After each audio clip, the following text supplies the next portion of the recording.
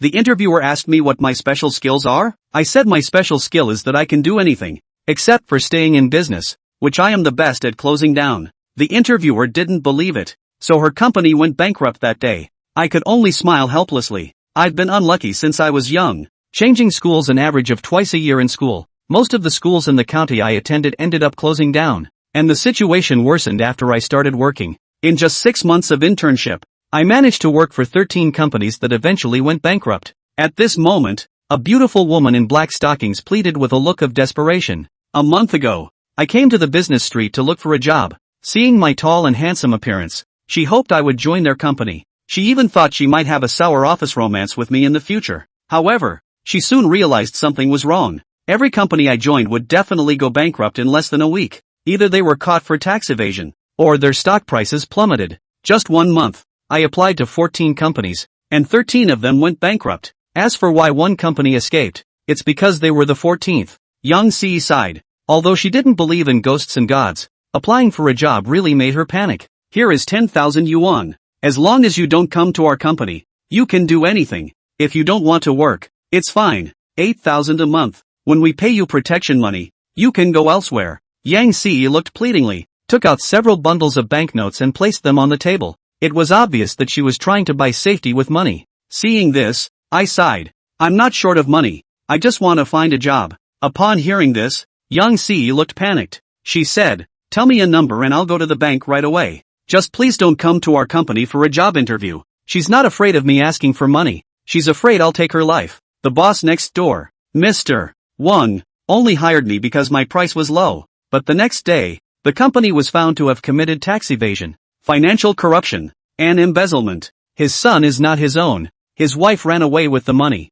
and he himself was diagnosed with liver cancer. I sighed. I just wanted to find a job, but seeing the panicked Yang Si, she was about to kneel down and beg me. I nodded and left the job interview site. "Thank you, Chen Dongfeng. You are a good person, but our temple is too small to accommodate such a big Buddha like you." Seeing me leave, Yang Si breathed a sigh of relief. As soon as I left, the tense atmosphere in the office suddenly relaxed, and everyone burst into cheers. "Oh, the jinx is finally gone. Supervisor, you are a true hero." However, with a snap, just as the white-collar man finished praising the supervisor, he accidentally cut his finger on a piece of A4 paper, and blood flowed immediately. The crowd fell silent for a moment. After a while, someone tried to break the silence and said, it's okay.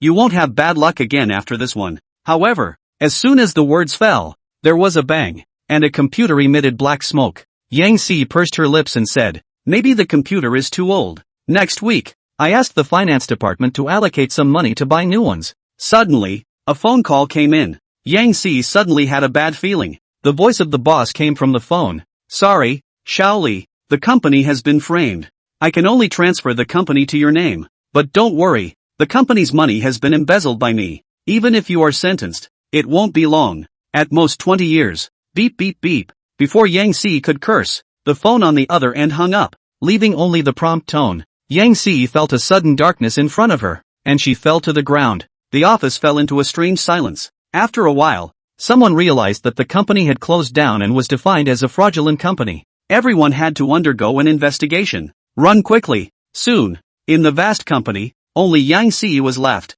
It's not that she didn't want to run, but mainly because she didn't know where to run. Unlike others, she became the legal person of the company. If she really ran away, she would be a criminal for the rest of her life. Yang Si sighed deeply. It was said that Chen Dongfeng's joining would lead to the company's closure, but no one mentioned that his job application would also cause the company to collapse. He was even defined as defrauding the company, so it would be better to let him join. Downstairs, police cars surrounded the company where I had just applied for a job. I stood in front of the full-length mirror, styled my hair to look more mature, adjusted my handsome suit, took a bite of an apple, and watched Yang Si being taken away in a police car. Falling into contemplation. Did I cause the company to fall into crisis ahead of time? Or was the company destined for this calamity and couldn't escape it? As I pondered, there was a loud bang. A blue and white police car crashed into the building pillar. Inside the police car, Yang Si looked at me with despair, and even through the screen, I could feel her deep resentment. I said, "It's not my business.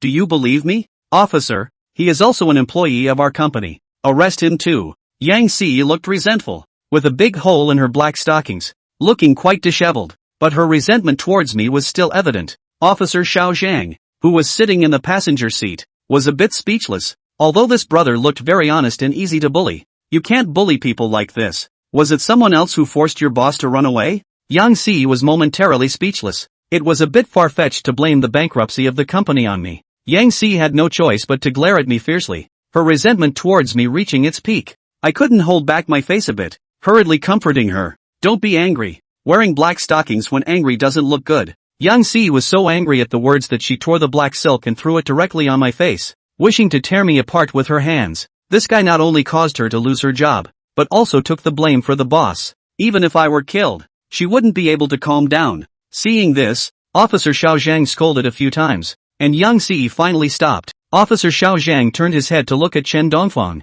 Chen Dongfang is hanging a black stocking on his face at this time. For a while, he could not tell whether he was unlucky or not. Never mind, seeing as you don't have much to do. Looking at Chen Dongfang's expression of enjoyment, Officer Xiao Zhang's face twitched, covered his face and said, "Your name is Chen Dongfang, right? Don't worry, we'll let you go back when we get to the police station to record a statement. We will never wrong any good person, and no bad guy will be spared." Say this. Officer Xiao Zhang also looked at Yang Si. The warning of the eyes was clear. The appearance of Chen Dongfang being bullied just now was still fresh in his mind, and anyone with a discerning eye could see that Chen Dongfang was the vulnerable mass, and Yang Si was the aggressor. As for Chen Dongfang being unlucky enough to let the company go out of business, Officer Chang thought that it was nonsense. Chen Dongfang hadn't even joined the company, so how could he be involved with the company's closure? This is pure and simple slander. It's Yancy's way of saying she's avoiding punishment. Officer Zhang, what I said is true. It's all because of Chen Dongfang that our company closed down.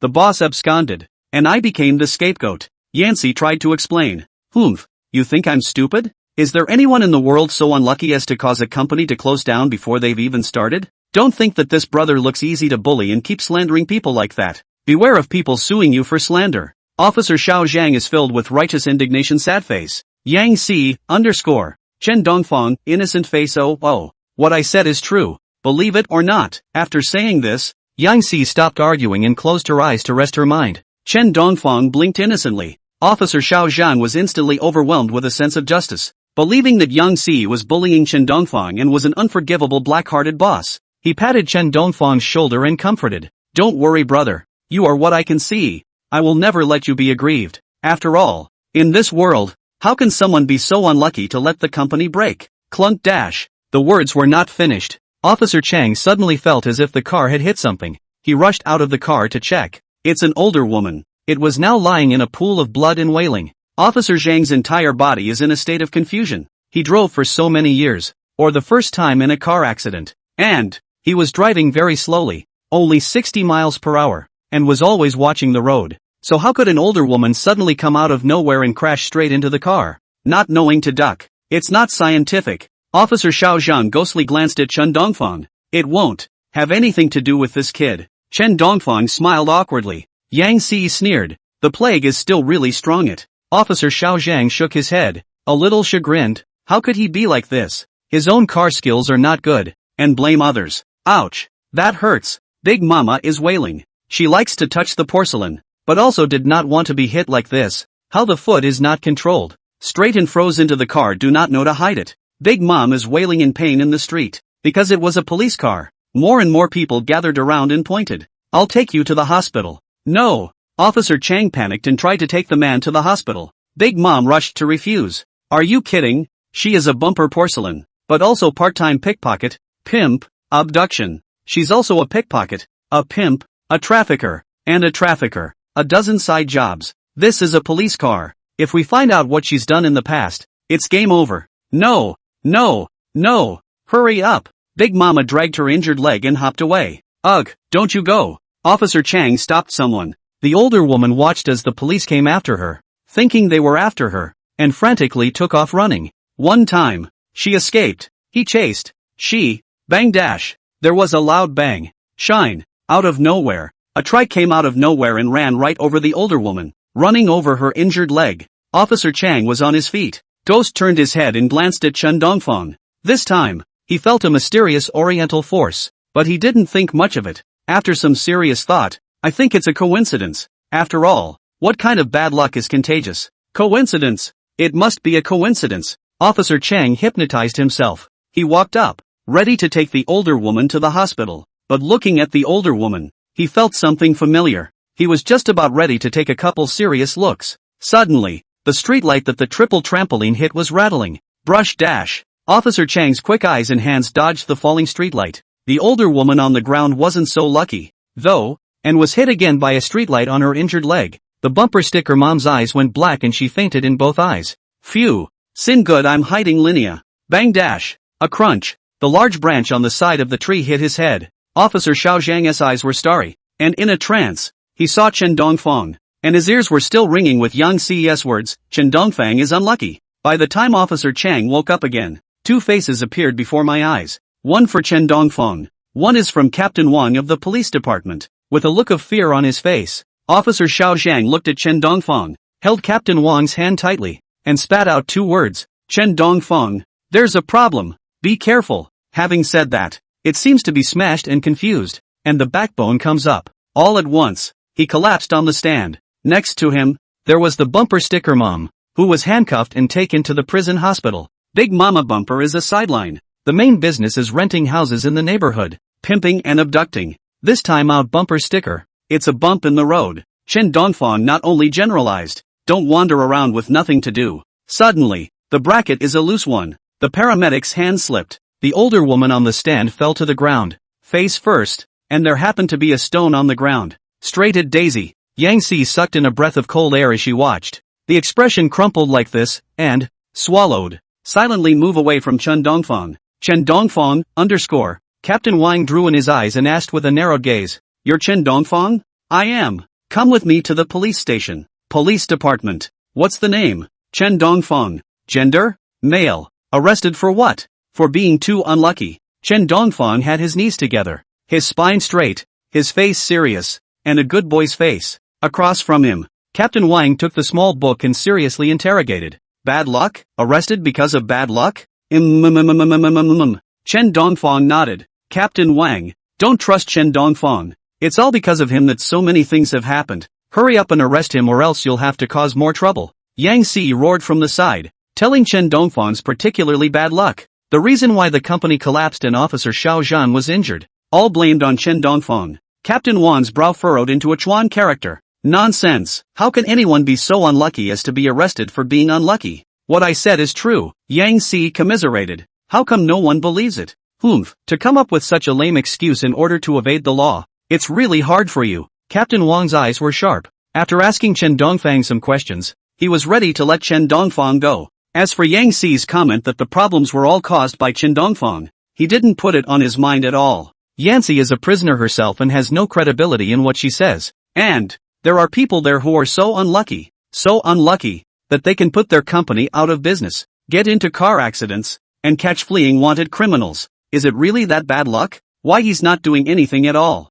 Alright, make a statement and go. Captain Wang waved his hand and took out a small book, ready to give Chen Dongfang a statement and let him go. Thank you Captain Wang. Chen Dongfang nodded like a hamster. Don't worry, we will never wrongly accuse a good person, nor will we spare any bad person. Which person is so unlucky? As Captain Wang spoke, he pulled down his chair and sat down on his butt. But, just then, wow dash. Somehow, the stool was under Captain Wang's butt, but it suddenly slid away. Ouch. Captain Wang fell on his butt to the ground with great force, just enough to fall on his tailbone, which hurt more than 10 times more than usual. Head right on the table. A trace of crimson blood flowed out. It looks miserable. I knew it. Yang Ci watched the fun. If you don't listen to the old man's words, you'll suffer. This guy is a plague. Anyone who gets close will have bad luck. Chen Dongfang.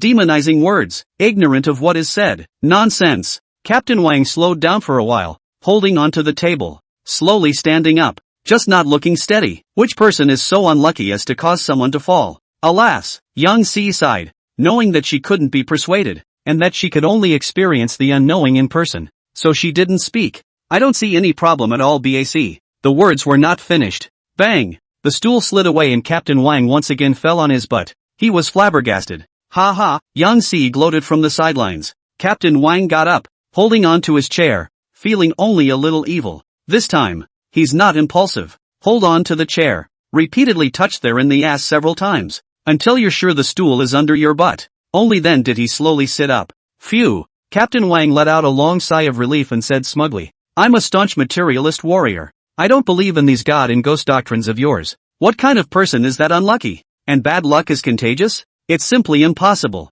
I just didn't sit still just now. This time don't you just do it steady, no problem? You don't talk nonsense. The words were not finished. Bang dash. Smoke and dust. The wooden chair under Captain Wang's buttocks shattered apart all of a sudden. There just happened to be a wood slag. Straight up into the asshole. For a moment, Captain Wang's face was suffocated in red, and it took him a long time to growl out, ah dash. The sound shook the sky. It breaks the heart of those who hear it and brings tears to the eyes of those who see it. Ha ha, I told you, and you still don't believe me. Yang Si covered her mouth and laughed lightly. She had said that Chen Dongfang was unlucky and had to stay away. For this reason, she didn't even make a stool and watched from the side. She covered her chest, her heart palpitating. Thought I'd escaped bad luck, but as we all know, blessings come in 2s and 3s, and bad luck favors everyone fairly and spares no one who falls through the cracks. Just when Yang Si was glad to have escaped, she suddenly realized, she couldn't stop laughing. Yang Si was like a maniacal laughing patient, laughing non-stop, couldn't stop it at all. Tears were coming out of her eyes from laughing, still couldn't stop the laughter. Even when my stomach hurt from laughing, my throat was sore, and my face muscles spasmed, I still kept laughing. She could only skim Chen Dongfang with her afterimage. She vowed to stay away from Chen Dongfang if she could live. You guys didn't pass away. There was Captain Wang lying on the ground. Yang Si couldn't stop laughing. Chen Dongfang looked at the two with concern and went up to prepare to help Captain Wang up. Don't come over. Don't you come over. Captain Wang stomped his feet, as if he were an infested fan's little daughter-in-law, dragging his injured chrysanthemum away from Chen Dongfang. He was afraid that if he got any closer he would. One more look will. At this point, Captain Wang had only one thought in his mind, stay away from Chen Dongfang. His early warning system sounded an alarm. Make sure you don't go near Chen Dongfang. This guy is really unlucky. Don't you come any closer. I can do it myself. Okay. Chen Dongfang's footsteps stopped. The corner of his mouth twitched, although his heart was not happy, but he also knew that he could not advance any further, or else Captain Wang's old arm and leg might not be able to keep it. He stayed where he was. Captain Wang held onto the table and slowly got up from the ground, looking around vigilantly, slowly, walking against the wall, until you get to the front door. He just breathed a sigh of relief. Although Chen Dongfang was unlucky, but there are still limits. Not so unlucky as to give no life at all. As long as you are a little smarter and more cautious, you can still avoid being hurt by mistake. It's not really that scary. Captain Wang pulled the door of the interrogation room and felt that he could do it again, even if he was unlucky enough to hit him. He was about to leave and forward it to his superiors. But, he had just turned his head when he saw a door slab coming straight at his head. Turns out I don't know when. The door to the interrogation room is no longer functional because of its age. Give it a gentle tug, and it will fall off. Bang dash. The gate slammed down. Smoke and dust. All that could be seen was a door panel, and a hand peeking out from underneath it, twitching as if giving vent to his master's inner discontent. You and stay where you are and don't move. I'll go move 2 rescuers. Chen Dongfang looked at Yang Si, who was laughing maniacally, and thoughtfully uttered these words. Well, by the way, call a, doctor, Yang Si's stomach hurt from laughing. Tears and snot came out of her nose, but she still couldn't stop laughing. Chen Dongfang, wait until Captain Wang wakes up. Without hesitation, he roared. Quickly notify your superiors. Open level 1 defense. We have a plague here that's fiercer than a nuclear bomb. Chen Dongfang, have been offended by Summerland, NSA. A classified level of information was sent into the office of the National Security Bureau, the most mysterious agency in Xia, with a small red line on the document, indicating the importance of the document. Inside the conference room, when the information was projected on the big screen, the crowd couldn't help but suck in a breath of cold air. Confidential document. Name, Chen Dongfang. Sex, male. Biography. Born, he was rightfully left in a trash can after a fire at the Third People's Hospital. Age 1, adopted by the Good Luck Orphanage. But Dean is known far and wide as a rainy night murderer and is later arrested. Age 3, attended Inari Kindergarten, and on the 3rd day of enrollment, the entire kindergarten was taken hostage by robbers. Age 5, attending elementary school when a fire broke out in the schoolyard. Age 8, crossed the street and was dragged for a kilometer in the road by a dump truck. Age 12, in middle school. School earthquake digs up ancient tomb. 18 years old, the college entrance examination ID card is lost. 3 consecutive days of diarrhea. Can be 985 grades? Read an ordinary second bachelor's degree. 22 years old, second degree broken to college. Graduation, opened half a year live. Live platform was seized 3. After probably because of the boredom of seeking employment 14 companies, all collapsed, and on the way to the police station. Bad luck even 2 dry police. Read the profile of Chen Dongfeng. The crowd in the conference room couldn't help but be impressed. How did this thing live to be 22? This is no longer a matter of bad luck. This is a proper plague. Or the top kind. Tell me what to do about Chen Dongfeng. As much as I hate to believe it, this man is really unlucky. And the damage to the country if left unchecked is incalculable. At the top, Yang Xiao, the deputy director of the National Security Bureau, rubbed his brow and asked. He did not expect that under his rule, there is such a top broom star. No, it should be said that it is a heavenly fury. And the broomstick is too aggravating for Chen Dongfeng's luck. It's a miracle that Chen Dongfeng has been alive for 22 years. Fires, dirt bikes, earthquakes, murderers. One is more outrageous than the other. I think that Chen Dongfeng should be sent to the desert, stationed at the border, living alone, staying in a remote place for the rest of his life, and not letting bad luck affect anyone. A leader with a big belly raised his hand and said, words. The crowd that heard this frowned. No, Chen Dongfeng is a member of our country's citizens. Just because he is unlucky, should we give him up and let him live alone for the rest of his life? This is too cruel. Don't forget what we stand for, never leave anyone behind. Then what do you think should be done? The big-bellied leader couldn't keep his face up and asked rhetorically. Should we just let him wreak havoc inside the city? Wouldn't that be irresponsible to the others? At those words, the crowd was speechless. Indeed, such bad luck. Put it in the city. In a few years, maybe the GDP will have to drop a few notches, and may even lead to natural disasters and earthquakes. The current Chen Dongfeng is simply a hot potato that no one can control at all. Ahem, actually, I think you're all too narrow-minded. Chen Dongfeng is unlucky, but it's not useless. Think, if we are afraid of such a calamity, are the others not? A young man with gold-rimmed glasses stood up and said, yeah, how nice to let Chen Dongfeng go undercover. Maybe the criminals themselves will be screwed by bad luck first without us having to make a move. A woman got up and said, no, smaller pattern. Let me say that we should let Chen Dongfeng go to the enemy country to wreak havoc. It's much better than catching a few criminals. The corners of the young man with the gold glasses hooked up into a smile and said, imagine Chen Dongfeng goes there, and there is a disaster, a fire, an earthquake, or even a meteor. It wouldn't take 6 months for an economically thriving city to be completely obsolete, taking care of one great enemy after another without much effort. At that time, who dared to call Chen Dongfeng a moldy star? Words. The crowd instantly froze, and a wave of ecstasy surged through their hearts. Yeah, if you are so unlucky, why do you stay at home? Wouldn't it be better to just throw it abroad and be a walking natural disaster? They could even imagine the enemy country paralyzing the city because of Chen Dongfeng. This is not a bad luck star. This is a blessing. Good. This matter will be taken care of by Zhao Beiling. Yang Xiao announced with a wave of his hand. Yes, the man with the golden glasses nodded. Seeing how you have a plan, you most likely already have a plan. Yang Xiao smiled. Tell me, what are you going to do? Zhao Beiling pushed up his glasses and said in a sly manner, didn't little Cherry Blossom want to discharge nuclear wastewater into the Pacific Ocean a few days ago? It just so happens that these Baka and us are sworn enemies. I decided to have Chen Dongfeng choose the island for his first stop. Good. Yang Xiao's eyes lit up. Yeah, that's great. Letting Chen Dongfeng clean up this group of white-eyed wolf cubs, that would really be too much to his liking. I hope that Chen Dongfeng, the lucky general, will bring us a surprise. Hear that? The people in the conference room smiled heartily. Kozakura and Natsu are sort of feuding. The crowd sitting there will never forget it for the rest of their lives. The usual disregard and apology accepted. It's not that it's not in the back of my mind. It's just that there's no proper reason to strike. If you can take revenge, no one in the seat will be soft, and it is even more convenient to fall on the well. As for apologizing, more like a joke. Why can't you say now what you did before? The father borrowed the money. The son got the benefit of it, and the son said that the father borrowed it, so does the son not pay it back? You can't talk about today, not tomorrow?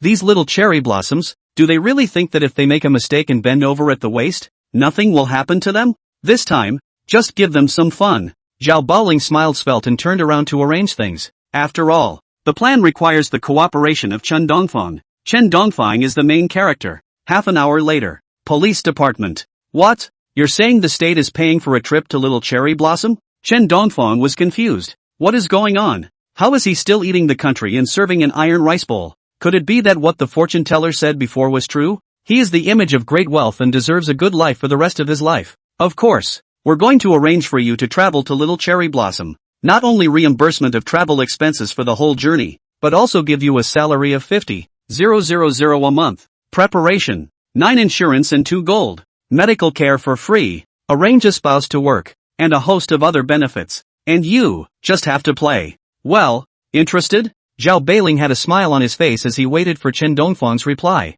His heart was a little bumpy. If Chen Dongfang didn't agree, he could only continue to mention the treatment. Chen Dongfang couldn't continue to stay in the country and not anyway. Interested? Don't ask me in that tone. Of course I'm fucking interested. Chen Dongfang was overjoyed. Are you kidding me? This is not a dream job. Work touching the fish. High salary and establishment. There are 9 insurance policies that are more in B than 5. When you get old, you have someone to take care of you, and healthcare is free. It also organizes family work. It's pie in the sky. Mom, I'm getting ahead. Chen Dongfang burst into tears, but quickly returned to normal. He was an orphan. His mother had left at an early age, and no one could share the happy news. Think about it. Chen Dongfang grabbed Zhao Beiling's hands and solemnly said, in the future, the company is my home, and the boss is my family. Need me to do something? You can just say whatever you want. Don't worry, there's no need for you to do anything. You just need to take a trip to Sakura and go around Mte, Fuji,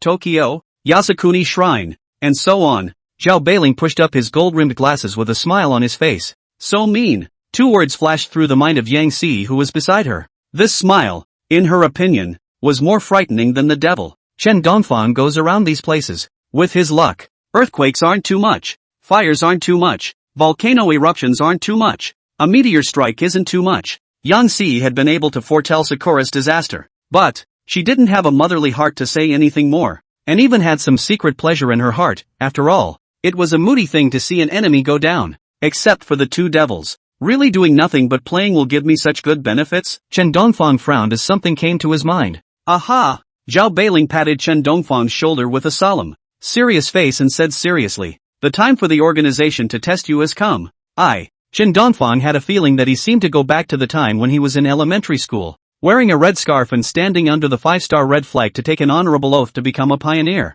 Although, the school was knocked down by an earthquake less than half a month later. But, at this very moment, Chen Dongfang felt, after a long time, the feeling of being needed. Turns out he's not useless. At least, the organization still needs him. Chen Dongfang put his feet together, raised his palms and placed them in front of his temples, and shouted, Chen Dongfang, promise to complete the mission. Well. Young and vigorous. The country needs energetic youth like you. Zhao Beiling had an appreciative face, and couldn't help but think, Chen Dongfang knows so much. Should we get him more favors? So that this young man can be better patriotic. What's going on? I don't know. Can't understand. Why? I feel hot-blooded all of a sudden. No way. It's too hot. I'll go squatting for thieves at night and punch my performance. Numerous police officers could not understand what the 2 Chen Dongfang were saying, but they suddenly felt that lit up. Ahem. To keep you safe, you'll stay in the police station for now. I'll go get your visa and all that for you,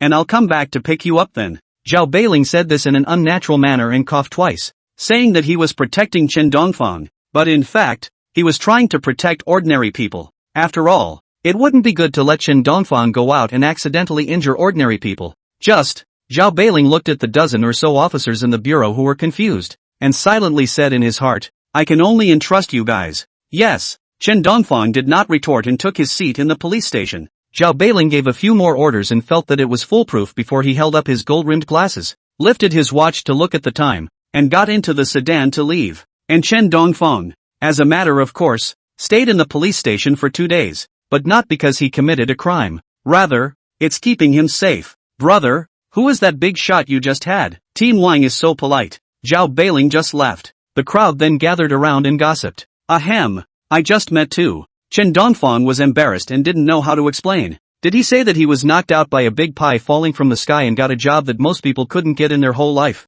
Stand and earn your money. What's the noise?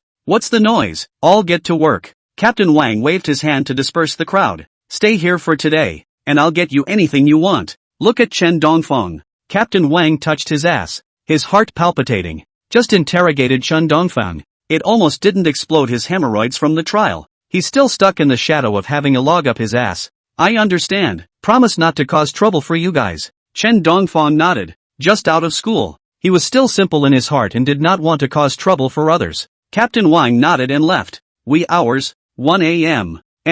The sound of the wind rustling through the leaves. None of the officers had gone home today and stayed at the station with a grunt. Chen Dongfang covered his face and couldn't sleep. He sighed. Head for the backyard restroom. In the meantime, back wall. A stupid thief who snuck up behind the police station. Blah blah blah. The wall is so high. There must be money. It's not too much for me to take something. Robbing the rich to help the poor like me. Zhang Laowu spat twice, looked at the high-walled compound in front of him, and with a stomp of his feet, he directly climbed the fence and crossed over with a long stride. He's a thief. It's not a good business nowadays. He commits crimes at 1 o'clock at night, and he's kind of dedicated. Put. With a leap, Zhang Laowu crouched on the ground. Looking at his surroundings, he felt a bit familiar, and always felt like he had been here before, with a sense of déjà vu. Hiss. Something's wrong. This place looks distracting to me. The point is too hard. Solid. Wind pulling tight. Who? Sneak. Zhang Laowu didn't hesitate and prepared to bolt. But, he had just turned his head when he saw Chen Dongfang, who had gotten up to use the restroom.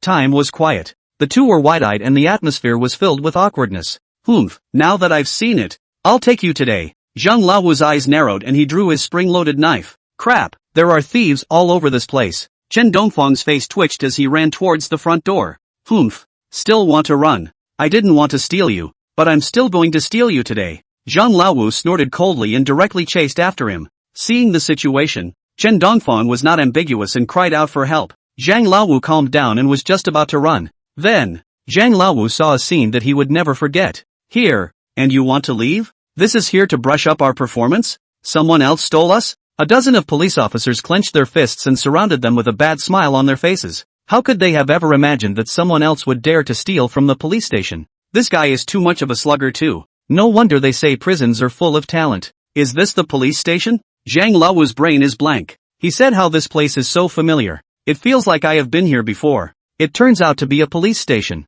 You tell me. Captain Wang pointed to the police uniform on his body and smiled with narrowed eyes. Come on, man. Cuff me now. Zhang Laowu no nonsense. Spring knife a throw. Feet a soft. Hands out. A face of lifeless. Sitting and waiting for handcuffs handcuffed to the hands. Be honest. How dare you steal from the police station and chase people with a knife in the police station? The list is quite fat. The officers chortled twice. Breathlessly. Ha, I'm flattered. If I'd known this was a police station, I definitely wouldn't have come. Zhang Laowu smiled. Quite a bit embarrassed. After this incident, I'm afraid he'll be famous again on the road. Go out and maybe even become an Edison. When the time comes, play PK. It's a lot more lucrative than getting up early and stealing some batteries. I said you're fat and you're still panting. Captain Wang's face twitched, then skimmed Chen Dongfang. The mind is helpless. Although the stupid thief was outrageous, he felt that what was even more outrageous was Chen Dongfang. Being able to be chased by someone with a knife in a police station was unique.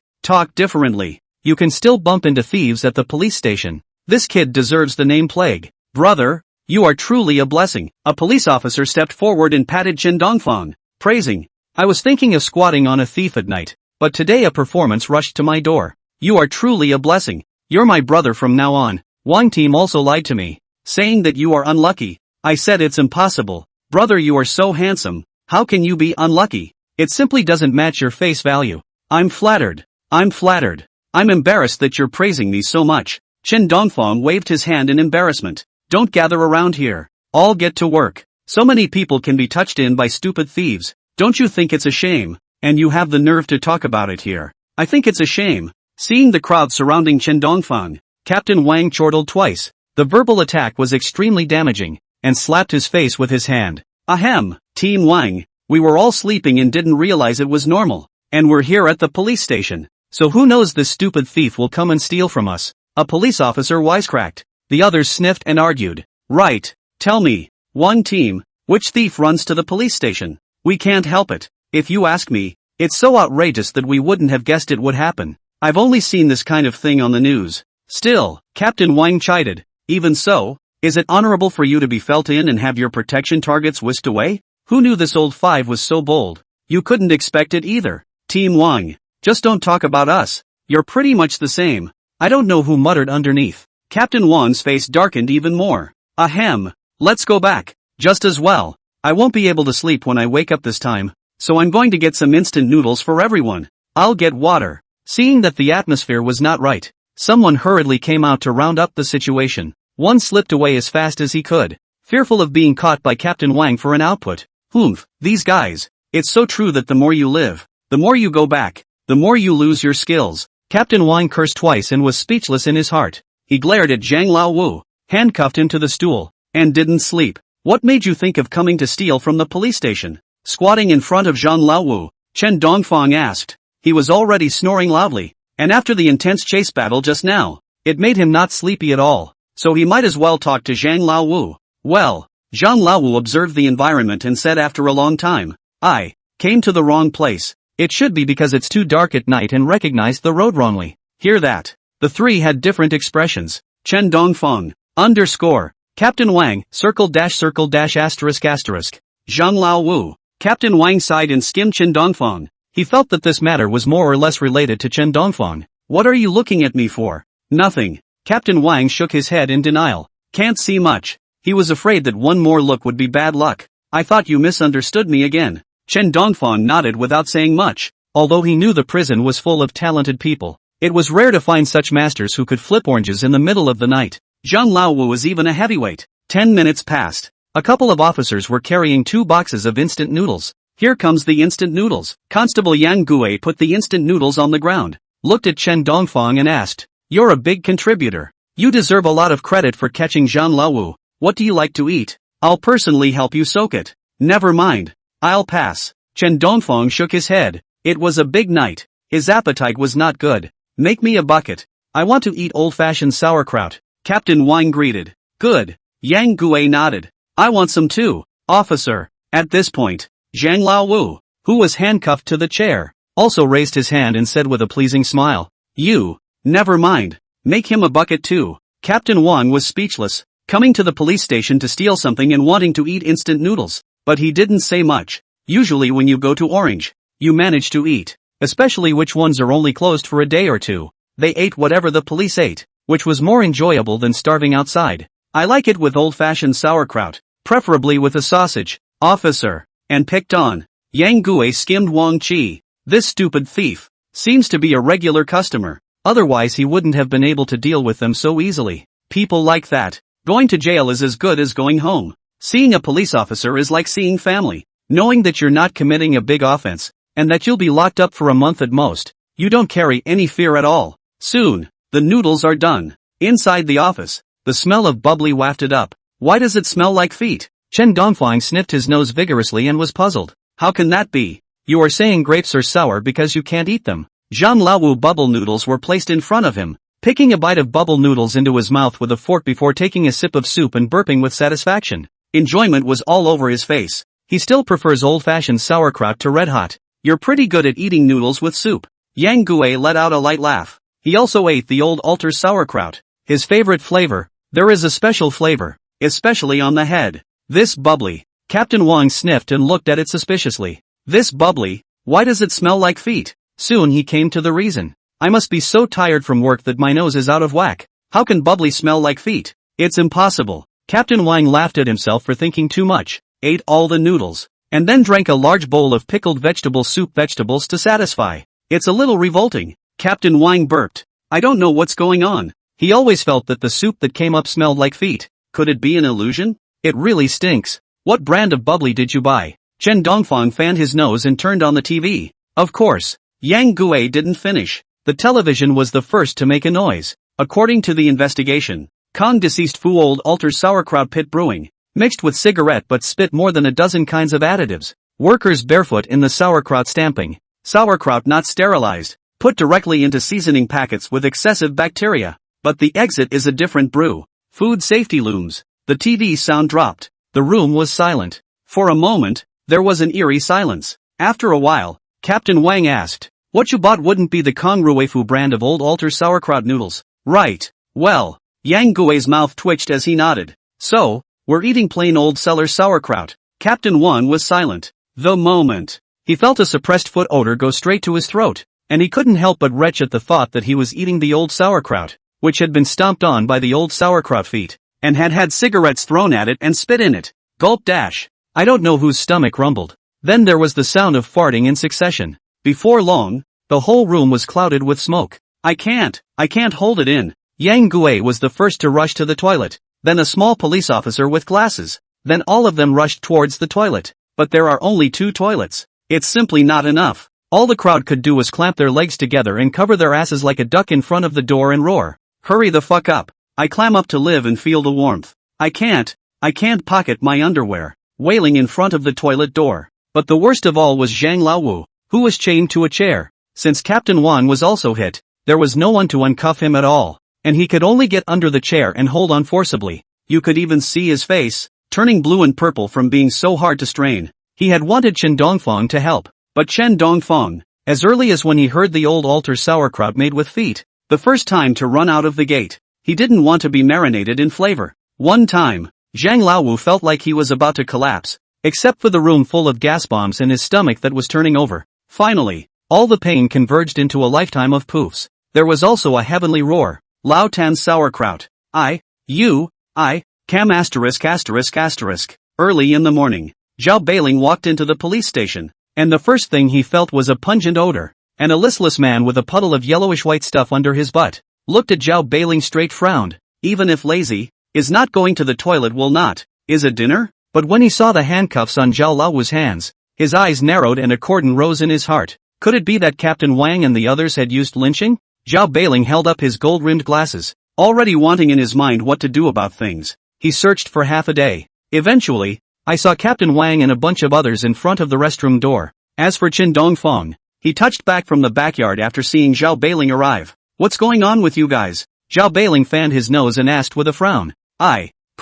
Wait a minute. Captain Wang scurried into the restroom and bombarded the inside for a while before holding onto the wall and walking out, telling the story of what happened. Zhao Laowu is okay. I think I remember him eating bubbly too, but I haven't seen him go to the bathroom all night. And the guy can really hold it in. Captain Wang covered his stomach with a look of admiration. See for yourselves. The corner of Zhao Beiling's mouth twitched, guessing that the person in handcuffs was Zhao Laowu, and remembering Zhao Laowu's miserable condition, he didn't know what to say. How are you all right? Zhao Beiling looked at Chen Dongfang. All the people are fast pulling off the virtual. There is a most miserable directly handcuffed to the chair to release energy. How Chen Dongfang looks nothing at all. This guy. Isn't it bad luck? It's not scientific to not have an accident. I didn't eat the instant noodles. Chen Dongfang was embarrassed. I thought that the instant noodles smelled like feet, so I didn't eat them, and I didn't realize that they were really made of sour feet. Saying that, Chen Dongfang was a bit thankful. Luckily I didn't eat it, or else I would have ended up like them.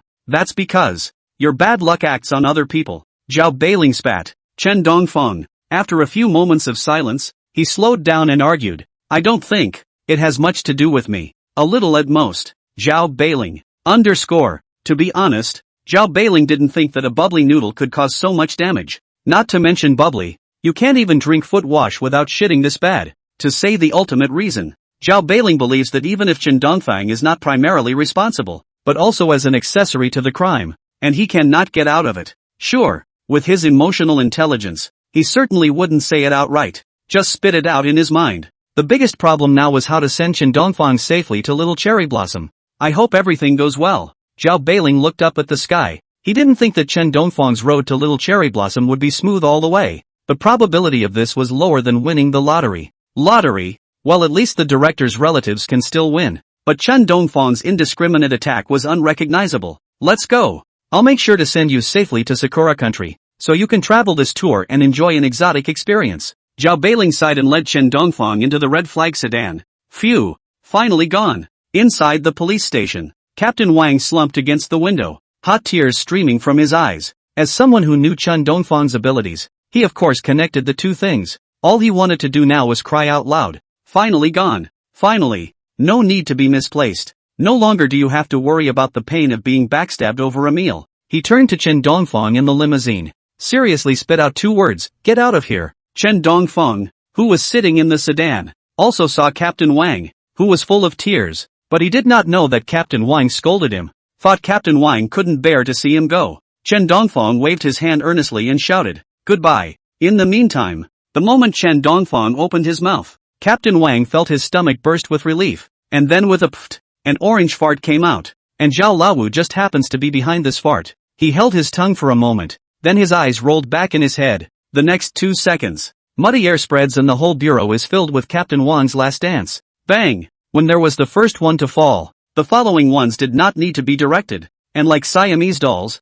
they planted themselves on the ground one after the other. Captain Wang wanted to save the day, but he realized that the warm breath had run between the 2 strands. Mustn't. He had to abandon his teammates and head straight for the outhouse. You say, is Captain Wang unable to part with me? Chen Dongfang muttered, remembering the look in his eyes at the time of parting. Not only did he feel that Captain Wang was an emotional person, it's amazing to be so ungrateful for him in one day. What a man of irony and tenderness. Maybe. Zhao Beiling was speechless. Who would like a moldy star? Serious people who like to be friends with unlucky people. He doesn't anyway. Say, why is she here? Chen Dongfang pointed at the girl in the front seat, who was clearly the beautiful supervisor who was victimized by her boss. Yang Si. She's the one who wears the guilt. We were afraid you wouldn't know a foreign language, so we got you an interpreter on purpose. Zhao Beiling explained. Quite good. Chen Dongfang nodded. Sakura country traveling. You are the first time. I specially arranged a route for you. If you do not know how to go,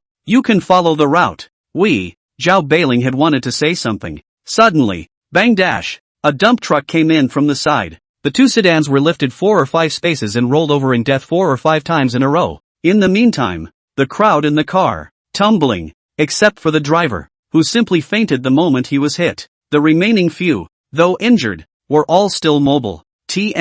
I knew it didn't go so well. Zhao Beiling drilled out of the car. He thought that there would be an accident, but he did not expect to be hit by a dump truck. This TN is also too outrageous. Like I said, being with him is much more exciting than working part-time. Yang Si covered her head as a drop of bright red blood fell and said without a trace of anger, what to do? The master driver is unconscious and the car is broken. Chen Dongfang climbed out of the car and embarrassedly changed the topic. Speaking up, he was unlucky, but only unlucky. A crash so severe that the hood was lifted off the car and the car took 4 or 5 consecutive death turns in the air. They're not dead, just wounded. It's a miracle.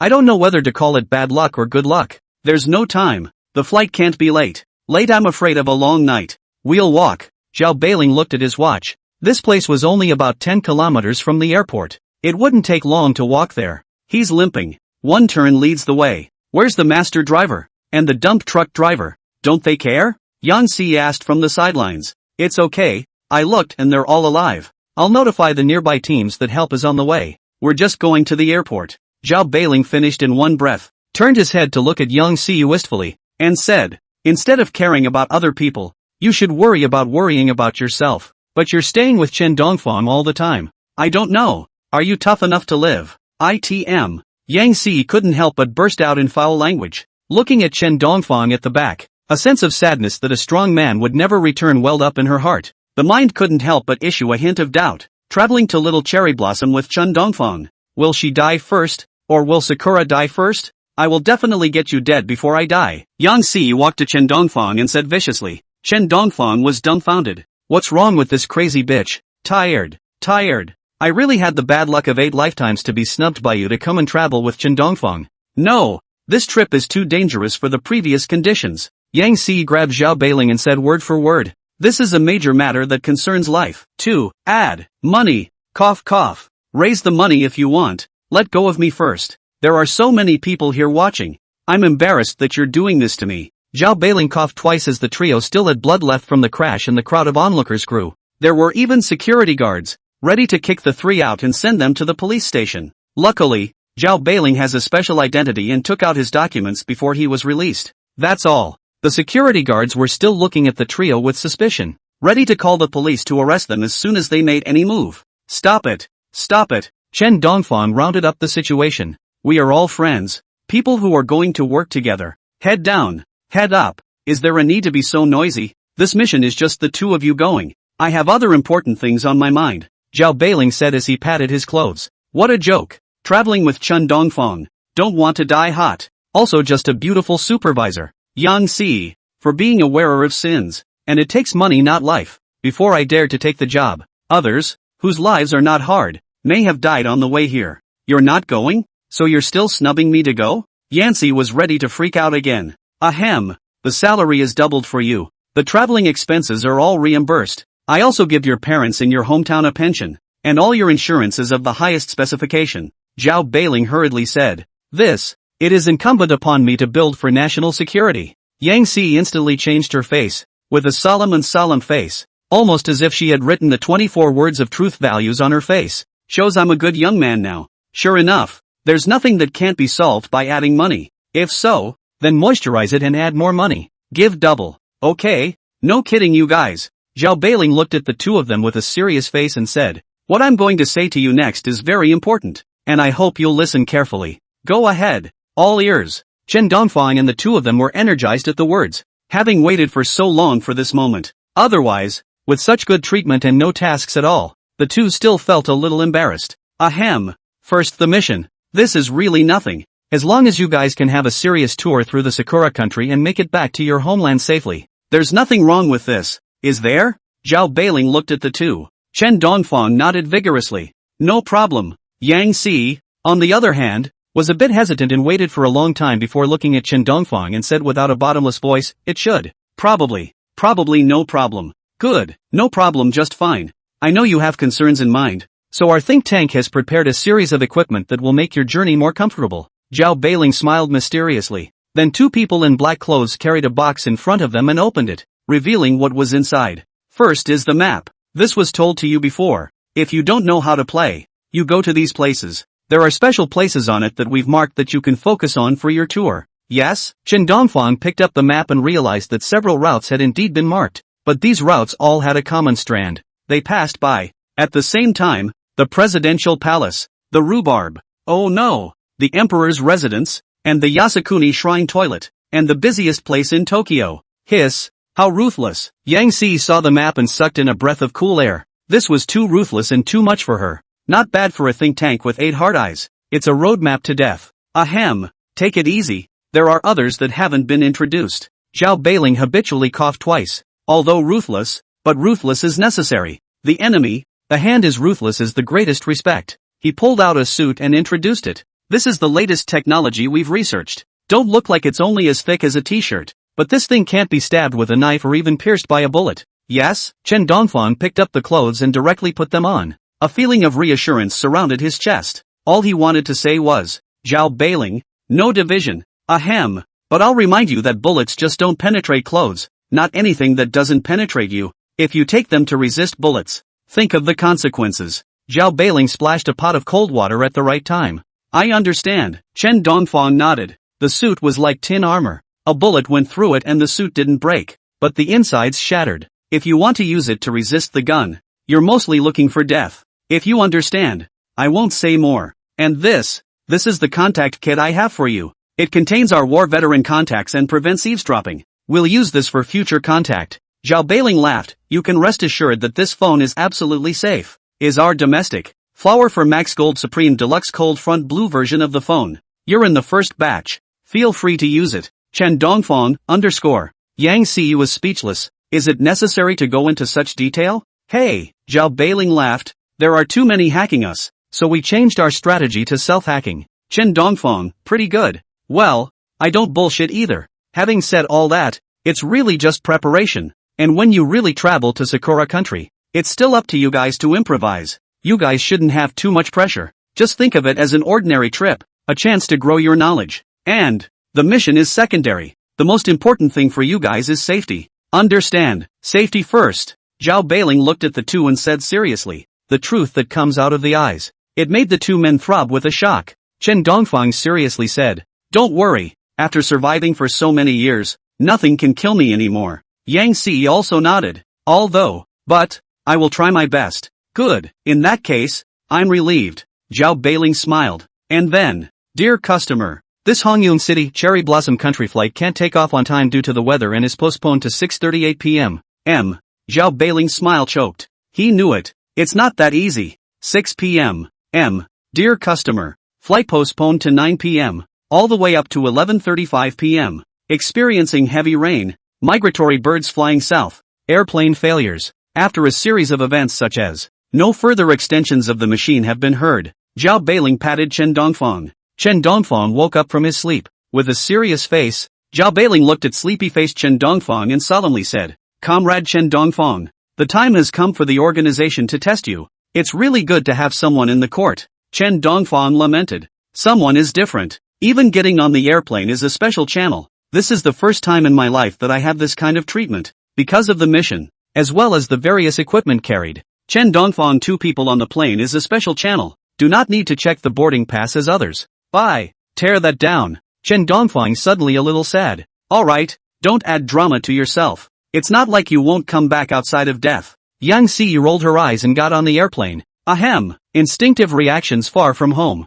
Chen Dongfang followed closely behind. The 2 got on the plane. And because of the special reasons for the 2, the entire first-class cabin was not for sale to anyone else. The huge place was just the 2 of them. Sir, do you need hot water? An imperial lady in high silk walked up to Chen Dongfang and asked softly. Ahem. No service required. Chen Dongfang glanced at it. The person was pretty. Nice black silk. And polite. If he's an animal. Pity. He's a decent man. Okay, just call me if you need anything. After saying that, the flight attendant sat directly opposite Chen Dongfang. Chen Dongfang was a bit strange, but when he thought about this mission, and Zhao Beiling, he was instantly unsurprised. It was normal to be taken care of at times like this, and he looked at it. The flight attendant's job tag. Name is Wang Xinling. Ahem, is there that here? Just then, Yang Si asked with some embarrassment, her face bright red as if she was wearing 2 big blushes. What? Can you make it clearer? Wang Xinling was puzzled. That's the one. Yang Si's face grew redder and redder. Oh, I see. It's that one, isn't it? Soon, Wang Xinling then took Yang Si to the bathroom. And that's when Chen Dongfang also realized the problem. And he guessed in his mind, could it be that Yanxi's relatives are here? Actually, just as Chen Dongfang had guessed, Yang Si stayed in the bathroom at this time, changing into a brand new breathable suit, with a displeased face, muttering under her breath. This is only the first day, and this kind of thing happened. How can we get by behind? Yancy looked at the calendar. By the way, relatives are not going to come at this time of year, but the reality is that this is when the relatives come again. And she guessed what it was. Chen Dongfang made her menstruation irregular. Ever since the day she met Chen Dongfang, her relatives came with no regularity at all, and when they came depended entirely on luck. And there's also a huge potential for her to cause a side leak when she goes to bed every night. Looked at the dirty black silk. She sighed. When Yancy returned to her seat, Chen Dongfang was surveying her with an indifferent look. What are you looking at? Looking for a fight? Yang Si didn't have the good sense to say. Cough cough.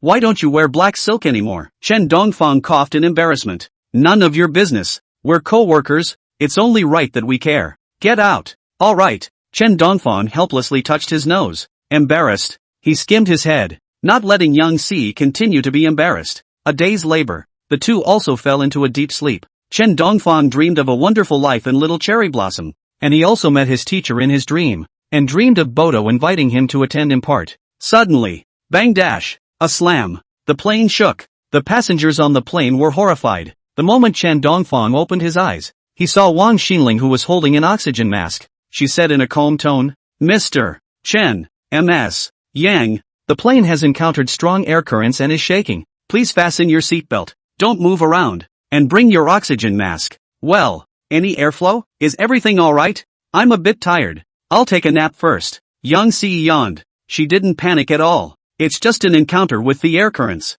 With Chen Dongfang, she was even ready to crash. Now this airflow, it's just a small problem. Ahem, I'll continue to sleep. Chen Dongfang didn't react much either. Not that he wasn't afraid, but there were more important things waiting for him to attend to in his dream. It's really calm. Not bad for a mission participant. This boldness is among men everywhere. The corners of Wang Xinling's mouth twitched as she looked at the sleeping duo and marveled in her heart. But, bang dash, there was another violent shake and a message came over the radio. Dear passengers, the plane was hit by a migratory bird in flight. Please fasten your seatbelts and put on your oxygen masks. Crew flight safety escort. The voice on the radio woke up Yancy. After hearing this, Yang Si yawned without any reaction, put on her eye mask, and was ready to continue to catch up on her sleep. Aren't you worried? Looking at the calm Yang Si, Wang Xinling finally couldn't help but ask. Afraid of what? Yang Si wondered. The first time you get on an airplane and you have an accident, the average person is going to be scared,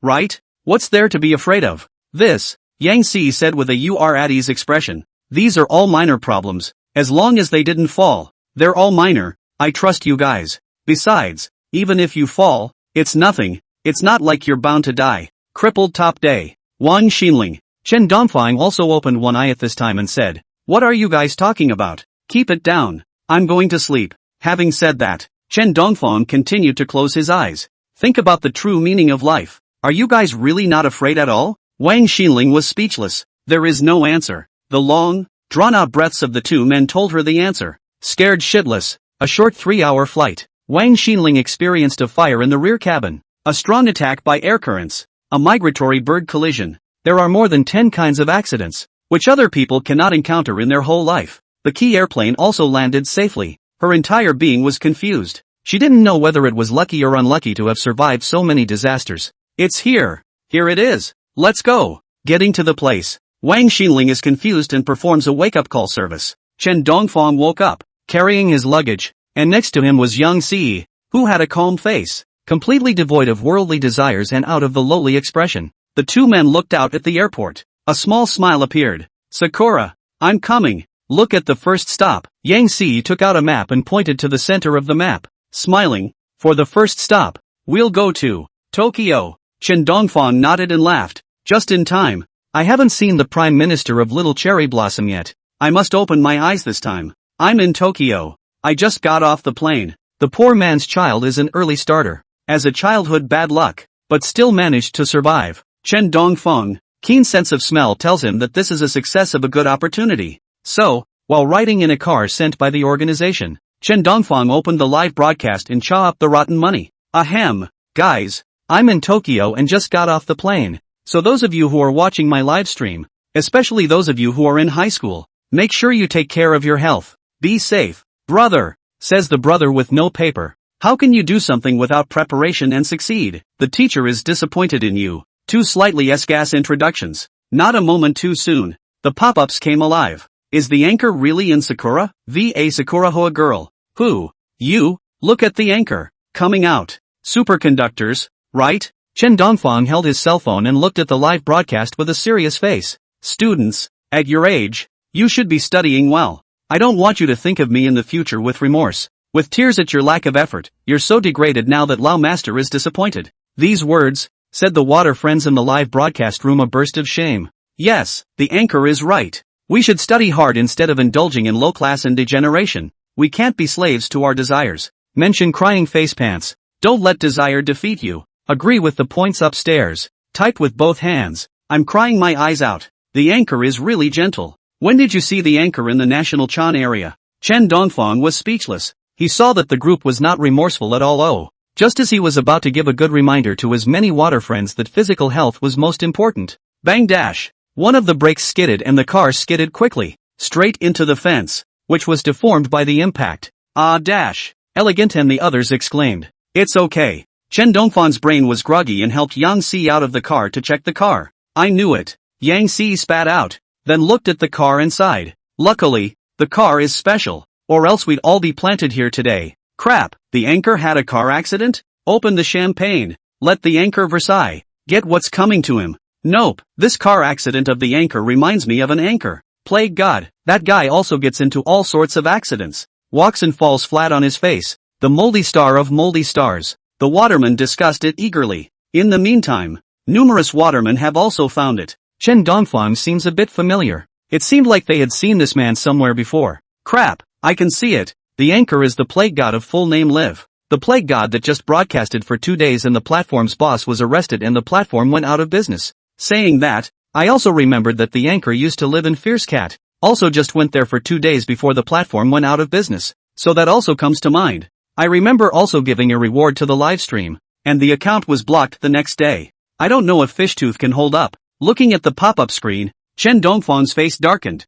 As the saying goes, a good man does not mention the courage of the year. The black history of the previous years was dug out. It is always a little embarrassing. Checked the car and got back in. Ahem, what are you guys talking about saying this? The platform closing down is the current of the times. It has nothing to do with me at all. Don't spit blood. Rumor mongering is against the law. Anchor, please, let go of fish teeth and go live on a hostile platform. Hostile platforms, don't come looking for my bad luck. Stay at Fishtooth in peace. Not bad for a plague anchor. You can get into a car accident at 60 yards. Will the anchor reach Tokyo safely? Hearing these words, Chen Dongfang's face darkened. Looking down on who, he said firmly, Don't worry, I'm sure I can reach Tokyo safely. The words just fell. Out of nowhere, a wild boar came out of nowhere and slammed straight into the car, knocking a large nest out of the hood. Luckily, the car was modified and of sufficient quality to not be scrapped, but that's what made it so alarming. 666. Anchor, this mouth is opened. Just said that there will be no accident. Then a car accident. The plague god real hammer. Anchor, don't make flags. It's fine if you get into a car accident, but don't let anything happen to my beautiful supervisor. CE. Heartbroken CE. The car was driving fine, and was dragged down by the anchor. I hope the anchor volunteers to get off and walk to Tokyo. Slander. Pure and simple slander. Chen Dongfang's face darkened. The water user said this as if the car accident was all because of him, although he did have a little bit of bad luck. But, well, no buts. It's just that it's at least a few hundred kilometers away from Tokyo. So if he were to walk to Tokyo, he wouldn't make it even if he was exhausted. Chen Dongfang, it's better if we don't go together. I've asked my friend to pick me up. At this time, Yang Si interjected a knife from the side. Are you not trusting your own driving skills? No. So how come they don't go together? Chen Dongfang said halfway through, his voice getting smaller and smaller, because he found out. Yang Si was looking at him with a cautious, skeptical, and fearful look, a complicated gaze that was clearly not skepticism of his own driving skills. Chen Dongfang could feel it. That's skeptical of him. Don't misunderstand. I'm not afraid of your bad luck. It's just that I have a friend coming to pick me up. Yang Si saw Chen Dongfang's emotions and hurriedly explained. Chen Dongfang was speechless for a moment, silently resting his hand against his chin, not knowing what to say. There would have been a defense for him, but Yang Si's words directly did away with his reputation as a plague god. The live room was filled with a quick and happy atmosphere. Can't laugh me to death. The anchor is disliked. So unlucky that people's cars don't do it with him. Laughing to death. Anchor by soccer. From now on, whatever you buy, I'll buy it the other way around, and I'll share half of the money I earn with you. Anchor, I'm crying my eyes out. Knowing we're upset, he turns himself into a joy to us. He really, I'm crying my eyes out. Good warm oil anchors. Tears. Family. Chen Dongfang. Ugh, alright, if you guys want to leave, just go. Chen Dongfang's heart was tired and waved his hand. Thank you. Yang Si was so relieved that she didn't even want the bounty money given by Chen Dongfang and ran away with her luggage. The speed of that run, as if there was a mad dog chasing behind it, was too much for people to handle. Alas, there will be a long time to come, and I hope to see you again. Chen Dongfang sighed and looked at Yang Si's back for a long time. Sure enough, life is a passerby, and everyone must learn to say goodbye. As the sun set, he suddenly turned sad. But soon, Yang Si came back again dragging her suitcase. What's wrong? Chen Dongfang was puzzled. My friend had a car accident. Yang Si's face darkened into a potbelly, looking at Chen Dongfang with a slightly skeptical gaze. This matter, it won't have anything to do with you, right? Chen Dongfang said in a rather melancholic manner. CE, we're in the same boat. We can't have a crisis of trust break out. Stop.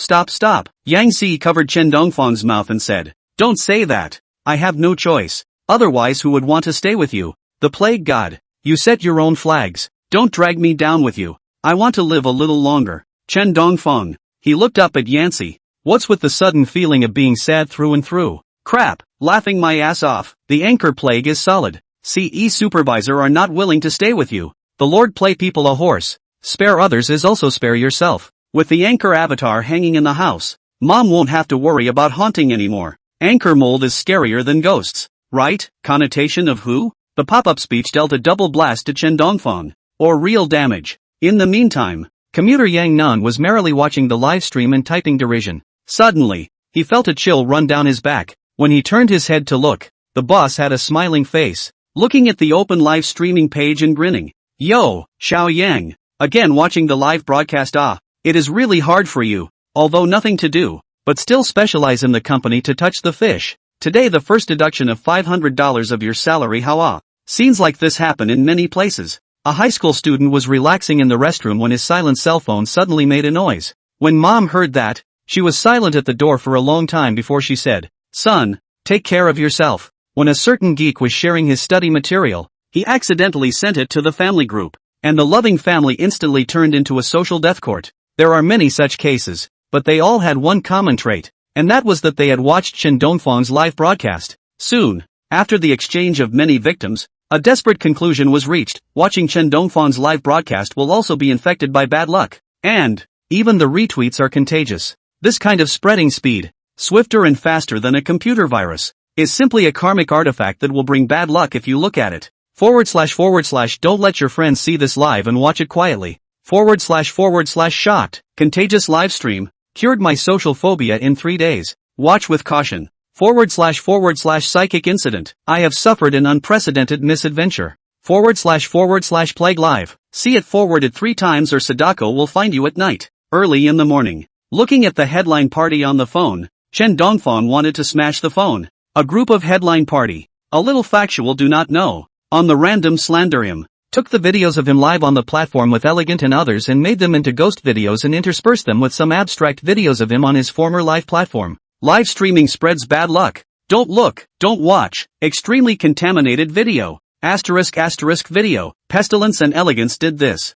I can't believe this happened to him in the car. Looking at the video hanging on the homepage, Chen Dongfang adhered to the concept of out of sight, out of mind, and turned off his cell phone. Come on, don't say that people are slandering you. It's obviously all true. Yang Si yawned. After a night of driving, they finally arrived in Tokyo. She stretched and said breathlessly, "Last night, we crashed 7 times, hit a ghost 5 times, got hit by a wild animal 6 times, had 2 flat tires and engine damage." All right, don't say it. Chen Dongfang was speechless. He didn't want to, but the moldy luck physique wasn't something he could control. Other than making sure that the moldy luck physique couldn't kill him, there was no other way at all. Why don't you let me talk? My mind is broken. Do you know how desperate I am? Yang Si suddenly got angry. Do you know how outrageous it is to meet a wild boar, a giraffe, and blind bear on the highway? A dozen cars didn't even hit me. And getting a tire punctured by plastic. Is that tire made of paper? Do you know what it's like to drive a car with smoke coming out of the engine?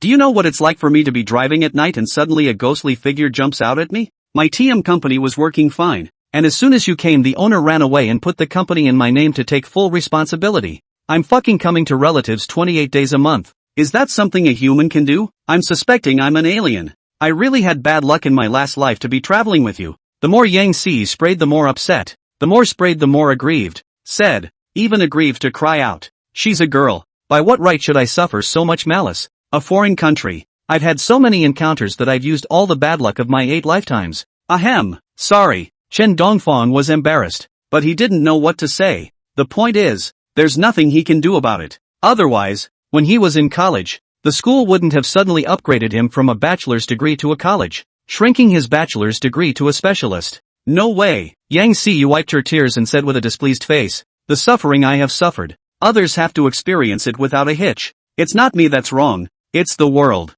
So, I'm going to let the world bear my pain. I'm going to let people know what I've been through. What made me what I am? 1. There's no escape either. Chen Dongfang? Chen Dongfang's brewing sympathy instantly turned into speechlessness. It's a bit middle of the road though, but it is worthy of the most poisonous woman's heart. It's so vicious to trash someone else's umbrella too because you've gotten wet yourself. But, Chen Dongfang looked at Yang Si suspiciously and asked, what do you want to do? You saying that makes me panic inside. Humph. Yang Si sneered, took out her cell phone, clicked on a news, and smiled grimly. Look at the news up there. Today the Prime Minister of Cherry Blossom Kingdom, is going to give a speech to publicize the fact that nuclear wastewater is harmless to the human body. Speech? Right. It just so happens that the place where he's speaking isn't far from us, so we'll rush over there now and still have time to catch the live broadcast, and I'm guessing that the speech has just begun. What do you want to do? Chen Dongfang was startled and hurriedly said, there are only 2 of us. We can't do such a thing as trying to take the head of an enemy general from an army of 10,000. Don't forget, we're just traveling. Chen Dongfang was panicking. He was afraid that Yang Si wouldn't be able to think straight and drag him to his death. You're overthinking it. Yang Si rolled her eyes and said breathlessly, don't worry, I'm sensible. I'm just going to take a look. I won't do anything stupid. Really? Really? Yang Si nodded, looking at Chen Dongfang who had a celebratory look on his face. The mind couldn't help but spit. As long as Chen Dongfang goes to see the speech, he doesn't need to do anything. Where he stands alone is an inexplicable pressure. Those who were less lucky might have been grammed to death by Chen Dongfang. What do you mean? Chen Dongfang was furious at the look. You know. Yang Si tossed her hair, turned on the navigation, and led the way in front. Hurry up. The speech is about to start. If you don't go, it'll be too late. The corners of Chen Dongfang's mouth twitched. Yang Si was using him as a karma weapon. This feeling of being disliked is pretty unpleasant. But, Chen Dongfang thought for a moment and began to enlighten himself. although he was disliked. But think about it differently. How is being disliked not a kind of being needed? Original. He wasn't hated by anyone. He's still needed. Chen Dongfang clenched his fists hard, happy in his heart, and constantly hypnotized himself that being unlucky was not useless. Slowly, he felt that his bad luck physique was not something that was not worthy of the name, but instead, he should be grateful to God for the gift. He's so special. Chen Dongfang puffed out his chest. Somehow, he was suddenly proud. Ouch dash. There was a scream from up ahead. Yancy stepped on her left foot to her right foot and did a standard flat-footed drop. She turned her head to look at Chen Dongfang. The eyes were full of anger. Can you put away your charm for a second? What? Chen Dongfang was speechless. Don't blame the road for people not being able to make it. How come I don't fall when I walk? Don't think about Puo Mi. Xia people don't eat this. Yang Si, degree a degree. She suddenly had an urge to kill Chen Dongfang. Perhaps taking this guy with him to his death would rid humanity of a great evil. Was thinking. Bang dash. Yang Si fell again, but this time it wasn't a flat fall, but her high heels got stuck in the crack of a rock and she couldn't pull them out. Be careful where you walk. Look at you. You fell again. Chen Dongfang skimmed his lips and helped Yang Si pull out her high heels. I really want to kill you. Yang Si opened her mouth coldly, and if she could see the progress bar, she could see that the anger value on her head had already been pulled full. Chen Dongfang still wants to add fuel to the fire. He then knew why Hua Mulan was able to join the army. At noon, the sun was shining. Finally, we got to the speech. Yang Si had a tired face, looking like she had just gone through a big battle. In addition to experiencing flat falls and getting her shoes stuck along the way, she also encountered objects thrown from a height, rocks falling from the sky, and even a cab that almost stopped on her feet while parking. She felt it was a godsend that she had survived. Ahem, actually. Shut up. Yang Si turned her head to look angrily at Chen Dongfang with a pained expression. Every time you open your mouth to speak, something is bound to happen. I thank you for saying less. Chen Dongfang. Yosi, you are Natsukuni people who also came to see Lord Yasutomi's speech, and you also support our discharge of wastewater? Just as Chen Dongfang was agonizing, someone else also noticed Chen Dongfang. In the corner of the speech plaza, Yukushi Aitaro carried a camera to record Chen Dongfang's every move. He is a journalist and a rabid radical who once made it clear that wastewater should be discharged into the sea. This is because the treatment of wastewater is very costly and requires the money of all taxpayers, which will jeopardize his interests. Therefore, he strongly supports the discharge of wastewater. You are? Chen Dongfang was puzzled. I'm a journalist. Yakashiro stepped in. Hello, you came to see Yasuhiro's speech, so you must be in favor of discharging wastewater. I don't support it. Chen Dongfang also reacted at this time. This guy was here to cause trouble. He immediately shot back. I oppose the discharge of wastewater. The sea is the home of mankind, with many fish surviving, and I hope that Sakura Nation will take responsibility for protecting the sea, and not push their problems onto others. Oh, in that case, you are a hobbyist environmentalist.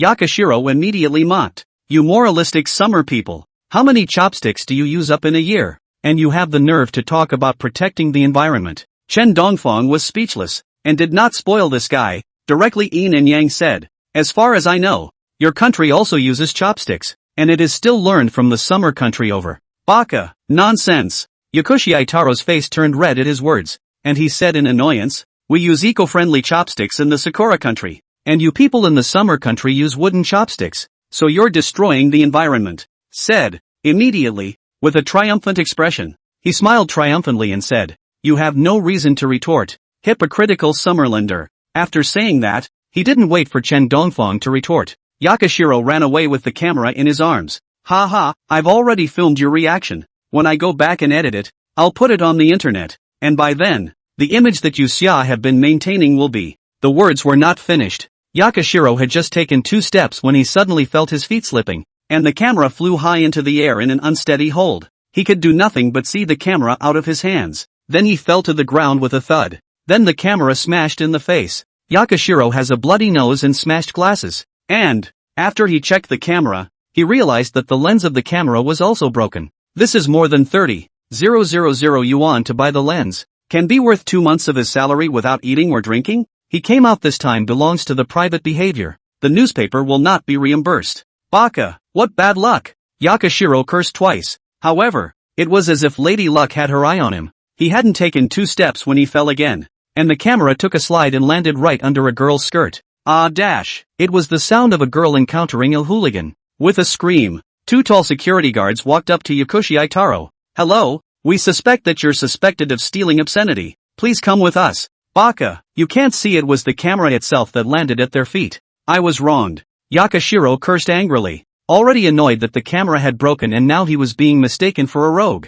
It was just bad luck, isn't it? Just walk with us to the police station and we'll find out, said. Several police officers did not care whether Yakashiro was wrongly accused or not, and came forward to hold Yakashiro left and right to force him to leave. Yakashiro was still trying to fight it off, but looking at the two tall figures on the left and right, and then look at their own body because of years of fat house, stay up all night, overtime and weak body, suddenly absent breath, can only obediently cooperate with the investigation. No shit, saying something can have such an impact. Seeing Yakashiro's miserable state, Yang-si coldly spoke from the sidelines. What's it to me? He fell on his own. Chen Dongfang was speechless and had no bottom to retort. Doesn't matter, it's a fanatic anyway. Saying that, Yang-si suddenly sighed and regretfully said, Chen Dongfang, you said that if your bad luck could be controlled how good it would be. Maybe you could manipulate the meteorite to blow up the island today. Chen Dongfang, using him as a wishing machine. In the meantime, backstage at the presentation,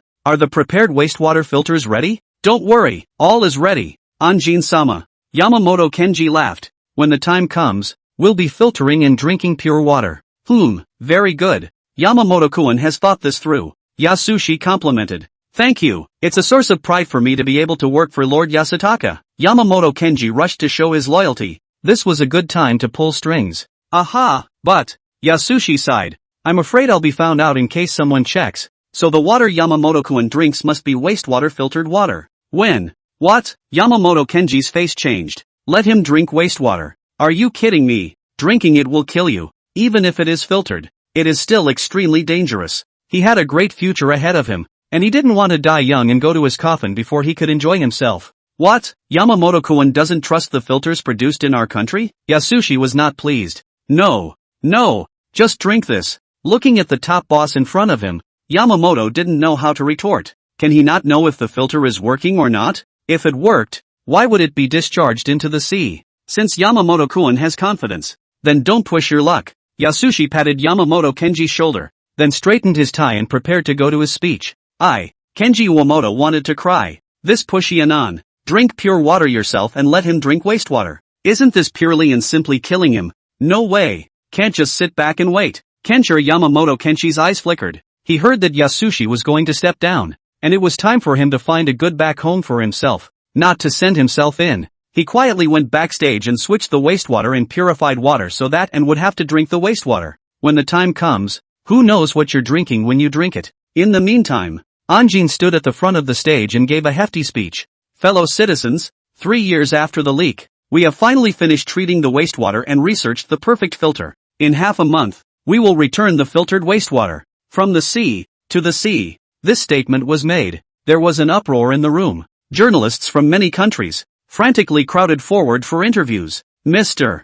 Yasunobu, may I ask why the wastewater is being discharged into the sea? And does your country have no intention of treating it? Will this bring irreversible harm to the world? Of course not. And heard the question and smiled slightly. The filters we researched are absolutely fine and can turn wastewater into pure water. To that end, I have a little program for you. Snap. With the clapping of hands, a filter is moved up in the background, along with a bottle of encapsulated wastewater. Seeing this, the crowd hurriedly retreated towards the back. This is radioactive. If you get a little bit of it on you, you'll end up with a cement-sealed coffin. And looked at the crowd reaction. Heart laughs. This is just ordinary pure water disguised. No harm at all. But it's good that it's far away so no one can check if the water is real or not. In time, with the power of public opinion, he can then discharge his wastewater with honor. Think about it. And announced loudly, today, I'm going to confirm the safety of the filters by performing a show for you to drink filtered water. Anson is shameless, discharging wastewater into the sea,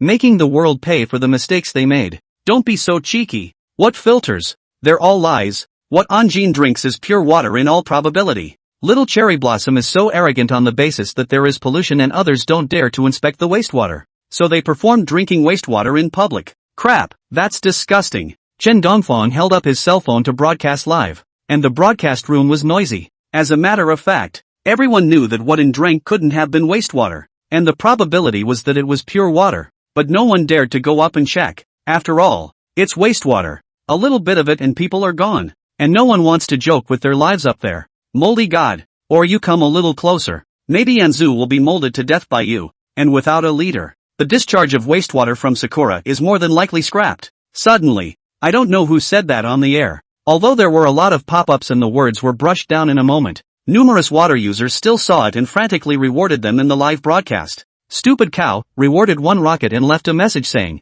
"Mold God, go for it. The brothers believe in you." Mad Max rewarded 10 Carnival and left a message saying, "Anchor, one step back is a coward. One step forward is a national hero. Take your pick. One more glance and you'll explode," rewarded 666 rockets and left a message that the mold god is one step closer to an and rewarded 1 rocket. Gifts swiped all over the screen. Even the people who usually like to whore themselves out the most had rewarded free fishballs or charged a few dollars to support Chen Dongfang. They all hoped that Chen Dongfang would work harder, be more unlucky, and die a moldy deathin'. ITM. Chen Dongfang was nothing but speechless, explaining in the live broadcast, "Gentlemen, I know I'm unlucky, but I'm not a wish-granting machine. Anjin is ready for anything at a glance. Could I get a little closer and the pure water he's drinking turn into nuclear wastewater? Is that possible? It's totally impossible, alright. How do you know if you don't try?" Yang Si said coldly from the side. "In the middle of the day, is there anything more outrageous than dry ice falling from the sky and hitting me? Why don't you try?" Chen Dongfang. Okay. The pop-up screen exploded. And looking at the rising gifts, the enthusiastic live broadcast audience, and Yang Si with a face of encouragement and anticipation, Chen Dongfang nodded his head. But, he didn't think he could mold Anjin, but so many people told him to try. So he did. Nothing to lose anyway. These people really think the world of him. He simply can't be that unlucky. "Supervisor Sama, do you think the plague god can infect Anjin?" The crowd in the live broadcast asked with concern. Ever since knowing that Yang Si is the supervisor, this group of LSP called Yang Si as the supervisor lord to satisfy BT's XP. Should, might, probably can. Yang Si was also very unsure. Like Chen Dongfang said, he just didn't have much luck. It's not like he's a wishing machine. He can't just think what he wants. Ugh, I hope the moldy god succeeds. Go moldy god. For the first time, I hope the mold gods will step up. I believe in the anchor. This version of the god of mold is very strong. Watching the live broadcast will be unlucky man, leaning so close to be able to survive. In addition to the supervisor of the Lord, I cannot imagine who else. The live audience cheered, but inwardly there was little hope. They were more just watching for a laugh, not really thinking that Chen Dongfang could mold Anjin. After all, how can anyone be so unlucky? In the meantime, Chen Dongfang also managed to blend in beside him, separated by about 7 or 8 meters. Any closer and you'd be evicted by the bouncer. In fact, Chen Dongfang felt that it was outrageous to lean so close. After all, such a close distance was already enough to do a lot of things. Anjin has a beautiful bodyguard with him. Chen Dongfang felt that there can be such a big negligence. This bodyguard might as well take advantage of the early Shahai, so that you can also hold 2 prosecutor series, relying on the name of the bodyguard even to make a fortune. Pity. This leg. Chen Dongfang sighed. In the meantime, and started filtering the wastewater as well. Not a moment too soon. Wastewater that was muddy and cloudy becomes crystal clear and purer than pure water, at first glance. But actually, pure water is not as clean as it looks, but also depends on whether the trace elements in it have exceeded the standard, and whether the 63 kinds of radioactive substances in it have been filtered out. It's like a used car. No matter how clean it is washed, it doesn't change the fact that it's been used many times. Used cars want to sell for new car prices, and no one agrees. Of course, there are those who will refurbish, resulting in customers not getting a truly new car, as well as those who have never driven a car and will inflate the price of the car. It takes people to regulate the market. Hiss, Anan really wants to drink wastewater. Angel, a reporter for the blue and white flag state, looked astringent. How can it be wastewater? It's mostly pure water. If he really dared to drink it, he wouldn't have discharged the wastewater into the sea. Joseph the Sunset reporter hemmed and hawed. By relying on the self-circulation of the little cherry blossom people, you'll be able to purify all the wastewater. Baka, bloody mouth. If you don't believe it, then why don't you go up and check? The Sakura Nation reporter said in annoyance from the side. There are some things that everyone knows, but saying them won't do. Surf snorted coldly, and did not say much. He really did not dare to check. Not afraid of 10,000.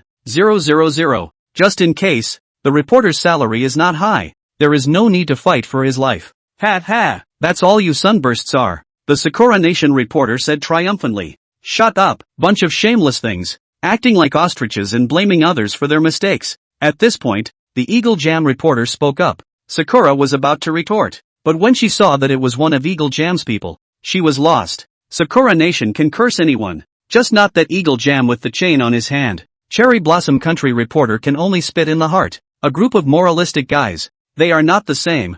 How to say they have the good sense to say that the Cherry Blossom Country, since no one is checking, I'll drink it, and stood on the stage, pretending to let people check. But in fact, he was beating the fear of the crowd. He picked up the filtered wastewater and drank it, then smiled at the crowd and said, "See, we produce safe filters. Filtered wastewater that is cleaner than pure water. Ugh, can't the moldy gods stop it? The mold gods are not omnipotent. It's us who expect too much. Think about it. It's not possible. The moldy god, even if it's unlucky, how can it mold a country's head of state? According to the ancient times, this is a dragon vein to protect the body. It's over." After this speech, the Sakura country is going to be arrogant again with the certificate of wastewater safety, and more than likely the discharge of wastewater will be the nail in the coffin. The water boys on the live feed couldn't hide their disappointment. Sure enough, they're the ones who think too much. Even if it was Chen Dongfeng, there was no way he could let anything happen to him. That would be too magical. I told you, I can't be that unlucky.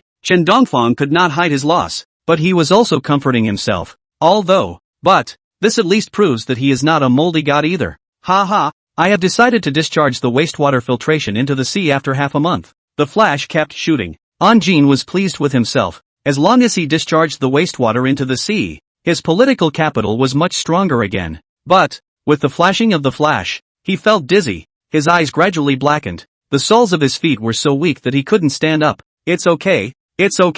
Anjin was just about to say something when a nosebleed escaped. He then felt weightless all over. The eyes went black. Bang dash! Yasushi fell to the ground with a splash of smoke. Journalists from various countries frantically took pictures. Their hearts were ecstatic, and they had already thought of a headline for the next day. Shocking. Former Sakura leader who drank mysterious potion surprises in public. I'm sorry, I underestimated the mold god too much. No one can resist the mold god's attacks, even the former Sakura leader. It's time to ruffle feathers. Moldy god, my god, from now on, I'll hang you in my house to quell evil. Excessive. The current one can't be called a moldy god. It should be called a hero. Mold god, my Superman. The live streaming aquanauts were abuzz. I thought the period was over, but I didn't know that the god of mold was on a roll and directly screwed over Anjin. Not bad for you. Yang Xi's mouth twitched. Originally he was about to give up. Who knew that she still underestimated Chen Dongfeng? This guy's bad luck. The gods can't stop it. What's going on?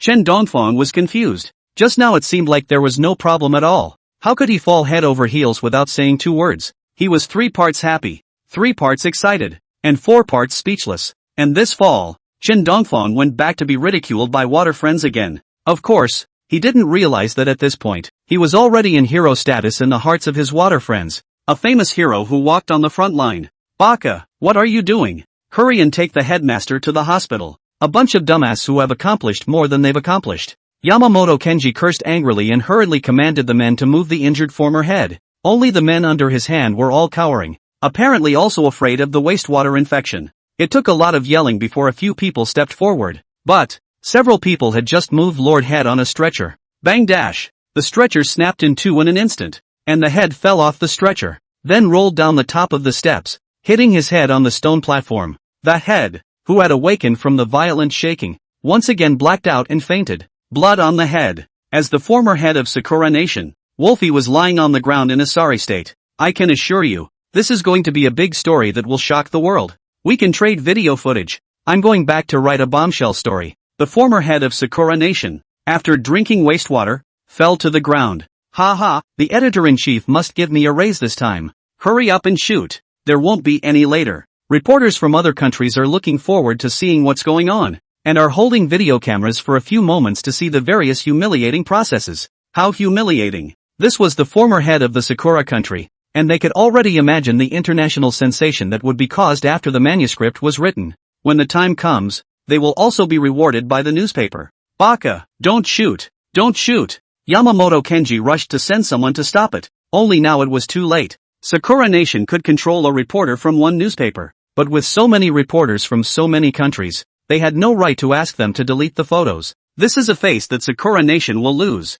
The one who laughed the hardest here was going to be the stick reporter. who even went up and kicked some ass during the chaos. It took a good while for Kenji Yamamoto to control the scene. But numerous journalists took photos. Is not one of them got back. Now we can only try to recoup our losses. Think about it. Kenshiro Yamamoto remembered what he had done. And now the only way to prove that the filter was harmless and to change the face of Sakurakuni back was to drink another side of the wastewater. Think about it. With a pang of fear, he glanced at the head lying in the ambulance and secretly rejoiced that it was a good thing he'd changed the wastewater or he'd be the one lying on the slab right now. Gentlemen, Anjin-sama has fainted due to low blood sugar. We've had no problems with our filters at all. To allay any concerns, I'm going to prove the safety of the filter once again, said. Yamamoto Kenji took out the pure water that had been switched long ago and drank it in one gulp, and after drinking it also arrived to the cup, indicating that he had finished it. Seeing this scene, the crowd cried out shamelessly. Shameless, using pure water instead of wastewater. Once again, my perception of Sakura Nation has been refreshed. Baka, pisses me off. Even if they drank it, so what? The face of Sakura Nation has been lost, and no one will believe what they did. Listening to the crowd, Yamamoto Kenji's face was black and red, but there was nothing he could do about it. It was true. That fall by Yasushi just now had dropped the trust of the Sakura country to the eastern continent. It would be harder than heaven to earn trust again, and he was just doing his best to recoup his losses now. Ahem, I believe everyone has already seen that there is no problem at all with our filters. Even when filtering wastewater, they can still reach the level of human use. After our quality control, the filtered water is better than pure water to be pure, which also contains more than a dozen kinds of trace elements that are beneficial to the human body. So, I hope everyone. The words were not finished. Kenji Yamamoto felt his intestines twist and a pain come from his stomach. Gulp. A sound came from Kenji Yamamoto's stomach. Next, bang dash. A loud and clear ringing sound. Just saw Yamamoto Kenji's pants. Behind the high bulging a large bag. A stench suddenly spread throughout the venue. The crowd shunned it. Hanjay he still wanted to go up and take pictures. But just as soon as she was exposed to the stench, the whole group covered their mouths and vomited like Sister Black Garlic. He hastily stepped backward. At this moment, what news was all behind him? It was too damn smelly. Smelling worse than the farm manure that had been pickled for 3 years and then fermented for another 3 years. Lord Yamamoto. Vomit. Let me help you. No way. Vomit. I. Vomit. Yoshiko Yamashima, as a bodyguard, still wants to go up and stay with Kenji Yamamoto to leave. But just 2 steps away, she clammed up. That flavor is just too strong. The chemical reaction is more disgusting than eating black garlic from a black garlic sister. Baka. How? Kenji Yamamoto's face held black. His stomach turned over in his stomach, and he tried to explain something, but the cramps in his gut prevented him from doing much at all. Finally, with a hint of warmth invading the thigh, he finally clammed up, without hesitation, sprinted to the toilets of the venue. Comfortable. In the toilet. With a burst of release, Kenji Yamamoto tilted his head back and leaked a satisfied look. When he opened the restroom door again, dozens of cameras were in his face. Reporters from various countries covered their noses and forced themselves to endure the stench and asked, Minister Yamamoto, may I ask how you feel about filters produced in your country? First the persecution of the headmaster, and then your present statement. Does it mean that you also have no trust in the quality of the filters? Please answer positively. I don't think the filters are qualified. So why is Minister Yamamoto speaking in good conscience? And is there any coercion? Did Minister Yamamoto eat mutated food? Why would he be so out of sorts in public? May I ask Minister Yamamoto? One reporter, after another, was on the verge of shoving a microphone in Kenji Yamamoto's mouth. Kenshiro Yamamoto can't stop moving backwards as he's blocked in the toilet. But just then he suddenly slips on one foot, fell headfirst onto the toilet. One time, an artistic photo of a man's ass stuck on a toilet. Fresh off the press. What's it to me? From my point of view, it's most likely that Minister Yamamoto had a bad stomach. This has nothing to do with me at all. Don't you guys get bloodthirsty? I just stood next to him for a little while, and it has only a little bit to do with me at best. In the live broadcast room, Chen Dongfang was doing his best to defend himself, trying to remove his title of mold god. Summerland. Haha, it's still old white you have vision. There are no wasteful people, only people who are not used in their positions. Or you understand the value of Chen Dongfang. He took down the former head of Sakura and Kenji Yamamoto as soon as he went there. Big deal. Yangshio stroked his palm and laughed. He knew there would be a surprise, but he didn't expect it to be this big. It would be the equivalent of just trying to block someone's attack, but accidentally capturing a regiment on the other side. What the fuck is a surprise? It's fucking called a surprise. I didn't expect that either. Chen Dongfang is truly a lucky star for my Huaxia. Although, Zhao Beiling subconsciously touched his buttocks, still having palpitations over the last car accident. Although it was frightening to be teammates with Chen Dongfang, when Chen Dongfang arrived in enemy territory, he was unexpectedly strong. I even think that Chen Dongfang alone is worth more than 10 listed companies, Zhao Beiling lamented. Yes, Yang Xiao nodded in agreement. Although Chen Dongfang can't make money from 10 listed companies, he can make 10 listed companies close down. Said. The two men looked at each other, scornful and a little thankful at the same time. Fortunately, Chen Dongfang left early. Otherwise so many companies in Xia, a day to close down simply not enough. Chen Dongfang wana. Also lucky to have left early. They're the ones who aren't contaminated by moldy stars. Drink tea, this is Da Hong Pao. Only 5 taels a year. Good. Drink tea. What is it? Zhao Beiling took a sip of tea and was just about to say something. Suddenly it felt like there was something in my mouth. He plucked a dead mosquito from his mouth. You can still see the clear fuzz on it. Zhao Beiling had a fit of retching, holding onto the trash can and vomiting frantically, his stomach acid coming out.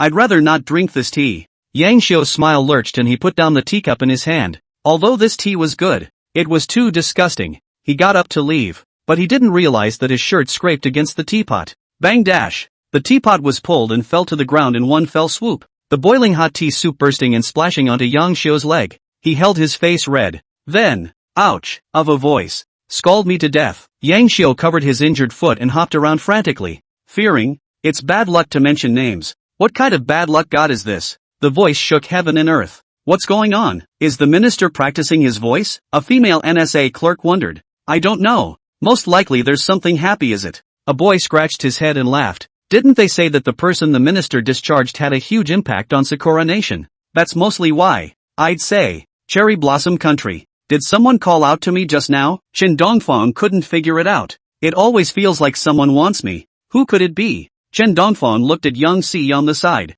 Don't look. I'm creeped out. I'm afraid if I look any closer I'll explode. And don't sit too close. I'm afraid if I get any closer I'll melt. Yang Si swallowed and sheepishly moved a little to the side. Chen Dongfang, _ Something as nebulous as luck is not to be trusted at all. We have to believe in science. Yang Si's face twitched and compensated with a smile. Okay, I believe in science. I'm going to sleep. Don't look at me. I'm creeped out. Ugh. Looking at the fearful Yang Si, Chen Dongfang sighed and politely left the room. But alas, laughing my ass off, the anchor is being disliked again. Last time it was elegance. This time even Yang Si is scared. Worthy of being an anchor. Mama, I'm scared to watch the live broadcast. Yang Si stays by the anchor every day. It's a miracle that she can live this long. It's normal to be scared. Yeah, look at that unlucky Kenshiro Yamamoto. The anchor stood next to him for a while and just pulled a weak one. Shit, just watched the live broadcast. The boss stared at me and laughed for half a day. Is this fucking sure it's a travel anchor? Not a psychic anchor? How can you slander people's innocence out of thin air? Can being disliked by a woman be considered disliked? Rumor mongering is against the law. Such a thing. You do not put it on me. If I get caught, let's see who gives you guys a live feed. Cherish the anchor. Chen Dongfang is speechless. Wastewater is what people voluntarily drink. Yamamoto Kenji diarrhea is also because of bad food. How can he be blamed on him? I see. What the anchor means is that if he's captured, there's no one left to wreak havoc behind enemy lines. I'll die crying. Who says it's the one who stands in the light that's the hero? Name, Chen Dongfang. Profession, agent. Equipment, Yang Si. Mission, stay alive. Mission location, Cherry Blossom Country. Damn. I knew it. Anchor status isn't that simple. Chen Dongfang, _ Don't want to reconcile with cyber violence. Seeing this expression on Chen Dongfang's face, a kind of water friends instantly added countless plays in their heads and expressed their understanding. Anchor, don't worry. We won't reveal your identity. We won't mess you up. You're the real hero. So what are the years? It's all just the anchor carrying the weight. Crying. Our company is going to come out with a skin. King of agents, to pay tribute to the unnamed like the anchor. Great love from the anchor. Chen Dongfang's face is dark. God TM sacrifice. He is still alive. And he has a name. The name of the live room is his name. These water boys, why do they add so much drama? Really hate unqualified people. Chen Dongfang sighed and walked out of the hotel to take a walk on the street. He wants to buy something. But suddenly it was realized. He didn't know anything other than those few widely known Japanese phrases. And he had relied on Yang Si to communicate with the islanders before. Now that Yancy is out of town, He's having a big problem communicating. Bitter. Chen Dongfang only felt tired of his heart, and after turning around for a long time, he finally found a book in a grocery store. Japanese for Zero, From Beginners to Entrepreneurs. Good stuff. Chen Dongfang's eyes lit up. He needed this right now. He opened the book and looked at it. The entire group froze. This book. It's so damn well written. It's true that there's zero foundation. Even someone like him, who didn't know any Japanese at all, was able to communicate with the islanders and speak long difficult sentences with the help of this book. No shame in going from initiation to the ground. This book. I'll take it. Chen Dongfang took a big swing, pulled out his wallet, and took from initiation to entry. The current me should be able to communicate with pure islanders. Chen Dongfang held the book with a chesty smile. He saw a sister. It's a bully at first glance. He was going to go up and communicate with her to improve his language skills. Hello, Private Marseille. Chen Dongfang took the book, walked up and greeted the young lady. Very excited. This is the first time he is in the real world, to test the results of learning. Buckle your chicken wow. The girl was a little confused, but greeted politely. Nakaold 7 grams guni lay silk knife orchid. Japanese, said Chen Dongfang, holding the book and reading out the onomatopoeia one by one. Yukiko Kawashima? Do not understand? Chen Dongfang frowned. Kung Fu was still not home. Try another sentence. But to wow. That you wear. Fall dead card? Japanese. Today is the 11th. The girl suddenly spoke up, then smiled awkwardly and nonchalantly. Actually, I know some Chinese and English. We can communicate in Chinese. Chen Dongfang, degree, v. Ha ha, laughing to death. This plastic Japanese of the anchor is being tortured like crazy by the young lady. Please, anchor, don't say you're from Xia. It's too embarrassing. I literally couldn't hold it together when that plastic Japanese came out of the anchor. It was so fucked up. Dude, I can't really do it. I'll be your translator. I'm studying in Tokyo. Please don't go out and embarrass yourself. Look at the pop-ups on the live feed. It's so harsh. Chen Dongfang's face darkened. Who are you looking down on? If it wasn't for the diarrhea at the time of the college entrance exam, and he couldn't play well, maybe he could have gone to 985, and now he can also come to study in Sakura country. 666. Anchor, this NB blows well. 985. Thank the Lord for playing us a dog's life. The anchor went to undergraduate school for 4 years, and the school ended up going Ben to college with the anchor. Chen Dongfang. Don't count on it. Don't count on it. There's no need to get annoyed with internet users. That's the stupidest thing to do. Hello, may I help you with anything else? Yuko Kawashima was polite and stepped forward with concern. No more. No more. Chen Dongfang waved his hand. Then, Yuko Kawashima thought for a moment,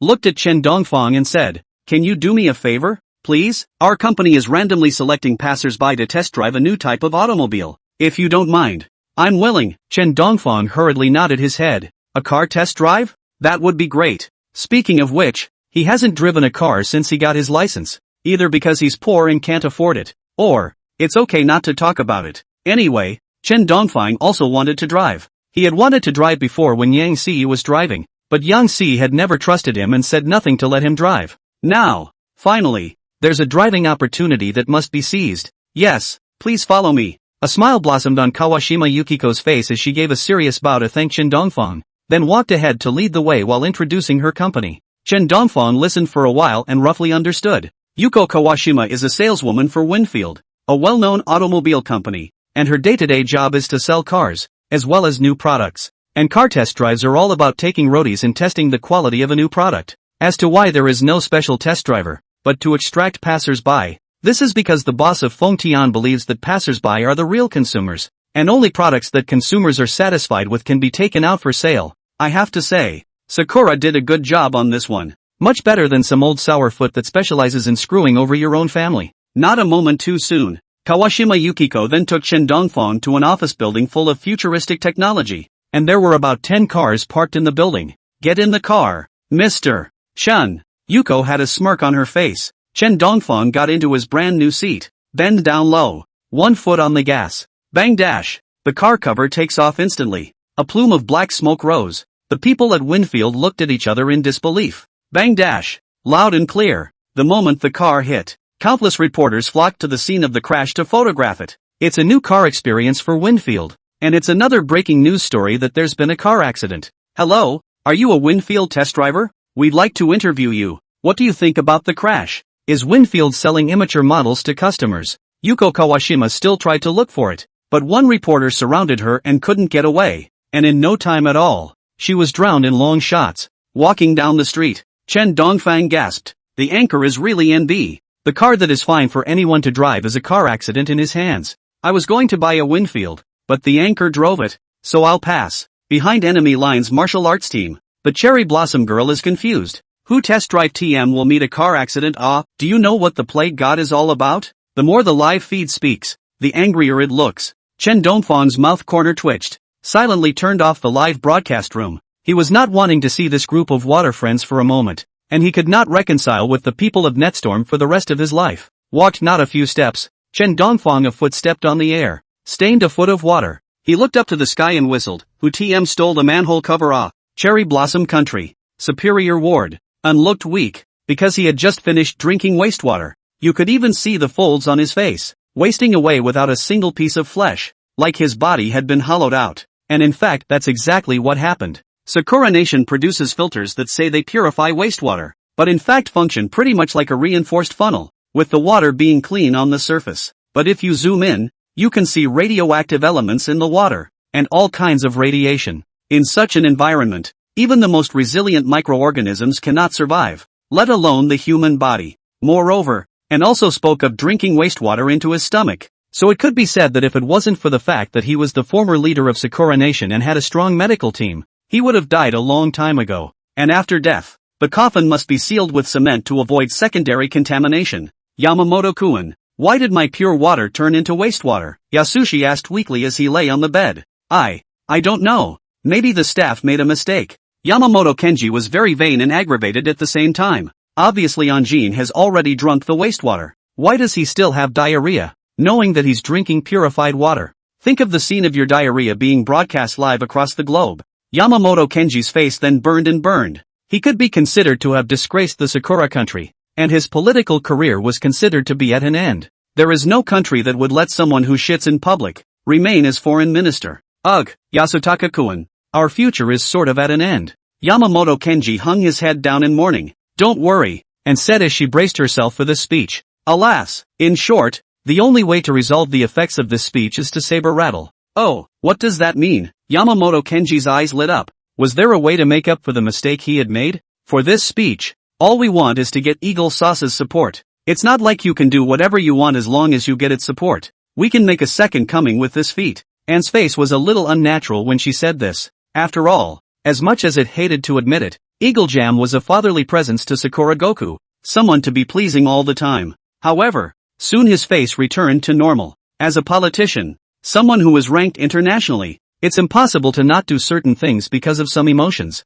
In his eyes, it's more about profit, and anyone can sell out as long as the profit is there. Otherwise, he wouldn't be giving speeches and performing wastewater harmlessness. But what should we do? Kenshiro Yamamoto was puzzled. Of course he knew that he could do a lot with Hawkmaster's support, but Hawkmaster wasn't a fool, so why should he support them in discharging their wastewater? Hey, then we'll need our pitch. We just have to show our determination to support Hawkjam, and we can get Hawkjam. That's why I've decided to visit the Yasukuni Shrine as a pitch to support Hawkjam and go against Xia. And when the time comes, I'm not afraid that Hawkjam won't support us. Anne's eyes were sinister. To know, in today's world, while Hawkjam is still the strongest in the world, it's no longer overwhelming strength, but there are summer nations that can surround themselves with Hawkjam. The maneuvering between the two countries has long been no secret, and in this fight, the support of the little brother is indispensable. Right now, Yasushi is all about worshipping the sacred toilets as a pitch for supporting Hawksbane. It's the only way Hawksbane will support him.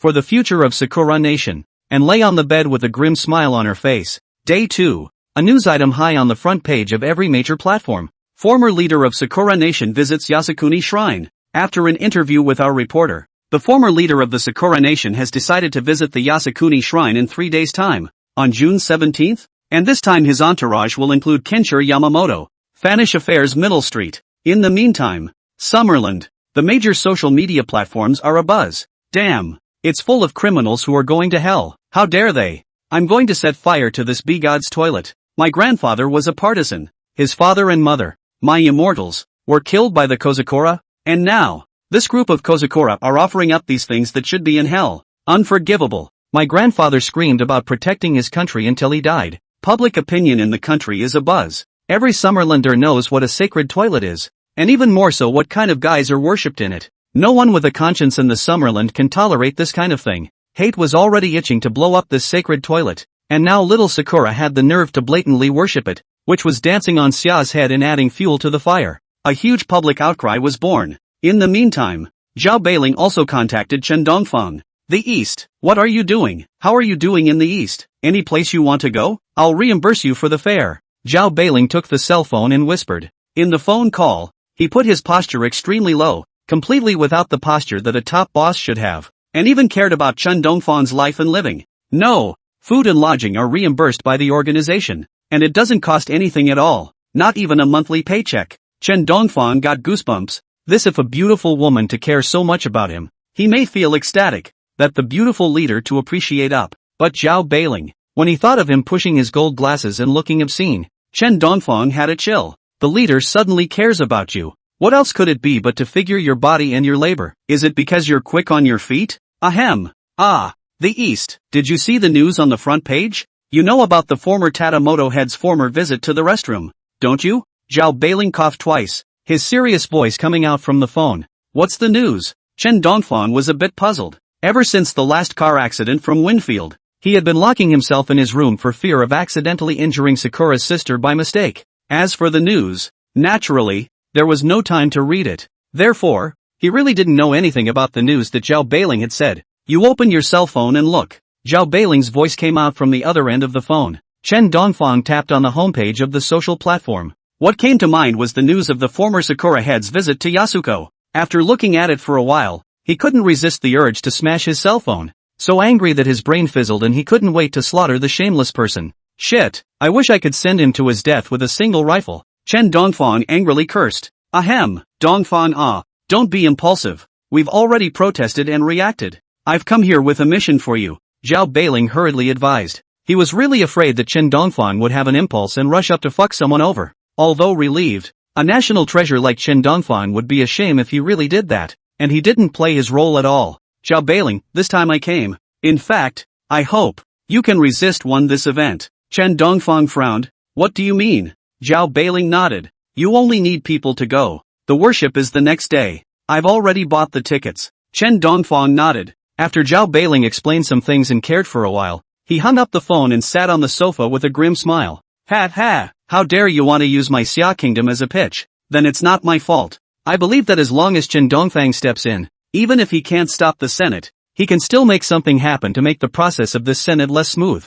Damn, these little day Sakura people. Sooner or later, all of them will be raided. Chen Dongfang cursed and scrolled through the social media platforms. The matter of worshipping the sacred toilet has caused extraordinary repercussions even in the international arena. On a certain special, little cherry blossom netizen, support our own ancestors. Why can't we worship them? Xia is too glassy-eyed. That's right. How long has this matter been over? Why are you holding on to it? The Xia people are so petty. I think this whole thing might not be too friendly to the summer people. I am not in favor of worshipping and letting this become a capital for some shockers. Baka, spineless thing. Our Sakura country is number one. We can worship if we want to. We don't even have to care what anyone thinks. Internationally, there are slightly more than a few sane little days, but most of them are brainwashed crazy extremists posting brain-dead comments on social media platforms. The words were all about the fact that the Sakura country didn't have to care what anyone else thought, now that they had stood up and completely forgotten what they had learned thousands of years ago, and also once, like Natsukuni, a screwed-up, arrogant stance. But the domestic netizens are not vegetarians either, especially the key fairy who is known as the number one attacker. It was already repressed. Now that there is a target to attack, one by one, the aggressiveness is directly pulled to full capacity. Summer country netizens, this group of small, Easting people who have lived a good life. Is the wastewater drinking too much brain mutation? So anxious to see the immortal? Doubtful JPG. Going to see the ancestors at night? Drive impart right. Sweating JPG. I'm to blame for this. IP, Eagle Jam Nation. We'll clean up Sakura-chan tonight. Spanking JPG. In the meantime, there are other countries that are watching the fun. Maple Leaf Netizen. Is Sakura Nation provoking Xia Nation? Could it be that it's getting tough again with dad behind it? Pickles, haha, this group of Easterners, most likely, are trying to please Eagle Sauce with this incident. And this time too. That time when something went wrong, it wasn't Eagle Sauce who wiped their asses. Baka, aren't you all the same? Hawk Jam, though but, the technology of the Eastern Kingdom has surpassed ours as they have invented technology that allows for a time pause on the tram. If the two sides were to fight, the loser would definitely be us. Sunset, wastewater accelerates tech development by plus 100%. Strike the snake and curse to reveal the shortcomings. It would have been offensive for summer. As a result, there is no room for complacency. The one who cursed the most dickishly was still the kimchi country that had experience with the East Kingdom many times and killed the game outright, screwing the East Kingdom out of their defense. Gradually, the scolding gradually changed from a melee to a dogfight between Kimchi and Dongying, with both sides frantically revealing their shortcomings. You say I'm a dog. So are you. And you're still small. You say I'm small. I say you drink wastewater mutations. Damn. That's annoying stupid asterisk. Look at the NT statement on your cell phone. Chen Dongfan's lungs were about to explode. But he's not angry at the East. He's angry at some of the NT netizen stargazers in the country. Statements are so anti-human. In the news, he also sells tickets and invites others to worship. And, in the midst of it all, there are summer people. The cook can't stand it. The cook can't stand it. It's not as simple as a fucking punch in the face. It's like rubbing Xia's face in the ground. The bottom line is that the bee even agreed to it. That's right. It's that outrageous. Promised. Such a thing was even promised. And by a Summerlander. And, on top of a certain toilet platform. A bunch of dumbass with no cerebellum. Can you not be so sensitive? It's just ancestor worship. That's just it. Some Namba is just jealous. Why can't you just admit that a person is good? I'm jealous, singing like a chicken. I'm better than him at karaoke. Pure and simple. Jealous, Mumble is in a hurry. Since you're so good, the NT rhetoric is growing and there are still people supporting that. Chen Dongfang feels outrageous. There are really people who are so NT. The internet is a big place. I don't know if it's sad or great that thousands of years of demons and monsters have gathered on the internet, and people with no brains at all can only speak if they have a cell phone. Chen Dongfang was somewhat famous, and he felt that he should do something. He turned on the live stream and blew NB with his fans. If only the toilets were bombed. Don't all toilets produce methane gas that can spontaneously combust? Chen Dongfang lamented as he took on the line. In the meantime, a candlestick for worship in the Jing toilet was askew, lighting the deck. P.S. Sorry guys. Pneumonia flared up. No time to code at the doctor. Just 2 chapters today. Moreover, because of the net thing, originally written outline cannot be written, can only change the outline. Writing is very tired. I believe we all know. Those things cannot be written. The author can only euphemistically mention. Cannot write explicitly. The commission has been a great success. Lastly, ask for one for love's sake, and the author will definitely explode for more to answer. Ors kneel and beg. Bang dash. There was a crisp ringing sound. An oil lamp collapsed with a loud bang, and the oil flowed down the table, and the flame was like a long snake, burning up a table in no time. The red cloth of worship was lit. A red cloth covers the top of a tablet. In a short while, the fire burned the entire worship spirit hall, and all the tablets enshrined in the spirit hall were transformed into nourishment for the flames, and the spontaneous fire serpent grew and burned away the dirt. Baka, it's on fire, it's on fire. Somebody put out the fire. Where's the security guard? Where's the security guard? Hurry up and put out the fire. A bunch of freeloaders who only know how to eat for free. Come and put out the fire. Security Chief Takeda Henshin exclaimed in alarm, shouting one after another and directing the security guards to extinguish the fire. The flames burned to the periphery in no time. The roaring flames were more like an anaconda that only devoured. And even though Takeda Henshin was pushing from behind, the security guards were still reluctant to extinguish the fire. After all, $4,000 or $5,000 a month. What's the point of playing with your life? Because of the last security chief, the nearest fire truck takes more than 20 minutes to get here. And that's all the time it takes. And at the current rate of combustion, it's enough time to burn down the entire Yasukuni restroom. So it's not much use for the security guards to try to put out the fire even if they wanted to. And there was no water source around. Only a small well. And the water in the well had long since dried up. And even if it hadn't,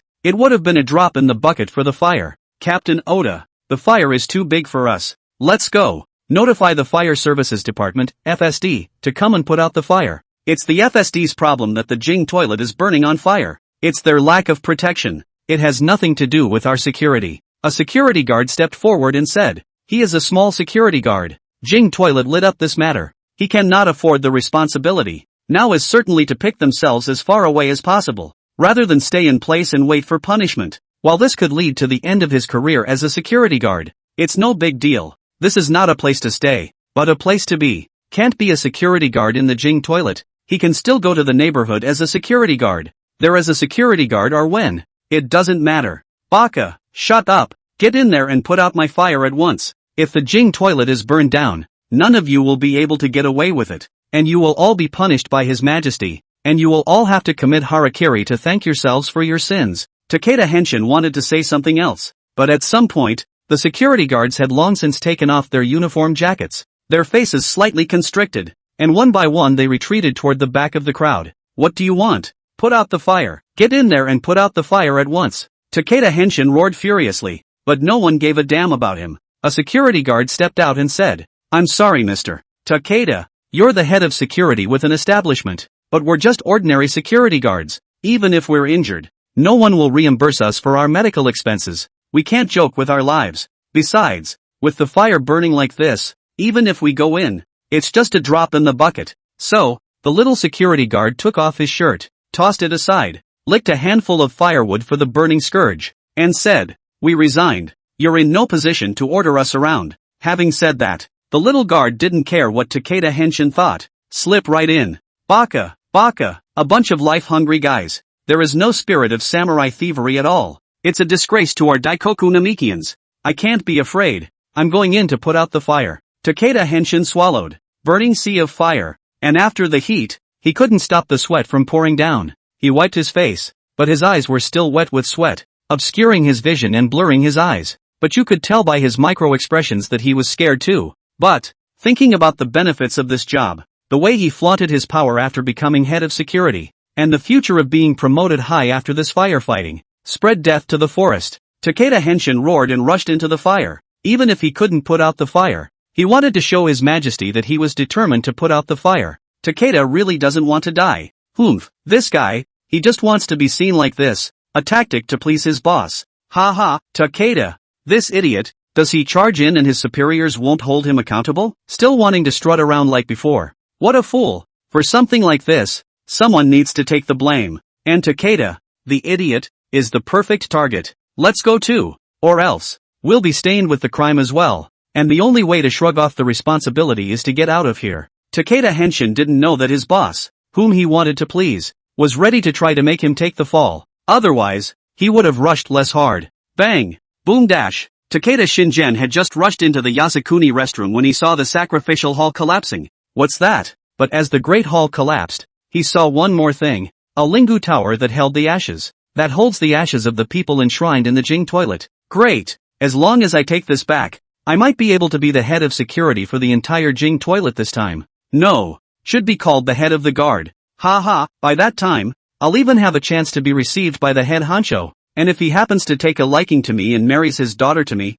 I might even become our family's first cabinet minister. Takeda Henshin fantasizes about a better future and takes a step towards the ashes. He reaches out and tries to grab the urn and rush out with it. But, boom dash, there was a loud clang and a large beam fell. Bang! It smashed on the Lingu tower. Immortals whose small lives had been stored for hundreds of years became drifting soot and burned in the fire the moment this beam smashed down. In other words, the little days of immortality are gone. Ahem, my urn. Ashes fluttered and Takeda Henshin took a large breath. His mouth full of soot from the moment the immortal exploded. That is to say, his mouth is full of he immortals. Baka. Why? God is so unfair. The words were not finished. A large beam fell again. Takeda Henshin didn't even grunt as the beam fell on his head and instantly planted himself on the ground. Flames crawling up his clothes and burning his dreams of glory and wealth. In the meantime, Pressback, who was sleeping peacefully in his hospital room, was suddenly awakened by a whole lot of urgent knocking on the door, and he had just shot up when he saw Yamamoto Kenji rushing into view,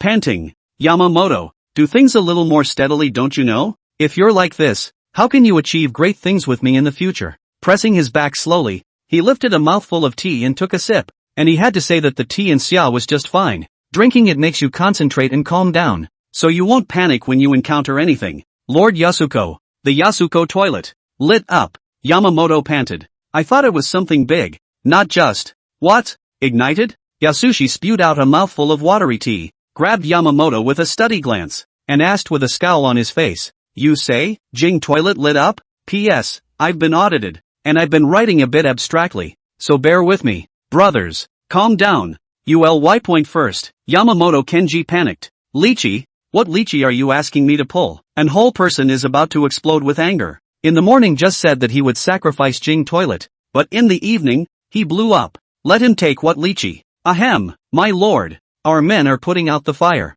Yamamoto said as he was strangled and gasping for air, grabbing Anzan's hand. And eyes glared, calmed his anger a little, and asked, tell me, what's going on? How did the Jing toilet ignite for no reason? Ahem, yes. Yamamoto took a breath and began to give a full account of why the fire had happened, and told of Takeda Henshin going in to put it out and dying heroically. A good half day.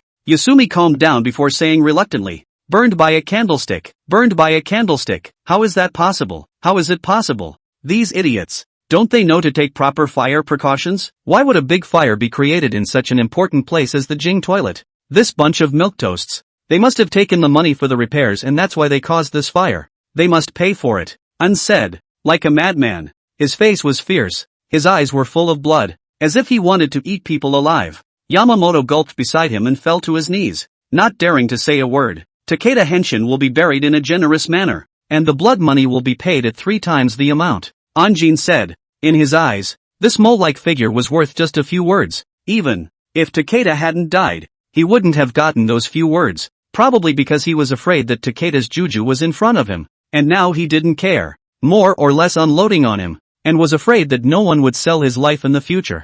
Yasushi mentioned this. Otherwise, with his status, he really shouldn't be asking about such trivial matters. Will this worship be held successfully? And drank a mouthful of tea, forced to suppress the anger in his heart. Jing toilet dead a person is nothing. Anyway, it is the cemetery. More than one is not much. Less than one is not less. What he was afraid of was that the Jing toilet would prevent him from conducting the worship because of this fire incident, which would delay his plans. It even delayed his subsequent series of plans. Yamamoto wiped the sweat from his forehead, unsure of what to say. What's wrong? Is this fire serious? Immediately mobilize people to clean up the traces of the fire. I want to see a clean Jing toilet with no traces of the fire again before tomorrow. And frowned and suddenly had a bad feeling, but he didn't take it to heart. It was just a fire. There was an impact on the program, but not a delay. Possessing the power of 1G, he could easily mobilize hundreds or thousands of people to serve him and achieve his purpose. That is.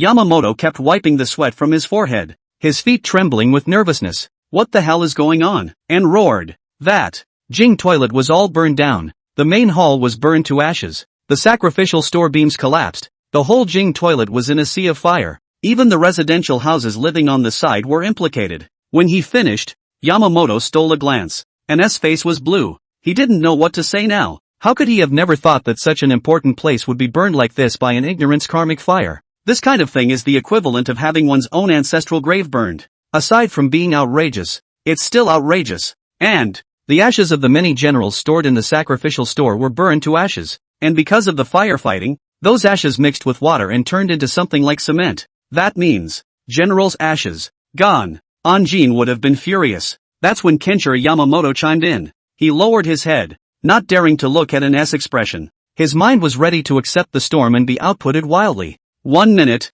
2 minutes, until the little quarter hour had passed. Yamamoto's back was all bent and sore, about to fight not straight, and still he didn't feel the insults, or anything hit the top of his head. This surprised him a little. It's out of character for On to not ship something this big. Yamamoto looked away quietly. Anjin's face grimaced and his eyes widened. My lord, you are forgiving me. Yamamoto was careful. The words were not finished. Bang dash. A stiff as a wax statue slammed to the ground with a splash of smoke. Yamamoto froze. Only then did he realize that he didn't know when, but had already been infuriated and fainted, had a sudden heart attack, and his whole body was hardened. Somebody, come to the rescue. Where's the doctor gone? Where's the nurse? Hindsight. That's when Yamamoto cried out for help.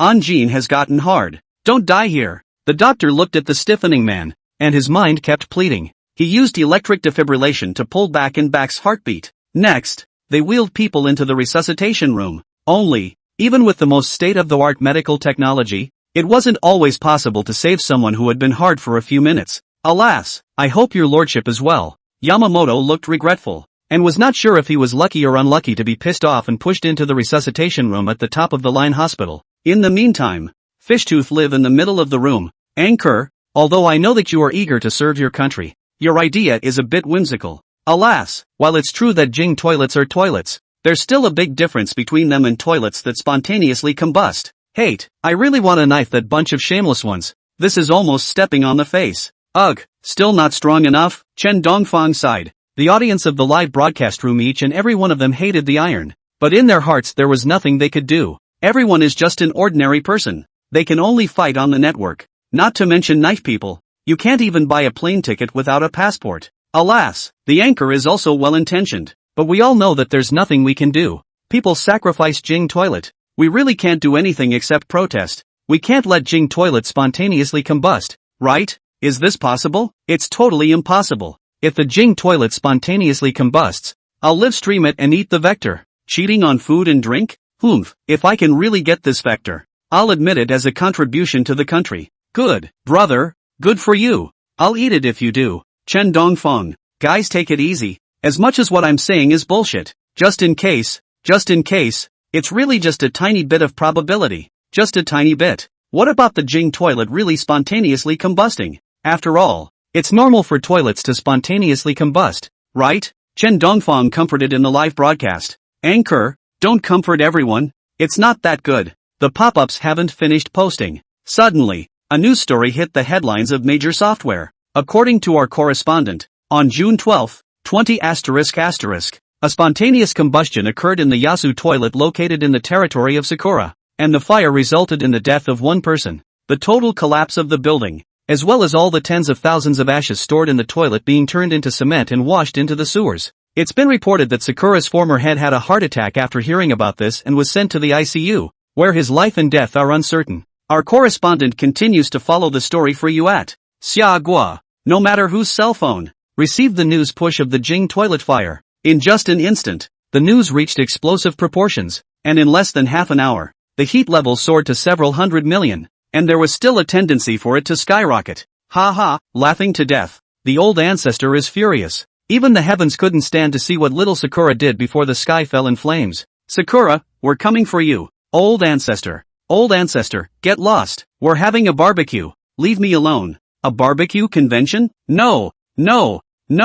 A fairy bone kebab? Immortal, I don't know why, but suddenly I feel lit up with a hot-blooded feeling. Social media is full of gloating. After all, there's no joke more hellish than saying you're going to worship the Jing toilet 1 second and then the next the Jing toilet is burned clean in a fire. Moreover, this incident, in essence, was an insult to Xia. So seeing the Jing toilet burned, one hot-blooded young man or another was in a frenzy of output. There are also hellish jokes spread all over the international community about the incident. My ancestors invited me to a barbecue, but it's full of bones. How do I eat it?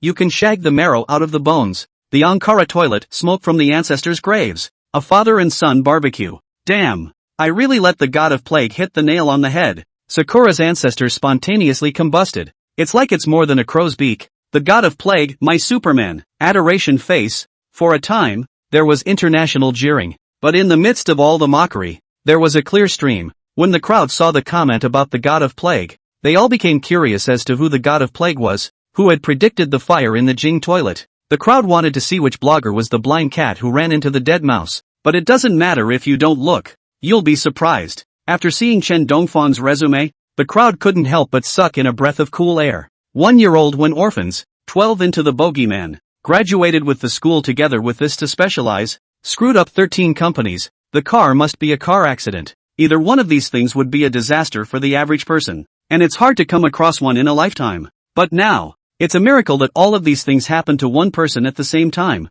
and that person is still alive. Thinking of Chen Dongfang's casual mention on the air, it would be nice if the Jing toilet spontaneously combusted. A bold idea rose in the minds of the crowd. In the meantime, Chen Dongfang's live broadcast for a full minute. There was not a single pop-up in the live broadcast room, but the popularity was rising rapidly, and in a short while it broke through the 1 million viewer mark and ran towards 10 million. It had been a while. Only then did a pop-up drift out of the live feed ghostly. Anchor, you say there is a possibility. Of course, is a possibility just a little possibility that is, this Jing toilet fire, will it have something to do with you? Chen Dongfang's face darkened as he said irritably, are you kidding me? A fire will occur when I say it will spontaneously combust? Then I also said that a typhoon will come to the east tomorrow? Is it possible? It's not possible. People have officially said that it was an accident. It was an accident. Why dump the pot on me to take the blame? I'm just a little unlucky. It's not like there's any major crime. You guys don't want to wrong a good person." After saying that, Chen Dongfang also purposely turned over the official notification and put a good one on the water-friendly. He didn't want to take such a blame for no reason. A person can be unlucky, but cannot happen what bad luck is pushed to him. This is a kind of irresponsible performance. Blame others for not recognizing their own shortcomings. Shameful. I see. Anchor, you're having a hard time saying it. You can't say it, can you? Ha ha, the anchor is an agent. Afraid of being discovered. That's why they don't dare to admit it. They can only deny it vigorously. They don't covet the credit. And these are all for more sabotage behind enemy lines. I cry to death. Anchor is so great. Thanks to silent heroes like you guarding us, we can be quiet for years and years. Really? So gentle. Big cry JPG. Say it again. The spontaneous combustion of the Jing toilet is none of the anchor's business. None of Chen Dongfang's business. Protecting our output, serious face JPG. Who says it's the ones who stand in the light that are heroes?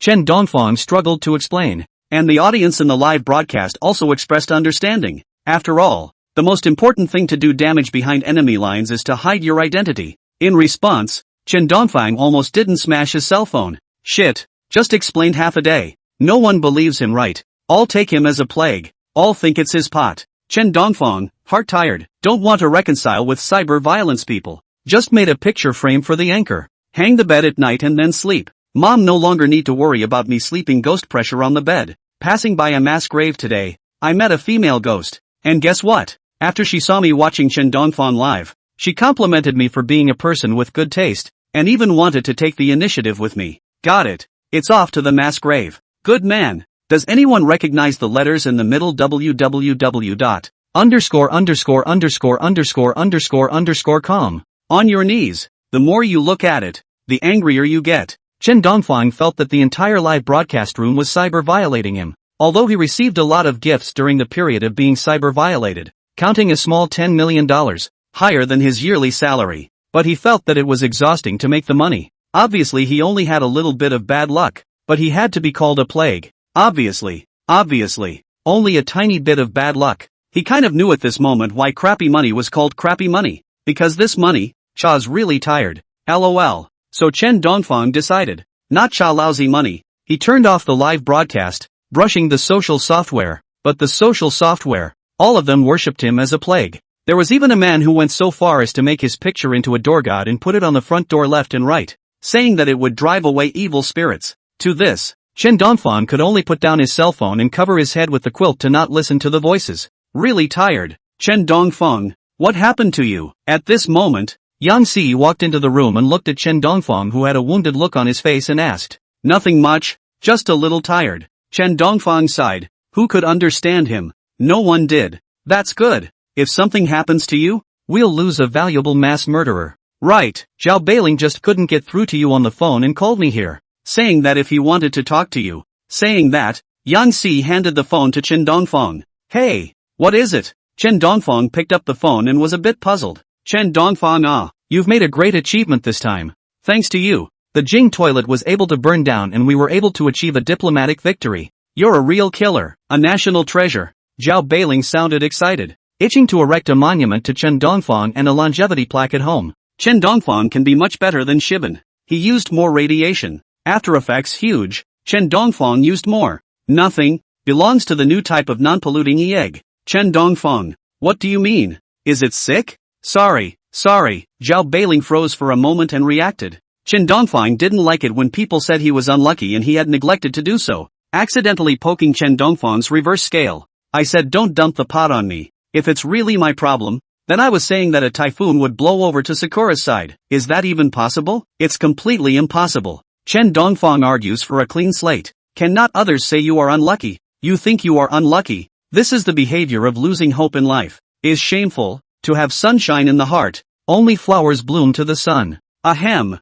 I know. Zhao Beiling had wanted to comfort Chen Dongfang for a few moments, but just then, a small assistant ran over with the papers in a panic and said, "Good news. Good news. 2 pieces of good news. The typhoon, codenamed Flame Fury, has left our waters, and our coast doesn't have to fear typhoons anymore." The little assistant had an excited look on his face. The typhoon was just gone and he came to inform Zhao Beiling at the first opportunity. Oh, where did that typhoon go? And what's the other good news? Zhao Beiling asked as his eyes lit up. The other good news is that the typhoon has gone over to the east, and will reach the east in half a month at the most, if there are no surprises. This time, Sakura is in big trouble, the little assistant said happily. Zhao Beiling froze and fell silent. He looked at the other end of the video call in silence, not knowing what to say. In the meantime, Chen Dongfang is also silent. Don't think too much. It's just a billion accidents. Don't worry about it. Don't stress too much. Zhao Beiling was silent for a while and relieved. As much as he really wanted to laugh right now,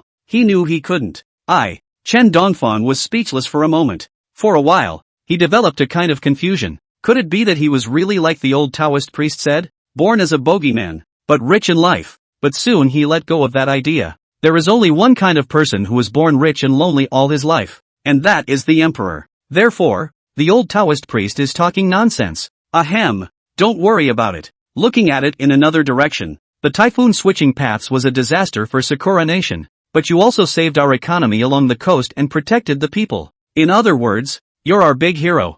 Thinking about it that way, do you still feel bad? Zhao Beiling coughed twice and began to enlighten Chen Dongfang. He was really afraid that Chen Dongfang couldn't think of anything else, had a motherly heart, and engaged in some flowery workout. You're overthinking it. Having suffered more, I'm more likely to live well, or I'll be sorry for the accidents I met when I was young, so many of which didn't kill me before I was knocked down by this setback. Chen Dongfang firmly said, can't think of anything else? Are you kidding me? Instead of hurting yourself with low self-esteem, it's better to be disgusted with others with pushin'. Whatever the hell that is, living is the way to go. Holy Mother of God through and through and through. Zhao Beiling. Hearing the firmness in Chen Dongfang's words, Zhao Beiling began to examine his own words. What exactly did he say that suddenly made Chen Dongfang confident? That's not a good sign.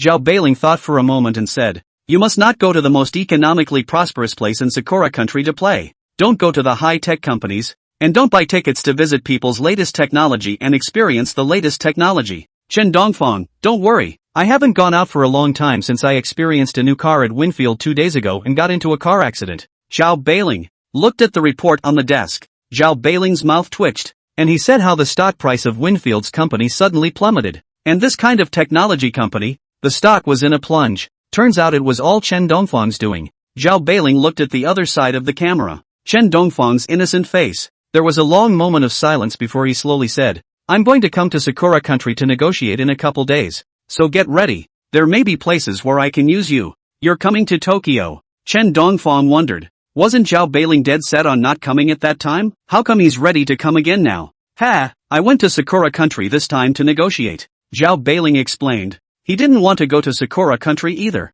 but he couldn't help but give too much this time. With a bit of luck, you might even be able to salvage something unusual. Negotiation? Why? For profit. Of course. Seeing Chen Dongfang's puzzled look, Zhao Beiling explained. The wastewater in the Sakura country, by itself, doesn't have that strength to solve it, or even maintain the status quo. For the sake of Sakura Nation not to discharge wastewater into the sea, all the countries of the world have to contribute. After all, Blue Star is ours and everyone's. No one wants to push Sakura to the point of discharging sewage into the ocean and destroying the last piece of clean land until it's absolutely necessary. So we're tied up with Sakura Nation. Isn't this a pure loss? If we don't solve it, they'll pour wastewater into the sea. Chen Dongfang was not happy. Sakura is totally threatening the crowd to wipe her ass. And if they don't, they're going to smear shit on their faces. Pure and simple disgust. How can that be? Wouldn't Hawk Jam be in the business of losing money? Not to mention us? Would anyone else be threatened and not react at all? Would they take the loss?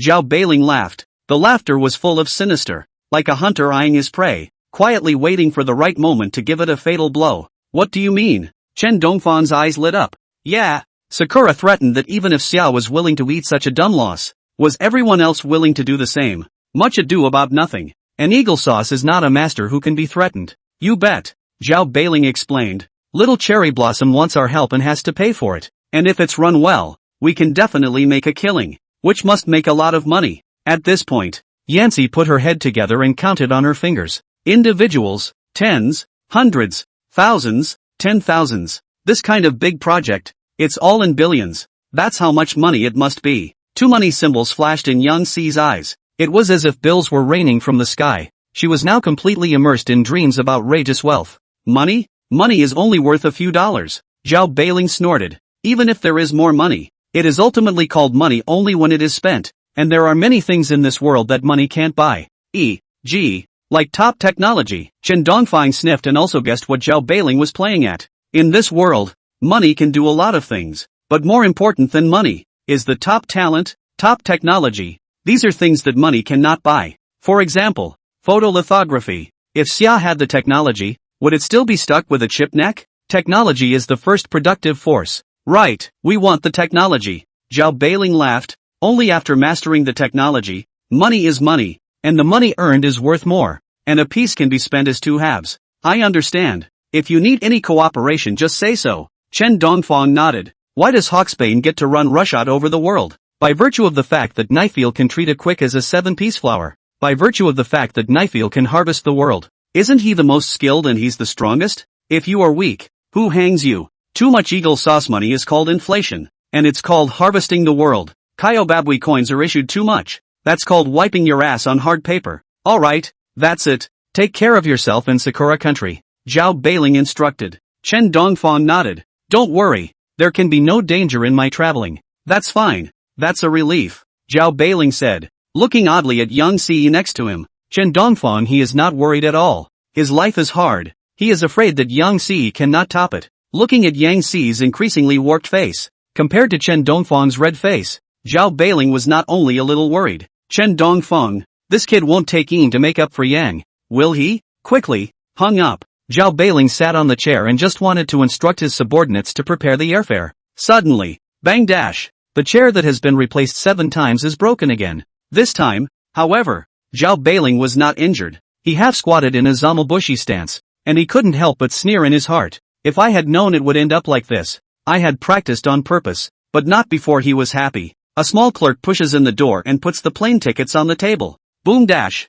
the airplane ticket had just touched the tables, and the table instantly split into pieces and smashed onto Zhao Beiling, who was zigzagging. Zhao Beiling couldn't support a butt drop on the floor. His face flushed red for a long time. Pulled a splintered log from under his ass. Joe White Ridge sensation. The ass leaks. Looking at the airplane tickets on the table, he thought hard. Otherwise, take shelter tonight and fly tomorrow. Day 2. Early in the morning, before dawn, Yang Si sat on the bed with a look of despair. He felt that life was all dim. What kind of person has an ant 28 days a month? TM, 2 days off a month. You can't get a day off in February. She'd been bleeding for a full 28 days this month, and she thought it was a miracle that she'd survived, that she could apply for the Guinness World Record. Bang bang bang, there was a knock on the hotel room door. Thinking that the medicine she had ordered had arrived, Yang Si rushed to open the door. As a result, the door opened. A man covered in mud and with a tired face stood in the doorway. You are? Yang Si froze,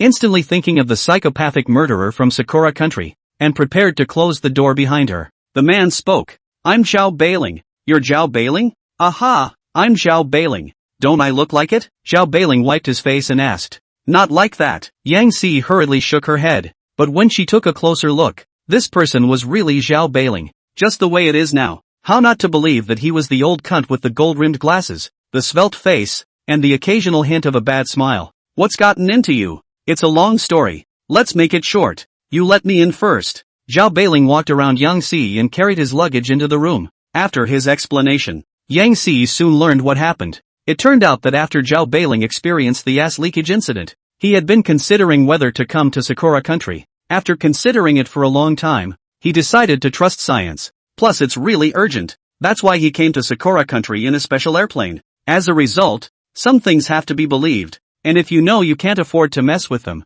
don't go forward. The boom will only go up in smoke. Just got on the plane. Zhao Beiling then encountered strong air currents and the plane was forced to land. However, he was too stubborn and temperamental to believe in such illusory things as luck and insisted on taking off. Then he crashed in the ocean 30 kilometers from his destination. While it was unfortunate that none of the crew died, it took its toll, and he drifted for over 3 hours before being seen and rescued by a passing fishing boat. Then to avoid a long night, he chose to come to the hotel in the first place. As a result, I met a black car driver on the road, pull him down to a warehouse. Out came 4 or 5 black continent bald big men, clenching their fists, looking at him with unsuspecting eyes, and there were cameras on the side, which at first glance was not a serious place. Zhao Beiling was smart enough to choose to run away at the first opportunity. Prepare to go to the embassy for help. Then I don't know which one of those unethical ones stole the manhole cover, causing Zhao Beiling to fall into the sewer and climb out after 1,000 years of hard work. After a series of events, Zhao Beiling finally became smart and chose to come to the hotel in the first place, looking for Chen Dongfeng, because he noticed a pattern. No matter how unlucky it was, at least you couldn't die when you were around Chen Dongfeng. The current state of affairs has him terrified of hanging up before he even attends the talks. Therefore, he chose to start from the heart. Since you're here to find Chen Dongfeng, why don't you go to his room? Yang Ziyi wondered. Do you think I'd dare spend every day with him? Zhao Beiling asked rhetorically. Yang Ziyi was silent and didn't say anything. After a long time, the delivery arrived, and Zhao Beiling finished cleaning up, putting the broken gold glasses back on and changing into a decent suit. He wondered, how do you do it? Zhao Beiling pointed to the bag in Yang Ziyi's hand. Yang Ziyi rolled her eyes and told the story about her relatives coming for 28 days in a row in a month. Hard work. Zhao Beiling didn't know how to comfort him for a moment, so he could only sigh. Don't worry, the organization won't forget what you've done and will make it up to you. Ha, I'm lucky to be alive. Yang Ziyi grabbed a handful of goji berries and stuffed them in her mouth. Zhao Beiling said a few words of relief. After all, people took their lives to carry out the mission, and no matter what he said, it was a bit of a sneer. Too much talk is too much. It's better to pay the money. Bang bang bang bang bang bang bang bang dash. There was a knock on the door of the room. Chen Dongfeng had just woken up when he saw Zhao Beiling standing in front of him, asking in a pleading, soft tone, did you sleep well? Pack up and let's go to the embassy. Chen Dongfeng, don't do that. I'm panicking. It's a thrill for whoever wakes up from a nap to see a big face in front of you, telling you to get up in a gentle tone that no scrub anchor could give. Especially, when that person is also your boss. Was my tone not gentle enough? Zhao Beiling is still reflecting. Chen Dongfeng had already packed up, and the first thing he asked was, you're here like this? Didn't you sit in the office last night and blow off steam with me? It's a long story. We'll talk about it as we go. I've been contacted by the embassy. Chen Dongfeng sat in the car. Zhao Beiling spoke of his experience, his tone flat, though the sorrows and joys of people are not connected, but Chen Dongfeng can still feel a handful of bitter tears. So, in order to negotiate for an advantage, I came to Sakura country overnight, and then accidentally met a plane crash, and then accidentally met a black car, and then accidentally fell down a sewer. At this point, the driver in front of him couldn't help but ask, aha, that's it. Zhao Beiling nodded, his face unreadable. So dedicated, times 3".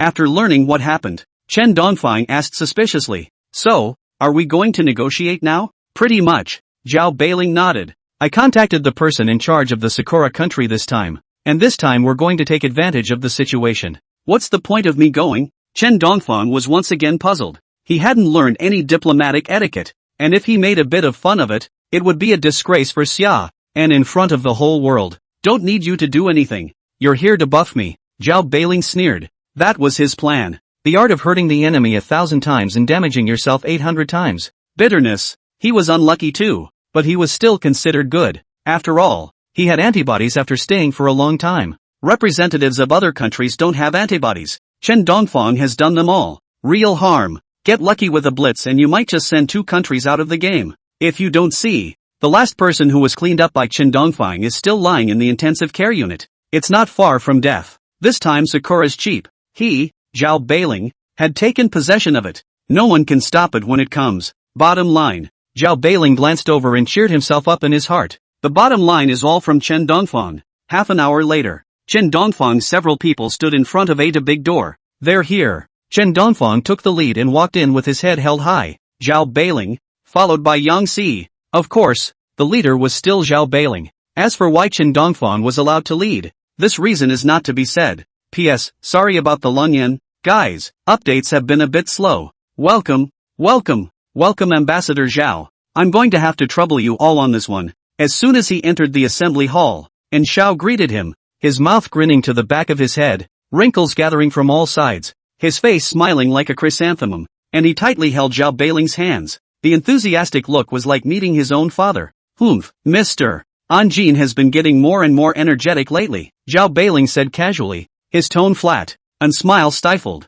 the corner of his mouth involuntarily twitching. The recent events in Sakura country. His hair is white. Still spirit my ass. He counted on hearing it. This is Zhao Beiling expressing his dissatisfaction with the Jing toilet incident. I endure, and didn't dare to retort and could only smile awkwardly and ask, this is Chen Dongfeng. Chen Dongfang casually extended his hand. He's here to play the game and be the mascot. Nothing to introduce. Agu, Mr. Zhao's assistant. Surprisingly so young. Must have something to offer. Really young and promising. Unsniffed. Rushed forward to hold Chen Dongfang's hand and shook it vigorously. Excitedly. Like a close friend who hadn't seen him for decades. You're welcome. Look at Anjin's humble appearance. Chen Dongfang wanted to laugh. But after thinking carefully, he didn't find it strange. This time the wastewater treatment. The position of the summer country is crucial, and even rely on a solid industrial base, can occupy a dominant position. But unluckily, Anshao has just offended the Xia kingdom, now begging to be on top of Xia, the posture must be lowered. This was also the reason why An Sutton, a former head of the Sakura kingdom, was ridiculed by Zhao Beiling and still couldn't refute it, and was polite to Chen Dongfang. Ha ha, everyone in Xia is really like a dragon. Mr. Chen has become Ambassador Zhao's assistant at such a young age. His future is unlimited. Let's take our seats. And laughed. But his heart was bitter. He, a former head of the Sakura kingdom, had personally come to greet these ambassadors. So humble. It's saddening. But, although he is the head of the government, he has the word former in his name. And if this wastewater incident is not resolved properly, his political future will basically come to an end. Watching the incoming Eagle Jam reps, and replaced his crying face and greeted him with a smile. Ha ha, this former head of Sakura Nation is quite personable, being polite to everyone. Yu Si is heading back toward Eagle Sauce. Yang Si covered her mouth and laughed lightly. Humph, does he dare to be ungracious? Zhao Beiling sneered. He still remembers the time when Anshao took Xia as a pitch. If the Jing toilet hadn't been burned, maybe, by now, Xia had become an international joke, and Sakura had thrown the wastewater into the sea by licking his father. The reason for being so polite now is nothing more than crocodile tears when you lose a fight. Hello, is this the representative of Xia? What do you think about the Jing toilet incident? Knowing that it is impossible for a low-level fire to occur in a place of that importance. Is Xia contributing to this incident and is it related to the fire? At this point, a reporter with a video camera asked. One after another, the long guns reached out to Zhao Beiling's mouth. First of all, repayment requires evidence, and this fire has absolutely nothing to do with Xia. A famous race that honors its ancestors and would never do something as unethical as burning people's ancestors, much less initiate disputes. Secondly, I am also sorry that Sakura country has suffered such a turn of events, and I maintain deep sympathy for those who lost their lives in the fire. A donation will be made in my name to help those who lost their lives in the fire. Said. Zhao Beiling bowed seriously for a minute long. Seeing that Zhao Beiling was so sincere, the crowd couldn't pursue the matter any further, so they could only change the topic and asked, may I ask if you're here to participate in the wastewater incident this time? Will Xia turn a blind eye to the problems of the Sakura country because of what happened before? Or even make trouble out of it and act in an inhumane manner? Humph. Zhao Beiling supervised the reporter with sharp eyes. The previous question was understandable, but this was completely looking for trouble at the back. The reporter was a little numb from the stare, but still said stiffly, please answer positively. Zhao Beiling smiled, and said with a righteous face, in the spirit of helping people regardless of past grudges, Xia would never do anything that would harm all of humanity. A drop in the bucket. For an old fox like Zhao Beiling, it was too difficult to catch him in front of the media. After all, Zhao Beiling was a master at playing with public opinion. It is public opinion that he is responsible for dealing with. Seeing that he couldn't catch Zhao Beiling breaking, the little cherry blossom reporter turned her attention to the Chen Dongfang. A light went on before his eyes. This kind of youngster, who has little work experience at first glance, can misinterpret his meaning, distort the facts and make a great deal of repayment if he says the wrong thing. When the time comes, it will surely be a major blow to public opinion in Xia. What do you think about this wastewater treatment issue? And does Xia have a hatred for the Sakura country and is it trying to sabotage? The Primrose reporter was aggressive in his barrage of questions. Zhao Beiling's eyes narrowed and he was just about to reply. Just see. Chen Dongfang was calm and relaxed, slowly exhaling, recalling his political knowledge from junior high school and memorizing it. In the spirit of healing and helping people regardless of their past, Xia adheres to the principle that if people don't offend me, I won't offend them, and resolutely combats bullying and hegemonic behavior to maintain world peace. Xia has always insisted on fighting for the construction of a common community of human destiny and for the cause of liberating human beings all over the world. A series of tongue-in-cheek terms. Instantly, a group of reporters were dry-humped. If you can be a journalist, you must know something about the summer language. But with so many idioms, even if they racked their brains, they couldn't figure out what they meant. And then there are the terms, which are even more confusing. They've only learned how to talk, but not how to say crap with art. For a while, A group of journalists looked at each other in disbelief. The little cherry blossom reporter wanted to ask something else. He saw that several people from Chendongfang had already taken their seats, and if he wanted to ask questions again, he could no longer enter. No way. Sakura hangs her head and leaves, but refused to give up. He took the video he had just captured, messed with the editing, and distorted the meaning by putting it on the extranet. Soon, the video heat is soaring. He's thinking about his dreams of promotion and wealth. Just saw an extraordinary comment. Hey, brother, your little brother is just too small. Sakura reporter? What it means. He opened the video he had just posted, and his scalp went numb. It turned out that he had just released, not only a video interview with Chen Dongfang, but also an art photo he had taken. That was taken by him to threaten a girl. Now, I'm surprised he sent it all out. In other words, he threatened people and did all those ugly things all by himself. He just tried to delete the video.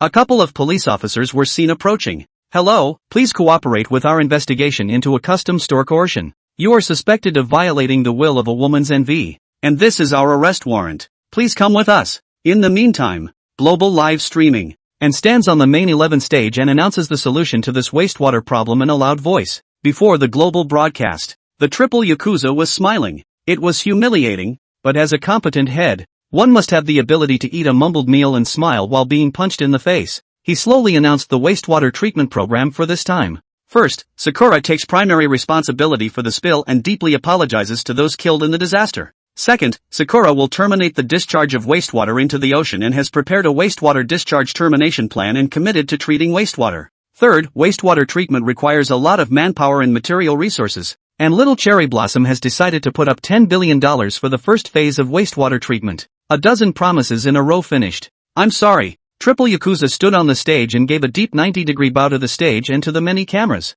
expressing deep apologies. Plants, this little Sakura, who can't move without bowing, belongs to a traditional art. Understand that from time immemorial, it's all about being a dog for someone else. You can't underestimate Little Cherry Blossom. These guys are no good, and they've taken out 10 billion out this time, so it's a price to pay. It's disgusting. Make a mistake, bow and forget it. It's fucking disgusting. For what the triple Yakuza did, moving and bowing, the internet is full of curses. Of course, there were those who thought that the triple Yakuza had redeemed themselves by coming up with the money, and that the crime was not mortal, but those comments were quickly drowned out. After all, Sakura is really shameless. After the bow, triple Yakuza starts up his speech again, first apologizing for the incident, then telling of Sakura's plight after the wastewater incident, bow tears, and then tearfully stating that he won't do it again and needs the world's help. Slowly, the online cursing became less frequent. See here, Chen Dongfang couldn't help but lament.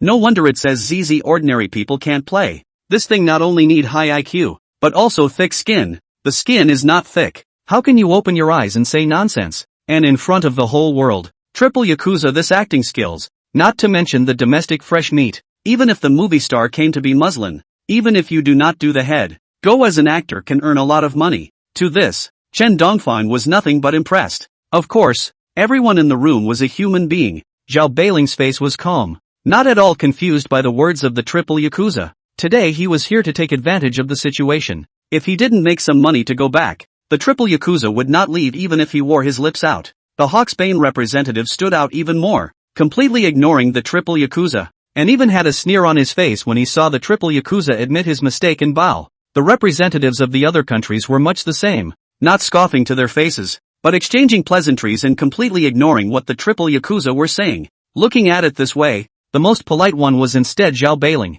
Seriously, you're representing Xia. Hold it in. Yang Si had a clammy expression on her face. Zhao Beiling chided in a low voice. Yang Si skimmed her mouth. Others didn't know, but she did. Zhao Beiling previously said Jing toilet in front of the little cherry blossom reporter, bowing his head to apologize. His face smiled and a chrysanthemum like, good for her. Half an hour passed. When Triple Beavis finally finished his speech, he pulled out the wastewater management commitment program and said, now, in front of the whole world, I will sign this wastewater management commitment and ask the representatives of all countries to be witnesses. Words. The crowd's spirits were lifted. What are they here for this time? Isn't it to treat the wastewater? Now, as soon as Triple Yakuza has signed this wastewater governance commitment, it's time for the real fight. The crossfire. Soon a plan was signed off. This news instantly smacked a monstrous wave on all major social media platforms, reaching the top of the hot search. and it's only now that the undercurrents are starting to rise. Famous chrysanthemums give their insights.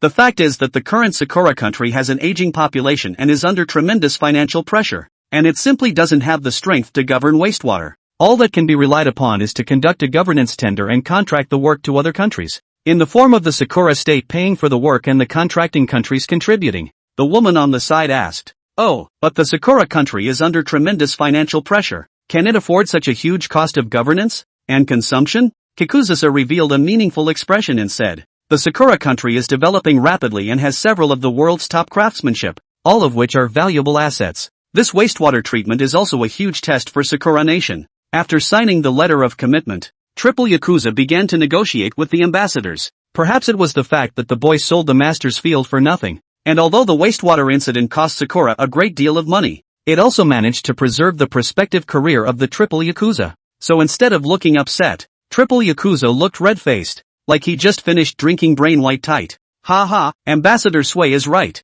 Sakura Nation has been better with Eagle Jam since ancient times, and although there is a slight friction, it does not affect the relationship between the two countries." Triple Beavis and Ambassador Eagle Sauce chatting away. "Hello, Mr. Triple Beavis, Ambassador Sway." At this point, Zhao Bailing also went up to talk. He came here to compete for profit, followed by this wastewater treatment to buy the top technology from Sakura Jr. And Sway is thinking the same unit. One time, the atmosphere became saber-rattling. "Mr. Triple Yakuza, I think treating the wastewater is enough for our beautiful country," Ambassador Sway preempted. "Ha ha, there's an old saying in the country of Xia that there's strength in numbers." Triple Yakuza was no fool, and naturally knew the story of the snipe and the fisherman. Therefore, instead of giving a clear answer, he snorted, "Humph, Mr. Triple Beavis, here is the proposal from Xia, please also take a look." Zhao Bailing didn't talk nonsense and directly pulled out a proposal and handed it over. "Oh, Triple Yakuza Results Program. The more you look at it, the more shocked. Summer, this program can be much better than the Eagle Sauce, but also to contribute money, but also to contribute an after-sales service. I don't know how much better it is than Eagle Sauce not contributing and trying to make money." So he immediately made a decision to cooperate with Xia. "Thanks a lot then." Zhao Bailing extended his hand and shook it with Triple Beavis. Anjin felt that he was taking advantage of the situation. And why wouldn't Zhao Bailing feel like taking advantage of it? Nowadays, what is lacking in the development of Xia is not money or people, but the technology that is being strangled. Overall, this deal is a win-win, a mutually satisfactory deal. Oh, no, there are still people who aren't satisfied. Sway's stomach exploded with anger. He was ready to go empty-handed, but as soon as Xia made a move, it directly dried him out, not giving a chance to react at all. The deal was done straight away. In the meantime, Sano Yamamoto was in the corner with a camera, looking at the crowd of people talking and laughing not too far away, and smiled. There was a joyful and peaceful atmosphere at the meeting. We all had a drink, talked to each other, or collaborate, or catch up. No one noticed at the edge of the venue. Sano Yamamoto was dressed in a polo shirt, work pants, a smart, dry-inch head, and a modified camera in his hand that looked like a handful of kung fu. He slowly raised the camera in his hand and aimed it at the Ansatsuki, who was talking happily in the distance. Click, bang dash. With a flash of light, the atmosphere of the lively venue was broken by a loud bang, and Claim froze for a moment, then felt a paralyzing sensation throughout his body, and before he could react, there were two more loud, crisp thuds. Bang dash, and Claim's eyes went black and he fell head over heels. Blood flowed. The smell of blood shing filled the air. A wave of fear suddenly infected the entire venue. After a while, in a daze, the venue was suddenly chaotic. People screamed and ran toward the outside. One hated their parents to have two more legs. At this point, what with ladies first and respect for decency, it's completely thrown out the window. In the face of life and death, all show their most primitive gestures. Contention, violence, cowardice, fear. How did this happen? Does Sakura Nation's security eat shit? ST.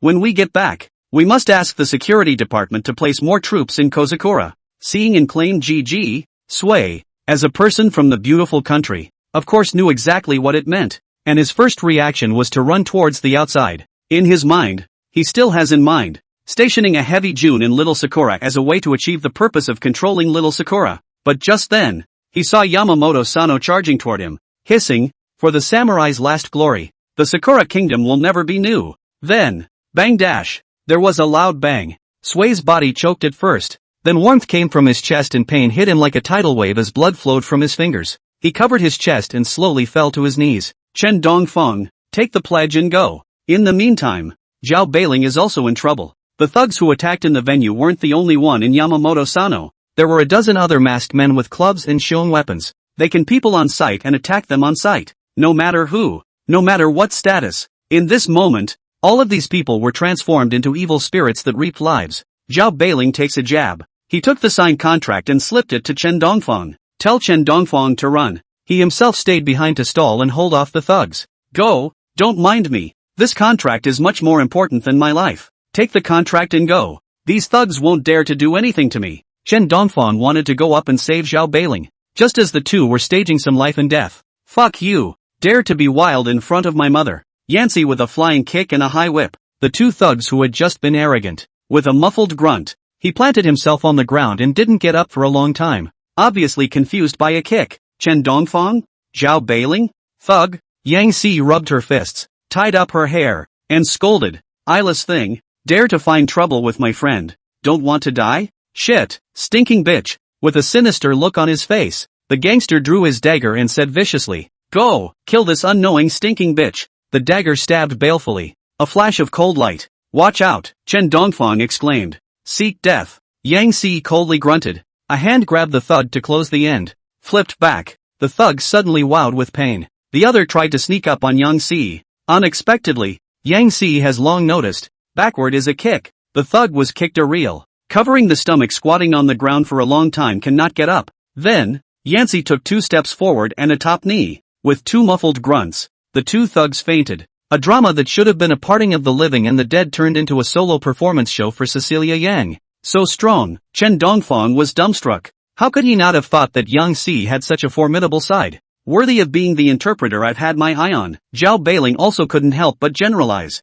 Yang Si pulled her hair back and looked valiantly at Chen Dongfang. Silence, or silence. It took a long time before Chen Dongfang spoke. I didn't expect you to be so strong and still know martial arts. Yang Si snorted coldly. There's more you don't know. With you plague god, you would have died long ago without some watchful skills. Okay, cut the crap. Hurry up. It's not good to get caught in the crossfire later. Sure enough, after the 2 thugs were hit, there were already a few more thugs staring at Chen Dongfang, several people, slowly surrounding them. The good thing is that the security, although infiltrated and rotten, worked a little and stopped some of the thugs. Otherwise today, it's going to be a problem. Yang Si opened the way, followed by Chen Dongfang, Zhao Beiling. There were scares along the way. Several people arrived safely at the hotel. Haha, it's a bit of a surprise, but having gotten the contract, this trip was worth it. Zhao Beiling was unusually excited with the contract. With this contract, a few people are not losing out on this trip. Phew, thanks to C this time, or else. Chen Dongfang winced. TM, who would have thought that the venue of the Hall of the Sakura country would have thugs, and also screwed up on the spot. Good to know. Yang Si hummed arrogantly. Alright, the 2 of you take great credit for this time. I'll apply for a reward for you when we get back, Zhao Beiling said with a smile. Contract in hand. One of the requirements is that after the summer country treats the wastewater, it can buy the always patented technology in the hands of Little Cherry Blossom. And this technology just happens to be the key to jamming the neck of the Summerland. After treating the wastewater and getting the technology, another piece of Summerland's shortcomings can be made up. The value of this contract is therefore unlimited. As the main participants, Chen Dongfang and Yang Si, naturally, were to be credited with a great deal of credit. In the meantime, the chaos at the Kozakura venue was brought under control, but the video that came out could never be deleted. The major social media programs instantly boarded a news that shocked the world. Shocker, because of this. Attention, attention, this wastewater disposal incident is being handled by Summer. Not a moment too soon. Word of what happened to Sakura went around every corner.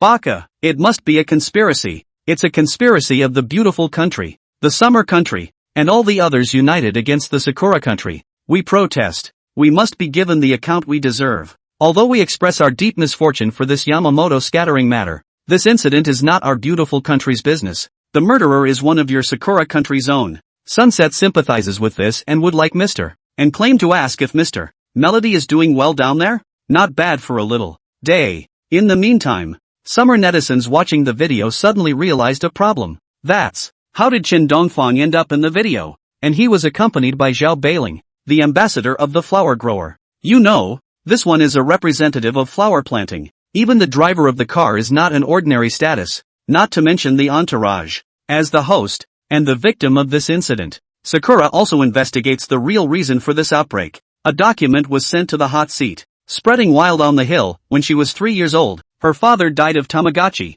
and her mother, after inheriting the family fortune, donated all the money to an organization called TY because of the loss of her husband. As a result, Sano's life has been extraordinarily difficult, with a setup that requires odd jobs to make ends meet and caring for her brother, who has cancer. At 18, brother with cancer dies. Mother still donates money and spills the beans to find out that an indemnity is surprisingly linked to Tai. Read the story of Yamamoto spreading the wild. The crowd sorted things out. Yamamoto Sano's childhood was made especially miserable by Tai and the death of his dependent cancer-stricken brother, who had no money for treatment and died at the age of 18. And TY appears to be backed by and claims that was the trigger for his attack. And because of this, a few different voices began to emerge, and they began to plead for Yamamoto Sano, asking for a lesser sentence. There were even some rabid fans who bought gifts and sent them to the guards' prison. Laughing my ass off, or else I'd say that Sakura is the safest place in the world. With one robbery in a year, that's much better than our beautiful country.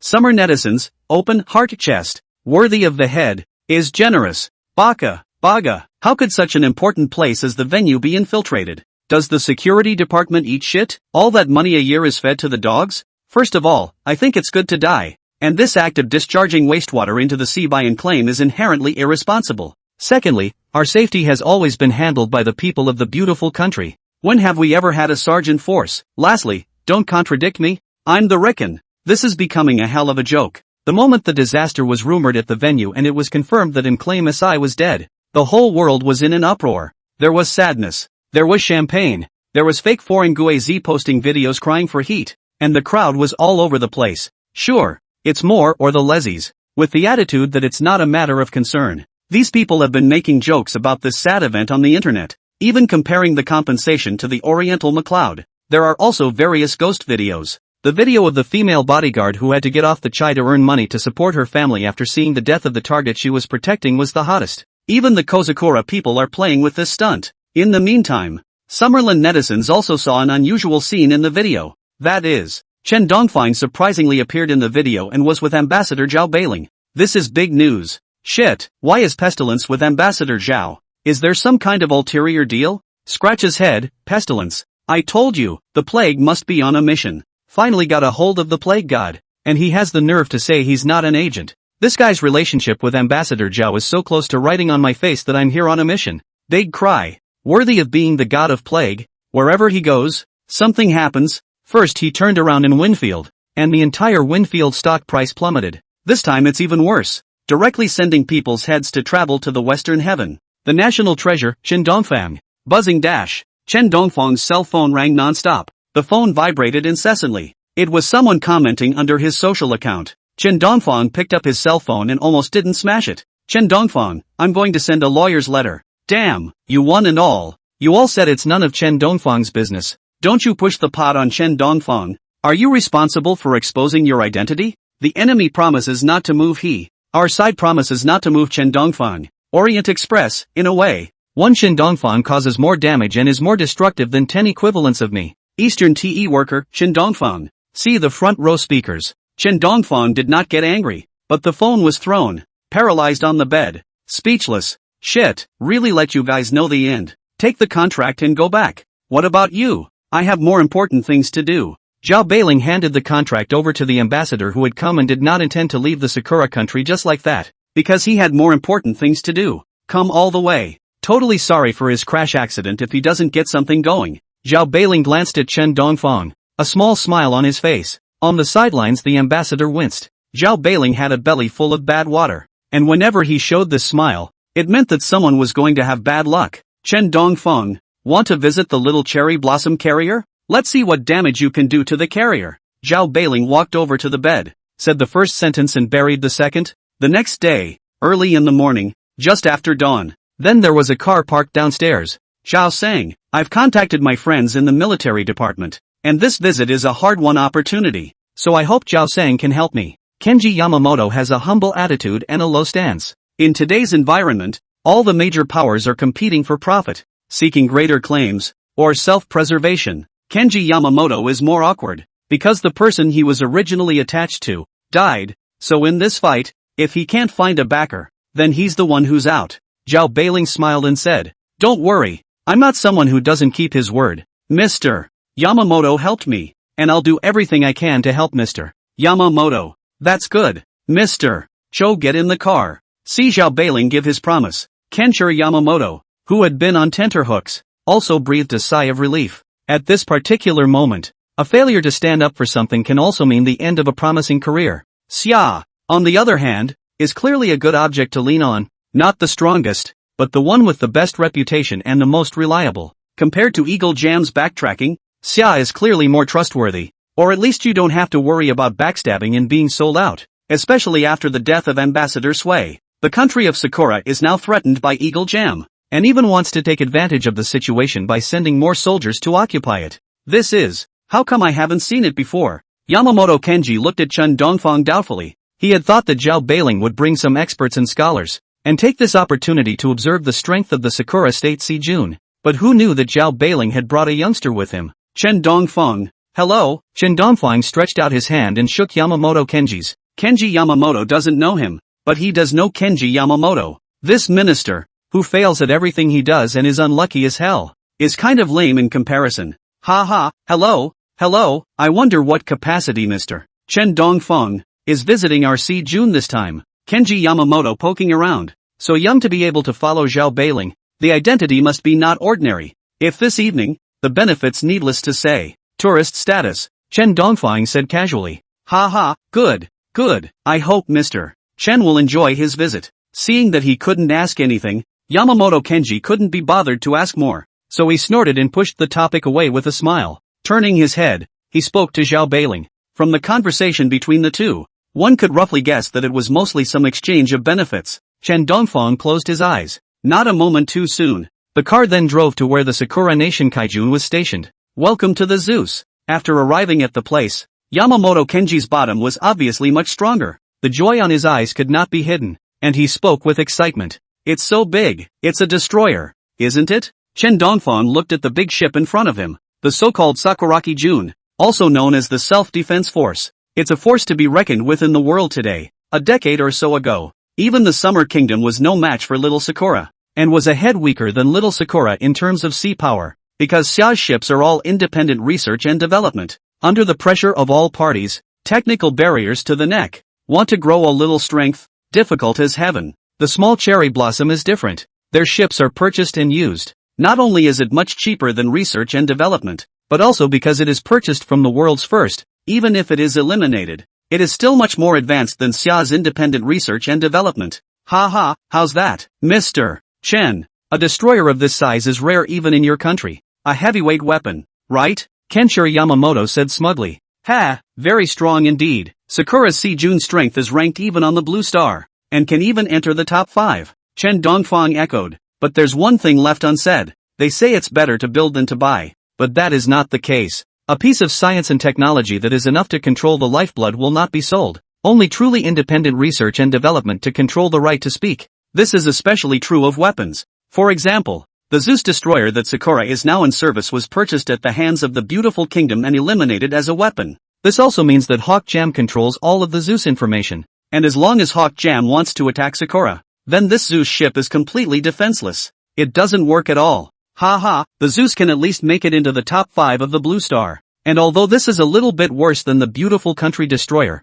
it's only a little bit. Kenshiro Yamamoto exclaimed. Ha, what Mr. Yamamoto said. Chen Dongfang smiled and didn't answer. For someone like Sakura who had her spine broken and had to survive as a dog, the Zeus was really good, but it was only good. In the event of a clash with the Hawk's Bane, the Zeus is little better than scrap metal. Only self-developed equipment can counter that, and the Zeus, which has been touched by Eagle Jam, is like an unsuspecting G-girl. Fiddle with it all you want. It's not that Sakura can't be developed. Rather, they were not allowed to, and if they dared to leak the slightest sign of resistance, the dog chain around his neck would turn into a white silk that strangled him. It's good and it's sad. Freedom in exchange for favors is just that. Well, does Chen Sang want to go up and take a look? This is our most advanced ship. Hearing Chen Dongfang's praise, Yamamoto Kenji's face smiled into a chrysanthemum, and even his address was much closer. Good, I'll be respectful then. Chen Dongfang nodded and walked onto the deck. We, the Zeus, not only have the most developed radar system in the world,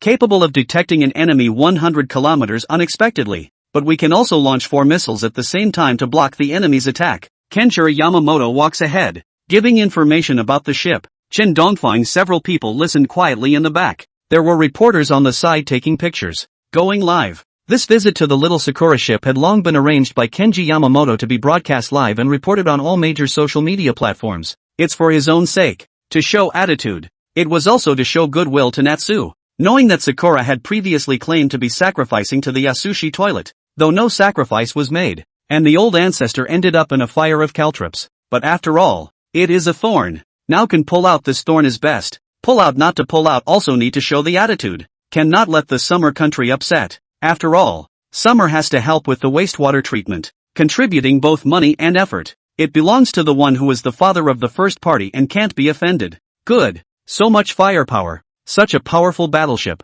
I wonder if Mr. Yamamoto could show us the actual combat capabilities and open our eyes. Zhao Beiling said with a smile. Yamamoto Kenji introduced all these things. Long ago. He was familiar with them. There is no need to introduce. He just want to see how the actual battle. Yes. Since Zhao Sang said so, as the host, we definitely can't let our guests go home defeated. There's a saying in the country of Xia that it's not fun to have friends from afar. So I'll be respectful if I can make my friend Zhao Sang happy. Yamamoto Haruhiro opened his mouth and laughed. He and Yamamoto Kenji were brothers from the same family and were on the same boat. So he was quite polite to Zhao Beiling, especially as the captain of the Zeus. He was also moved to show off. Therefore, without thinking, the request was granted. With a rumbling sound, Zeus launched. The sea was pushed away and swung into waves. This behemoth is in the ocean tuning waves and devouring the wind. In the meantime, Typhoon Furious, which was supposed to arrive 10 days later. I don't know for what reason, but it has quietly changed direction long ago,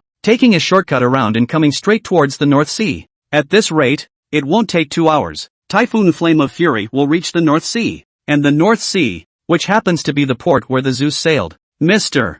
Yamamoto, is there any chance that the Zeus could have hit a reef and sunk, run into a whirlpool, or been caught in a typhoon or something? Suddenly, Yang Si asked a question for no reason. Unexpected. Just this one question drew laughter from the crowd, and even Zhao Beiling pushed his gold glasses in embarrassment as a way to hide his embarrassment. The original Yamamoto ship laughed heartily and explained. Ha ha, MS. Yang, you really know how to joke. Reefed and sunk? That's impossible. Even the most dangerous place in the world, the Zeus can pass through with ease. And if there's a roadblock, the Zeus's cannonballs are no slouches, and it only takes one shot to make the reef a splinter. What if?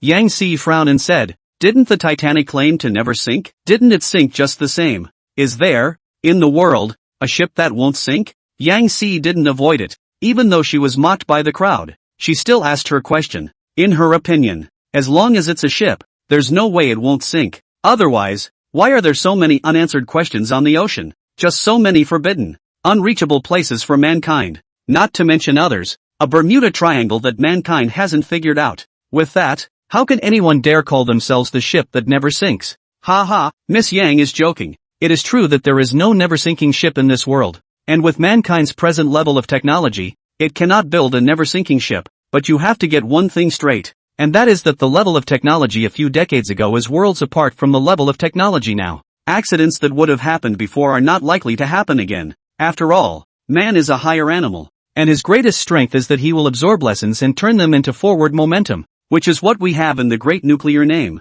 Said. The original Yamamoto ship gave an exaggerated laugh. Originally, there was still a bit of worry in his heart, fearing that Chen Dongfang's few people were here to poke around, to figure out the parameters of the Zeus and get information. But now that concern is gone. Because that kind of layman's question is simply not something someone who knows anything about modern warships can ask. Touching the reef and sinking. This is a completely impossible thing. Not that not afraid of the reef, but with the current level of technology, in a radar in a radius of 100 miles, the reef has been detected. It is simply impossible to appear to touch the reef. Not to mention, a top-notch battleship like the Zeus. Even large caliber shells can resist 2 rounds. Oh, Mr.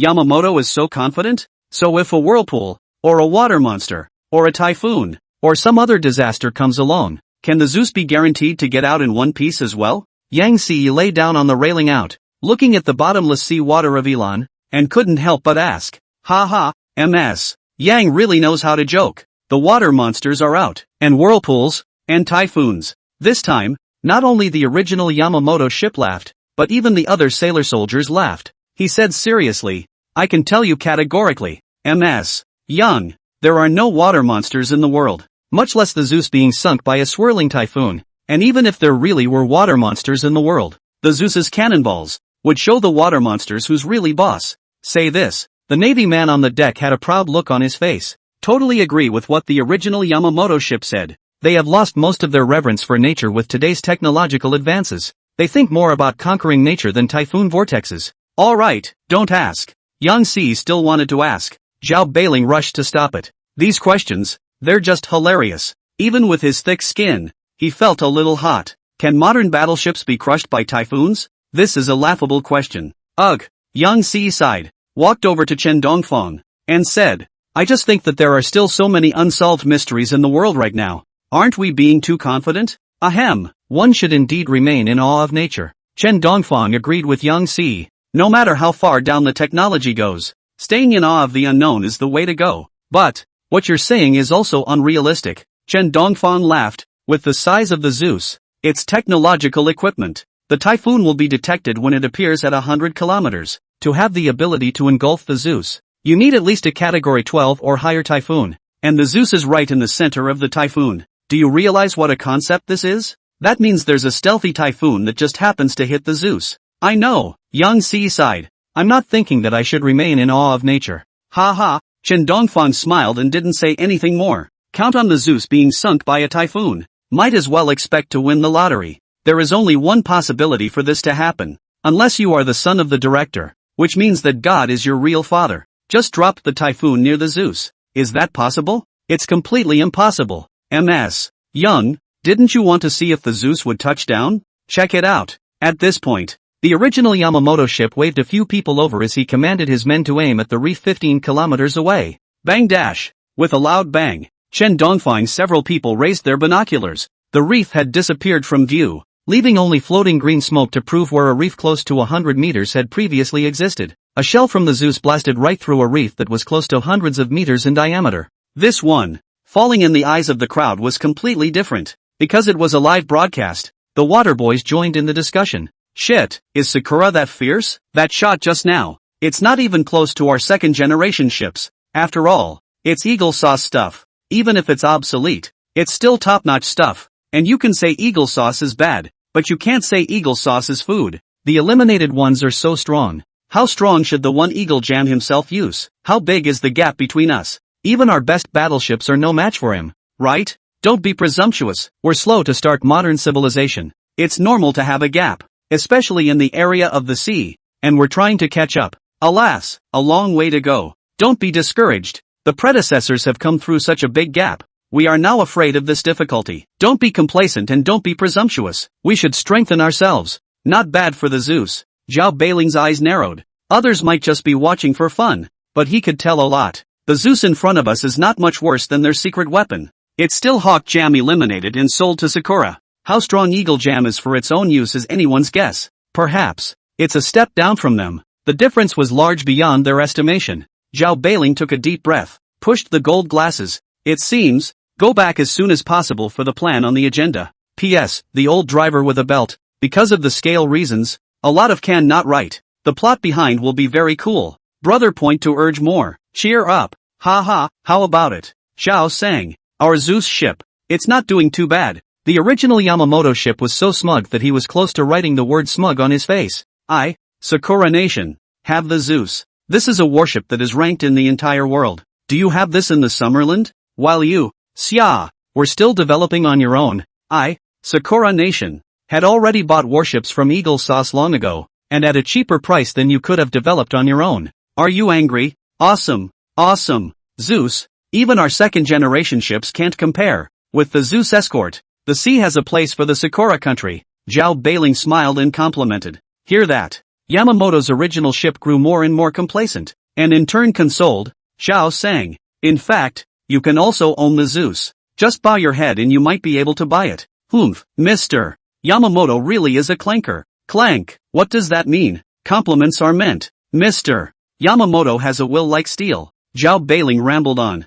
Ha ha, good, good. Cho-san is discerning. My Yamamoto family is known as the last men of the Sakura Kingdom, and my grandfather was the last ninja. Hearing compliments, the original Yamamoto ship drifted up and began to kibitz with Zhao Beiling. Zhao Beiling followed suit, showing a look of surprise and admiration every now and then. Chen Dongfang looked on in amusement. Yamamoto original ship this soft bone, their own no good, like to go to others as a dog is not enough, and pull others into the gang. When the dogs still have a sense of superiority, live long and prosper. Zhao Beiling is also a yin and yang master. In this kind of occasion, global live broadcast, it is not good to scold openly, so he had to satirize the original Yamamoto ship. And Yamamoto's original ship was an authentic baka, never having gone out to study, and the two flower planting phrases were learned only 2 days before. Therefore, it is natural to be ignorant of the profound idioms. Can't even hear people being sarcastic. It was Kenshiro Yamamoto who couldn't stand to watch any longer before he spoke up and reminded.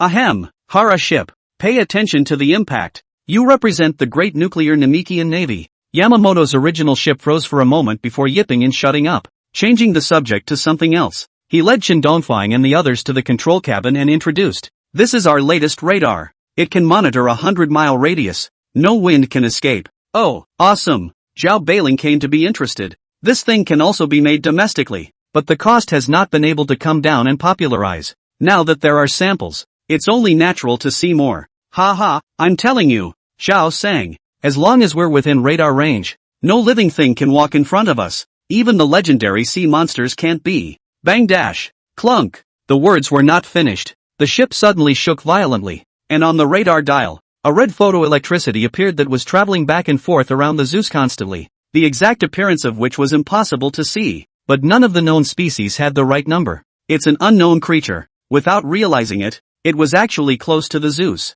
Baka, what the hell? Yamamoto original ship roared. The heart cannot suppress the anger. Just boasted. But the result is the next second to hit the face. Nothing could be more embarrassing. He looked at Zhao Beiling and said, Zhao sang, it was an accident. Watch how I kill this unknown creature. Said. The original Yamamoto ship didn't care what anyone else thought, commanding the gunners to keep filling the cannons with ammo. Shell after shell blasted away at the sea creatures as if they didn't need the money. Bang dash, bang dash, bang dash. The sea splashed and a wisp of smoke drifted out from the point where the shells had landed, with a hint of the serious odor of nitrous. Ha ha, Zhao sang. Just wait for the fish. Yamamoto original ship crossed his arms and laughed. Dozens of shells thrown into the water to blow up the fish. Not a trace of heartache, but a face of excitement. See this scene. Chen Dongfang was a bit strange. Didn't he say that little cherry blossom had no autonomy? Ammo weapons and even JUN teams are provided by Eagle Jam. Now it doesn't look that way. At least there's plenty of ammo.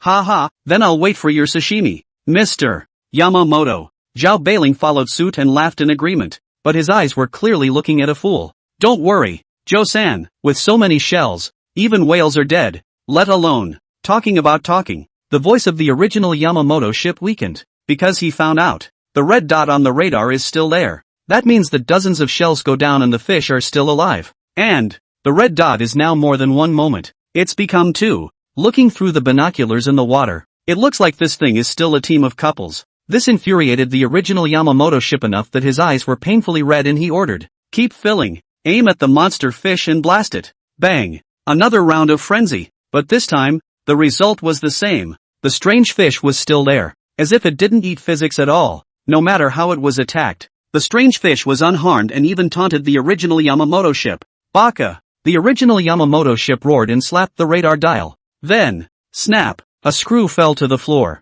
The radar dial first green screened for a moment. Then there was a bang of black smoke. A piece of spring popped out. The entire screen was lifted 4 or 5 meters away. And, in its flight, the screen hit Yamamoto's original ship just out of the corner of his eye. The original Yamamoto ship let out a gasp, covering her injured eye with a grimace. At this moment, his anger was extreme. He was just about to have a seizure. Unexpected. Yamamoto Kenji took the lead and chided. Hara ship, this is the family's property. How can you just destroy it? Especially when it's still on this kind of occasion. 2 angry shouts. The original Yamamoto ship came to his senses, but he still looked at the broken radar with a blank look on his face. This shitty radar. How can it break with a slap? What inferior product? Chen Dongfang watched in amusement from the sidelines, pursing his lips and trying not to laugh out loud. Zhao Beiling was also considered a man of substance, but at this moment, he was also breathing heavily. trying to look calm. After all, the destroyer was slapped on the radar. A scene I've never heard of except in movies. Elsewhere. Did Eagle Sauce really sell counterfeits? A thought could not help but float in the minds of the crowd. The original Yamamoto ship thought the same thing, and he called Eagle Jam directly to question it. Baka, why is the Zeus radar broken? You beautiful country is too much. Selling us inferior products. I'm going to complain. FK, you have to pay for the damage to the reputation of the beautiful country. How dare you slander our products and smear us in front of the whole world? Didn't wait for the original Yamamoto ship to finish. There was a stink on the other end of the line, and in turn, he asked Yamamoto's original ship directly for damage to his reputation. The reason, to tarnish the image of their beautiful country before the nations. Let's just say, no less than Eagle Sauce. On the subject of shamelessness, it's a trifle stronger than strength. About this matter, and the internet blew up, because it was a global broadcast. The conversation between Hawk Jam and Sakura was put online. The audio just came out. It just caused a swarm of ridicule from the netizens. Crap, laughing to death. Worthy of being Eagle Sauce, not to mention selling fake and shoddy products. But in the end, you also want to screw Sakura over a bit. Baka, these unruly fox stinkers dare to count on my great Sakura country. I really didn't expect a battleship sold by Eagle Sauce to smash radar with a slap on the wrist. Tofu for materials, right? The last time I got screwed over this bad was Asan. Difficult brother. Little Cherry Blossom recognizes her own bad luck. Meanwhile, the original Yamamoto ship stormed out, veins popping up, itching to smash the phone. At the other end of the phone came a voice. I am David, the designer of the Zeus. I can tell you clearly that the materials used in the Zeus are top of the line. There is no counterfeit indiscriminate. This is a slander by Sakura Nation against beautiful nation, and we strongly protest. We need Sakura Nation to compensate us for our moral damages, loss of reputation, and loss of the Zeus demurrage because of Sakura Nation. As David's voice came out from across the room, the original Yamamoto ship was surprised to find that this time the radar was broken. And not only did Eagle Jam not report it for repair, but they were actually required to provide over $1 billion in compensation. That's enough to buy a new destroyer. It's downright deceptive. The original Yamamoto ship hung up the phone with a thud and a grimace. Even if Hawk Jam is the strongest in the world, it doesn't take this kind of bullying. In the meantime, oil barons, Camelot Nation, which was ready to buy weapons from Eagle Jam, hesitated after seeing the live broadcast. The world knows how strong Eagle Jam is, and they want to buy weapons from it. What if in the future the Hawks Bane need oil and hit them back? It's a big deal. Once you buy Eagle Jam's weapons, it means you have no power to fight back against Eagle Jam. I think we can get it in Summerland. Summer has a good reputation, so at least we don't have to be afraid of him screwing us. Suddenly, a voice made a suggestion. After serious thought, Prince Camel realized that this would work, and like he said, at least he wouldn't have to worry about the summer pit. He picked up the phone. The Zeus radar is still smoking. The face of the original Yamamoto ship, which was still smiling, stunk up. He'd thought of Eagle Jam being shameless, but not this shameless. What the hell kind of emotional distress is that? You sell me pirated copies. I can't say anything. If I do, you'll say I'm ruining your reputation. It's more pugilistic than pugilistic. It's just so far out of the world. Tick-tock, tick-tock. Suddenly, the Zeus alarm went off again. The original Yamamoto ship picked up the binoculars and found that the two strange fish that had just disappeared had reappeared 10 kilometers out to sea. And the Zeus caught a strange sound wave, like the taunting of two strange fish. This pissed off the original Yamamoto ship. It's okay for Hawkmaster to be a bully. After all, he's strong and shameless. There's no way around it. But you've been a stinky fish and you dare to bully me. It's just too much. Unable to suppress his anger, Yamamoto's original ship once again ordered his soldiers to load up. This time he was going to take control of the cannon himself and blast the strange fish to death. Baka, Hara ship, you're too impulsive. Kenjiro Yamamoto chortled. But the original Yamamoto ship had long since fallen into madness at this point, and didn't give a damn. Insisting on firing at the strange fish, Kenjiro Yamamoto threw a pleading look at Zhao Bailing. Zhao Bailing shrugged his shoulders to show his love. You a blood brother cannot persuade people. Expect me an outsider to persuade. Is not a fool's errand? Bang, bang, bang, bang, bang, bang, bang, bang, bang. 3 points and a line. Targeting. Keep your head down. As the shells blasted out, the originally arrogant monster fish became agitated and let out a mournful scream. Boom dash. The first shell fell. The original Yamamoto ship took out its binoculars and couldn't help but cheer loudly as it looked at the blown-up skinned monster fish. Under fire. It wasn't long before one of the monstrous fish perished under the powerful net of fire, and the other was badly wounded. but just as the original Yamamoto ship was riding the wave of victory. I don't know when. A fishing boat slowly came in under the fire net. There was also an ant's flag on this fishing boat. Baka! Why is there a fishing boat here? These fools, could they expel the fishing boat and leave? The original Yamamoto ship cursed angrily and just tried to stop the fishing boats from entering. But it's already too late. He took out his binoculars. At that moment, a shell fell steadily into the fishing boat. 1 second later, bang dash! There was a loud bang. Fishing boats take off as fireworks. Yamamoto's original ship had cold sweat on his forehead. But there were people on the fishing boat, and so many lives were already enough for him to be court-martialed. Go! Go! Go! Never mind that crowd, Yamamoto's original ship yelled, completely disregarding the people on the fishing boat who hadn't died yet. The men were struggling in the water and were carrying injuries. But instead, because of the fear of the original Yamamoto ship and the fear that his mistake would be discovered, he chose to simply flee, taking away the last vestige of hope for life. At this point, Chen Dongfang couldn't help himself and stepped forward. Mr. Yamamoto, everything we've done is being broadcast live around the globe. If you escape, you'll be waiting to be court-martialed. The original Yamamoto ship was first red with anger, but quickly deflated. Chen Dongfang is right. If you can escape for a while, you can't escape for a lifetime. His fate was sealed the moment the shell landed on the fishing boat. Immediately, go save them. Kenshiro Yamamoto played his part at this point. A kick to the disheveled Yamamoto's original ship, commanded the sailors to maneuver the Zeus and salvage the fishermen who were not dead.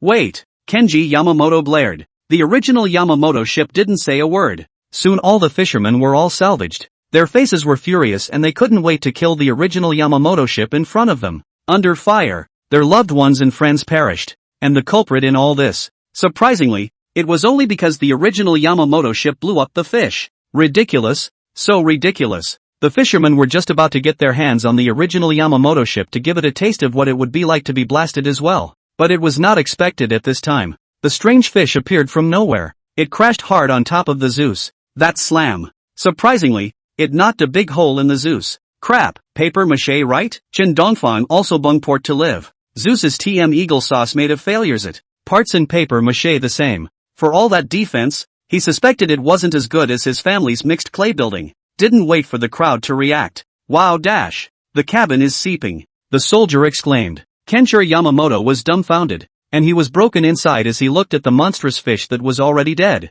What the hell? You're possessed by a moldy god, aren't you? It's a warship. Cannonballs don't always get through. Surprisingly, it was broken by a strange fish. Not only did the Zeus break defense, even Kenji Yamamoto broke his defense. Report Captain, the cabin is leaking. The engines are taking on water and the engine systems have stopped working. If we don't call for help we're afraid we'll. Okay, I know. The soldier didn't finish his sentence. Kenji Yamamoto already knows the result. A destroyer, sunk by a monstrous fish. No one would believe it, but the truth is happening. Kenshiro Yamamoto sighed, a wave of frustration rising, doubting himself. Was he really failing at everything he did? Doomed to a lifetime of futility. First, they assisted in the compensation of Anne, which led to her horizontal death. Another visit to the Zeus. The Zeus sinks. While neither event was directly related to him, both were due to him. Ugh, a thick sigh indicates the state of mind of Kenshiro Yamamoto at the moment. Mr. Yamamoto, pull yourself together. Everyone is still waiting for your command. There's no such thing as a few decades of life without setbacks. Go for it, Chen Dongfang encouraged. He patted Kenji Yamamoto on the shoulder and expressed his deep sympathy for the minister. After all, he had the same experience of being very capable but not being able to do anything. Surprisingly, he felt a twinge of sympathy, or sympathy for Kenji Yamamoto. Chan-san, thanks for the encouragement. I'm going to pull myself together. After all, I have hundreds of lives behind me. Glanced at the soldiers and fishermen behind him. Kenshiro Yamamoto gathers his courage and continues to command the broken Zeus. He first sought help from the nearest friendly forces, then commanded the soldiers to clean up the broken cabin. Resettlement of fishermen. For a while, it was decent. The Zeus is back up and running under the command of Kenji Yamamoto. As for the original Yamamoto ship, it has long been disheveled lying in the corner. Mouth cannot stop chanting. I do not want to go to court-martial. I do not want to go to court-martial. Cowardly and timid looking. It's a completely different person than before when he was wildly frying fish. Pure iron waste one. I don't know how much worse than Kenji Yamamoto. Report. The water monster has been recovered. The soldier stepped forward and said, the Zeus continues to sink. Without support. the Zeus will not escape sinking in the end. And the monster fish that hit the Zeus was recovered. The crowd looked at the strange fish in front of them. A body over 10 meters long with 3 gills, 2 fins, and a tail that looked like a sphere. The mold is weird. There is not a single known species in the world that can be right. What is this thing that could sink the Zeus? How come I've never seen it before? I'm a biologist. Strange. Too strange. Such a big fish, but with such a strange body structure. It looks kind of like a shark, but shark tails don't look like that, and sharks don't have these weird bulbous tails on them. A new species? The likeness of the strange fish was also uploaded to the livestream. However, looking at the tens of millions of people online at the same time in the live broadcast room, it is surprising that not a single person recognized this strange fish, and even similar species could not be found. The strange fish look oozy, not like nature's species. Chen Dongfang frowned and said uncertainly, "This strange fish, could it be a mutated species?" The words came out. The crowd in the room came back to their senses. Indeed, the strange fish in front of us had all kinds of fish characteristics, but it was not a complete fish. Nature would not have created such a strange species.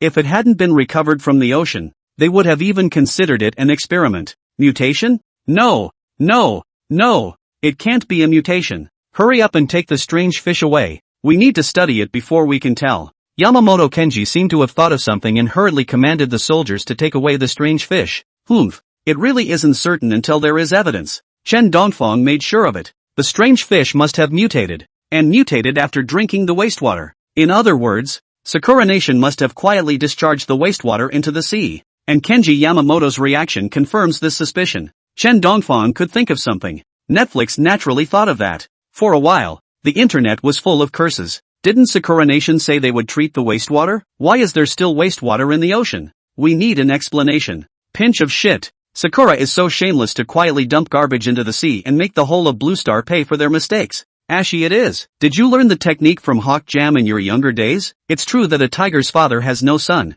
It's so immoral. I strongly condemn this kind of behavior by Sakura. I'm a Sakura person, but I can't accept this practice at all. One time, Sakura has become an international street rat for everyone. All kinds of things in Little Cherry Blossom are labeled as H-contaminated. The head of Little Cherry Blossom's net entertainment department was dumbfounded. How all of a sudden? The world had so many more bad reviews of their Little Cherry Blossom all of a sudden. And, because of this incident, it has also led to a ban on the export of their goods. When he figures out what's going on, couldn't help but spit out a mouthful of old blood. It's not enough to have a destroyer sunk by a fish, but to be caught quietly discharging wastewater is a disgrace to the international community. He picked up the phone and dialed the cabinet. For the Yamamoto family's impeachment, it begins. Kenji Yamamoto doesn't realize how much trouble he's in. Not a moment too soon. And he got the message. Friendly forces have arrived. Chen Dongfang and the others walked up the plywood. And what met their eyes was a search of a huge aircraft carrier, at least 100 times larger than the Zeus. The sheen of steel raised a solemn atmosphere throughout the sea. In the presence of the mothership, the Zeus was like a child who hadn't grown up. Ha ha, Chan-san. This is the national treasure of our Sakura country, the Fuji, and Asia's first carrier ship. Kenshiro Yamamoto smiled at the introduction. After the encouragement he had just received, he and Chen Dongfang had become quite familiar with each other. Now he's like a little kid showing off fresh toys in front of his friends. Well, not bad for the first mothership. It's just so grand. I've never seen an aircraft carrier before. Chen Dongfang responded with a smile as well. It is always customary for people to consider those who comfort them as friends when they are most lost. Yamamoto Kenji was of the same mentality as he smiled and said, "If Chen-san doesn't mind, we can visit the Fuji together." Really? Chen Dongfang's eyes lit up. Of course, Ken Yamamoto bashfully said. "We're friends," said the man, walking ahead to lead the way. As for the Zeus, instead, they were towed behind the Fuji, which was easy for the mothership. In the meantime, seeing Chen Dongfang board the mothership, Zhao Beiling fell silent. Yancy was silent. Even the water users watching the live stream were silent. They don't think so. With so many accidents on the Zeus, it would really be an accident. All of this, it cannot be said to be irrelevant to Chen Dongfang. Let's just say it's exactly the same. Familiar look. Like Chen Dongfang in a car. There will always be a car accident. Take the plane will always crash. No matter what to do, there will always be something wrong. Looking at Chen Dongfang's figure, the crowd couldn't help but rise with a hint of anticipation. I don't know. Is Sakura's mothership strong enough? Mr. Yamamoto, do you think? Can an aircraft carrier carry a typhoon? Or a vortex? Board the Fuji. Yang Si once again asked a borderline question. Ha ha, don't worry. Ms. Yang, the Fuji is absolutely safe. The displacement of one Fuji is not comparable to 10 Zeus. They are worlds apart and not comparable at all, Kenshiro Yamamoto explained with a smile. The confidence on his face wasn't feigned. It was a genuine belief in the Fuji. After all, the Fuji, as one of the counted war behemoths of the blue planet, if it was overturned by a typhoon vortex, how big should that typhoon be? It's something completely unthinkable. Couldn't dream of such a dream. Kenji Yamamoto looks confident. It made Chen Dongfang recall that when the original Yamamoto ship bragged before, it also had a proud and unbeatable face, patting its chest and packing its bags. But in the end, the downfall has been laid out here. It's always good to be careful, Chen Dongfang advised bitterly. In the past, I always said that I was stable this time as well, but after experiencing a few failures, I know that people can't float too much. Ha ha, Chen sang. Don't worry, the Fuji has been in service for 18 years and has never missed a beat. It's just that the annual maintenance is a bit expensive and leaves us struggling. Otherwise, the Fuji could have made us number one on the Y continent. Kenji Yamamoto smiled confidently. Don't blame him for being cocky. Rather, they do have hubris.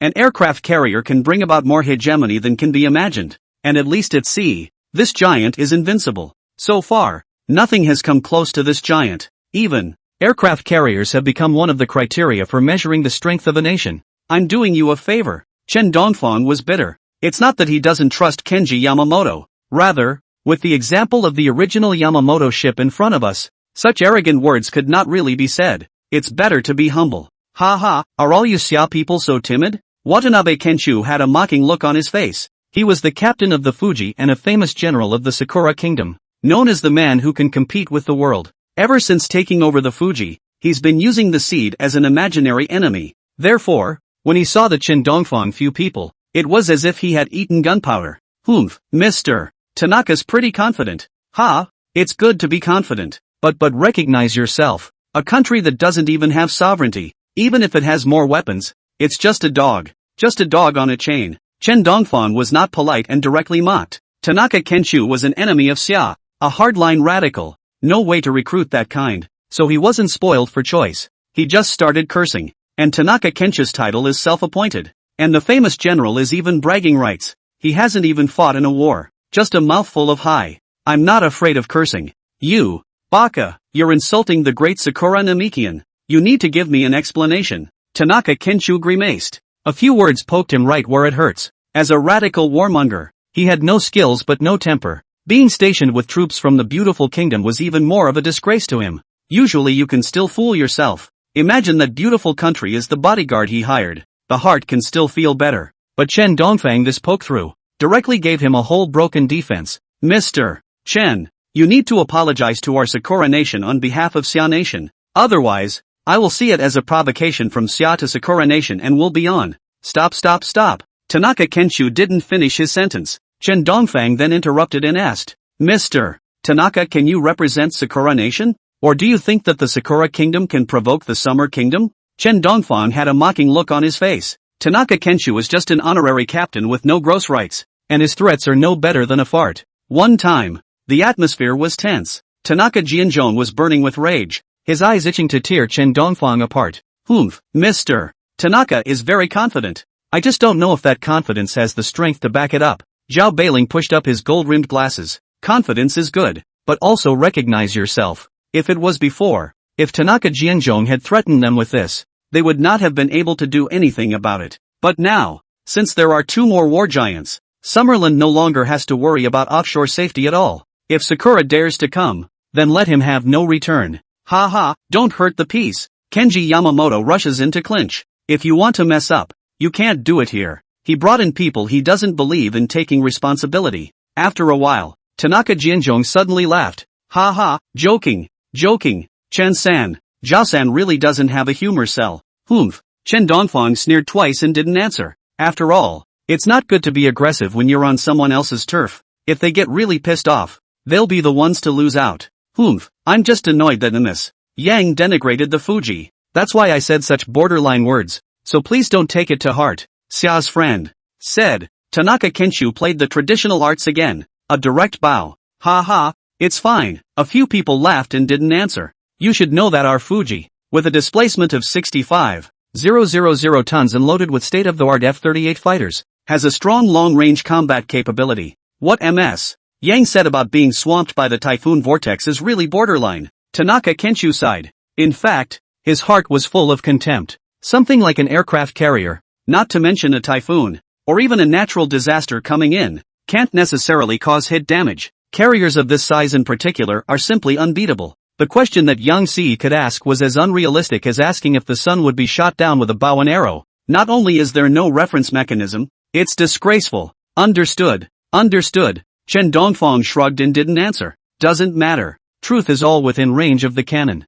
There's no use arguing too much. Just shake it off and really compare it to get the reasoning through. Tanaka Kenshu wanted to say something else. A panicked soldier was seen running out. What's the hurry? Seeing the soldier's panicked appearance, Tanaka Kenshu felt ashamed and chided. Have you fed your courage to the dogs? As a man of the Fuji, you must be steady. Ahem.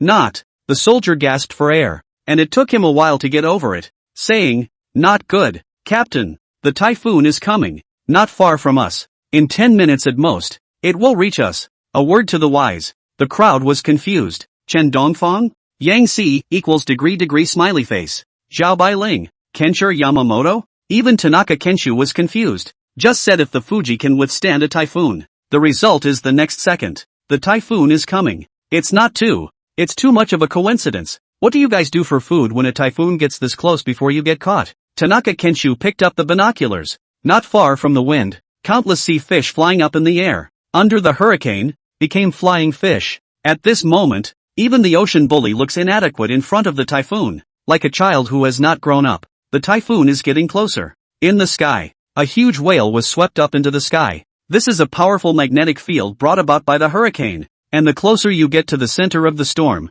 the stronger the attraction becomes. And this whale, just because it couldn't dodge, was swept to its death. Bang dash! Suddenly, the whale was slammed by a gust of wind whipping straight toward the Zeus. With a loud bang, the chain holding the Zeus broke. Buzz dash! The sea is slowly flooding the Zeus. As the last sliver of the ship's hull went into the water, a hint of despair reached the crowd. USS Zeus. Sunk! Don't stand on the deck. Get into the cabin. Chen Dongfang roared. As the typhoon gets closer, the attraction that comes with it is getting stronger. Before long, one could not even stand on the deck, and the wind was raging as if one was going to be swept into an endless hurricane in the next second. I say, why do we always get this kind of bad luck? Several people ducked into the cabin. Yang Si had a puzzled look on her face. Her clothes were soaked through, and she was in a sorry state at this time, but the light in her eyes, which had not been extinguished, gleamed as she looked at Chen Dongfang. Ugh, how much I am to blame, not only for the death of Mr.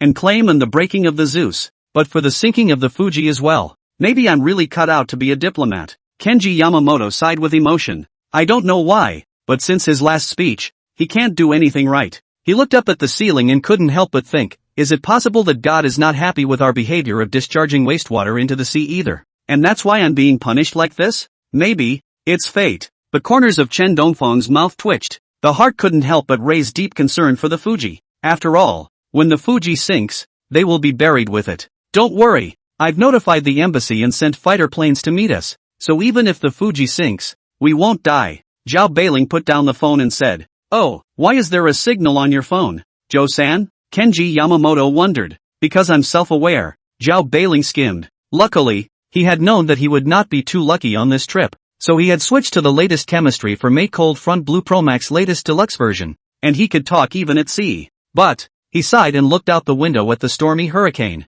Although I knew something bad might happen, I didn't expect it to produce a typhoon, or the kind that can overturn a boat. One time, an idea bubbled up in him. Would it be too inhumane to keep bringing Chen Dongfang to hang out in Sakura country? Why don't we go to Eagle Jam next time? In the meantime, deck, Tanaka Kenshu is directing soldiers to maneuver the carrier, bound to get out of the typhoon vortex early. Start up maximum power, turning on protective missiles. All hands on deck. Millions and millions of missiles are being thrown out for no money at this point. And the reason, surprisingly, is just to fry fish. The typhoon's attraction grows stronger and stronger, and this represents the death of countless sea creatures. Their bodies were swept high by the typhoon and then fell heavily. One bad stroke of luck and you'll be smashed by a fish with a concussion. Even some unlucky ones that got their heads blown off by fish. Reporting to the captain. The radar is down. We can't find our way. At this point, a soldier ran forward in panic. The closer you get to the center of a typhoon, the more there is a powerful magnetic field that prevents the equipment from functioning properly.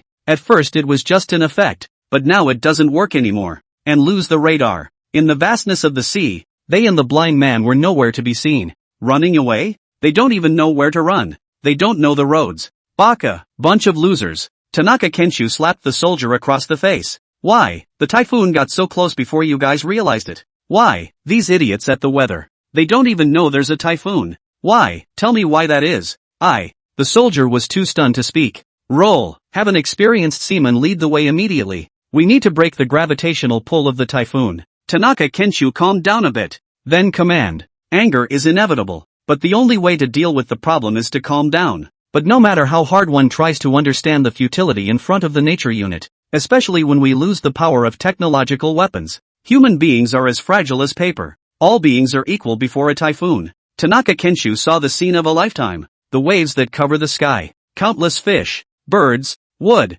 and unknown items were all wrapped up in the torrent of the typhoon, traveling a huge dragon sucker. The blackened clouds covered the sky. The fishy saltiness of the sea is so like the roses of first love. The moment Kenshu Tanaka felt the wrath of nature clearly, a sense of powerlessness surged through him, and he tasted despair. Suddenly, snap dash, sneak attack. A fish fell from the sky and hit the unlucky soldier who came to report. Blood flowed freely. It seems like a typhoon launched an attack. Then a myriad of recognizable and unrecognizable things landed on the deck. If you're unlucky, you'll just lose your life. Even the deck was smashed out with several large holes. Wait until the closer you get to the typhoon, the greater the gravitational pull. This time, the Fuji has tilted sideways. Unable to stand, the crowd wailed. I don't want to die. My mom, dad, brother and sister all died on the fishing boat. I can't die again. Please God save me. We were just out fishing. Why did we have to encounter such a thing? Why did the first time I went to sea,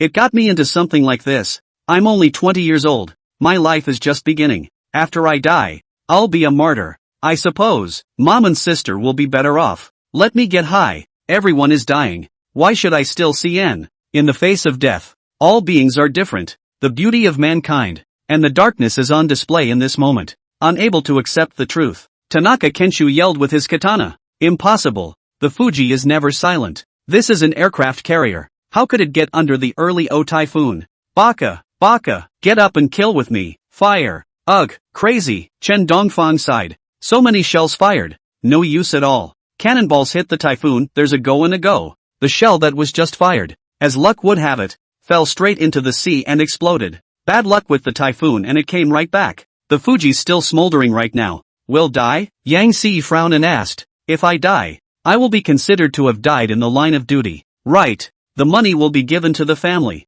Right. My dad and mom have raised me for 20 years. Even if I feed the dog, there is a return. Yes. Don't worry. Zhao Beiling was speechless. Which person compares themselves to a dog? Quite nice. Facts aside, the typhoon was pretty good. Chen Dongfang joked. I'm not afraid of this little thing. Growing up, he encountered countless dangers. Now that's a field that's top 3 at best. He scratched his head and said easily, it's only logical that help should be here. I'm a little unlucky, but every time I'm going to die, there's always a miracle. Yang Si rolled her eyes. Crow's mouth. Zhao Beiling was speechless. Do you think this idea is practical? Kenshiro Yamamoto was even more calm and looked like he had seen it all. Chen sang. Death is just another beginning. Don't be afraid. The words were just finished. The Fuji took on water and in no time it was above the ankles. Yamamoto Kenji instantly broke his defenses and said in tears, actually, I don't want to die either. My secretary is only 22. I haven't enjoyed my life yet. The shadow of death looms,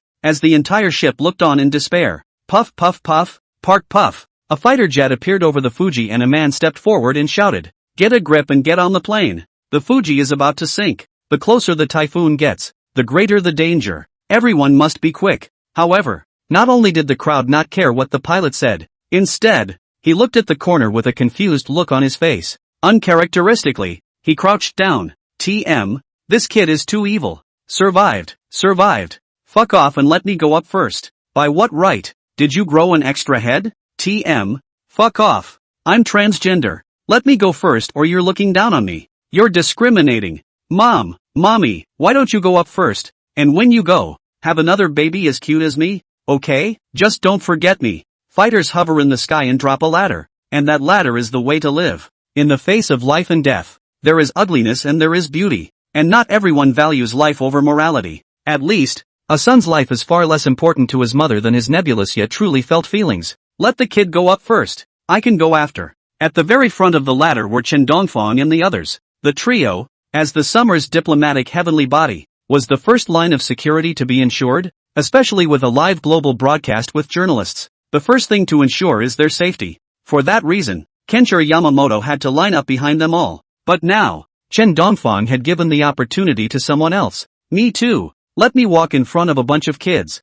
I can't do it. Yancy withdrew a body position to allow one to carry the child. As for the child's mother, she cried as she sent her child to the fighter plane and stayed where she was. You can only let the child go first, even if the child's mother can't get on the fighter plane. I'll do the same. Let the kid go first, and as for us, we can wait for the next fighter.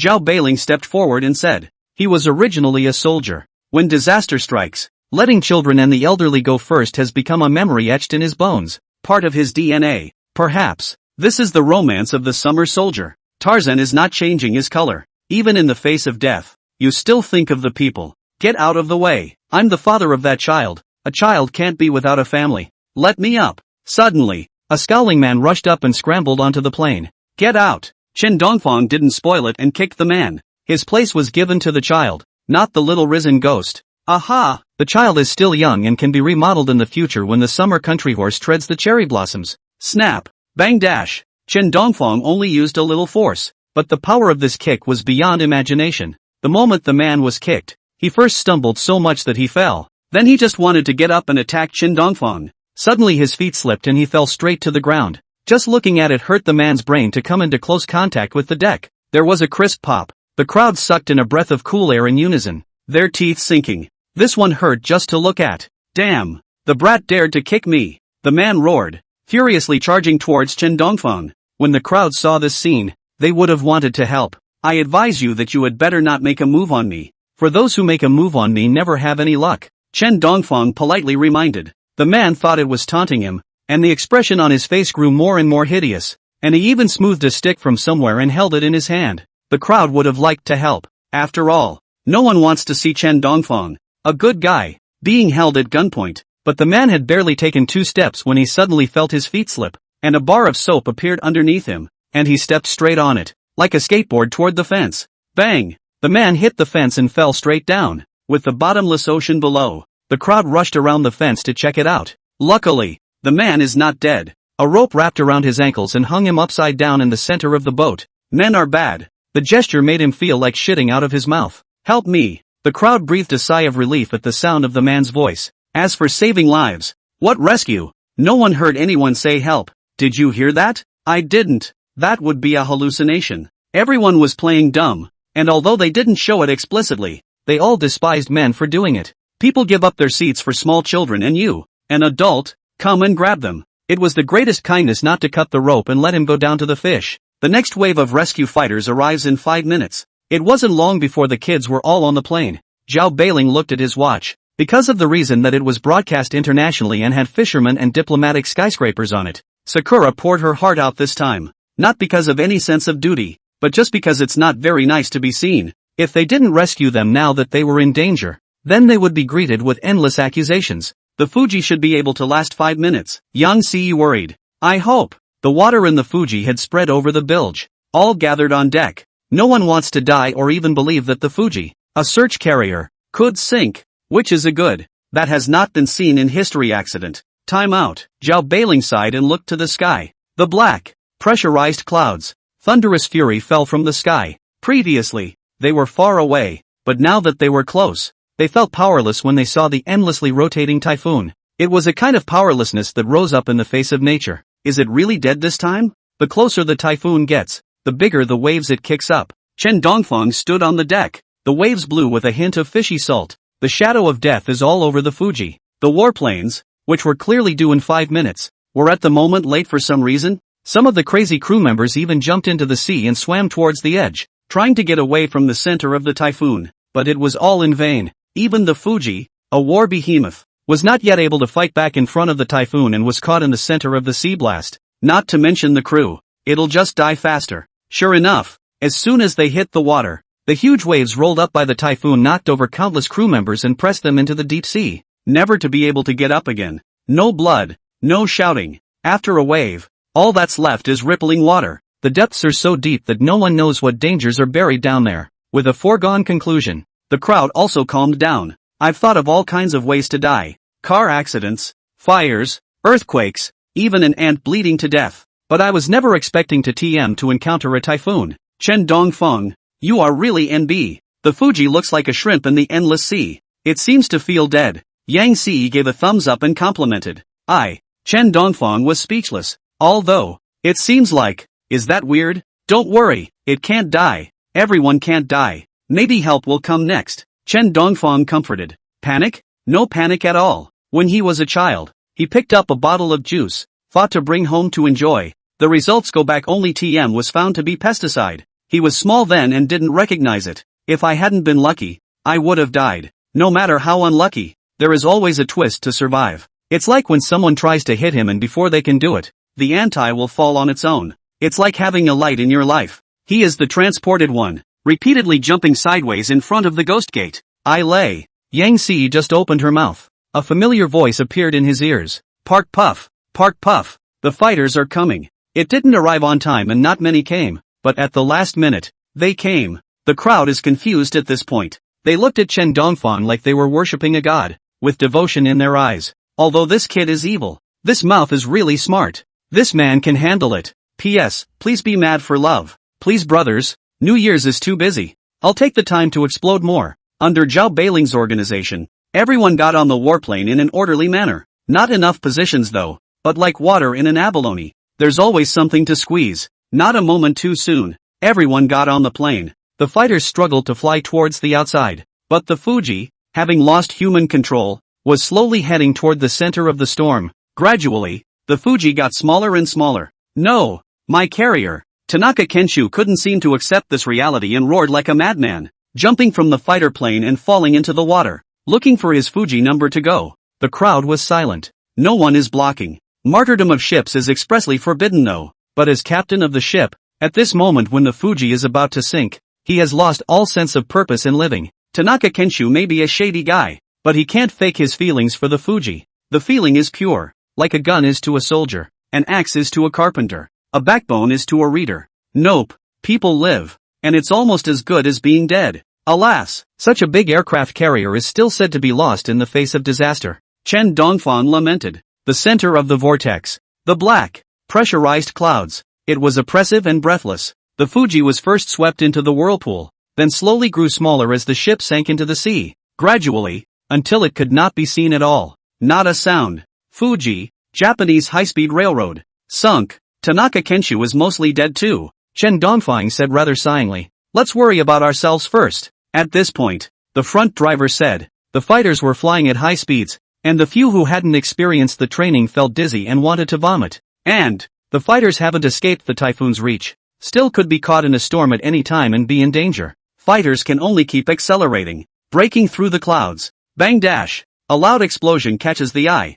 Not far away, a warplane's wing was damaged due to negligence, and flames instantly engulfed the warplane. The fighter jet fell straight into the sea. All of the people on the plane are dead. Remembering that not long ago the original Yamamoto ship had boasted that the Zeus would never sink, Chen Dongfang couldn't help but sigh. Man, it's best not to blow NB. Now not only has the Zeus sunk, but even the carriers. This time, Sakura Sea Power is set back at least 10 years. Bang dash! Another fighter fell. The crash was a foregone conclusion. Flying in such dangerous weather, death is really something that is not commonplace. Good on. The pilots were skilled and had a couple of life and death crises, but overall, they were solid. I hope there are no accidents. Chen Dongfang sighed. At these words, the crowd had mixed expressions. Driver, you don't say. Brother, I'm panicking. As a pilot and part-time squad leader of the 3rd Brigade of the Overseas Negligence Bureau, the driver knew Chen Dongfang's identity more deeply than he had already seen. In Chen Dongfang's casualty,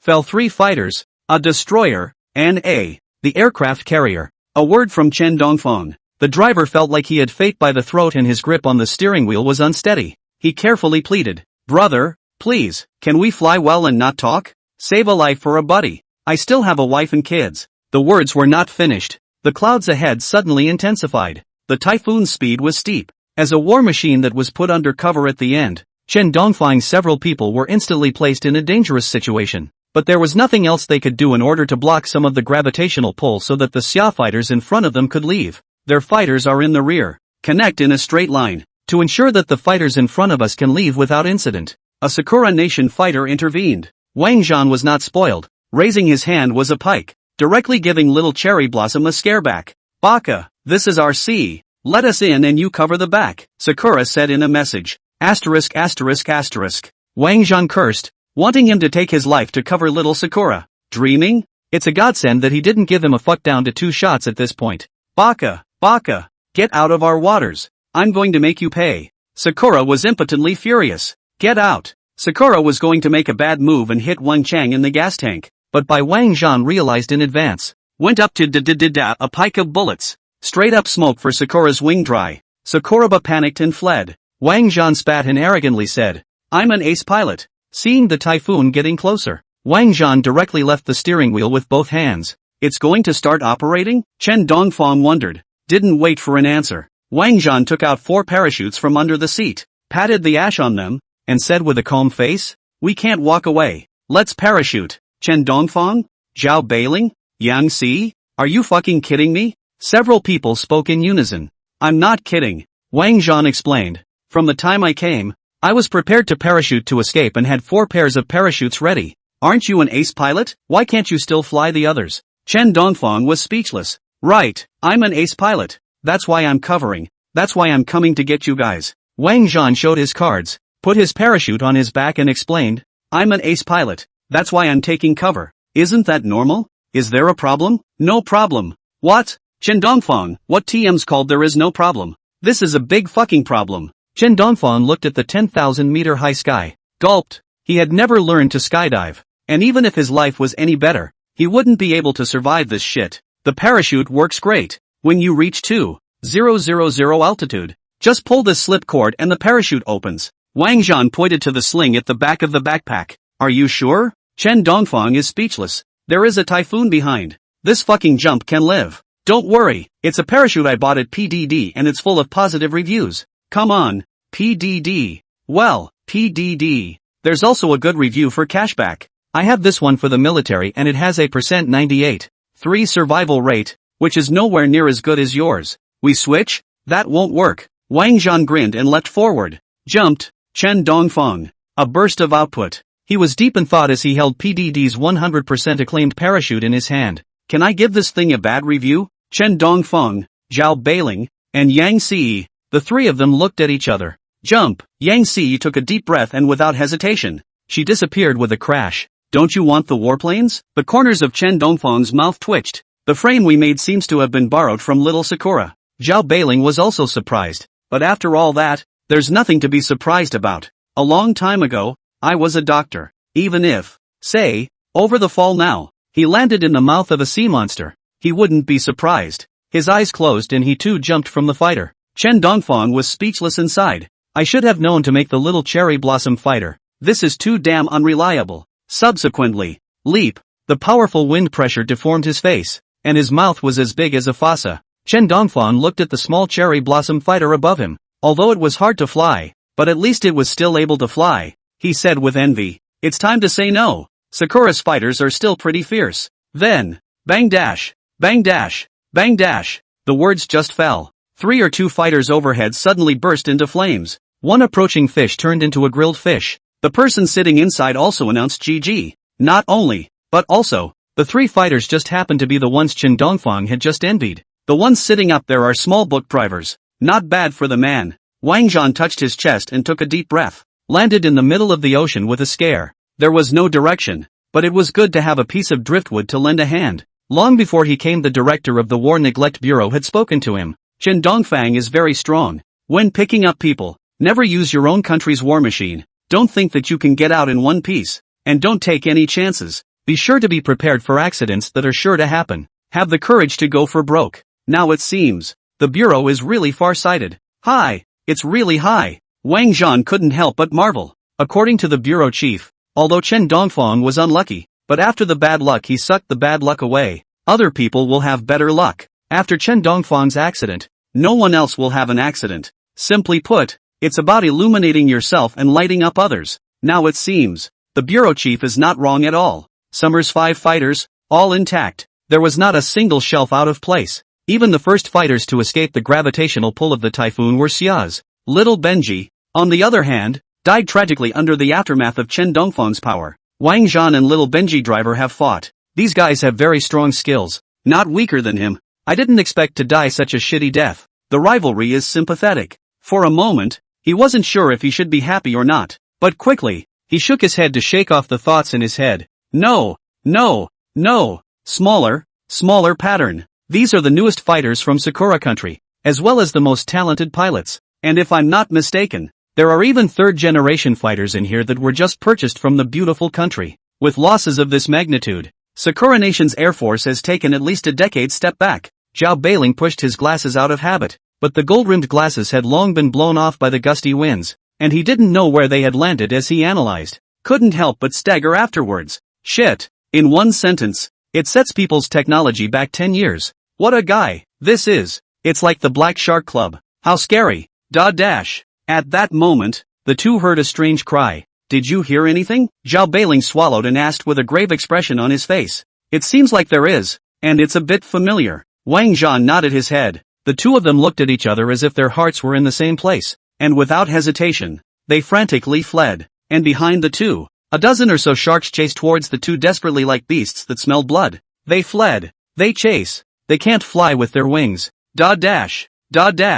Woo woo. Half an hour later, when he woke up again, Zhao Bailei realized that he was on top of a cruise ship, and there were some people around him taking pictures with cameras. Greetings, Mr. Zhao. May I ask how you feel about the sinking of the Fuji? Hello, Mr. Cho. Is there anyone else surviving on Fuji? Some people say that Tanaka Kenshu was martyred on the ship. Is that true? Please? Having come back from the dead in a typhoon, may I ask how you feel? One microphone shoved to his mouth. Zhao Beiling covered his head. His memory kept circling. When they were being chased by the great white shark, they seemed to have encountered a group of killer whales. It was that group of killer whales that thinned the great white shark and saved the two men, and sent the two men next to the cruise ship, and that was how they were saved. Not far away, Wang Zhan was in the same scene, obviously not counting on the relief. Zhao Beiling organized his thoughts and quickly regained the aura of being a diplomatic heavenly body. He straightened his clothes, stood in front of the camera, and sadly said, I feel deep sympathy and sorrow for this sinking of the Fuji. Captain Tanaka died in the death of his ship,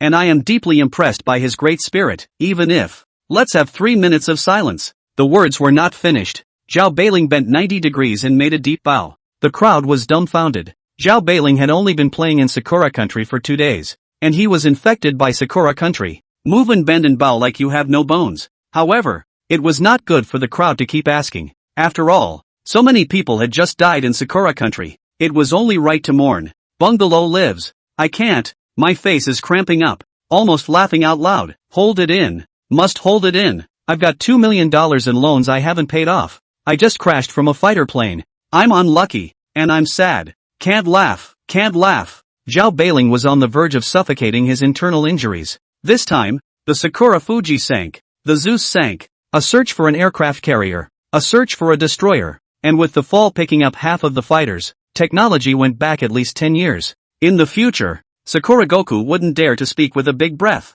This good. Something to be sad about. He was literally in tears with grief. Put. I don't know who laughed out loud. The crowd's eyes went to where the sound came from. Sorry, my wife's in labor. With an apologetic face, Wang Zhan rushed to explain, although he really wanted to hold back. But he's no Teenage Mutant Ninja Turtles. Nor do they have the kind of power that Zhao Beiling has. He just couldn't help himself. Tears of joy. Tears of laughter. At this point, the pickle reporter burst out laughing as well. He could no longer hold in the smile when he heard about the sinking of the Sakura Nation carrier. Luckily, Wang Zhaosher was able to solve the problem in time. With his mind spinning, he rushed to say, Congratulations on your sister-in-law's birth, Smithy. Put, with a chuckle, originally could still hold back the laughter of the crowd. At this moment completely clamport to live. Directly out of laughter. That looked to be more happy. It's like everyone's wife gave birth. Congratulations to this fellow summer wife on her baby. We send our blessings at sunset. A congratulatory, piercing laugh seemed like a knife in the chest of a Sakura Nation reporter. The Sakura Nation reporter laughed harder than he cried. The crowd seemed to think that was bad too. After all, people have just sunk a search carrier and lost nearly half of their fighters. Laughing so happily at this time is more or less like falling into a stone. But today is the day Wang War's wife gave birth. It's okay to laugh a little. The crowd's faces slowed. Merit deduction of the King's War. Rest assured that the smile is even. There was also a reporter who captured this heartwarming scene. Although Sakura Nation sank an aircraft carrier and crashed half of its fighters, isn't it worth rejoicing that our friend from Xia Nation, Wang War's wife, gave birth? The Eagle Jam reporter patted the Sakura Nation reporter on the shoulder and soothed. Think happy, brother. Let's be happy, said, and laughed loudly. Neither. Whether it was for the sake of Wang Zhan's wife having a baby happy, or mocking, the crowd laughed at each other. Then this opportunity to let loose a taunt. One time, the air was full of merriment, and right now, sit in front of the TV. Zhang Yu, who was worried about Wang Zhan, was dumbfounded. When did she have a baby? How come she doesn't know? Am I dead? Chen Dongfang woke up leisurely. The fishy salty sea breeze blew across his face. He looked at his surroundings with a dumbfounded face and couldn't help but issue a question. Where the fuck is this? He got up and looked around. Warm sandy beaches, the beautiful ebb and flow of the tide. There was also a bustling crowd of 3 or 2 tourists hitting the photo booth. This place. Ding dong. Chen Dongfang familiarly opened his cell phone, tapped the location, and finally determined it. This is Kanagawa. This place is close to Tokyo. And he was now at the edge of this place, on a sandy beach. That is to say, after jumping out of the fighter plane, Chen Dongfang fell into the seawater and soaked for a day and a night, being blown by the wind from the sea to Kanagawa. Off the charts. But there doesn't seem to be anything outrageous about being able to experience sinking aircraft carriers,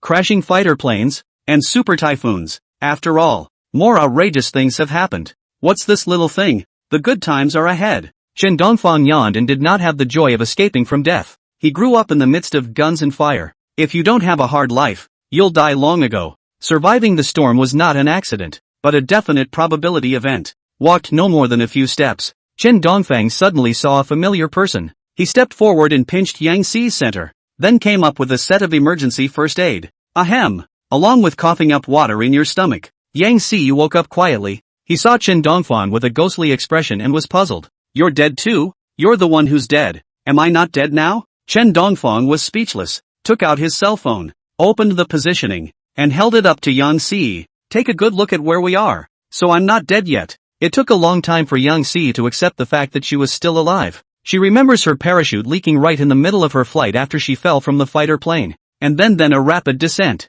It hit the water hard. At the time she thought she was dead. But it did not occur to her that she survived and was swept to the beach by the waves and also happened to meet Chen Dongfang. Everything is so outrageous. But, with you, nothing more outrageous is outrageous. Yang Xi glanced at Chen Dongfang before letting out a sigh of relief. Chen Dongfang didn't retort. Doesn't matter. Puwa if you want to. He doesn't eat that. Let's find a hotel to stay in first. Yancy didn't have a big reaction to surviving, other than gratitude. It's as if you're used to it. She seems to have developed antibodies. Before, the slightest irritation could make her scream. A car accident could make her mind explode. Now, she didn't even react much to the carrier blowing up, as if she deserved it. Chen Dongfang couldn't help but generalize. Yancy is so adaptable. No matter how big something is in her hands, she always adapts quickly and doesn't cry or yell. The two of them walked slowly out of the beach, to the street. Private Marseille. May I ask if you're here for the Cherry Blossom Festival as well? It's soaking wet.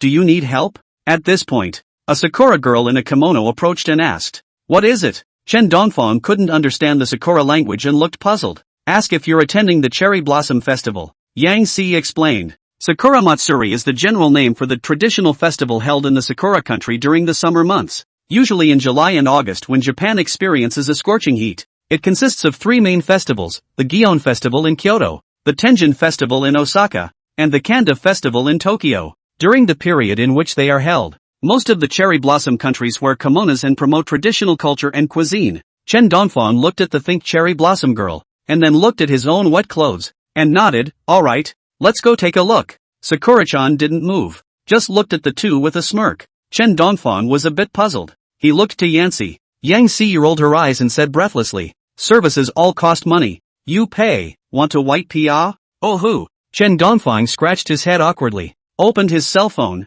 and transferred the money. Only then did the Sakura girl smile and lead the way. Your cell phone is so tough. It's still working after soaking in seawater for so long. Yang Si generalized that he that just bought Fruit 14 Pro fell into the water and died. Has a black screen cannot be opened. That's for sure. Chen Dongfang nodded. He is using a Porsche phone that is transformed into a cold front blue Supreme Deluxe Edition Premium Pro Max Porsche phone. Soaking in water for 2 days can be used belongs to the basic operation. After changing clothes, Sakura-chan led the two down the street. There was a lively look everywhere. In the summer, the Sakura Matsuri is a festival and a day for everyone to relax to their heart's content. And if you're lucky, you might even be able to attend the impart. Why does this cherry tree look dead? Chen Dongfang was a bit puzzled, looking at the cherry blossom trees on both sides of the road. A cherry blossom tree that not only looked like it was dying, but even its petals carried an unpleasant aroma. Indeed, it's a bit anti-seasonal now that it's July and the cherry blossoms are still blooming. Yang Si was also confused.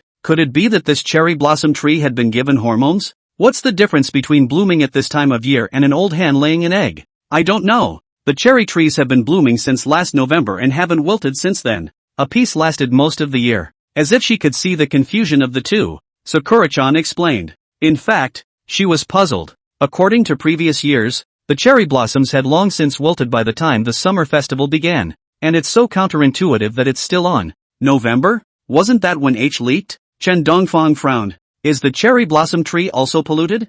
No. The place where he leaked is 100,000 miles from here. And it's impossible to contaminate it. And the cherry blossom tree's dissimilarity isn't fake. Then there's only one possibility. Did Chen Dongfang and Yang Si looked at each other. Guess what's in the other person's eyes? Could it be that Sakura Nation has actually been discharging wastewater into the ocean for a long time now, and it just hasn't been publicized, and that's why it's causing the cherry blossom trees to mutate? Yang Si frowned. It should be. Chen Dongfang nodded. He remembered the strange fish from earlier on the Zeus. He had suspected it then, but just never had proof. And now seeing these strange cherry trees, he was sure of it. Little Lippin would have TM'd the wastewater out long ago. It's just been kept under wraps. It's just not being discovered. Shit. Birth. Chen Dongfang cursed. The discharge is concealed, but the pollution caused by the wastewater is not. The strange fish in the sea, the cherry blossom trees that are still blooming in July, all TM are the cause of the mutation. It's evidence that little Libby discharged wastewater. These dogs. Obviously it's taken things to the extreme, and hypocritically posting some kind of pledge as a cover-up. No way. Something this big can't be cheapened by these little Benjamins. They made a mistake. It's impossible to get the world to bear it. Yancy said. The two of them don't attend the Sakura Matsuri, and go straight back to uncovering little Benji's plot. Just a few steps. Chen Dongfang saw Sakura's familiar figure. He hurried that way. This gentleman, may I ask if you're from Xia, and are you attending the Cherry Blossom Festival on purpose this time? Obviously. The Cherry Blossom girl also saw Chen Dongfang. She rushed forward for the interview. Behind them were a couple of people with a bit of air on their faces who looked like leaders. At the end, there are a bunch of reporters with long guns and short cannons. Cameras shooting click click click. One look told him that the few people in front of him were not simple. Something wrong? Chen Dongfang asked patiently. It's like this. We're from Tokyo TV this time to promote the traditional culture of the Sakura country. And we're here to do an interview with you. A middle-aged bald man, smiling, stepped forward and said, Don't worry, just say what you most truly feel. The middle-aged bald man's name is Gojo Kenrun. There's a lewdness to the smile. As the first son of the Gojo family, one of the strongest candidates for the head of the Sakura kingdom, he's here to pull popularity on the streets this time. This time, it's a global broadcast. The Cherry Blossom Festival was arranged by him in order to promote the traditional culture of the Sakura country and increase international influence, as a way to counteract the effects of the previous wastewater incident. You asked me how to watch the Cherry Blossom Festival? I think it's fine. It's fun to promote culture. And it's very similar to our temple fairs in Xia. Chen Dongfang said politely. By the way, I advertised my own home a bit. Over the years, many traditional festivals and cultures have been stolen because of the weakness of the cultural propaganda. Formerly, Confucius was a pickle man. Later on, Kimchi Nation bid for fireworks, without more effort to publicize it. I'm afraid future generations will be led astray. Thank you for the recognition, my summer friend. Gojo Kenrun laughed out loud. It seems there was no mistake that the Sakura Matsuri was held this time. It could change the image outsiders have of the Sakura country. This time is just a pilot. He will not only hold the Cherry Blossom Festival at home again, he will also hold the Cherry Blossom Festival abroad as well, especially in Xia, where is the main location for their civic output. But, at this point, Chen Dongfang sold his voice and stretched his voice with a regretful face. Do you have any comments? There is. I just don't know if I should say it. Please give us your opinion. It will help us a lot. With a sincere face, Gojo Kenran bowed and said seriously. The reporters in the back were frantically taking pictures. They've all been paid to come and make a stink about Sakura Nation this time. This bow by Gojo Kenran. They've already figured out how to compliment it. But Sakura Nation isn't exactly a great environment. Chen Dongfang said. Bad environment? Gojo Kenran was puzzled. Although Sakura country was small, its environment was ranked internationally. Especially when it comes to publicity.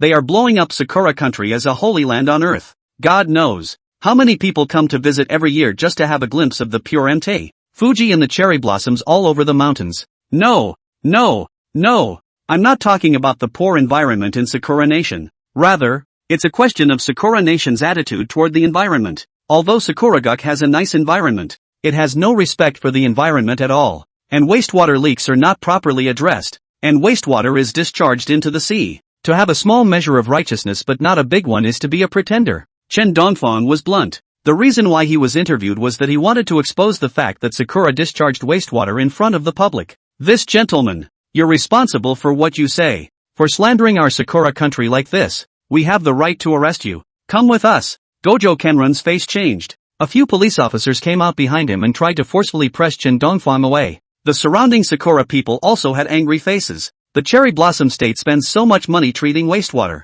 and now they are still being scolded. No one will be kind to them. I'm telling the truth. Nonsense. Take him away. Slow down. I have proof. Gojo Kenran's face was gloomy, and he had wanted to directly grab Chen Dongfang, but seeing the people around him, he could only force down the anger in his heart. Cherry Blossom Country discharges its wastewater quietly, and Genron Gojo doesn't believe Chen Dongfang has proof. He grunted coldly. I'd like to see how you discredit Sakura Nation. No need to smear. Chen Dongfang said stiffly. He walked over to the cherry blossom tree and folded a cherry blossom right off. Everyone, look at this cherry blossom. There's something different from time to time. Chen Dongfang raised the cherry blossom branch and the crowd's eyes followed him. This time, the live room that was supposed to publicize the Sakura Matsuri. The moment Chen Dongfang uttered the word wastewater, the number of people skyrocketed to 30 million, and it's still going up. Aren't cherry blossoms just regular cherry blossoms? Can a cherry blossom plant prove that Sakura Nation discharges wastewater? I think it might be true, after all. No one would slander someone in a scene like this. Not always. Some people will do anything for red. The crowd argued. One of the biologists frowned. Probably because this cherry blossom road is still in bloom right now. Words. The crowd froze. It's true that cherry blossoms usually die back in May or June and don't continue to bloom until November. December. Cherry blossoms in July. Very odd indeed. Right, that's the reason. Chen Dongfang held up the cherry blossom and explained. This cherry blossom, it's because of heat pollution that it blooms in July. And this cherry blossom tastes all different from the rest. And the bark and flowering branches of the cherry tree are withered. But Sakura is still alive. Do you guys think that's normal? Chen Dongfang made some remarks. The crowd woke up with a start. Hurriedly check out the cherry trees around them. Sure enough, a cherry blossom plant looks strong. But the branches are as old as a dying tree. And even the cherry blossoms that bloom have a different flavor than the rest. One time, the crowd's eyes were in disbelief. Could it be that Sakura Nation really deceived everyone, even their underclass, by quietly discharging wastewater into the sea? Baka, slander, pure and simple. What can one cherry blossom mean? That's what we do with cherry blossoms in Sakura land. You're slandering. Gojo Kenran's face was grim as he looked at Chen Dongfang with a gaze full of viciousness. These words from Chen Dongfang. It directly made his Sakura Matsuri this time a joke. His enemies, surely, would take this opportunity to attack him. His chances of being the head, greatly narrowed. Arrest me. This kid is a summer spy, breaking the law and order of the cherry blossom state. Don't believe his siren song. 5 strips of Jianran in one sentence. A dozen police officers came forward at once, ready to hold down Chen Dongfang. Go! Chen Dongfang didn't even think about it. Pulled Yang Xi's hand and skipped. The word is out. True or not, Gojo Kenran would never let him go. The 36 stratagems. Walking is the best plan. Snap. Ouch. My back. Got the wrong guy. Rascal. I don't know if it's a natural buff that comes with antibodies. These police officers. In the process of chasing Chen Dongfang, he either fell on his back or grabbed the wrong person and was taken for a hooligan. It's a disaster. It's a disaster. Chen Dongfang rushed to an alley with a 3-meter high wall in front of him. You go first. I'll stop them. Yang Xi still wants to make a move. But just then, a strong tremor came. A powerful vibration that made it hard to stand. Baka, what's going on? A police officer had a shocked look on his face, and at his feet, a huge crack appeared. He couldn't even care about grabbing Chen Dongfang and retreated backwards at great speed. It's an earthquake. Feel the great shaking beneath your feet. Chen Dongfang's face twitched. TM's. Earthquake on a small island in the Sakura country. Barbecue had. I just realized that the title is on the line. Earthquake. On top of the small island of Sakura Nation. Every earthquake represents a reduction in the size of the country. Even a small earthquake can cause huge damage. At the moment, the earth cracked and a wave came from the center of the earth. The tremendous tremor drove countless buildings to collapse. Wooden houses are fine because they are built low, and even if they collapse, they don't cause many casualties, but high-rise buildings are out of luck. The moment the earthquake hit, the bases of the high-rise buildings were empty. The steel and concrete warped and twisted under the fluctuations of the quake, unable to withstand the immense weight. In the moment the earthquake passed, rumble, rumble, countless buildings completely collapsed. Move. Find a place to hide. Chen Dongfang took Yang Xi's hand. He roared with such fury that the loud noise made it impossible for the sound to carry, and most of the people, even without even uttering a scream, were buried under the rubble. And the Cherry Blossom Festival held by Gojo Kenjin. This is also the time when it becomes a hypnotic sacrifice. The densely populated streets seemed to collapse as people fled in panic, not even noticing the people under their feet. Not a moment too soon. Then people die from stampedes. And Kenjin Gojo, the man who could potentially succeed the head of Sakura, lost in the surging crowds, and then get knocked to the ground. Ow! Gojo Kenrun let out a scream, but no one even heard it, or if they did, they wouldn't stop in their tracks. Everyone is equal in the face of disaster. No one's life is more honorable. This 9.8 magnitude earthquake is a natural disaster. A tremor of this magnitude could be felt throughout the Sakura country. Even the several small islands bordering it felt the vibrations. What's that? Yang Xi pointed not far away. It looks like Chen Dongfang, who had just escaped, followed Yang Xi's finger and looked over. Where is the beach in Kanagawa? Gale force winds rolled up the waves, and the tide slammed into the beach with such force that those who could not avoid it were swept into the sea. Behind the seawater, there was a wailing sound as the powerful wind pressure passed through the narrow isle, like an oath before death, like the cry of a murdered man. A huge dragon suction appeared. In the center of the whirlpool is the long-silenced Fuji, who is now rejoining the sea in a different guise, but this time, instead of protecting humans, he becomes a tool of the hurricane. If anything, hurricane alone is magic damage. That hurricane that rolls up countless items is physical damage, like shrapnel in a grenade, like a mopping shit. At this moment, the typhoon is not an ordinary typhoon, but a +12 weapon after enchantment. The closer the typhoon gets, the less stable it stands. Only then did Chen Dongfang come back to his senses, swallowed his saliva and said, It seems like a typhoon is coming. Yang Xi said uncertainly, a typhoon is coming? The flame of fury has made landfall in Kanagawa. Chen Dongfang nodded. Shit, after the earthquake, there's a tsunami typhoon. Yang Xi looked desperate. Who would have thought? Not long ago, he experienced the sinking of an aircraft carrier and fell from an airplane. It's fucking just come ashore. Another 9 magnitude earthquake. I thought I'd be okay if I survived the earthquake. Turns out the typhoon is back. And this typhoon is stronger than even the silent Fuji was before. It simply doesn't give a damn. For a moment, he actually had the thought of dying. Don't give up. We've survived so many things. We'll survive this one too. Chen Dongfang encouraged. Yang Xi was pulled by him like a puppet on strings. Don't run. You can't run away. Yang Xi pointed at the typhoon. Wherever they passed, there was wailing. Some people stood in the ruins with stony faces. The typhoon looking offshore was motionless as if it had completely given up resistance. Some, in their cars, light up the traditional gins. Exhale smoke and wait quietly for death to come. In fact, it's hard to escape. Can a man be faster than a typhoon? Don't look like the typhoon is going slow. That's because it's far away. Typhoon speeds, at worst, are over 100 kilometers per hour. In particular, the Flame of Fury has undergone a series of enhancements, and now has a speed of at least 200 kilometers per hour. Trying to win on one foot is no less than a fool's errand. Then don't run. Chen Dongfang clenched his teeth and ran directly next to the runway sewer. You're going to hide in the sewer? Yang Xi wondered. Aha! Chen Dongfang nodded, lifted the cover of the well and entered the sewer. Unless the hurricane directly lifts the ground a few dozen meters. Otherwise, hiding in the sewers is definitely safer than hiding on the surface. Provided, of course, that the odor is tolerated. Chen Dongfang covered his nose with his clothes and said, Come down. Aha! Yang Xi jumped off. The two men hid in the narrow sewer. Not a moment too soon. The Flame of Fury seems to have landed. Huge winds backed up into the sewers and a loud noise was as loud as if one's brain was about to explode. After the wind whistles, it's the sea water backing up. The sewer at this time of year, like a flashback, is rapidly rising in water level. Not long after, Chen Dongfang felt the water spread over his head. All he could do was move up, struggle to get your head out of the water, but it still doesn't solve the brain downtime from lack of oxygen. His consciousness slowly became blurred. 1 minute, 2 minutes, 3 minutes, time passes by. At the time of Chen Dongfang's awakening, he was being held up by one of Yanxi's hands. Yang Si was equivalent to using herself as a foot pedal to keep Chen Dongfang alive. Ahem! Young! Chen Dongfang was moved to tears, and the words of mourning were all fought out. It was then that Yang Si was seen coughing twice. Ha! Still alive! Chen Dongfang's eyes lit up and hurriedly people pulled out of the sewer and came to the ground. Into the eye. It's a ruin. No, not ruins. Ruins aren't even ruins. Most of the building ruins weren't even left behind before the typhoon dried them up.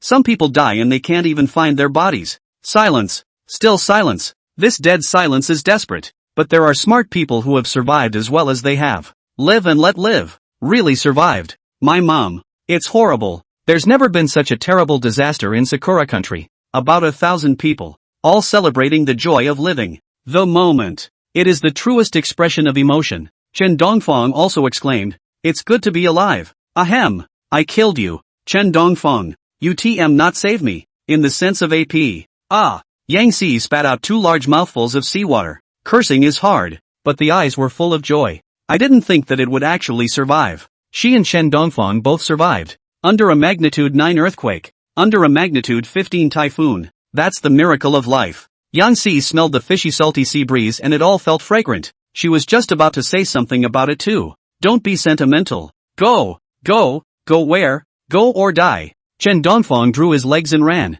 Yancy was surprised and turned her head to look behind her. On Mount Fuji, a short distance away, a huge gray mushroom bloomed. Mount Fuji, the volcano erupted.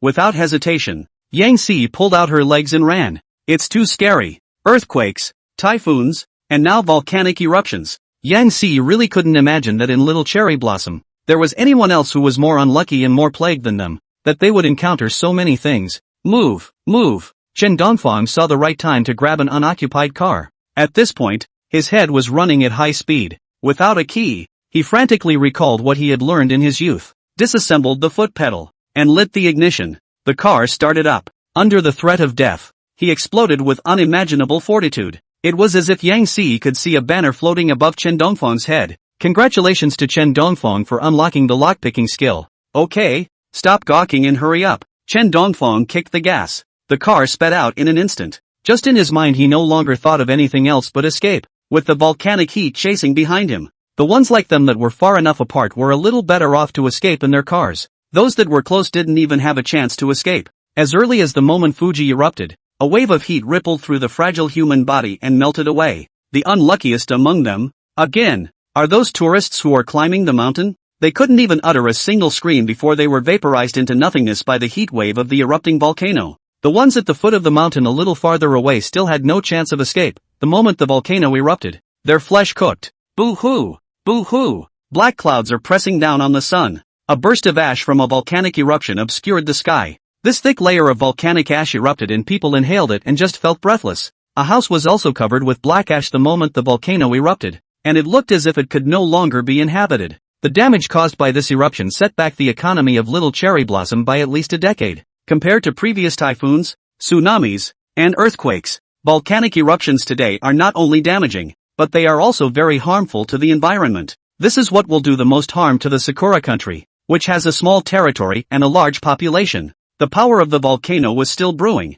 and the previous eruption was like an opening salvo. The curtain is raised. Onto the real main event. The white-capped Mount Fuji snow-capped mountain erupts with flaming colored lava that turns into black flames the moment it touches the air. Cries. Scream. The sound of snowy mountains crumbling. All sin and suffering is buried in the lava. Baka, I don't want to die yet. Help me. I'm the next head of Sakura Nation. Save me. The 5 sluts first roared in anger, and then their voices slowly lowered and finally turned into pleas. As the strongest contender for the head of Sakura Nation, the best first son of the Gojo family, he had never been so desperate. Gojo Kenjin survived the tsunami, and the earthquake only slightly injured him, but one of his feet was trampled off and he couldn't move at all. The heat wave of the erupting volcano is approaching. All he could do was watch the people behind him slowly die. Finally the flames appeared, burning through every layer of his skin, and he could even hear the fur curling. He witnessed his own death. Perhaps he was bearing the sins of the family. As the initiators of the war, the Gojo's family used to be the staunchest main war party. Even the Jing toilet thing was fueled by them. It could be said that the blood that flows in this family is dirty and foul-smelling. There may have been good people in the beginning. The child is innocent, but when they eat the flesh and blood of their fellow man, take the pus and blood of money left by sin, and step on the shoulders of others, they wouldn't be innocent. It's horrible. Yang Si had an afterthought. The moment the volcano erupted, the huge wave of fire instantly caused the death of all the people around the volcano. The branches broke off, and the snowy mountains collapsed. There was both fear and gratitude in her heart. Fear of his own death. Be glad you're still alive. She glanced at Chen Dongfang. This time, if it wasn't for his quick decision to first hide in the sewer and then grab the car and drive away, I'm afraid they would already be dead. Survived. Chen Dongfang sighed in relief. Even though he was dragged a kilometer by a truck at the age of 3, he still panicked a bit. The main thing is that disasters come too often. Even in his life, there is still no disaster that can be compared to today.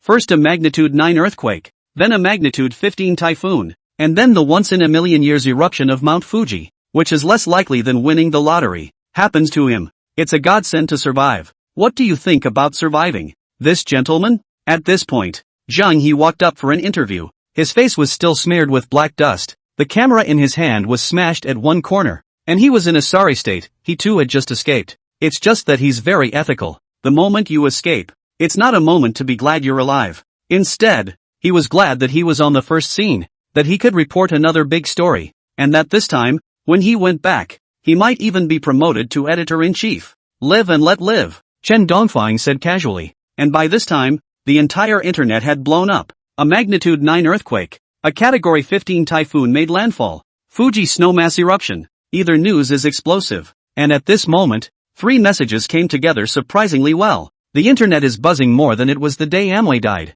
This must be God's retribution for Sakura country. It's all the fault of the Sakura ZF. It's all because they discharged wastewater that they drew the wrath of heaven. We need Sakura ZF to give us an explanation. Earthquake, typhoons, volcanic eruptions, it's all punishment for Sakura ZF's wastewater discharge. My mom died in this disaster, and the Sakura ZF needs to give us an explanation. The internet is full of sound bites. In addition to the condemnation of the discharge of wastewater, others speak of this disaster and associate it with the discharge of wastewater from the Sakura country. This has led to a direct loss of credibility for the Sakura ZF. No matter how you explain it, it will be poked and prodded mercilessly. There are even people who have produced evidence that all their fish have mutated and it's all due to the wastewater. Is that Chen Dongfang? It's still true. It was hard to survive, and Zhao Beiling sat in the embassy and drank tea. But suddenly, he saw a familiar figure on TV. Chen Dongfang, with Yang Si by her side. The two were surprisingly still alive. Zhao Beiling immediately called to contact Chen Dongfang.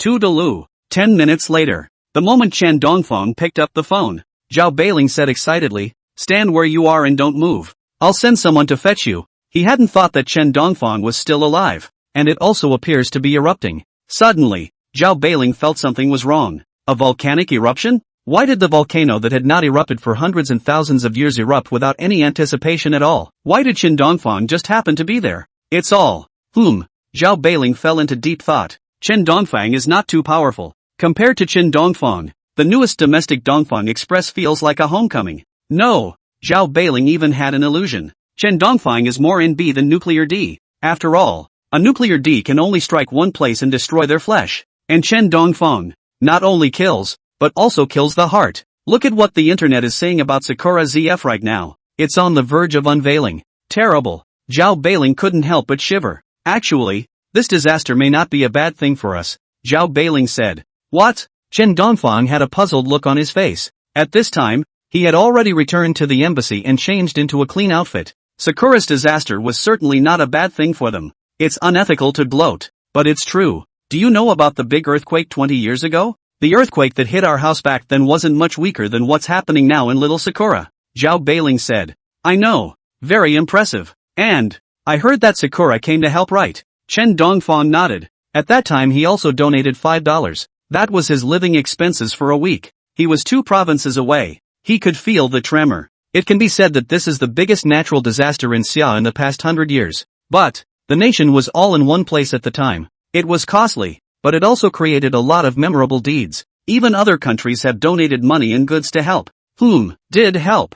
Zhao Beiling nodded, but it's not exactly helping. There was a rescue team that literally came to the rescue, and they showed up in the most dangerous places, fearless of danger, not caring about their own lives, and saved a lot of people. But Zhao Beiling's words changed. There is also a rescue team that is not here to rescue at all, but to steal and draw maps. These things are complicated. In short, all you need to know is that the Sakura country is also divided into two forces, one close to the beautiful country and one close to us. Now, for reasons of disaster, the forces close to the beautiful country have lost their credibility. What we need to do now is to help the forces that are close to us. Chen Dongfang nodded in understanding. State to state, there is no good or bad, there's just profit. The current Sakura, after suffering so many catastrophes, had regressed in strength by at least 10 years, if not more. It was a total regression in strength, economy, military, science and technology in a range of areas, all backwards. If you then help the pro-summer forces to go up, that Xia is in this part of Yachao. Not to say invincible, that's crazy, but it's okay to be a talking head. At the very least, it relieves a lot of stress not having to worry all day about the beautiful country letting the dogs out to bite. It's not a big deal, but it's disgusting. I came here mostly to thank you. On behalf of the 1.4 billion people of Xia, I thank you. Thanks to you, Xia has been able to relieve the pressure and get a chance to breathe. Zhao Beiling bowed fiercely to Chen Dongfang. What's going on? Chen Dongfang was speechless. What kind of words were these? Why are you suddenly bowing? Zhao Beiling is infected by the little cherry blossom ethos.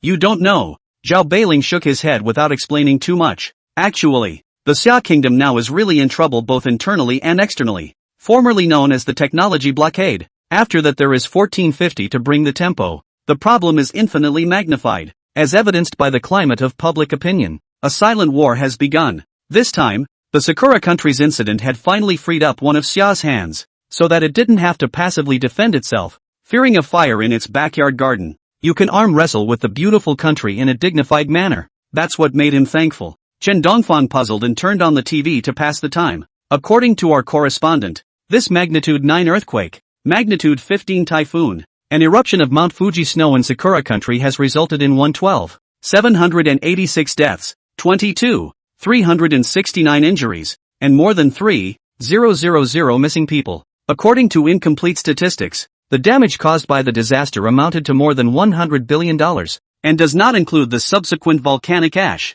environmental management consumption. This cherry blossom country disaster. All countries expressed their deep sympathy. Xia took the lead in donating $145 million in supplies, sent out 2 30-member rescue teams, as well as 10 transport planes to deliver the supplies. Thank you to our summer friends for lending a hand in the most dire of times. The presenter had tears in her eyes and a low sob during the report. That is, it is shed for the dead and for the hope of the living. The summer country that originally had the biggest grudge against Sakura was instead the first to help them at this time. The first to extend a helping hand and donate money and goods. On the contrary, the beautiful country has not responded until now, and only some people from the private sector spontaneously formed rescue teams to support. It really touched me so much. I don't know what to say. I'm ashamed of what my own ancestors did. The character of Xia, it showed me the true international spirit. Why didn't the people the top brass keep licking help this time? It's annoying that those brainless things can't see who's being nice to us, selling for others and counting the money for them. That's right, talking about the beautiful country. Facts speak louder than words. It was a moment when the friendship between the two countries reached its peak. The damage caused by this disaster was so great that even the Sakura country could not mobilize too many supplies for some reasons. However, with the help of various countries one after another, an organized rescue is also underway. Silence, don't get high off your mouth when so many people have died. It's annoying to stand up for myself, but we in Kimchi Nation will also lend a helping hand to Smitty. I hope Sakura Nation can finish rebuilding after the disaster quickly. A disaster. Economic losses aside, what's worse is the sheer number of casualties. Medical resources are not mobilized. An enclave just died. The dragon has no head. The top brass of the Sakura kingdom still tried to find Gojo Kenjin to preside over the situation, but when they found him, Gojo Kenjin was already dead. People are burnt out. Sakura executives are burnt out. Originally everyone coveted the position. At the moment became a hot potato. A poorly handled, will be reduced to the end of the world. Well, at that moment, another force stepped in. organize manpower rescue, coordination of the work of the parties, dealing with disaster recovery. Everything is organized. Embassy. Haha, Hawk Jam missed the mark this time. Luckily we reacted quickly. Right, luckily we had the good sense not to wait and see. Zhao Beiling laughed out loud. Because of Hawk Jam's back and forth watching, no timely rescue was made, causes Sakura to gravitate towards them and eventually succeeds in her alliance. This chess game, Eagle Jam, stinks. Chen Dongfang didn't come to the wrong place this time. Yang Xiu laughed. As the director of security, he was approving Chen Dongfang's visit to Sakura country. It occurred to him that Chen Dongfang would work, but I didn't expect it to be this big. Blessed star, blessed star. The words were not finished. Bang dash. The chandelier fell and hit Yang Xiu straight on the head. Shit, that's so scary. A big lamp mark on Yang Xiu's face. The top of his mouth was covered in blood and one of his front teeth was smashed out. It seems like Chen Dongfang, this kid's bad luck has escalated again. Before it would just be bad luck to be around him. Now it's bad luck to even mention his name. Just a casual remark and he was hit in the face with a headlamp. Zhao Beiling took a deep breath and carefully examined his surroundings. He left the stool and moved away from the chandelier and stood in a clearing before letting out a sigh of relief. He shielded his chest and said, "This should be fine." The words just fell. Click. Bang dash. A large piece of wallpaper fell from the ceiling and steadily smashed onto Zhao Beiling's head. Dusty. Zhao Beiling's face was in a sorry state as he froze in place. A trace of crimson blood flowing from his head. Shit. Missed the mark. Meanwhile, a certain embassy staff member was sitting squatting in the toilet. Suddenly, bang dash, the toilet blew up. He froze for a moment, then yelled dash. It was as if the whole embassy had become a monstrosity. There are ghosts that sleep at night. There's going to the bathroom without paper. There are also some female staff members whose aunts come in every day. After Xia paid a huge price and promised to help Sakura rebuild after the disaster, Sakura finally settled down and a new turnover of power took place. The first thing that happened was that the former pro-American party was replaced by a pro-summer party. In this the Summerland naturally contributed a lot. Of course, it's not an effort for nothing. Xia also gained a lot from this deal. The first is the ever-present problem of sea routes. When the Pro-Hawk party was in charge, they often sent aircraft carriers and warships to nauseate the Summerland at the ocean borders, to beat up and cause trouble, so that the fishermen could not live in peace. Even the warships were told to sail to the small islands belonging to the Xia state and threatened to use force, speaking out at the international level and making big statements about seizing Snapper Island. Though Summer fought back forcefully, but it's still disgusting when Sakura jumps out and has a seizure every now and then. This time, that's what's being addressed. First, recognize the fact that Snapper Island belongs to China. And second, Xia will conduct an annual play, and Ribbon shall not interfere. Negotiator Ouyang Jing said forcefully. That's for sure. Since ancient times, the Cherry Blossom country has been friends with the Summer country, and during the Tang dynasty, people were sent to study Tang culture, and even now, many buildings still maintain the style of the Tang dynasty, so recognizing the status of the Summer country is inevitable. Tomohito Hatoyama nodded. Yes, Ouyang Jing laughed. Tomohito Hatoyama was a hardline anti-war person. Even in those dark years, the family remained steadfastly anti-war and stayed out of the war. That's why Summer cooperated with them. Secondly, there's the issue of rebuilding after this disaster and dealing with wastewater compensation. Sakura, for her part, is underfunded and does not have any capacity to deal with it, and Natsukuni is contributing people and money. The Japanese need to be paid in cutting-edge technology. Here's the list. Ouyang Jing handed out a list. Yes, Tomohito Hatoyama nodded as he read it over. It's a loss to sell cutting-edge technology for money, but the momentum is stronger than the people right now. To force this payment would be to sell the chicken that laid the golden egg. The Sakura country is aging badly and also has high benefits and good pay, so that leads to the ZF not having much money. The only way to pay for it is to cut benefits, and cutting benefits brings harm that the current Sakura state can't afford. I used to have 500 a month, now I don't, so just think of how much of a problem it will be. Aha, that's one of them. Although we got the technology, Xia promised not to apply it for profit, but only for our own use. So don't worry, Mr. Hatoyama. We'll be stealing business in the future. Ouyang Jing laughed. That would be great. Thank you, Ambassador Ouyang. Hatakeyama blushed. That would be great. If it's just for Xia's own use, there's no harm done. At most, it's just one less share of Xia's money. Ha, we're friends. Ouyang smiled. Seeing the good in the bad is the skill. Sucking people dry one at a time. Like robbers, sooner or later they will do everything they can. And, for our military problems? Tomohito Hatoyama asked. His dream is to regain his samurai spirit and get up Alanal. Get the mold out. Don't worry. This is something to think long and hard about. Yang Jing said cautiously. Why is Eagle Sauce so fierce in the world? Slapping whoever it wants. One aspect is strong, and the other is having a bridgehead wherever you are. There are no logistical pressures. Now, Xiao wants to knock down this bridgehead and make someone else's ally its own, which will take a long time of subtle change. It's not something that can be accomplished overnight. Yes, Tamahito Hatoyama nodded. The next few days began with a strong condemnation of Eagle Jam's presence on someone else's turf, led by Woolly Bear. Then again, countless ordinary people have come forward to accuse Mold of all sorts of atrocities, robberies, QJs, and killings without regard to local laws. Though Moldy tried his best to deny it, all his words seemed so pale in the face of ironclad evidence. The scolding went on for half a month. Finally, the scolding ended as a result of Eagle Jam cutting its investment in Junior Sakura's June fee. It didn't work out this time though. However, strategic objectives were met. Call it a small win. Next it will be a case of each man for himself to see who gets the ultimate victory. Inside the embassy. Deception. What gives you the right to seize our ship? Yang Jing roared. Just yesterday, 13 ships were detained in the harbor by the beautiful country and were not allowed to move an inch. Even the crew on it were restricted in their freedom of life. Daily dehumanization. Oh, Mr. Yang.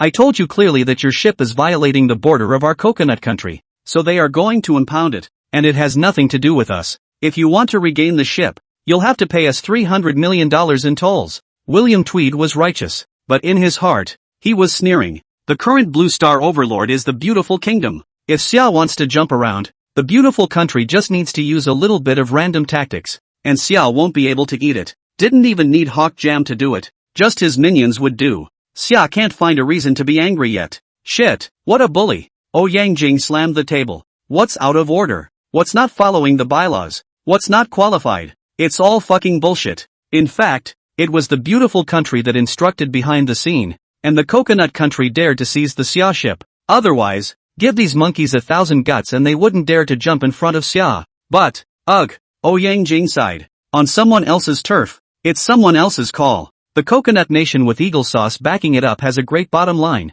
Condemnation alone will not solve the problem, but you can't do anything about it. Mr. Yang, let your country prepare the money, and I can even plead for you. William Tweed laughed and walked away with a mocking laugh. Plants. Yang Jing's teeth were gritted. Damn, bid is so bullying. Damn it, Chen Dongfang will go to the beautiful country next. Zhao Baoling is also angry. This is damn all writing the face output. Not to fight back can be done. He then picked up the phone. Hello, Chen Dongfang? Come quickly. Brother begs you for something. The East. How have you been these past 2 days? Are you tired? Do you need anything? Do you want to travel somewhere else for a change? Talk to my brother and I'll reimburse you for your airfare. Yang Jing had a gentle face. A look of a knowledgeable leader. Chen Dongfang only felt a vicious chill. It's fucking. You're not craving my body, are you? He fought back the nausea and said, if there's anything you want me to do, just say it. Don't get all fancy and disgusting. Zhao Bailing held his forehead and said breathlessly, just don't scare people. Chen Dongfang is one of our own. Just tell us what's going on. His faith is strong. Ugh.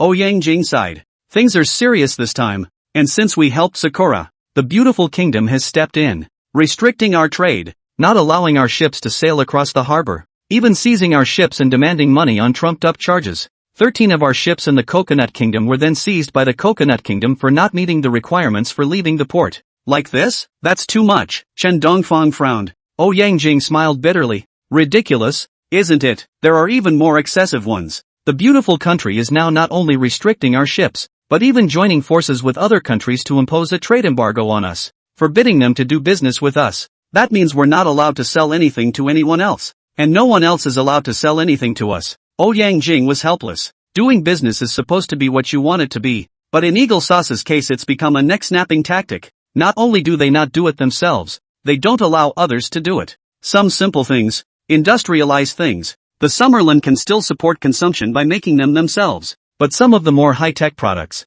such as chips and the like, can't be made. For one thing, there's no technology to do it. Secondly, it's blocked. In a nutshell, the technology is locked down. Understood. So what do I need to do to help you guys? The ship seized in Coconut Country. I can't go and ask for it back. You guys are more professional than me and you can't get it back. Can I? Chen Dongfang nodded. He understood Yang Jing's words. For example, if you buy a cell phone in Sakura Nation, you only need to build the screen. The chip can be bought from eagle sauce, the battery can be bought from pickles, and all the other parts, big and small, can be bought. If you have the money, you can build a cell phone. But Xia is different. Xia wants to build a cell phone. The battery must be made by themselves. The screen must be made by themselves. The chip must be made by themselves. And even a screw must be made by themselves. Can't do it? Then a cell phone won't do it. That's the blockade. Ahem. You don't need to do anything but go around to where Eagle Jam is. Ouyang Jing coughed,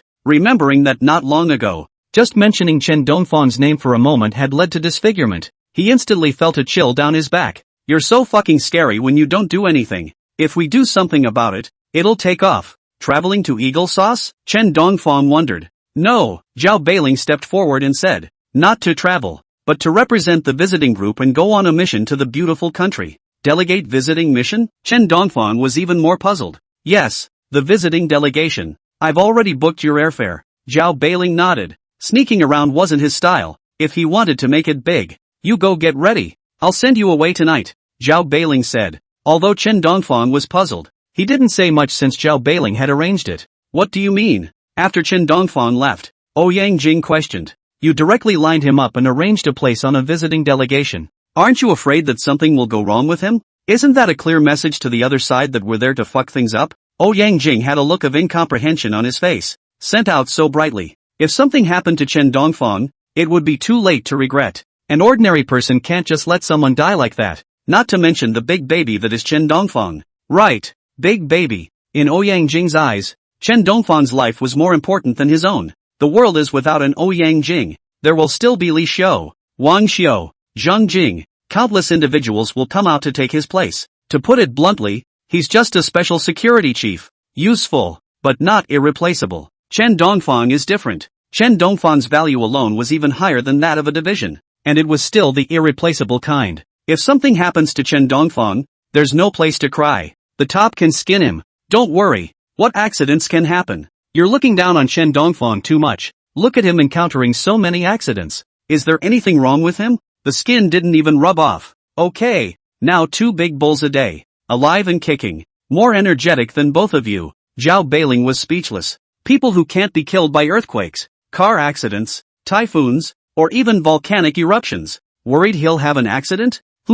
More or less unfounded. Rather, Ouyang Jing frowned and nodded. That makes sense. They're kind of thin. Life ghost worry Chen Dongfang. This kind of ate hard and steal like people. Belongs to the weasel to catch the rabbit. Delirious. Moreover, Chen Dongfang's identity can't be hidden. With so many things going on and him appearing by our side so often, sooner or later he will expose his identity. So why don't we just blow it out of proportion now and save ourselves the trouble? Zhao Beiling explained. To avoid accidents, Chen Dongfang mingles at the embassy every day. Browser logs have been raked over the coals for as long as anyone cares to. There's no point in hiding your identity now. Okay, it's all yours. Ouyang Jing thought about it, and indeed it was something like that, and nodded in agreement. Night. Chen Dongfang was dumbfounded as he took the airfare. And the $1 million bonus. This goes to the beautiful country. Didn't we say a visiting delegation? So sloppy. Chen Dongfang, I solemnly tell you that your life may be in danger on this trip to Eagle Sauce. Are you still willing to go? Even if you don't want to,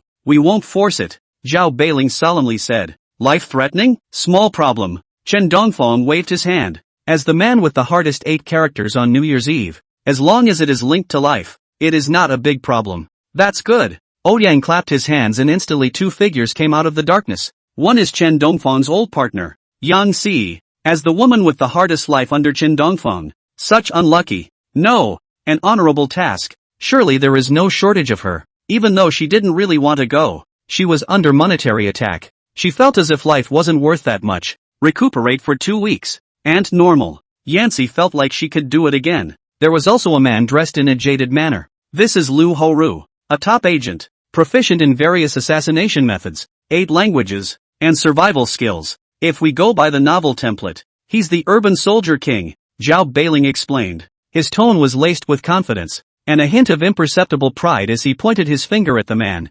Obviously, Lu Horu's status as a soldier king is guaranteed. Despite being a 4-eyed dog just like Zhao Beiling, who looked elegant and peaceful, he was undeniably powerful. Hello, my name is Ryo Horu. Hello, Chen Dongfang. Alright, comrade Chen Dongfang. I'll be responsible for your safety on this trip to Eagle Sauce, as long as I don't die. you will definitely not die. Lu Horu's tone was firm. The moment. Chen Dongfan's life is his life. No, Chen Dongfan's life is more honorable than his. The fact that he was sent out to protect Chen Dongfang as a top soldier king was enough to see Chen Dongfang's status in the Xia kingdom. But that's not where Chen Dongfang's concerns lie. He murmured, puzzled. Lu Horu is the king of soldiers, so I wouldn't be the schoolgirl. Zhao Beiling mused. It seemed that way. The words that had just been brewing on the edge of his mouth were instantly stifled. He could only pat Chen Dongfang's shoulder and said, please, bye. Looking at the Chen Dongfang airplane, send off a few people. Zhao Beiling was finally relieved. Every moment, that he stayed by Chen Dongfang's side, he felt as if he was sitting on pins and needles, not feeling safe. Now, people are gone. Finally, I can relax and unwind.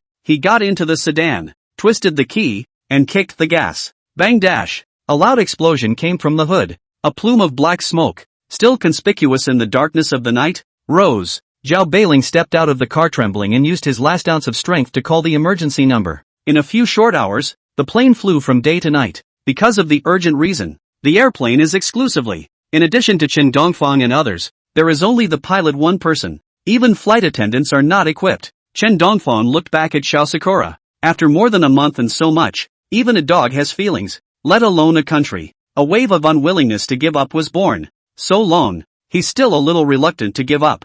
I wonder if Zhao Beiling wants him. The two have worked together for so long at least. Say, are you really the king of soldiers? If it's what you think it is, I should barely be considered the king of soldiers. NB. Chen Dongfang exclaimed NB. Such a bookish soldier king is kinda like the return of the Dragon King. Our form is grim. After half a day of silence, Lu Horu inexplicably came up with this sentence. Grim. It's not that grim. Chen Dongfang was puzzled. No. Summer is really struggling right now. It's not just the trade embargo, the tech embargo, and that's just the easiest tactic. Our top talent is being held back as well. Chen Dongfang had a puzzled look on his face. Lu Horu sighed and explained. If it's just a trade embargo, we can still do business with our allies and still produce our own products. But the beautiful country is blockading our technology and withholding our top talent. Just like old Mr. Yang back then. No chance to go home or, only a little intention is revealed. And then they will be put under house arrest over and tortured. Hatred was all over Ryu Horu's face.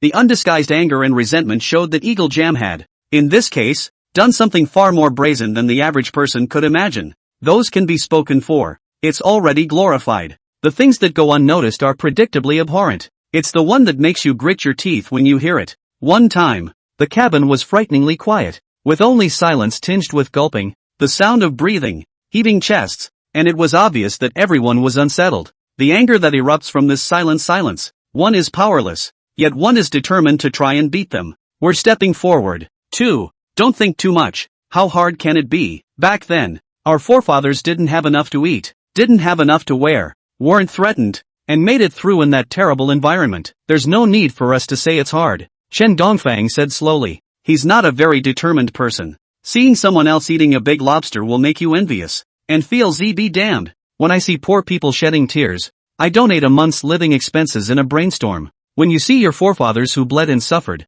you become a noble person again and feel that life is not so important, though it all fizzles out in the end. But that doesn't make him a bad guy. That's true. It can be harder than someone threatening us with mushrooms. Lu Horu's face was relaxed, but you could tell he was harboring a lot of things in his heart. Chen Dongfang didn't ask much. People, there are always secrets. Instead of having secrets, you can't be friends. Does anyone have the good sense to take their browser history, in a big way, and show it to their best friend? I suddenly feel that I'm so classless. I'm here for the money. Both of you seem to have come with some sort of faith. Yang Ziyi was a little embarrassed. A little conversation between the two. It made her embarrassed to collect the money. Don't think so. For whatever reason, you did what no one else wanted to do. Chen Dongfang comforted. Well, Yang Ziyi thought about it, and it did seem to be that way. A gentleman discusses signs regardless of heart. Do it. It's good. There are always people that like to stigmatize heroes. Asking for money says you're a hero greedy for money. Don't want money heroes pretending to make a name for themselves. Anyway, there's always a point of attack for them. Find the slightest flaw and attack like crazy. Like a fly that smells shit. Without realizing that even the most perfect fly is just a fly. A hero with flaws is still a hero. The conversation suddenly philosophized. The cabin fell silent again. 3 hours later. Smooth landing. Chen Dongfang got excited and took out his cell phone and made a post. Man on a plane. just off the beautiful country. Ha ha, hello, my oriental friend. Chen Dongfang just got off the plane. A bearded man in a suit and tie greeted him with a bold greeting. The man's name is John Brown. It's the diplomat this time, responsible for receiving visiting delegations represented by Chen Dongfang and others. The grand welcome ceremony. The red carpet paved the way. The red face. Never mind. Sylvia Young doesn't count as a redhead. A little girl sends flowers. Chen Dongfang politely took it. Bang dash. Gift flowers bloom. Other than that, the beautiful country welcome was still very forced. Salutes, songs, flowers. None of it was bad, and no one would play tricks on such a trivial matter. Hello, Myrick, just call me John. No. Chen Dongfang nodded his head as he greeted. Not to John, but to beautiful country. I've heard that the beautiful country is more beautiful and the air is sweet smelling. Chen Dongfang arrived, only to feel that it was just that. The air quality, to say the least, is just that. Besides, how can air be sweet, licked and possibly, is Mr. Chen representing the Summer Kingdom this time, coming to see our beautiful country in all its glory? Brown laughed out loud. There were reporters following around taking pictures. Among them, Chen Dongfang also saw some familiar figures. Old acquaintances belong to be. Of course, it's the first time I've arrived in the land of beauty, known as the land of lighthouses, beautifully known as Eagle Jam. And I can't wait. Chen Dongfang nodded politely. Mr. Chen, Xia should learn more from the beautiful country. Our knowledge, civilization, and freedom are things that Xia needs. Of course, I don't think Xia could learn any of this. John seemed to take Chen Dongfang's words well, spoken with a hint of drift. As the diplomat this time, saying that he was taking Chen Dongfang and the others to visit the beautiful country was actually more like a dismounting of Chen Dongfang and the others. I think that the humility of the summer country is also needed in the beautiful country. Of course, I don't think people whose ancestors were robbers can learn humility. Chen Dongfang disliked it without hesitation. I'm being polite and you're still on me. For you to be spoiled. As the face of Xia, this time representing the visiting delegation of Xia, is not able to wimp out. Especially, now that it's live worldwide. There are a lot of people watching. It was fine for him to lose his own face, but he was afraid of losing the face of Xia as well. The beautiful country has no need for such a hypocritical character as humility, which is nothing more than a lie of the weak desiring to gain an ounce of respect in the face of the strong. John's face twitched and he immediately retorted. The arrogance with which he said this was great. As a diplomat of the beautiful country, number 1 in the world, far behind number 2 in the first place, he does have the nerve to say that. Even, no one else has a way to refute it. But Chen Dongfang was different. He wasn't considered a human being, he was a key immortal. He wondered, in that case, the beautiful country must be very advanced, both materially, spiritually, and in terms of civilization. That's for sure, John sneered. Surprisingly, civilization is so spiritual, so everyone must be equal, Chen Dongfang said in a conspiratorial manner, his eyes teasing. John's face darkened and he didn't know how to retort, so he could only go along with what was being said. That's for sure, the beautiful country is the land of the free, where everyone is equal. In our beautiful country, it doesn't matter if you're a bum at the bottom or a gold-collar worker at the top. You can eat well, wear warm clothes, afford electronics, and play games. Even the lowest class of people in the beautiful country can receive $500 a month in relief money to make ends meet. Beautiful country. Although there is a status gap between people, a money gap, a cultural gap, but in terms of personality, everyone is equal. Chen Dongfang froze for a moment. Come on, John's got a mouth on him, acknowledging that there is a gap, but then not recognizing another gap and saying that personalities are equal. But personality cannot be quantified, as one says with one's mouth. It's not all equal. Reporters went crazy taking pictures. The two main representatives had only just met and were cursing, something not to say rare, but only to say that it was quite a blow-up in the whole history of foreign teaching. Now, the two cursed, and not only did the crowd not advise them, instead, arch the fire. Come on, fight, fight. It looks like the representative of the beautiful nation is on the verge of exterminating the representative of the summer nation Smithy. Crap, Chen Dongfang, the god of plague. This guy, I knew it. It must have been sent by the organization, and he still keeps denying it. Chen Dongfang, you hid it from the brothers. The plague god is in a bad position. The bearded man across the street has a knack for stealing concepts, so why don't you let me go up and curse? There really aren't any holes in what John said. The personality thing, it was supposed to be equal for all. Maybe the criminals are not so equal, but when you look into it, you can still garden what John said. But, Chen Dongfang grinned. Master waited for this. he said with an expression of a flyboy cursing. So, non-humans and whites must be on equal footing. Non-people can sit with white people at dinner. Right. Non-people can live with white people. Right. Non-humans can still have one white wife per person. Can't they? Chen Dongfang's frantic output. All kinds of black and white matching remarks. He has become a hero for speaking up for the non-human. John's face twitched. TM, is this something to talk about? In the land of the beautiful,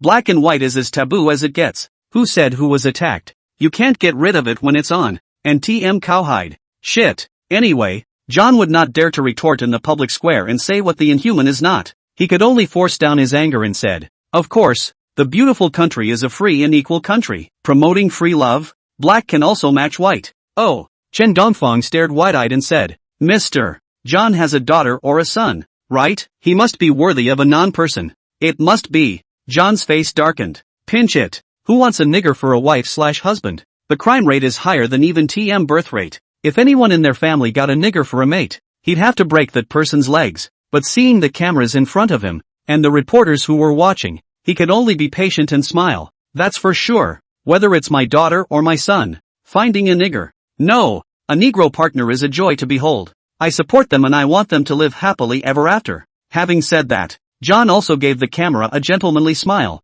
I don't discriminate against non-humans. I have black friends too. In the meantime, oh God, Anna, who was fighting her boyfriend at home, watched John's speech with excitement. See, Dad agreed. We can get married. But the inhuman boyfriend across from her looked disgusted. Married? Playing around? Yes. He lifted the coup, didn't even fire it, and just bailed. P.S. Happy New Year, brothers. Also begging for a catch-up read for the love of it. I would love to welcome a good black or white man as my son-in-law. In front of the press, John put on a face-saving gesture. Even though in his heart he wished all the niggers were dead, his mouth remained unconvinced. Even if everyone knows he loves bullshit and hates niggers, they can't poke at it. Typical heart and mouth. For short, you have to be a watchmaker. In the meantime, in front of the TV, looking even more excited, Anna turned to her black boyfriend excitedly and said, oh, honey, did you hear what Daddy said? If you marry me, you can be the son-in-law of a diplomat from a beautiful country. At that,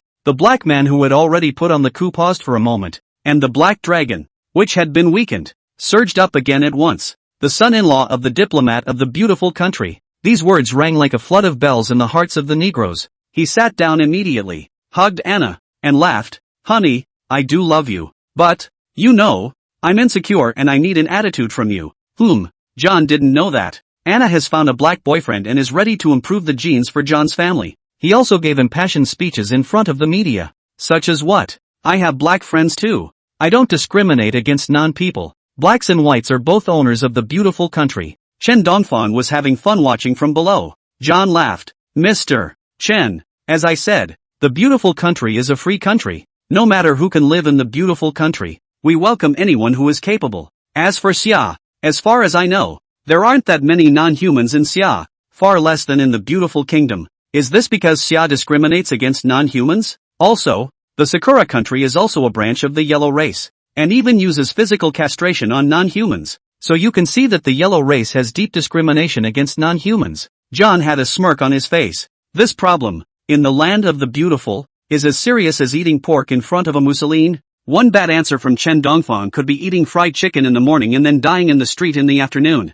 And, Chen Dongfang's words represent Xia to a certain extent. It might even smack of an anti-summer craze in the beautiful country, where those niggers would go and smash and burn the summer stores. Come on, John, the Yakuza did it on purpose. Why discriminate against farm equipment? Quincy uses people to discriminate? Don't be an awkward nigger. Quincy isn't a nigger. They don't cut cotton. Netizens go crazy with connotations. Chen Dongfang laughed and didn't retort. Just gave an example. We've never discriminated against non-humans, and we've even carried out a lot of aid programs in the Black Continent. His face was calm, looking at John with a human face. Facts speak louder than words. The strongest words pale in the face of the truth. John got misty-eyed and said no more. The scene was captured by a reporter. Reporters have even thought of headlines for tomorrow. Beautiful foreign instructor John Brown. Open public call for inhuman son-in-laws. Learn more by poking here. He likes non-humans. Surprisingly, because she likes them. Surprise! Chen Dongfang, a visiting delegation from Xia,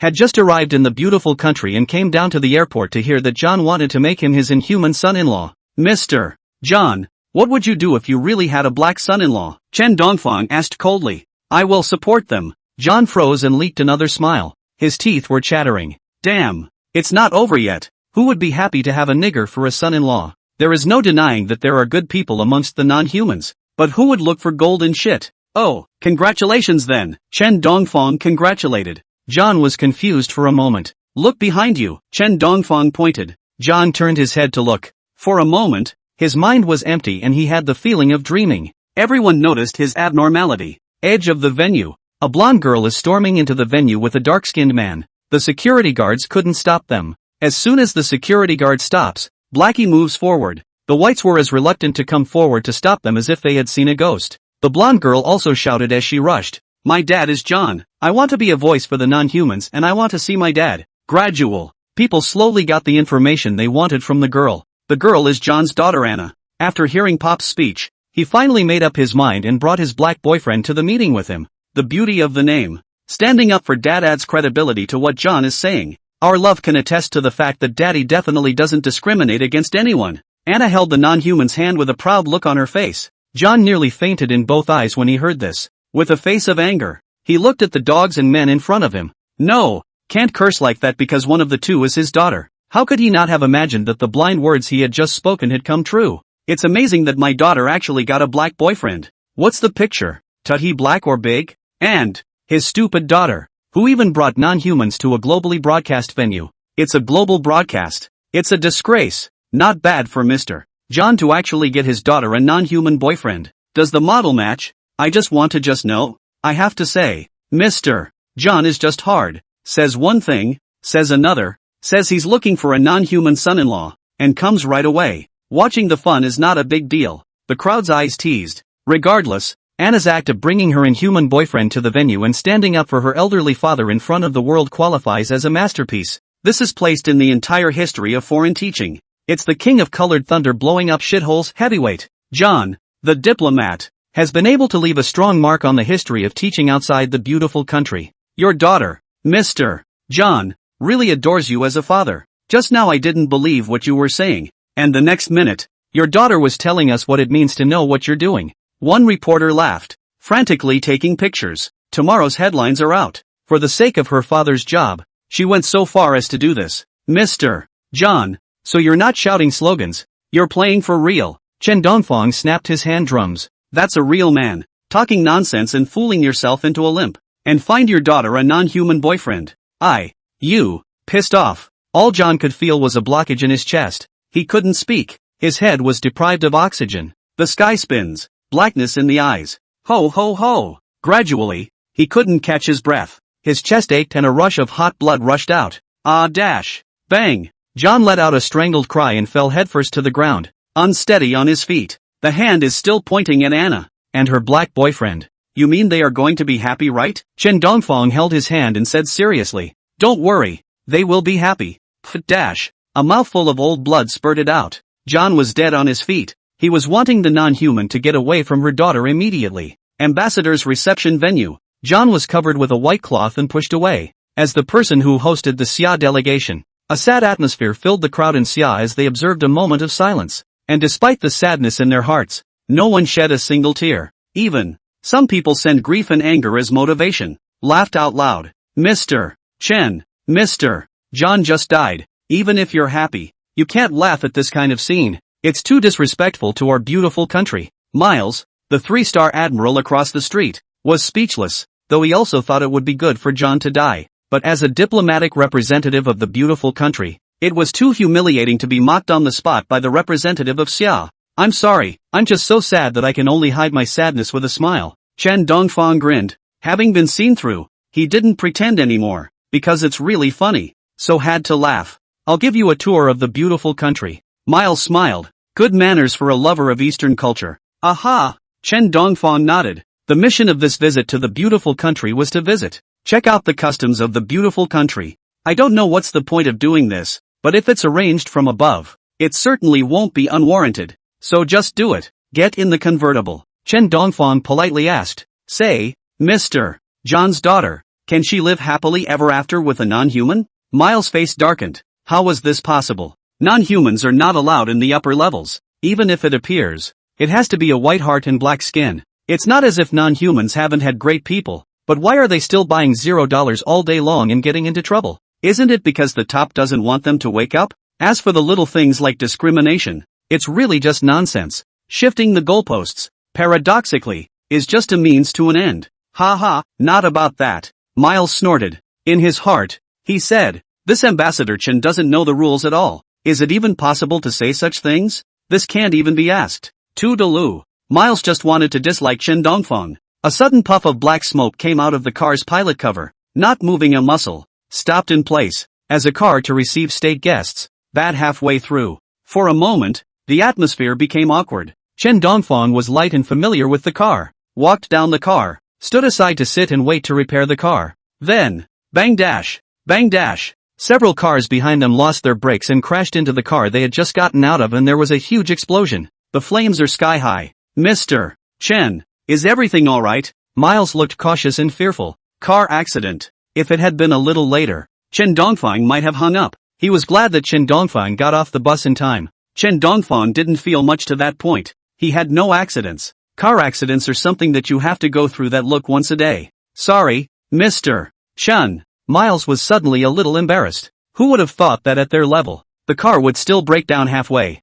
It's not like San built it with such poor quality. Crap, offbeat. What's with the car breaking down and Hawk Jam Manufacturing pulling so much? Back then it was the one who taught us precision. It shouldn't, as the most powerful nation on the blue planet. How could they build a convertible that would still break down? Has our manufacturing gone backwards? Guests arrive and the car breaks down in the middle of the road? And there was a car accident. It's not normal for the god of plagues to ride in a car that breaks down. It's not normal for it not to break down, is it? Case solved. It was Sun Xiaochuan who instructed the auto factory workers to cut corners. The moment the Eagle Sauce car broke down, the crowd wasn't mocking or falling in line. Rather, it's strange. As the world's #1 most developed country in the blue planet, it's a big deal that a car built by Eagle Jam can break down, as well as crash. Not that Eagle Sauce's car doesn't break down. Rather, it's outrageous to have a malfunction on such an occasion. It's the equivalent of a fighter jet dropping out of the sky during Hyatt Soldier. Does it make sense to drop it normally? Reasonable. Now, that doesn't make sense. The Summerlanders, never forgetting how the very first developments came about. Industry taught by the woolly bear, precision taught by the Eagle Sauce. It is because of the knowledge of how powerful Hawk Jam is. So even though the mouth is flowery, no one ever thinks of Eagle Sauces. He was even surprised that Eagle Jam had a car accident in the car that was hosting Chen Dongfang. Don't worry, it'll be fixed soon. Miles wiped the sweat off his face. This was a scene he hadn't really seen before. He thought for a moment and asked, "Are you hungry, Mr. Chen? Want to try our beautiful country's traditional food, fried chicken?" Fried chicken is TM traditional cuisine? Chen Dongfang was speechless. Miles is sorry. It doesn't really seem to count. Eat by yourself. Mr. Miles, I'm not hungry. Chen Dongfang was understanding. Generally speaking, people ask you if you're eating, not to find out if you're hungry, but he is. Miles nodded and went into the fried chicken place and bought 2 fried chickens and ate them. Mr. Chen, are you sure you don't want to eat some? These are delicious. Miles shivered his fingers and didn't care about the image. The moment the car broke down, the reporter was kicked out to avoid unwanted repercussions. Now Miles is free. No need. Chen Dongfang shook his head and laughed. Mr. Miles, eating too much fried chicken is easy to get diarrhea. Oh, I suggest you eat less. Humph, how? Miles looked disbelieving, and shrugged, making an exaggerated expression. Oh, it's always good to be careful. Ha, Chen, you're worrying too much. Fried chicken is protein, a very healthy food. You should eat more to be strong. Look at how skinny your body is. You should eat more. Miles laughed, saying that he would also pull off a chicken leg and hand it to Chen Dongfang. Chen Dongfang doesn't eat. He then fed it to his mouth with his attitude and its enthusiasm. I don't eat. Eat, Chen. Miles was about to say something when suddenly, he felt a rush of air come out of his ass. Never trust an illusion. For just a moment, a wave of warmth reached the chrysanthemums, maybe even a little bit stuck to your underwear. His face was pained. Chen, I might need to go and fix this, so help me with it, said the man, running towards the WC without looking back. I told you, it's easy to get diarrhea, and you still don't believe me. Chen Dongfang took the fried chicken and threw it into the trash can. If you don't listen to the old man, you will suffer. Still don't eat too much roast chicken. On fire. Miles's legs went weak and he had a weak look on his face. He understood one thing. There are two things in the world that can't be held back. One kind of love. A kind of cough. Farts can be held in. So never trust any of them. Because of too much trust in his asshole and the lack of paper in the restroom, he was still hanging gaping and his lower half was empty. As for where the underwear went, not to mention, Mr. Miles, the car is fixed. Let's go. Chen Dongfang sat in his car waiting for Miles. Seeing Miles' weakened form, he politely made to move away from him so that he wouldn't be accidentally injured by the gas grenade. Ha ha, brother, we're friends. Miles smiled, and underneath the seemingly atmospheric smile was actually social death embarrassment. He was glad to have gotten rid of the reporter ahead of time. Otherwise, it could be a disgrace in front of the whole world. Whoa. The convertible rattled up the street and shuddered its way to the presidential palace, Black Palace. As the residence of the highest head of the beautiful country, it is heavily guarded. 3 paces, 1 post, 5 paces. Even a fly would have a hard time getting in there. Hello, Mr. Chen Dongfeng, my friend from the east. Not far away, a figure walked up. It was Old Man Bei, the head of the beautiful country. I can't believe the head himself came to greet me. I'm so high up in the fucking hierarchy? Chen Dongfeng was puzzled. Even if it was a sightseeing group sent by the Xia Kingdom, it shouldn't be old man worship to greet them. This is the head of a country, and a lighthouse country at that. But soon, he released. Chen Dongfeng saw a familiar figure beside old man worship. Yang Xiu walked up and said with a smile, "You're finally here. We're walking together. Why are you still behind me? Come together? Humph, this time you're the tour group and I'm the negotiating group." Seeing Chen Dongfeng's puzzled look, Yang Xiu took the initiative to explain. Hawksbane is not to be messed with. Not only is it shameless, but it is also strong. And it likes to double standard and engage in public opinion wars. Sending Chen Dongfeng alone could cause a lot of damage, but it would not solve the problems facing Xia. What he needed to do was to negotiate on the prestige of Chen Dongfeng. Of course, the current Eagle Jam didn't know the power of Chen Dongfeng yet. "Hello, Mr. Chen. I've heard a lot about you." Old Man Bei took hold of Chen Dongfeng's hand. "Hello,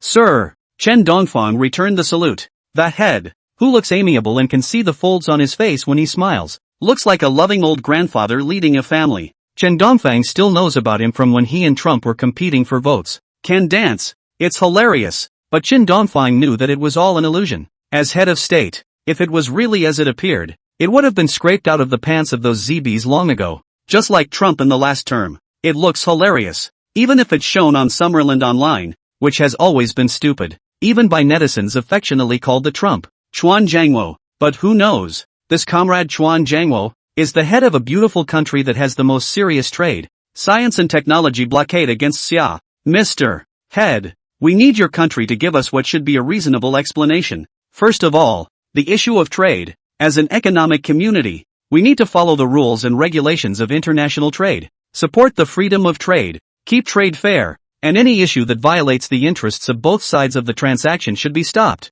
The beautiful country should immediately release the seized cargo ships and issue an apology. Walking into the Black Palace, all parties were seated. Yang Xiu directly opened the door and asked the question. Doing business is all about you and me. The same thing that sells for 500 in Eagle Sauce costs 100. Summerland sells it for 100 and costs $10. Damn. You Eagle Sauce don't allow Xia to sell things not to mention, but also force other people to buy your 500 things, and the quality is still not fucking good. Isn't that bullying an honest man? The essence of a deal is fairness. No one is allowed to break it. Yang Xiu said with firm eyes, flashbulbs flashing wildly. Right, trade should be free. Trade is about fairness and we should respect the freedom of trade. I agree with Summer's request. Things in the beautiful country are too expensive for my country to afford. Other states followed suit. Everyone stands firm in the face of benefits. We don't have a problem with you Eagle Jam wanting to mess with Xia, but you can't make us do something and lose out at the same time. I'm fighting for you and I'm told to bring my own food. It's not bullying. Ha ha, Mr. Yang, don't get excited. There's a reason why we seized your freighter. Xia has violated international trade law. We had to. Old Man Bei said with a smile. Then came a long list of explanations, all about international trade regulations. But the hateful thing is that so many of the regulations were enacted after the seizure of the Summer freighter. It is clearly aimed at the Summerland. So much nonsense to make a point. I have a big fist. And even if what I say doesn't make sense, it's still the truth. Fart. See this scene. Chen Dongfeng secretly spat out a sentence. Beautiful country is really trying to be a watchmaker again. On the one hand, the Summerland is not allowed to do business. On the one hand, one has a high price to sell things. Moreover, The most shameless thing is that the things sold in the beautiful country are still produced in the summer country, and they make 5 times the profit once they change hands, and on some commodities, they are even printed with made in China. Some delegates outright cursed. Eagle jam is a money grab. Chen Dongfang disagreed. Robbery?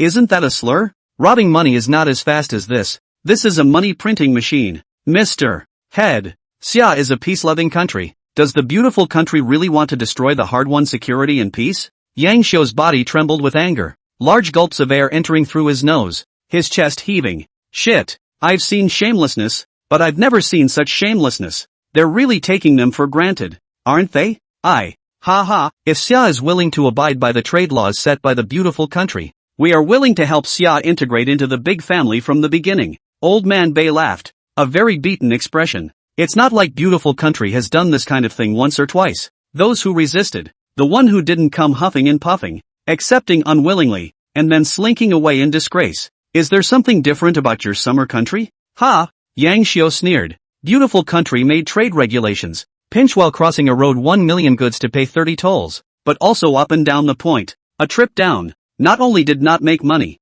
but also lost a 200 fast in. Then pinch well black new or black. Landlord old money in front of the eagle sauce have become a positive word. Think it over. Mr. Young. Old Man Bei pretended to advise. We will not recognize unreasonable regulations. Yang Xiu had a serious face. I'm sorry then, we'll just have to. Old Man Bei stood up, looking like he should not be able to talk anymore and was going to leave directly. But, the words were just halfway to the general. Old Man Bei's body stiffened, his eyes staring blankly ahead. He clenched his hands with both full as if he was in a fierce battle. A dense layer of fine sweat oozed from his forehead. 1, 2, 3, ah! Old Man Bei gave a comfortable, unimpeded cry. It's like spitting out a mouthful of stale phlegm stuck in your throat, like a glass of cold Coke in the desert, like sitting on the toilet when you have an upset stomach and pooping. Pffffffffffffff. With pride playing, a foul odor instantly filled the entire venue. By old man this is. Pulled? In the meeting room, a reporter from an unknown country held his nose and spat.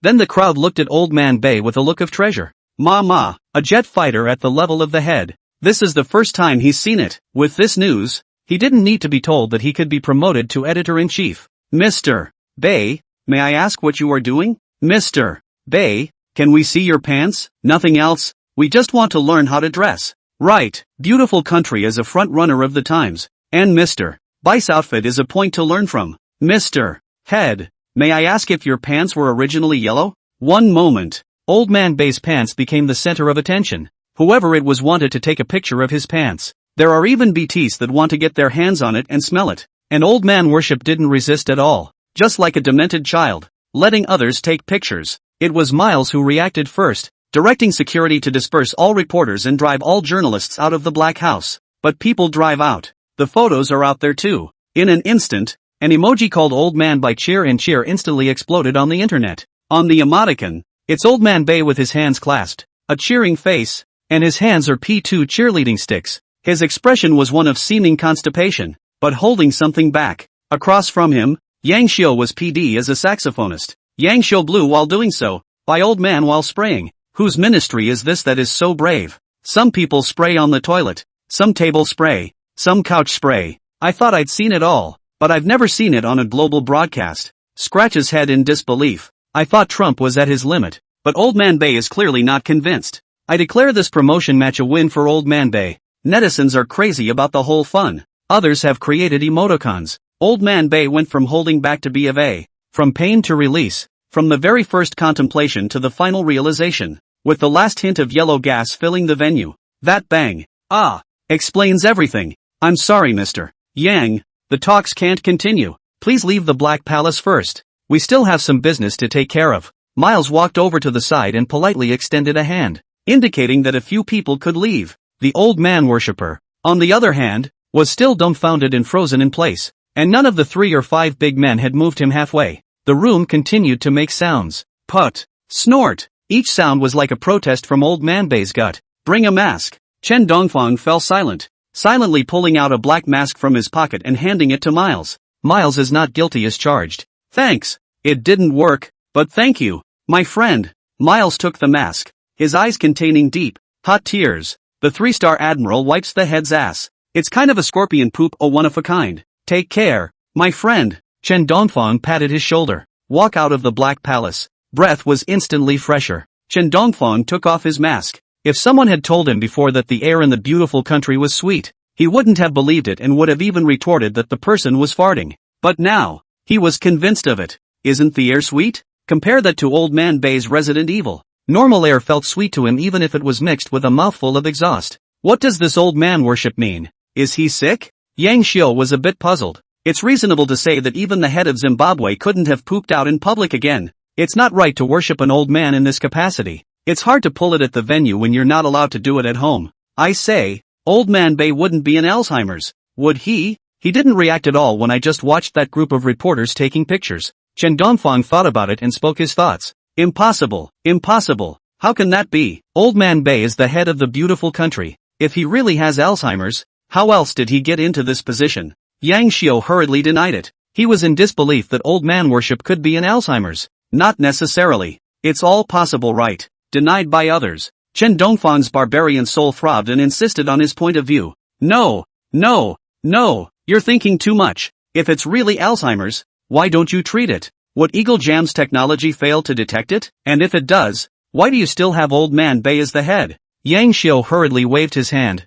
Are you kidding me? You can bar me. You can bar me. I'm the negotiator. You can bar me? And he's not far off the mark. Then Old Man Bay is senile. He preferred to believe it was a diplomatic accident. You don't believe me? I don't believe it. I don't believe it either. Yang Si also joined the fray. He and Yang Xiu were of the same family, and the two men supported their arguments from all sides, with all sorts of evidence and conditions. Old man worship is not Alzheimer's. At best, people get old and have a bit of a stomach bug. Also, it's just possible that Old Man Bay pulled it, not a certainty that he did, and there's no tangible evidence of it on anyone's camera. So, there's no way old man worship is dementia, Yang Si said seriously. You guys have a point. Chen Dongfang nodded, agreeing with them. Humph. The two smiled as if they had won a battle. But, Chen Dongfang turned his words around and said seriously, everything is possible, right? Old Man Bay is 78 years old. It's not unusual for him to have a bit of a major illness, right? As a 78-year-old man who still has to deal with so many things on a daily basis.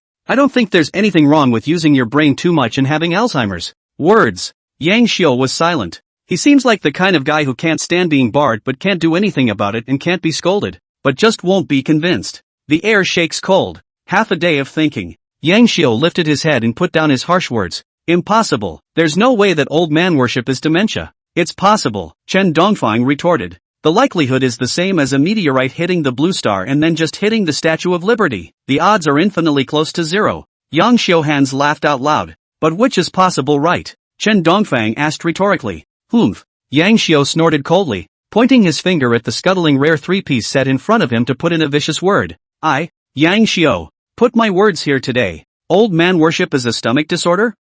Yang Xiu, am the one who eats tampering with the thin three-piece set every day, has diarrhea 3 times a day, and pulls himself weak, from here to Xia, and there's no way that Old Man Bay is dementia. In the meantime, NS Space Agency, researchers who were observing the universe, looked at a huge meteorite not far away and shouted, "Oh, God! What is that thing? It's a meteorite! He's heading toward the beautiful country! Whoa! We're going down! P.S. Debut show flopped. Beg again for love. LOL. Cry Liao. Oh, my God! At the current rate, in 3 days at most, the meteorite will enter the gravitational belt of the blue planet, and when it does, it will land precisely on our sleepless city. Meteorite powerful enough to destroy a city if not stopped. NS Space Agency, which has launched signal explorers on Mars before, even they found it tricky to figure out that this meteorite was bigger than anyone could have imagined. 160 meters in diameter, weighing 100 to 1,000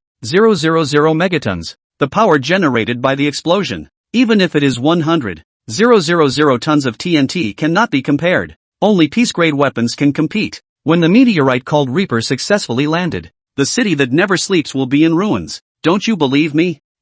Yang Xiu, have never lost a bet. In the meantime, Yang Xiu had a proud look on his face after making a poisonous oath. It's so close to having the word barfly written all over your face. That's not without losing. Chen Dongfang spat. He believed what Yang Xiu said. As the director of the Special Security Bureau and a part-time secretary, Yang Xiu's status is so supreme that every time he bets with a member of the group, it would be strange if he could lose. Who's going to win the leadership? No rebuttal was posted. Humph. Yang Xiao smiled smugly. Chen Dongfang ignored it and reached out to stop a cab. No passengers, the driver said impatiently. Why don't you carry people? Yang Xiao wondered. No reason. Yang Xiao, barmy right, don't want to go. 10 minutes later, a few people got into the car. The cab hadn't wanted to take Chen Dongfang several people, but it couldn't be helped that Yang Xiao kept stopping. Say anything to get on this bus. The driver's master looked reluctant, but seemed to be in some kind of emergency, and let a few people get in the car anyway. When he got in the car, Yang Xiao was still chattering and kept telling his insights. Yang Si was speechless on the side. Yang Xiao actually urged her to make a bet with Chen Dongfang. She is not going to do this kind of stupid thing. Win no benefit, lose blood loss. This kind of lost business to do. Also do not know how Yang Xiao became a special security giant hand. And, Yang Si glanced at Chen Dongfang and winced for a moment. Her mind drifted to the scene of the old man worshipping the old man with a demented look on his face, standing on the stage and letting the yellow liquid flow down from his crotch. It could really be Alzheimer's. Chen Dongfang may have really hit the nail on the head. A thought came to Yancy coldly, and she had not forgotten it on the Fuji. Every single thing Chen Dongfang said, as long as it was bad, was fulfilled. It's really a crow's nest. If this had been born a few thousand years earlier, it would have been a safe bet to be crowned a sweeper. What's wrong with this road? Is this the way to the embassy? Shortly after sitting in the car, Chen Dongfang realized that something was wrong. As Xia diplomats, they were going to the embassy, and the driver seemed to be going the wrong way. Holding his cell phone and looking at the navigation, Chen Dongfang fell into deep thought. Driver uncle, even if you take a detour, you should also take a little bit of technical level. Okay, we are going to the city. What do you mean by taking us to run to the suburbs? $50 for a fare that's damn near spiked to 2,000. Taking us for a sucker? The driver didn't say a word. Suddenly, bang! A large tree crosses the middle of the road and the driver stops his cab. Darkness. 4 or 5 big men with bulging muscles and hoods surrounded them. Who are you? We are the Xia embassy. Shut up. The words were not finished. A few people were then kicked out of the cab. Yang Xiao also got a slap on the wrist. The 4 or 5 big men had fierce faces and looked like outlaws. Where did that come from? Sitting up here on your own. As the kidnapper and the driver delved deeper into the conversation, Chen Dongfang slowly rationalized what a few people had said. It turned out that the driver was not a proper driver, but a robber who had just robbed a bank and fled in his car with the money he had taken. These big men are accomplices. Originally, it is not related to Chen Dongfang a few personnel, but it couldn't help that Yang Xiao kept stopping the car and the driver panicked and ducked away from the FBL. There was no way around it, and a few people just got on board. So, you stopped a carjacker. Chen Dongfang was silent for a while. The eyes that looked at Yang Xiao changed. I just left the country and met a robber. Yang Xiao is the director's brother-in-law, right? The chances of winning the lottery are so high. What are you looking at me for? You're the one who stopped the car. Yang Xiao's face twitched. He also didn't expect that just getting into a cab could meet a robber, or the kind that had just finished robbing. But you had to get in the car. Chen Dongfang remembered the driver in a hurry to escape. Yang Xiao dead stopped the picture, then had to praise Yang Xiao is going to find a car. He looked up at the robbers. A few people are not to be messed with at first glance. Undershirt, hood, wolfsbane. He giggled inwardly. Finished, killed, kill several anyway. Don't care about these two. Not to mention it's still a couple of Summerlanders, so even if they kill them, no one will ask questions. Right, people here might still be stowaways. Hijacker discussion. Yang Si begged for mercy. Please, let us go. When Yang Xiao heard this, he hurriedly said, we are not stowaways. We are. Shut up, you're a stowaway now. Seemingly smooth, seemingly murderous out of animation, the robber removed his hood as soon as he could, drew his dagger, and licked the tip of the blade with his tongue as he laughed strangely. Go in peace. I'll make sure no one knows you're dead. Your family will look for you but never find you for the rest of their lives. Ouch. The words were not finished. Yang Si kicked over one of the robbers and spat, thinking that Lao Miang is so cooperative, so pretending to be pitiful, but still want to kill Lao Miang is it? For a moment, the crowd froze. Chen Dongfang then remembered that Yang Si was a kung fu master who could fight 8 by herself and had shown her skills in Sakura country. With a crackle, 1 foot at a time. In a short while, the robbers were all kicked to the ground, holding their knees and heads and crying,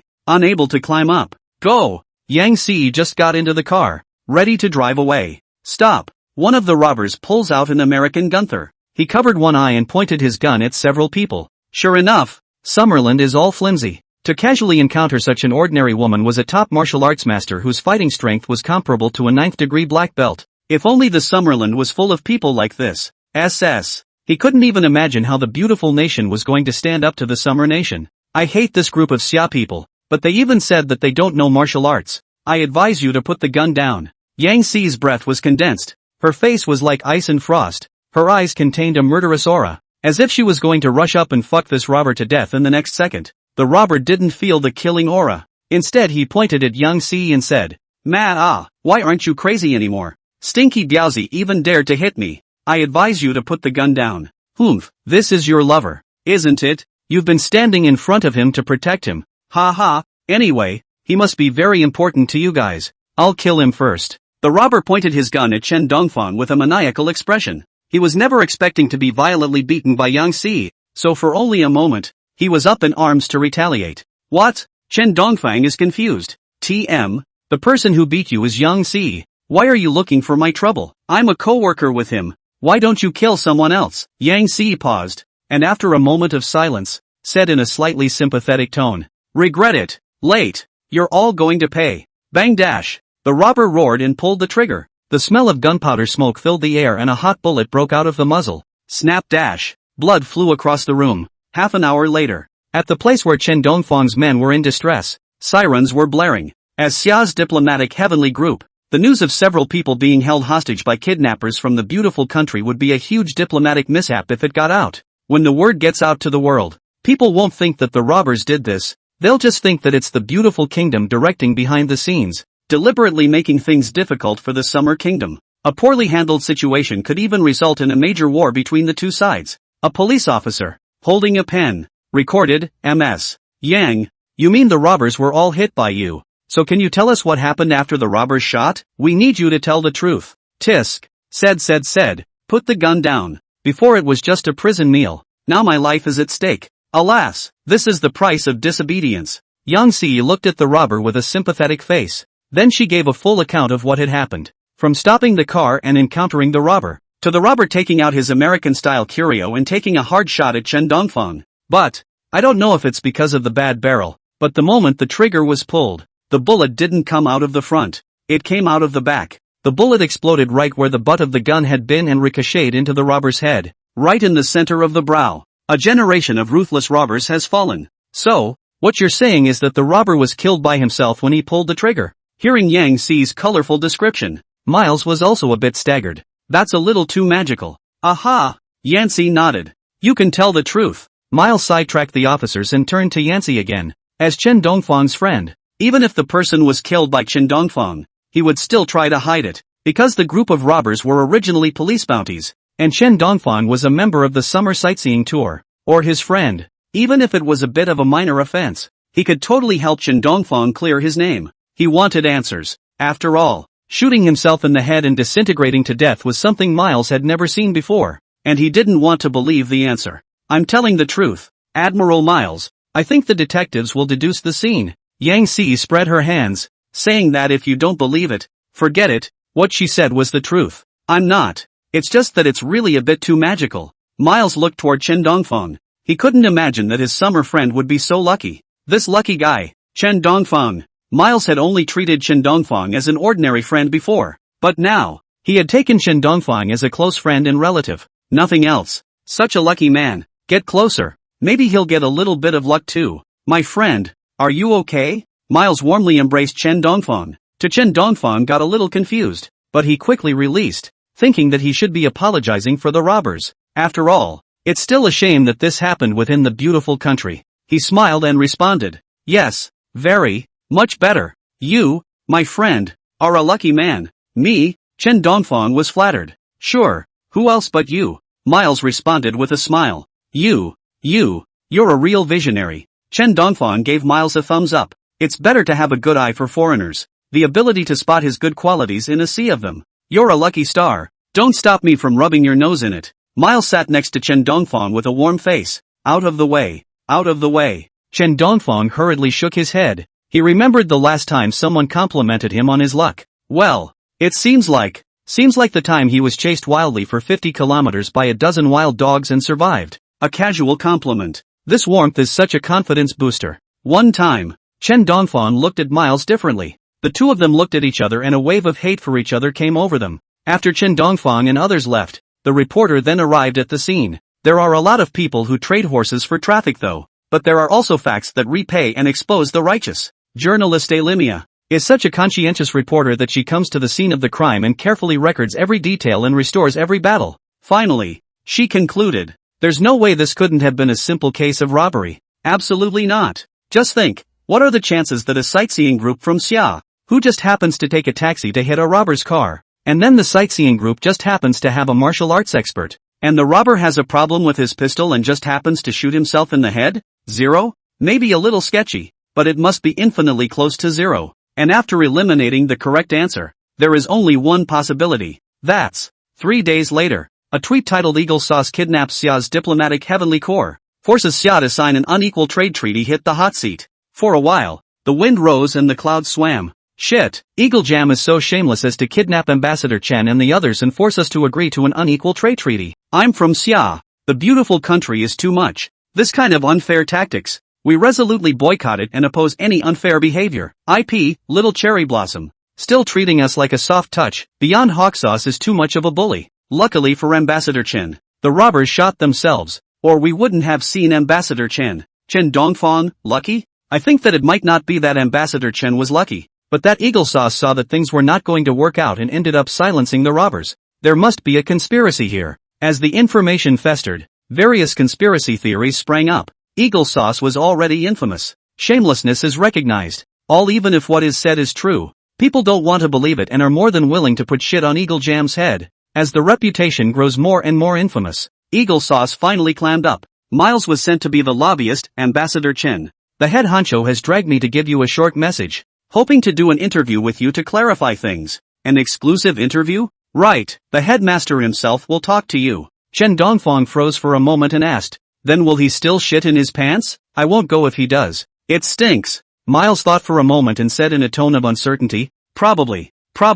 I don't think so. P.S. Guys, write a book review. Mr. Chen Dongfang, may I ask you how you feel about the kidnapping incident in the beautiful country, and whether this is a declaration of war against Xia, a silent war? Mr. Chen, as this delegation talks, is it threatened by the beautiful country? Is the beautiful country a threat to your personal safety? I have heard that the beautiful country has placed restrictions on your personal freedom. Is this true? Mr. Chen, don't worry. Speak up. The whole world, the whole Blue Star is behind you. We are firmly against hegemonic behavior. Day 2. Just out of the embassy, a bunch of reporters blocked the gate, long guns and short cannons stuffed to the mouth of Chen Dongfang. These journalists all saw that article summer delegation. Eagle Sauce's despicable article to come. Ahem. Regarding your questions, I am not qualified to answer them. Chen Dongfang squeezed out of the crowd and sat on the car, and his head drilled out and said come. No qualifications? What do you mean you're not qualified?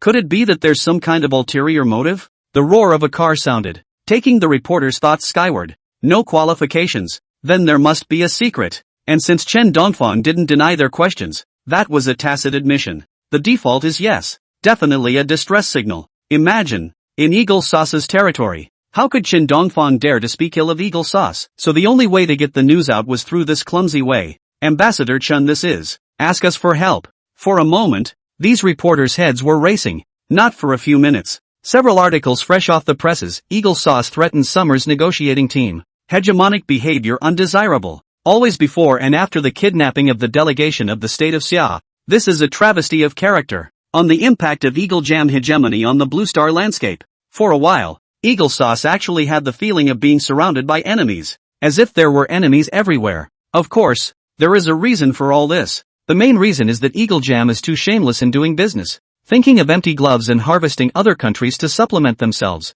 This also led to the rebellion of the men, although they do not dare to openly resist, but sent a few journalists, married to the Eagle Sauce of the territory to write a few reports. That is easy. It also created a wave of opposition on the internet. There are even beautiful countrymen involved.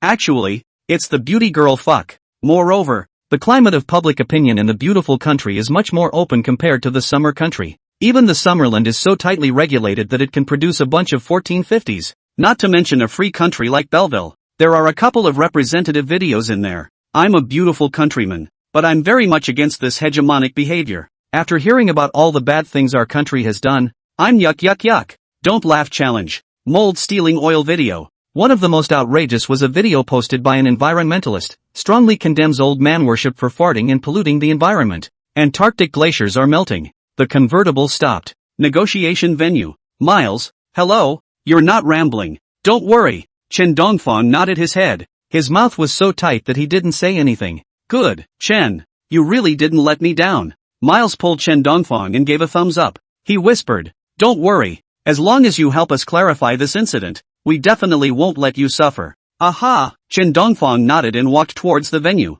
Chen, something wrong? Miles called out, wanting to speak. He wanted to remind Chen Dongfang, but behind him was his country, and he couldn't betray his country, even if his country was doing something wrong. But as a beautiful countryman, he couldn't go to the aid of Summer either. Any hard feelings? I just don't know if I should tell you. Then don't say anything. Chen Dongfang waved his hand without giving Miles a hard time and walked straight into the venue. Sorry, Chen. We are friends, but we are also enemies. Miles murmured. No matter who it is, when it comes to matters of right and wrong, it is their country that they support. Even if one knows that it is wrong for one's country to seize the ship, the beneficiary of the benefit is, after all, oneself, and he is not qualified. Hello, Mr. Headmaster. Does your stomach still hurt? Meet Old Man Bei. Chen Dongfang asked. He did not want to talk about half of the negotiation. Worship Old Man. Suddenly the whole point of the old ate secret small burgers out. Ha, it's already done. Old Man Bei froze for a moment, smiling, and in his heart, he cursed Chen Dongfang as close and distant relatives. So much media, flashbulbs on the body, asking this kind of question. Which pot is the wrong pot? It's too much. Humph, that's good. Chen Dongfang took his seat. Even if he knew that Old Man Bei had greeted him, he didn't feel anything. Anyway, he was an orphan, and had suffered and been scolded quite a bit since he was a child, so he was used to it already. You scolded me. I'm not angry. It's you who should be angry. Mr. Chen, may I ask how you met the robbers that day? Take your seat. A reporter stepped forward and asked. Oh, here's the thing. Chen Dongfang told the story of what had happened, and after a bit of artistic processing, the story appeared to be wonderful and exciting, and attracted everyone's attention in a short while. And do you think that these robbers are related to the beautiful country? A big-nosed reporter stepped forward and asked. He picked up the video recorder, ready to record the moment when Chen Dongfang spoke so that he could clear the air for beautiful country. Of course I have.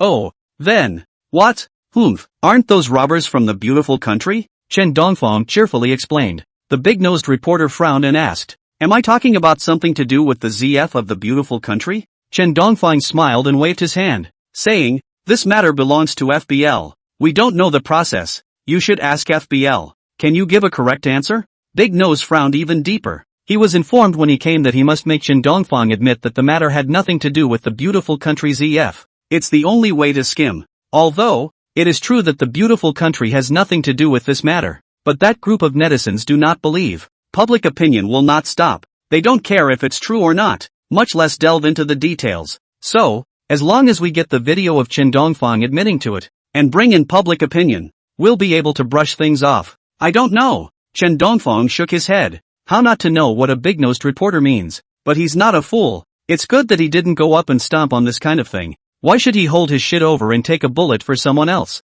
It's all about interest. He had to wait for Yang Xiu to talk before he could speak. This time, the reason why he came to clarify and negotiate with Old Man Bei was because Yang Xiu was at the back negotiating with the beautiful kingdom for benefits and couldn't spare the time. Chen Dongfang lifted his wrist and looked at the time. Aha! Almost there. In another 10 minutes. If there's no deal, he's free to go. When that happens, the shit will be eagle sauce. Mr. Sparrow, I hope you know that you're the one begging us. Not us. The mistake was made by you. It has nothing to do with us. Xia. And we have no obligation whatsoever to help you. I hope you can figure out that Xia can either help or not help you with this favor. You're the ones begging us, not us trading with you. Don't get too far ahead of yourself. In the meantime, conference room, in front of the round table, Yang Xiu looked at the man across from him, and even though the anger in his heart could no longer be suppressed, he still had a calm face and didn't show the slightest bit of it. Mr. Yang, Mr. Liu is a very good scientist.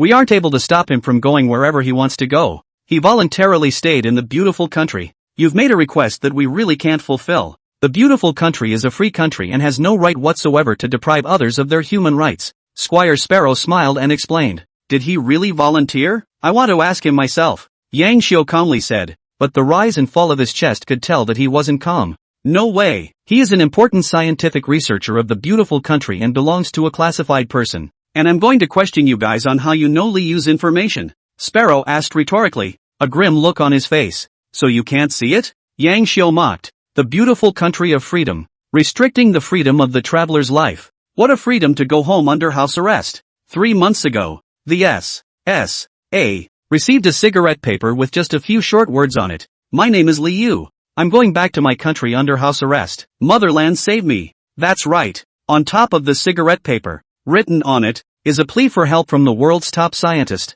Mr. Li Yu. Mr. Li Yu, the developer of 1K class liquid oxygen electric pump cycle rocket, the world's youngest and the world's first liquid oxygen cycle rocket developer, is a patriotic traveling American scientist who has just turned 30, after completing their studies, as well as seeking treaties. Mr. Li Yu would like to return to China to contribute light and heat. However, when this incident was known to the FBL of the beautiful country, it was arrested for undermining the security of the beautiful country, detained in a small dark room, day and night torture. Thanks to a friend in the War Office, the news got out with the help of a piece of cigarette paper. Every time you think of a patriotic scientist, miles away, still with a heart for his country, he was imprisoned and tortured in a small dark room in the dark because of a trumped-up charge and because he loved his country. And he was angry. Unspeakably angry. The anger in Yang Xiu's eyes could not be suppressed. He clenched his fists and stood up, forcing down his anger and said, I wish to meet Mr. Li Yu, and all your conditions can be granted.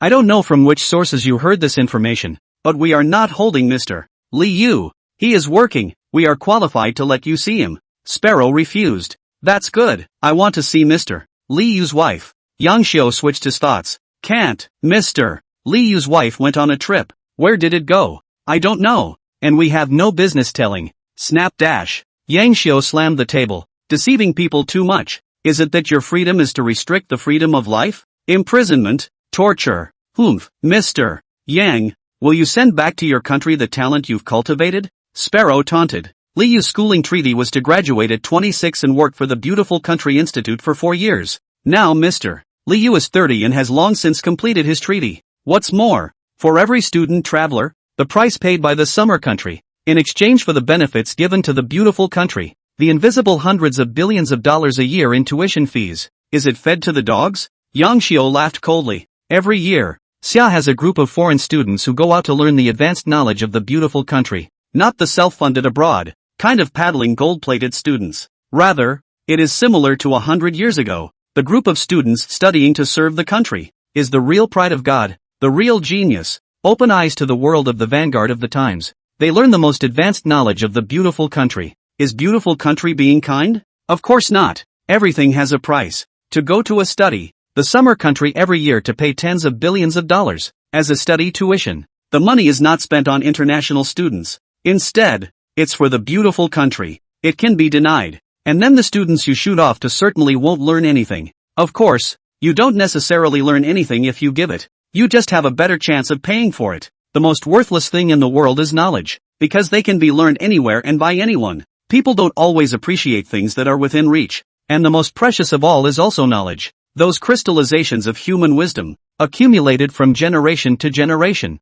cannot be measured by money. Mr. Yang, this is the beautiful country. And when I say no, I mean no. Mr. Li Yu is a very good scientist and we will treat him well. If you really want to protect him, leave. Sparrow frowned. It was true. Learning wasn't for nothing. And for every foreign student from Xia, the beautiful country made tens of millions more. This kind of money is not given directly, but it does make more money. In every aspect, foreign trade, recreation, weapons purchases. Otherwise, it's not like the beautiful kingdom is a great benefactor. Why train a group of academics who are likely to run away? You admit that Li Yu was detained by you? Yang Xiu stared intently at Sparren. Humph, let's talk about how to exchange. As long as you admit that the kidnapping has nothing to do with beautiful country, we can release the 2 seized cargo ships. Instead of denying it, Sparren changed the subject. Ding ding ding. Yang Xiu was about to insist, but suddenly the emergency phone rang. He picked up the phone, his brow furrowing and loosening, finally soothing. Placing the phone, he said, yes, Mr. Sparrow, I hope you keep your promise. Release our freighter. Seeing Yang Xiu in such pain, Sparrow was suddenly panicking. How he had a really bad feeling about what was going on. P.S. Some things can't be written too intelligibly. They have to be processed. So if you're interested you can search for them. I remember a bookworm posting a comment about the same kind of thing I wrote. This feeling of panic grew stronger and stronger as time festered. Sparrow touched his chest. The fast, powerful vibrations making him wonder for a moment if he had high blood pressure or his heart would be beating so fast. Mr. Sparun, there is an old saying in our country of Xia, which is called that if your heart is flustered like a burn, you will be planted. If you don't do anything wrong, you're not afraid of ghosts knocking on your door. Yang Xiu rubbed his wrist out of habit and squinted his eyes. The eyes were like knives, looking at people in panic. Ha, it's just the dregs of the times. Does Mr. Yang still believe in these vain things? No wonder Xia is getting weaker and weaker. Even Mr. Yang, a highly educated man, is so superstitious? I truly don't think that Xia is a suitable place for scientists to stay. Sparrow froze and grimaced. Defiantly, he glared back. In fact, he was in a bit of a panic. But once he thought of his half-yearly medical checkup, he didn't take Yang Xiu's words to heart and instead spoke out in mockery. Humph, let's hope you really haven't done anything wrong. Yang Xiu meant to grin. Leave the negotiation room. Well, were the negotiations successful? Seeing Yang Xiu come out, Chen Dongfang was flustered, and after pulling half a day in front of the reporter, he kept waiting for Yang Xiu's reply, as he inquired with his mouth open type. Aha! Yang Xiu nodded and gave an OK sign in the corner of the venue. That's good to be able to play normally. As time went on, the journalists with long backbones were kicked out by Eagle Sauce, and those who remain inside the venue now are Eagle Sauce's lackeys. It was reported by them for the sake of Eagle Jam's reputation. This group of journalists is more like what Quaaludes has taught them than the people who are watching. I admit that this kidnapping has nothing to do with beautiful country. It's all because we were unfamiliar with the roads that we accidentally met the robbers. Chen Dongfang stated the facts in front of the camera. Reporters rushed out a story at the same time. The Waterboys are also in a marketing frenzy. Mr. Chen, may I ask if you were threatened to say that? Mr. Chen is righteous and knows right from wrong. And it is because of him that the authorities in the beautiful country have returned justice and a clean slate. The beautiful country is the defender of world peace. Never do interfere with other people's freedom. Kidnapping incident appeared. The beautiful country is free. Chen Dongfang smiled, nodded, and also said along with the donkey, I'm a person who is already unlucky. So it's not strange to meet this kind of thing. Stand in front of the camera. Chen Dongfang brushed things off with Eagle Sauce, and said nice things about Eagle Sauce in the process, formally attested by the parties. There was a watery washout afterward. By all rights, Eagle Jam should be able to skim things by now, but the reaction of public opinion was unexpected. Not only did the netizens not believe what Chen Dongfang said, instead, they vocally criticized Eagle Jam. Ambassador Chen's bad luck, I believe. After all, even the drama of meeting a robber in a taxi can be encountered. Right. I'm a fool. I believe even such an outrageous plot. LP, beautiful country. I just saw that the official website of the beautiful country has issued a statement to return the 2 freighters from Xia. So I guess Eagle Sauce spent the money. LP, beautiful country. I knew this was it. Eagle Sauce is spending money to throw dirt again. Shame on you. Vomit. It's the beautiful country that did it. And as a beautiful country person, I'm ashamed. LP, beautiful country. After Chen Dongfang clarified, before the global broadcast, pop-up swipes. But instead of clearing up the relationship with Eagle Sauce, it has deepened the netizens' prejudice against Eagle Sauce. Some beautiful nation netizens even spoke. If Chen Dongfang is threatened, please speak up. They will do justice. They will help him. They will even parade the streets for him.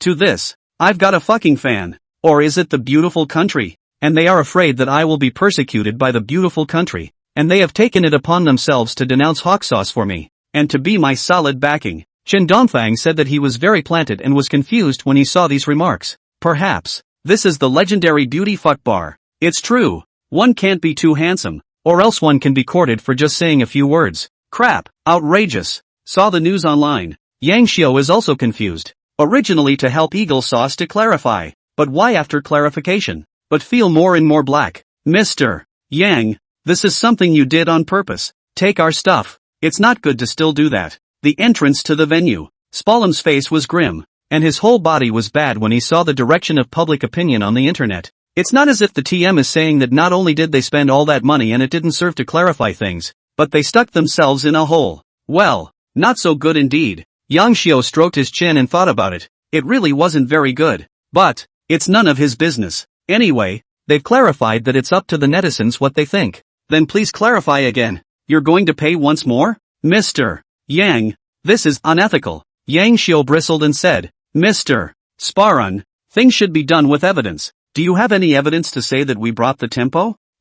Sparrow frowned, not really being able to find evidence. If you don't have it, don't slander people. Yang Xiu's eyes mocked. If you don't do anything wrong, you won't be afraid of ghosts knocking on your door. To be honest, this incident was not really done by Xia. Just, Eagle Sauce's reputation is really not considered good. The moment Chen Dongfang came out to clarify, the crowd's first reaction, not Eagle Sauce is wrongly accused. Rather, Chen Dongfang was threatened and had to come out and clear the air. That would be hilarious. Money was spent and instead of smoothing out the problem, it deepened it. Mr. Young, you'd better. Sparrow had an egg on his face and felt out of breath. It's something that seems like you can't really blame people for. There's no credibility when the wolf has come to the rescue too many times. Beautiful country is what it is. When bad things are done, shit is put on its head even if it didn't do it. The face is not even. Chen Dongfang, you're here. Come on, I'll introduce you. Yang Xiu had wanted to dislike Sparren a few times. Instead, he saw Chen Dongfang exiting the venue. He hurriedly pulled Chen Dongfang. Pointing to Sparrow, he introduced himself. This is Mr. Sparrow, the man I'm negotiating with. Come and meet him. What for? Chen Dongfang's eyes were puzzled, unable to figure out what Yang Xiu meant. It's just a blue-eyed gringo, isn't it? Need a special introduction. UJY. Yang Xiu pretended to be displeased and said, Mr. Sparren is a great man. If it wasn't for him, we wouldn't be able to get the cargo ship back. So get acquainted and thank him. Words. Chen Dongfang suddenly realized that it was a friendly army, and hastily reached out his hand. Hello, Mr. Sparrow. Hello, Ambassador Chen. Young and promising. Sparrow suddenly had a bad feeling. When he had just negotiated, he had been stuck on Yang Xiu's neck, so how could Yang Xiu say that he had helped a lot? There are questions, but he couldn't tell what was wrong. I heard that Mr. Sparrow is not well, so we'll leave you to wish Mr. Sparrow good health and all the best. Yang Xiu smiled. Seeing Yang Xiu in this state, Chen Dongfang were still do not know. In front of the eyes of this Mr. Spurgeon, more than half of the summer, country, allies, good buddy. Chen Dongfang didn't know anything about etiquette, but he knew about copying homework. Yang Xiu did this and he did what he did. Chen Dongfang grinned, releasing his goodwill without hesitation. Mr. Sparrow, I wish you good health. Don't work too hard. Make sure you have regular body checkups, and make sure you don't get sick. What will happen to your human name if you fall ill? Xia can't live without you as a friend, and I can't live without you as a friend. So, you must live well. It's not right. Sparrow suddenly had a pain in his chest, as if fate had taken him by the throat. How he feels a little. Ho ho. Out of breath. What's wrong with you? Are you uncomfortable? Sparrow covered his chest. Seeing this scene, Chen Dongfang rushed forward to support Sparrow and asked with concern. It's fine. It's fine. It's just a little pain in my chest. Sparrow waved his hand, the pain in his chest growing, like a boulder pressing down on his chest, making him gasp for air. Does it hurt this much to be okay? Chen Dongfang didn't believe it. It's really okay. It's really okay? Maybe. It's okay. For a moment, Sparrow was also confused. Are you sick or not? Not sick? But the pain in his chest couldn't be faked, and that weird choking sensation made his whole body numb as his brain was deprived of oxygen. Sick? It shouldn't be. He has to have medical checkups twice a year. It's only been 2 months. He eats and drinks the finest ingredients. How could he possibly be sick? You know, at their level, it's only not human civilization that can do it. No matter what kind of disease can be cured. Even, if necessary, a new heart is possible. I'll take you to the hospital. Seeing that he could not allow Sparrow to carry on hard, Dr. Chen took the initiative and said, thanks, but, you're welcome. Sparren didn't finish his sentence. Chen Dongfang did a princess hug and directly carried the person onto the convertible. This was unexpected. For a moment, the atmosphere was awkward. Yang Xiu didn't know what to say. He just wanted Chen Dongfang's bad luck to stain Sparren. Now it seemed as if Chen Dongfang had misunderstood something. Sparrow was also confused. He had just stuck Yang Xiu's neck and Chen Dongfang was now so nice to him. Sure you don't already have a grudge against the leader? Does it hurt here? I'll give you a massage. While riding in a convertible. Seeing Sparrow in pain, Chen Dongfang was being intolerant. He couldn't see others suffering in front of him the most. In particular, the fact that Sparrow was still a suspected ally of Xia was unacceptable to him. Is it okay to press here? Chen Dongfang gently massaged Sparren. No. Sparrow was a little creeped out and hastily refused. You're welcome. Chen Dongfang knew he was embarrassed and went straight to work. No, really. The more Sparan refused, the more Chin Dongfang wanted to massage him. Nothing else. The best thing about him as a person is that he is kind and helpful. The main focus is one of helping each other. Bear dash. Suddenly, a sharp break. Between you push and I give in. Clicky dash. Snap. There was a crisp ringing sound, still audible even over the roar of the cars. Ah! Sparrow froze for a moment, followed by a sharp pain that traveled from his chest to his brain. Just now, in between pushing and shoving with Chen Dongfang, the car braked sharply, causing Chen Dongfang's head to hit the top of his ribs. Chen Dongfang covered his head. Sparrow was breathless as he covered his chest. Yang Xiao looked sympathetic. Sparrow had clearly been having trouble breathing just now, and now after such a bump from Chen Dongfang, it looked like he would be breathing more in than out. If Yang Xiao hadn't guessed correctly, that crisp thud just now was actually Sparrow's rib cage breaking. I just don't know how many are broken. Mr. Sparrow, hang in there, we're taking you to the hospital now. Yang Xiao forced a smile and drove the convertible car, rushing toward the hospital. Mr. Spalin, you didn't pass away. Chen Dongfang's head hurt, but he was still the first to care about others. You wait, don't go moving him. At this point, seeing that Chen Dongfang still wants to trash Sparan, Yang Xiao also opened his mouth to explain, as he made clear the relationship between a few people, and said that Sparrow was responsible for the persecution of the scientists, and the seizure of the dominant person on the summer ship. Chen Dongfang's face crooked into a dragon king as he said with a speechless face. So, this guy is our enemy, not our ally? Yang Xiao was also speechless. When did I say he's our ally? Chen Dongfang's face twitched as he said breathlessly. Then you're still asking me to bless him? You're not taking me for a crow's mouth and saying the opposite on purpose, are you? No. Yang Xiao hurriedly denied it. Then I wish you a long life. Chen Dongfang was silent for a while before speaking. When Yang Xiao heard this, his hands shook, his feet didn't know what was going on, and he stepped on the gas, and the car hit the top of the railing all of a sudden. Bang dash! Chen Dongfang to nothing. But Sparan was in a bad way, flying right out of the convertible and straight into a trash can because he wasn't wearing a seatbelt. Eyes are about to hang up. Help! Sparrow kept wobbling on both feet. Chen Dongfang was the first to react and pulled the man out of the trash can. You guys!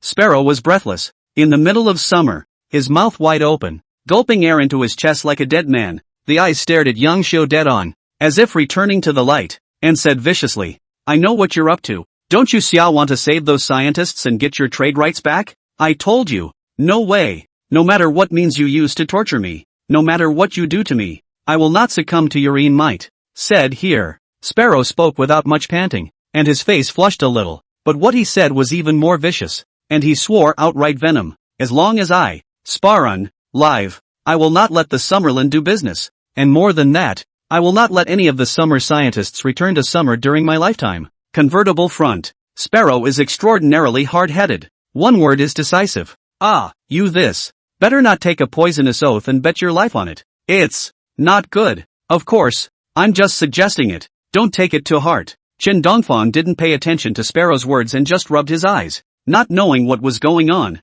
he was suddenly dazzled by a piece of mirror. And, just now, he had a chill down his spine, as if he had been targeted with a sniper's rifle. Creepy. Stupid. It's been spotted. Change places. On the financial building, the man in the turban slaps the killer. Killer aggressively hugged his gun for a change. Crap, is that a high-powered sniper rifle? It's so blinding. A light whipped across his eyes. Chen Dongfang looked up to the tall building, where a blackened gun barrel protruded, reflecting the color of black metal in the sunlight. Sniper rifle. Yang Xiao froze for a moment, then looked at the tall building, but nothing was found. He let out a light laugh. I guess you're just blinkered. Although the beautiful country doesn't ban guns, not everyone can buy a sniper rifle, especially in a big city like the City of Sleeplessness. Besides, that building is a financial building. Not just anyone can go in there. Like this? Chen Dongfang sniffed and looked again. This time there was nothing to see but a trio of traders, busy in front of the floor-to-ceiling windows. If there's a mugger,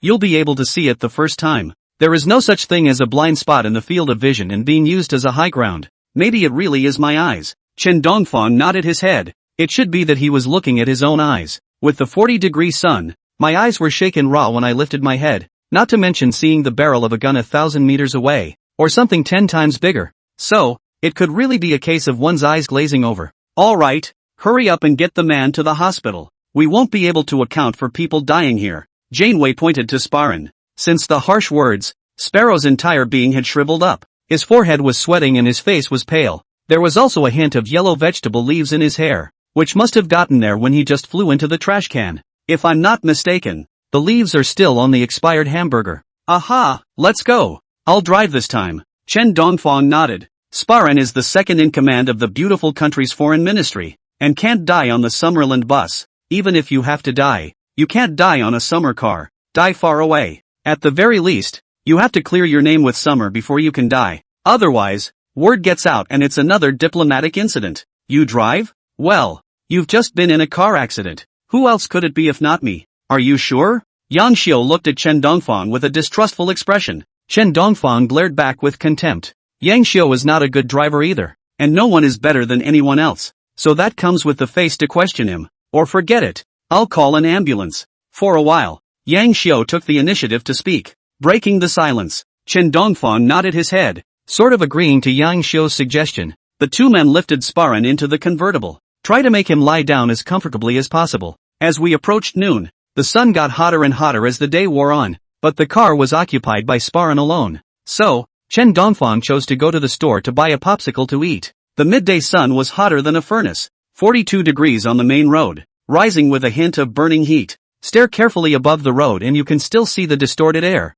Good. Hot. Sparrow opened his eyes, lying in the convertible, and it was as if he saw God. But the two of them, Chen Dongfang, were eating popsicles at a store 100 meters away and didn't even notice him. He tried to open his mouth to call for help, but the heat made the skin of his mouth stick together. As soon as he opened his mouth, the dead skin on his lips was torn off and his teeth chattered in pain. He didn't even have the strength to speak. Life is worse than death, but if one looks closely at the muzzle of Sparan's lips, one knows that he's talking. Give a pain in the ass. 2 hours later, the ambulance still hasn't arrived. What's going on? Chen Dongfang threw away the popsicle and was puzzled. It seems like the ambulance is broken down on the halfway road. It might take about an hour or so if we have to wait for the ambulance. Yang Xiu put down the phone and explained. Are you guys trying to kill me? Hearing this, Sparrow used his last ounce of strength to open his eyes and his tone trembled. What? Chen Dongfang took a serious look around. No one's dead. No big deal. Just a little dehydrated. A little weak.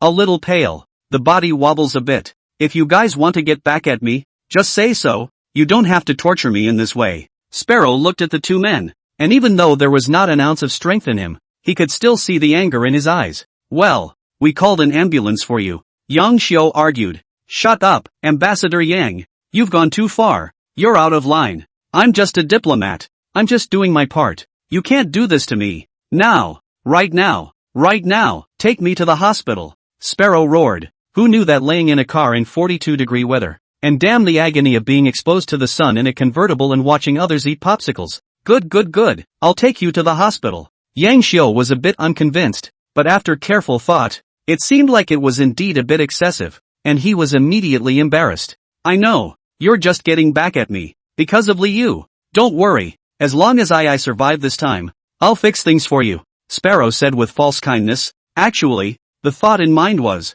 as long as he lives, Liu will always work for the beautiful kingdom. As long as he's alive, none of those scientists will leave the beautiful country alive. Even, he had already held a grudge against the two Chen Dongfangs in his heart, and as soon as he arrived at the hospital, he was ready to arrange for someone to shoot the two on the street. Mr. Spurgeon, you mean? When Yang Xiu heard this, a wave of ecstasy surged through his heart, but he quickly reacted. Spiran is mostly lying to him, but again, he had to believe it. This journey to welcome the wanderer home is an inherently arduous and impossible task. There was the slightest chance, and he didn't want to give it up. Mr. Sparrow, really? Really? Of course it's true. Well, thanks Mr. Sparrow. Although Chen Dongfang felt that it was very wrong, he couldn't tell where it was wrong and could only choose to believe Sparan. After all, this is in someone else's territory. Want to make some noise out is too difficult. Words to say. This trip to the beautiful country wasn't unlucky. It was just one kidnapping and encounter with robbers. Much better than Sakura's opening plane crash. Chen Dongfang wondered if he had recently had a lucky break. Don't worry Mr. Chen. I'll do my best. Do your best to kill yours. Sparrow's eyes were sinister. Chen Dongfang and Yang Xiu were already on his must-kill blacklist. As soon as he gets to the hospital, he'll make a call, pay off two non-humans, and shoot Chen Dongfang. Anyway, the beautiful country does a lot of this kind of thing. 7 shots in the back. Suicide all over. Sparan looked at Chen Dongfang like a dead man. Chen Dongfang was looked at the numbness. He was just about to remind Sparan that he was still sick. Let him pay attention to safety. Do not die in the car. Suddenly, bang dash, while passing through the financial dacha, a glass refraction of sunlight flashed across his eyes. Chen Dongfang first saw a dark barrel before hearing the sound of gunfire. Snap dash, crunch, the click of a bullet piercing bone. Chen Dongfang subconsciously blinked his eyes, and when he opened them again, blood splattered on his face. A piece of skull flying high. Lift up your cover. For some reason, this song inexplicably appeared in Chen Dongfang's mind when he saw Sparan's skull fly up, with a cheerful rhythm in his brain. Rapid secretion of adrenal hormones, bean-sized beads of blood splattered on his face, and a faint odor of blood spread out, leaving him with nothing but red in front of his eyes. For a full 30 seconds, the shot was still buzzing in his ears. People are dead. Yang Xiu was a little surprised and sounded puzzled, as if he hadn't gotten over the gunshot he'd just taken. His hands were shaking as he gripped the steering wheel. The stomach of his feet couldn't stop churning. If the car had just been a little faster, or a little slower, he would have been the one to die. And he's smiling. Look at Sparrow's face, Yang Xiu muttered. Sparrow had a faint smile on his face the moment his skull was knocked off. As if he were winning, he exposed his inner thoughts to his face in advance. It's just that things don't change. Before he could carry out his plan to assassinate Chen Dongfang, he was knocked out of his head by a black gun that came out of nowhere. The grin on his face looked like a mockery of death. But in fact, this is the body's self-protection mechanism, which, when subjected to a major accident, will spontaneously isolate those pains that are impossible for the host to endure. But, it's a bit funny after all. It's unethical, but it's really kind of. Help! Chen Dongfang was the first to react. He jumped out of the convertible, then sprinted towards Sparrow's skull. Maybe. No matter how much technology beautiful nation has, there's no way they can bring back to life someone who's had their skull blown off. Not to mention, the kind where brains are flying out of your head. What Chen Dongfang is doing now is more like skimming off the relationship between Xia and Sparrow's death. One second the beautiful country threatened the summer country and seized its scientists as well as cruise ships. It's hard not to think of something when the next thing you know Sparan is dying in the streets. First, call the police immediately. Second, contact Yang Xi immediately and ask him to go to the embassy to seek help in getting public pressure from home to clear the connection with the Sparan death. Third, we need to sit back and be prepared to be lent a hand by Eagle Sauce. We may be treated unfairly. Yang Xiu's mind worked, instantly thinking of countless possibilities. Dialed the phone number of Yang Xi, by the way, to the domestic authorities about the incident. Shit, where's the skull? Chen Dongfang searched left and right and finally saw Sparrow's skull roughly 300 meters from the convertible. There was one thing to be said for Sparrow's skull. It was pretty hard, and after being sent flying for a few hundred meters, it remained firm and didn't turn into a random. If he wasn't so unlucky, maybe Sparrow could have resisted a hard shot. Toodaloo. Chen Dongfang was just about to pick up Sparan's cover. Suddenly, an ambulance approached in the distance. Bear dash, a sharp turn, a sharp brake, a crush. All that was heard was a click. The skull instantly cracked into 3 pieces. Sir, is this the emergency number you called? Where is the patient? A female doctor came down from the ambulance and asked. Well, Chen Dongfang stared at the female doctor dead in the face. Sir, please, where is the patient? The female doctor inquired again, explaining in passing. You must know, sir, that time is life, so please don't delay the emergency. After saying that, the female doctor also hinted that the time of the beautiful country ambulance clinic was linked to the clinic fee. One ambulance call, over $100,000. Several people have gone bankrupt because of it all. Don't waste time. Pull the patient out quickly. Well, he's at your feet. Chen Dongfang was silent for a while before he finally spoke. He gestured for the female doctor to look down at her feet. 3 seconds later, a scream traveled through the streets. The female doctor's eyes glazed over, and in a moment of carelessness and excitement, she kicked her foot so hard that it sent her skull flying 40 or 50 meters in a direct kick. She wasn't afraid of the dead, but a piece of skull at her feet. This was too scary. Alas, the man is dead, and you are too late. Chen Dongfang sighed. Very understandable behavior for a female doctor. He wasn't afraid of ghosts, but if someone pretended to scare him in the middle of the night, he most likely wouldn't be able to withstand it. Who would have thought? The female doctor just got out of the car and stepped on Sparan's skull. Yet, when you called the police, didn't you say that it was a patient with heat stroke and shortness of breath? How come? The female doctor asked as she calmed down. So you're late. Chen Dongfang waved his hand. It might be useful to have an ambulance come just now when people aren't dead. But now, the skull has turned into 3 or 4 pieces, and even if the gods come, they can't save it. I'm talking about why the respiratory patient became this. Patients without skulls? The female doctor pointed at Sparrow, even if she had been around long enough to have seen a lot of BT ways to die, but with skulls blown off and smiles on their faces. It was the first time she had seen it. After all, at the end of the day, she was just a general practitioner, not a special breed of soldier, a forensic scientist. What else can you do when you get knocked off your feet? Chen Dongfang also slowly calmed down after experiencing the initial panic. After all, he wasn't the one getting shot, and was nervous for a moment simply because he hadn't seen such a big scene. Now that it's slowed down, naturally there's nothing to be afraid of. How tragic. The female doctor forced herself to hold back her nausea and skimmed Chen Dongfang, unable to help but wonder in her heart. Why isn't Chen Dongfang afraid? Miserable indeed. Leave a whole body. Chen Dongfang sighed. Pick up the hero shard that Sparrow dropped. Fighting back the nausea in his heart, he placed the skull over Sparrow's head, piecing together his mutilated head. But, piecing it all together, Chen Dongfang realized something was wrong. Sparren seems to be missing a piece of his skull. It's the same as a certain dodo's chopping system, which always comes up short. No matter what he did, Sparrow always had a big brainstorm. Ugh, Chen Dongfang sighed. Sparrow's smile looked so mocking at the moment. There should be no one in the world with a bigger brain than him. The man is dead, and this matter has nothing to do with us. We just have to tell it like it is. Yang Xiu forced himself to calm down, but the surge of adrenaline hormones made his cheeks redden and an unhealthy flush emerge. I understand. Chen Dongfang nodded. They didn't cause Sparrow's death, but Eagle Jam will never let this opportunity to capitalize on the situation go by, especially since Sparren is also the second in command of the Ministry of Foreign Affairs in the beautiful country.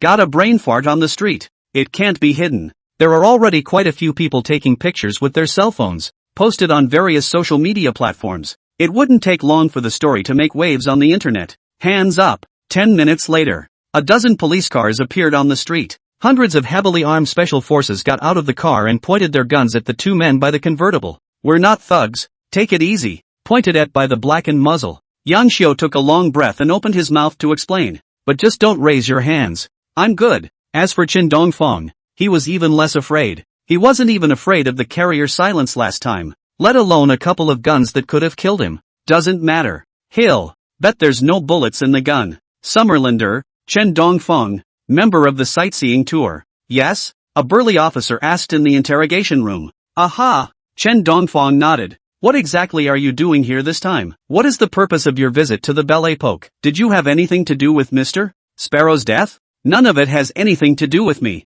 Lies. We can't find out anything about you other than your name. And there are no more than 5 people in the world who can get this treatment. Tomso stood up, his burly body blocking in front of Chen Dongfang like a small hill, carrying a powerful sense of oppression. I'm just an ordinary person. There's nothing special. If you really say there's any specialty, besides their specialty, it's just more bad luck. Chen Dongfang was truthful. Before he was recruited, he was an ordinary man. Nothing special, except for being unlucky a billion points. It doesn't seem to be anything special. Tomso glared at Chen Dongfang and narrowed his eyes. Even if it's your leader Yang Xiu, there's no way he can't find out any information. We even know how many girlfriends he had in elementary school. And yet I can't even find out your date of birth. How dare you say that you're not special? Say, what's your position in Xia? And what the hell are you doing here in the beautiful country? The corners of Chen Dongfang's mouth twitched as he said breathlessly, I'm really just an ordinary person. Love it or hate it. Also, how many girlfriends has Yang Xiu had?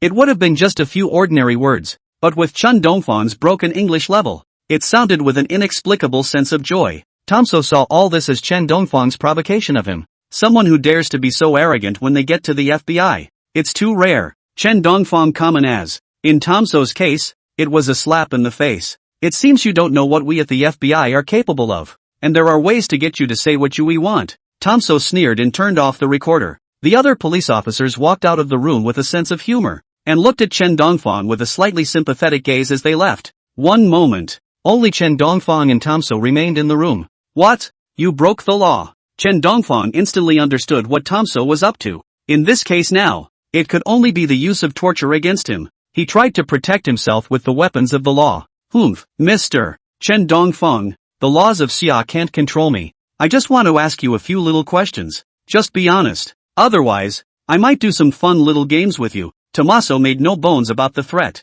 Chen Dongfang is a foreigner. So what if he was brutally tortured? Even if it comes to light, the beautiful country will protect him. Chen Dongfang suffered only in vain.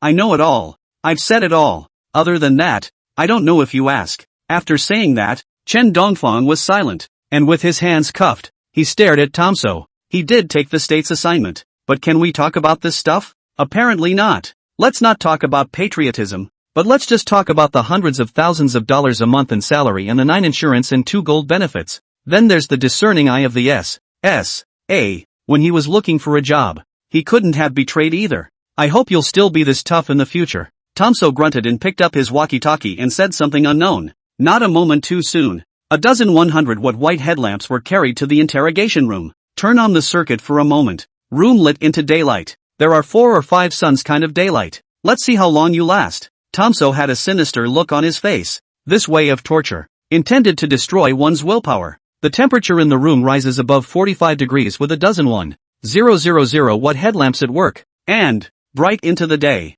The average person simply cannot sleep. He had seen men with hardened bones and mouths, and when they had lasted 3 days, they fell on their knees, and begged him, and told him everything. That's still highly trained agents. As for Chen Dongfang, that fine-looking skin, Tomso felt that being able to last for an hour was already Chen Dongfang's limit. This torture, whatever faith you have, it is destroyed for you to the dregs. So big, so white, so shiny, so bright, eyes, it hurts, hot. This was Chen Dongfang's first feeling. Not only physical torture, but also mental torture. The feeling came on fast, though, and he quickly adjusted to the light. The 1,000-watt headlights are really painful to shine. Equivalent exchange down. It's the same as lying on the main road, on your back, with your eyes open, looking at the sun and sleeping under a 45-degree sky. But, who is Chen Dongfang? The so-called torture is child's play when you look at it. At first it was a bit of a sensation, but later it was like playing. He sat down in his chair,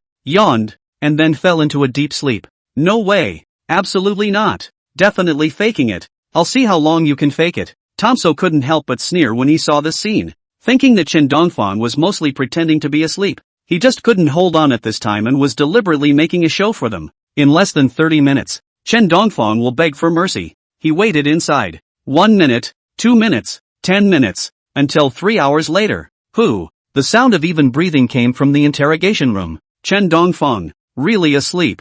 No sleeping, Tomso roared. Shut up. Chen Dongfang heard a little noisy, opened one eye to look at it, and then despised the eyes of the gaze eyes through the past. Just that one look crushed Tommaso's ego straight away. His previous words about Chen Dongfang not being able to hold up. It's like a sharp knife in the heart at the moment. FW. Chen Dongfang cursed. At this level, you still want to torture him? It's more like he tortured Tomso. One look and he's busted his poor ego. I'll see how long you last. Tomso couldn't get his face around it. And to think he had called in others in the department to see how he had made Chen Dongfang unable to hold up and how he had pried out the information. But, here and now, what he did like a clown. Wait for everyone to arrive. Put on the hood. The big red nose. It was only then that the gongs and drums began to beat and the show began. Tom Saw became a clown. Watch if you want to. Chen Dongfang yawned and continued to sleep. I'll see how long you can pretend. Tom So and Chen Dongfang barred. Directly found a stool to sit in the window, staring at Chen Dongfang dead. As long as there was the slightest abnormality in Chen Dongfang, he could appear like a savior and make Chen Dongfang beg him to reveal the information. Pity. Fantasy is bursting at the seams. Reality is bone-chilling. 1 hour, 2 hours, 3 hours. One night passed. Chen Dongfang stretched his back and wanted to eat breakfast and dinner. Tomso hadn't slept all night. His eyes were red and bloodshot all over them. He kept rubbing his eyeballs. I think he's got blepharoplakia, fritillary, glaucoma. There was a blur before his eyes, and Tomso groped his way forward. One slip, snap dash. A vase fell and hit Tomso dead center on the head. A trickle of blood came out of Tommaso's head, and he glued a bit of it to his hand. Then both eyes went black and he slammed straight back. Bang! It hurts to hear it. TSK, TSK, TSK. How did you play yourself in? True FW. That's all you want to play with me? Do you have the strength? Chen Dongfang generalized, and then began to ask the police officer for breakfast.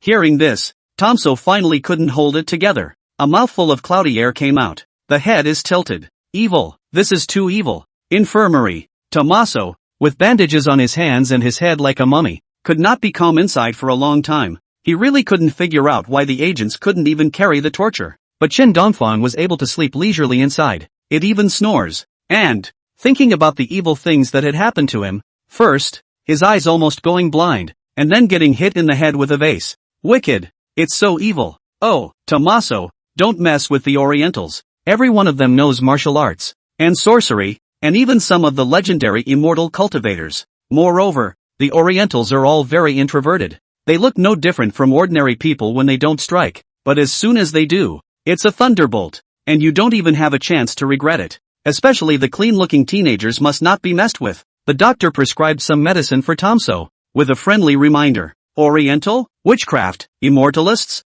Tomso couldn't help but feel a little weak. This doctor usually likes to read Oriental books and has a deep knowledge of Oriental culture. He didn't know what the doctor meant by cultivators though, but sorcery was still known, and everyone who messed with a sorcerer did not end well. Tommaso, I suggest you go and apologize to your friend from the East at once, or something bad may happen to you. The doctor stared at Tomso and spoke divinely. Apologize? Impossible. There's no way the FBI is going to apologize to a criminal. Tomso was a little scared, but still refused immediately upon hearing the offer to apologize. Nothing else? Face. 1 second he was talking about torturing Chen Dongfang. The next moment it's a shy face to admit fault. No way. Absolutely not. Tomso wants some more FaceTime. Moreover, Chen Dongfang was an ordinary person. Nothing special, much less a witch or a sorcerer. So there was nothing to be afraid of at all. Tomso thinks, maybe, it's my bad luck. Soon he regained his lost confidence. Think of a new method of torture. There's an old saying in the country of Xia that if you don't listen to the words of the old man,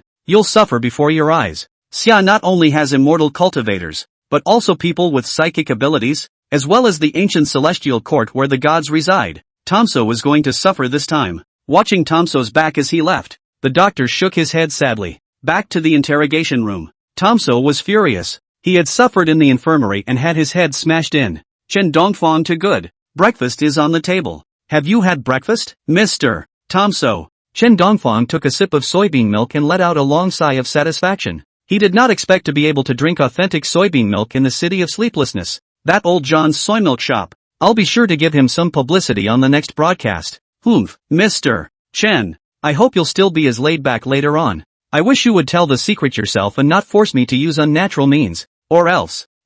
I can't promise. Bang. Tomso propped both hands on the table. Two big blue eyes staring at Chen Dongfang. His exaggerated hawkish nose showing more sinister. The chest shaking up and down accentuated his anger. Wasn't it already used? Cut the crap. Just use whatever moves you have. If I, Chen Dongfang, say the word no, I don't want the 9 insurance policies and 2 pensions. Chen Dongfang gazed calmly at Tomso. I hope you stay this tough. Tommaso didn't say anything and took out the torture props that had been prepared long ago. He said that he was about to use it on Chen Dongfang. As for the doctor's warning, it was long behind him. It's chilly water. It's salt. And this button, see, as soon as I press it, the chair under your ass will be wired for electricity. In time, the current will flow from the top of your head, slowly down to the soles of your feet. Tommaso had the remote in his hand, with a sinister venom in his eyes and a hint of epilepsy. Aren't you afraid of public pressure when you do this to me? Chen Dongfang was silent for a while and said,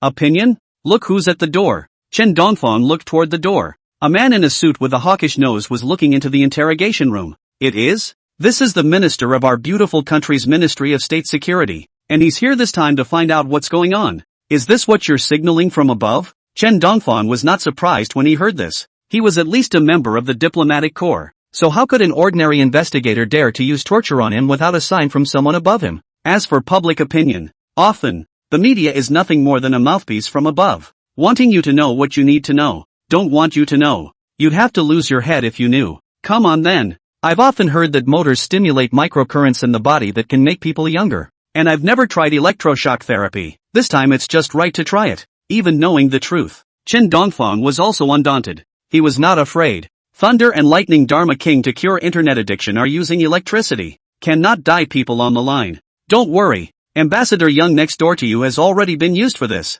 It's probably all accounted for by now. Won't you think about it? Tell your secret now. Spare yourself a calamity, and the beautiful kingdom will not give you another hard time. At this point, Kenneth walked in, and as DHS secretary, he preferred to settle things at no cost to himself. After all, it costs money to buy media. He seduced Chen Dongfang step by step. Hurry up. You think you can make me defect with a few words? Then you're looking down on me too much? Chen Dongfang was speechless and disliked Kenneth.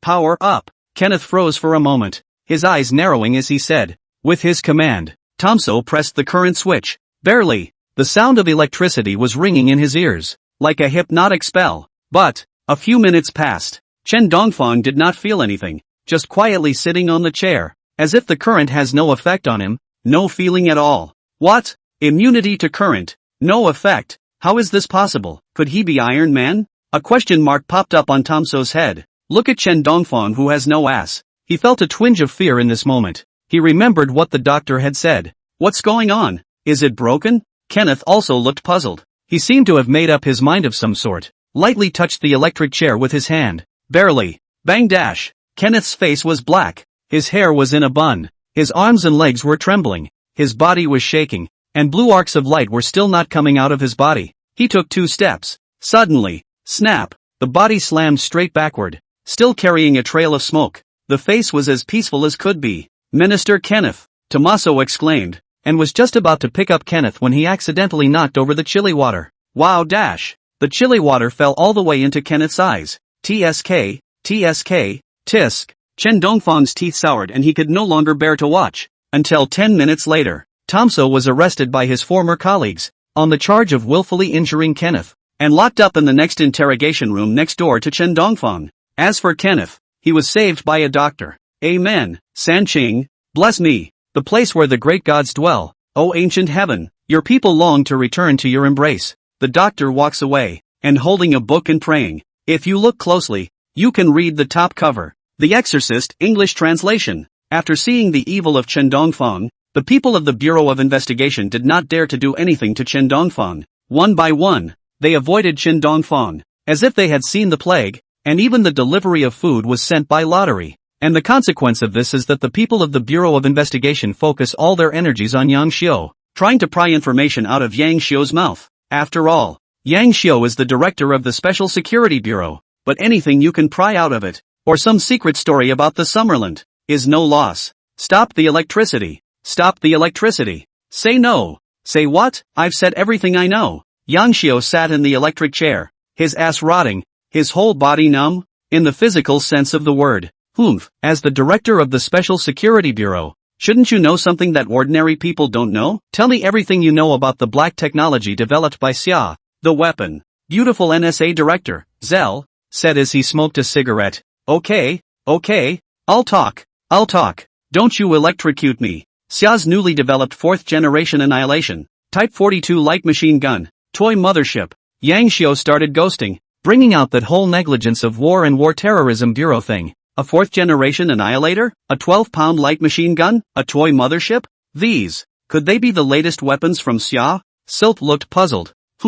Listen to me slowly blow you. No, for you. Yang Xiu slowed his breath and began to speak in earnest. Yes. Silt listened attentively, though he didn't understand. Slowly, his face became grave. The latest weapon developed by Xia, a heavy machine gun among light machine guns, which can be used by one person. Latest Annihilator 4, one can fight 5 generations. And toy motherships, though it's hard to understand what that means. But listening to Yang Xiu's explanation, it should be some kind of combat system. It's horrible. Summerland is horrible. Silt sucked in a breath of cold air. Scary as hell. It's amazing that Xia has gotten so many weapons in the dark. Although the beautiful country had also made great technological progress, it had yet to produce a qualified mothership combat system, and it hadn't realized that the summer country had done it first. No wonder they say summer people are introverted. This is horrible too. As for true or false, SYLT did not doubt Yang Xiu. After all, Yang Xiu daily surfing reserves, told the colorful. No one who has not experienced, absolutely cannot tell such a true story. Take it easy. I'm not done yet. Saw Silt take the bait. Yang Xiu lolled more and more vigorously, just in time to keep yourself safe and undermine local judgment. Winning hemp. In the meantime, Summerland, NSA office. Zhao Xinghua held the phone, his face turning blue. The beautiful kingdom took all our people after Sparrow's death? Well, Chen Dongfang and Yang Xiu have been arrested, and both are in a very bad way, and it is rumored that, have been placed in the electric chair. Excessive. An affirmative answer came from the other end of the line. Zhao Xinghua cursed angrily and slapped the table. It's got nothing to do with them whatsoever. On what grounds are they detaining their diplomats? He was also forced to confess in the electric chair. Do you really think that Xia is still the same poor rabbit that can't come up with 2 aircraft carriers even after tightening its belt and can be bullied at will? It's not over. Zhao Jinguo was furious and immediately prepared to order maneuvers. Take it easy. Show. Don't pull me. It's no use for you to do that. Calm down. Calm down. Situine hurriedly pulled Zhao Jinguo and hastened to persuade him that the rabbit was strong. There was no doubt about it. But eagle sauce wasn't a dry food either. It's no small fight against now. That's going to kill people. Commander Zhao, Political Commissar Situ. Come look, the beautiful country has issued a statement. Just as the two were arguing, a guard said as he ran up. Zhao Jinguo forced down his anger and walked to the screen. In the display, the Eagle Jam spokesman was impassioned. The beautiful country resolutely resists terrorist activities, and we will fight against any organization that undermines world peace, which is a provocation to the beautiful country and to the peace-loving people of the Blue Star. We will raise military spending by 30% to provide specialized support to unfriendly areas, and strike a blow against the main organization of this event, the Coda. About the summer country opposition voice, Chen Dongfeng, Yangxiu two people deal with, beautiful countryside that the two people inspire and do the same car. Do not rule out the possibility of accomplices of the thugs. Beautiful country has no explanation at all.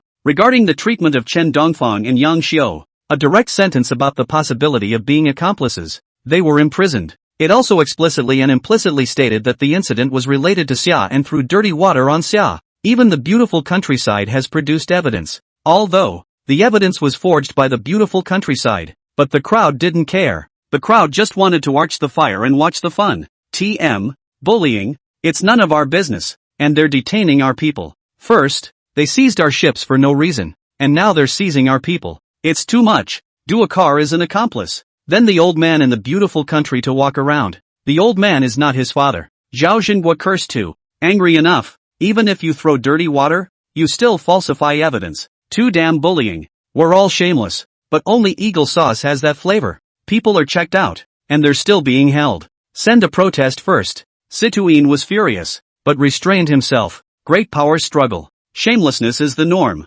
Just protest? Zhao Jinguo forced to suppress his anger. So a mouthful of dumb losses to eat. The knight is afraid to be angry and cannot sleep. Humph. Of course not. Situine thought for a moment and smiled sinisterly, then concocted an idea. He fumed. Don't we still have some old toys at home? Dongfeng 10, Mr. Menzi missiles, and whatever obsolete, small, caliber guns and such. We can aid a little bit to friendly forces. Friends? Zhao Jinguo was puzzled. Then he thought of something and brightened up. You old dog Situ. It's hard to say. Situine wore a smile on his face and nodded.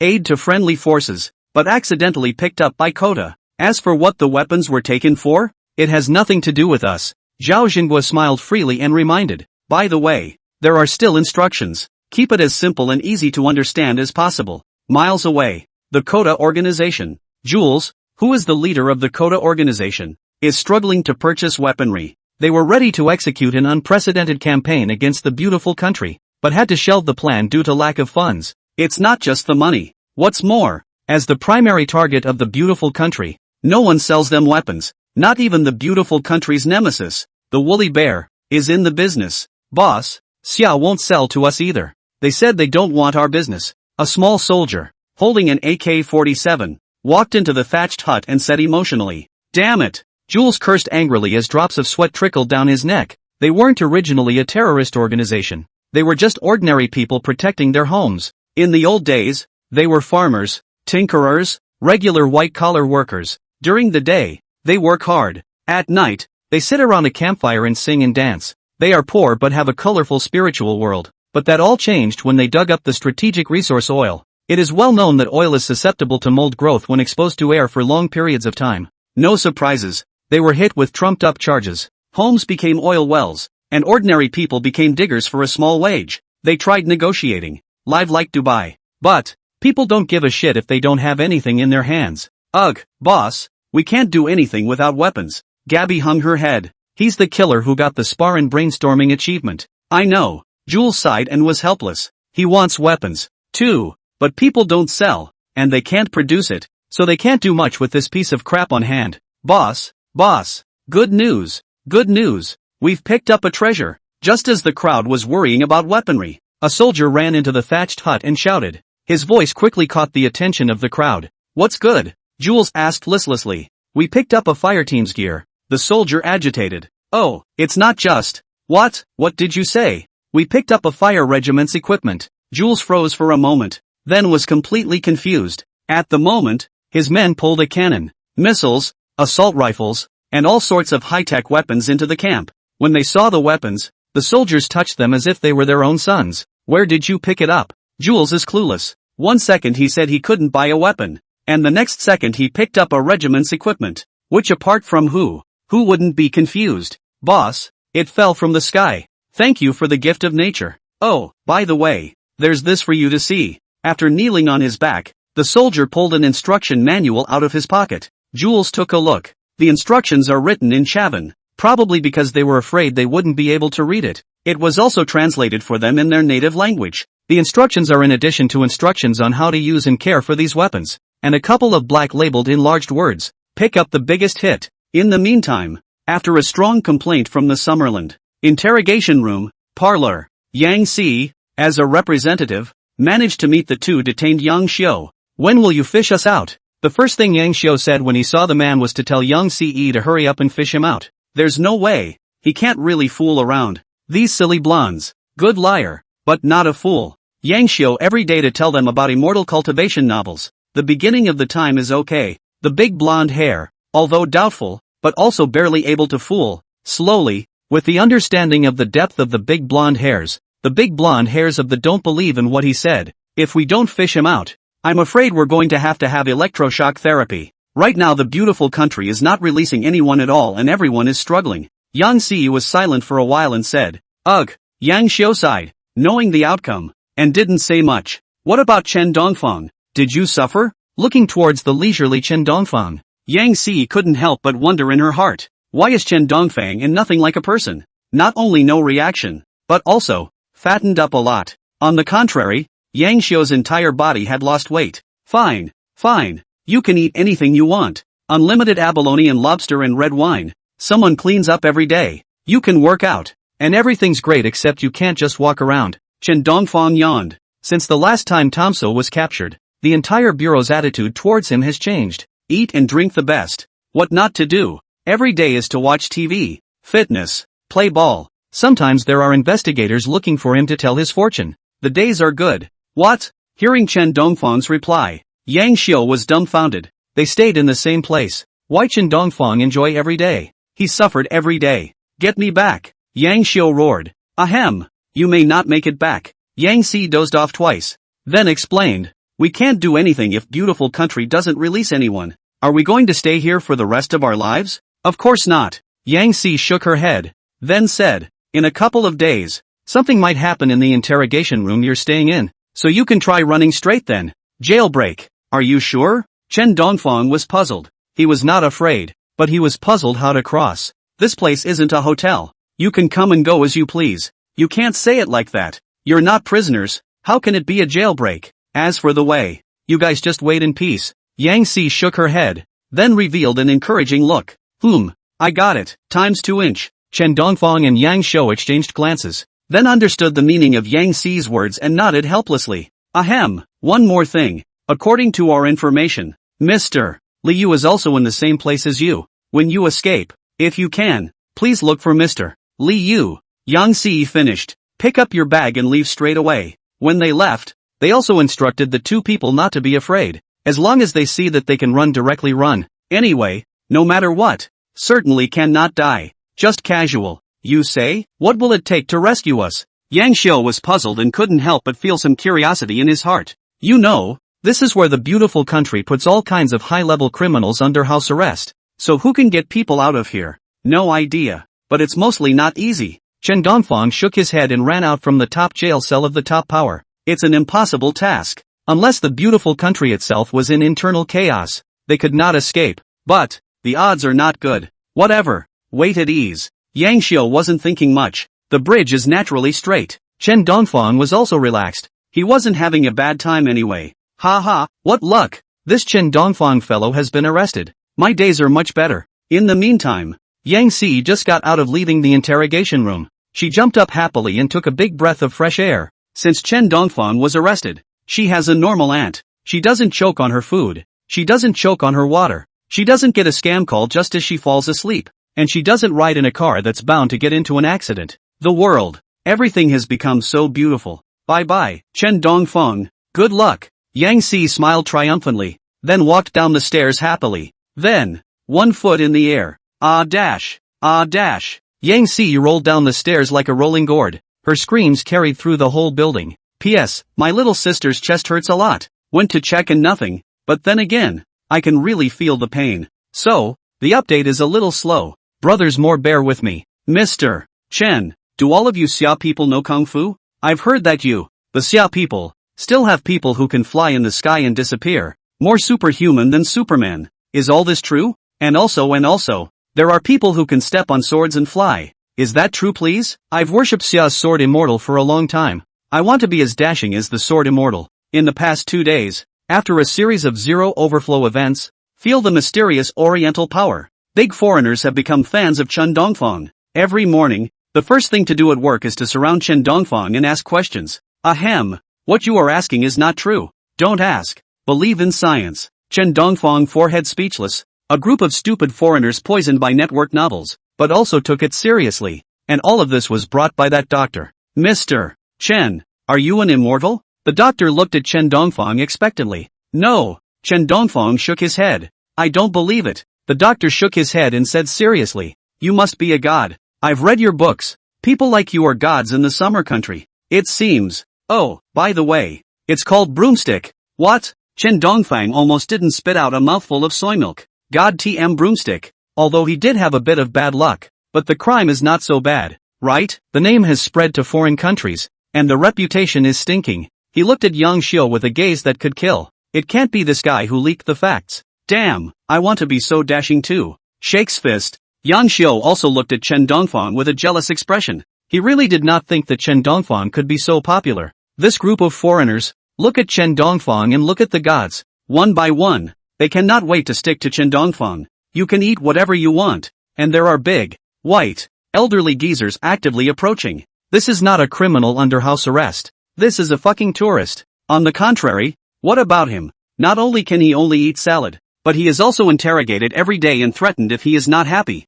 Mr. Chen, I know your customs. I know. You don't want to expose your identity, do you? Dr. Charlie had a look of certainty on his face. A look of having seen it all. In every urban novel he reads, there is a great hidden master who is suddenly bumped into one day by a piggy bank and teaches the piggy bank the secret of the world. You're toxic, aren't you? Chen Dongfang mouth corner pumped. A speechless look at Dr. Charlie. This guy, the brain hole can be really big. The general fiction writers cannot compare. At least it's a Sparran-type brain that compares. Ha, Charlie, you think too much. That's right, we have to believe in science. Can you still treat us like this? The mysterious oriental force. Put, Charlie, you're too funny. At Charlie's words, the investigators who had been sitting around laughed. One by one, they laughed at Charlie's brainchild. I know, you don't want to be disturbed, but I won't give up. I'll leave you alone. Dr. Charlie's face was firm and unchanged by the ridicule. He firmly believed that what goes around comes around, and that with hard work, he could gain the big man's approval. You go, the road is small. Chen Dongfang casually waved his hand, and before the word heart could be uttered, a loud bang was heard. Bang! Dr. Charlie accidentally stepped on his right foot with his left foot and came crashing down flat, hitting the table hard enough to knock a large gash in his head and bleed bright red.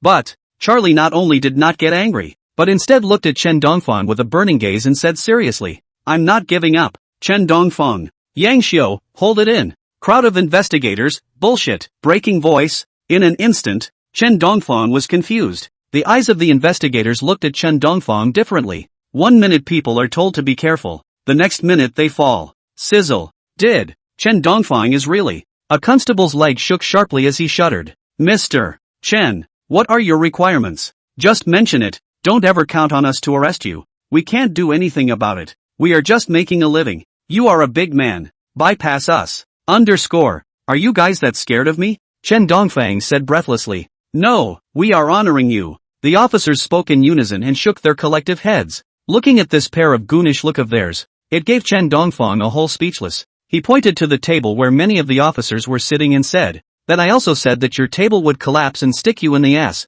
Potentially. The words were not finished. Snap dash. A crunch. The tabletop first cracked open with a slit, and then in a chain reaction, the legs of the table instantly snapped off. The table snapped and broke. Ah dash. A police officer accidentally stuck a table leg up his ass because of an oversight. He clamped his legs together, the intense pain making his face purple. Gulp! A pin dropped in the room. One of the officers involuntarily swallowed. Don't you guys? The corners of Chen Dongfang's mouth twitched where his finger pointed. The officers then looked terrified. Their legs trembled, and some even fell to their knees, mumbling something unintelligible like God, Lord, and mercy. Accident. I told you it was an accident. There must be something wrong with the quality of then table. Chen Dongfang relaxed. Just bought tables for $1,000 US apiece. The officer whispered a reminder. Air. Chen Dongfang froze for a moment, then pointed at the building and half joked. Relax. I also said this building can quake? It's hard to believe that this building will earthquake.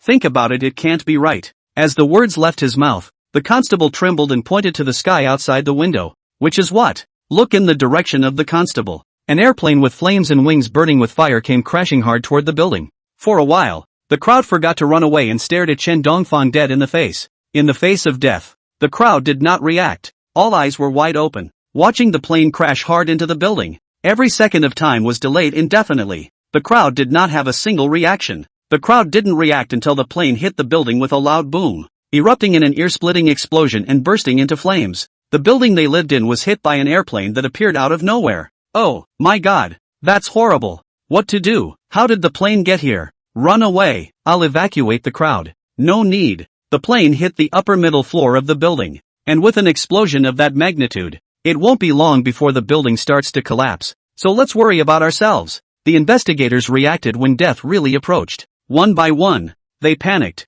And the plane hit about the 24th floor. And they were on the 13th floor. In the past, the higher the floor, the smaller the view of the street's traffic, which would raise the illusion of being in an elevated position. But now, the tall building has instead become a spell of death. The investigators managed to keep their cool, but the ordinary beatniks on the roofs of those buildings are not so psychologically sound. Cries of rage, cries for help. Some of the investigators, toward the higher towers, went to the rescue, and more than anything else, they each run away, throwing down everything that weighs them down, just to stay alive. While the former is certainly great, you can't blame the latter. After all, with a few $1,000s a month, you can't expect everyone to be strong in their faith and run for their lives. It's hard to believe that. This is the chance that Young Si was talking about, Chen Dongfang murmured. Now that the investigators were fleeing for their lives and rescuing others, there was no one left to watch him, and he could escape if he wanted to. More than likely that's it. Let's go. The people in the interrogation room were gone, and Yang Xiu quickly and skillfully pried off the handcuffs with a wire. Yes, Chen Dongfang didn't hesitate either, mixing into the fleeing crowd and bugging out. By the time we got to the security corridor, it was already overcrowded, and one by one, like the zombies, they were running desperately toward the stairs. You guys broke out of jail. At that moment, an investigator, Thomas, spotted Chen Dongfang and Yang Xiu who were fleeing for their lives, and he looked at the two of them, his eyes flickering. We're just running for our lives. Do you want us to stay upstairs and die? Chen Dongfang shook his head and explained. But you guys, you should stay in the interrogation room. Thomas froze, not sure what to think. No, bro, we're just running for our lives. Running for our lives, understand? There was no jailbreak. We were just trying to stay alive. Are you going to stop us from escaping? In which case we won't be polite. Think about it. There's going to be a secondary explosion soon, and then our floor will be just as unsafe. Hearing Chen Dongfang's slightly threatening words, Thomas was silent.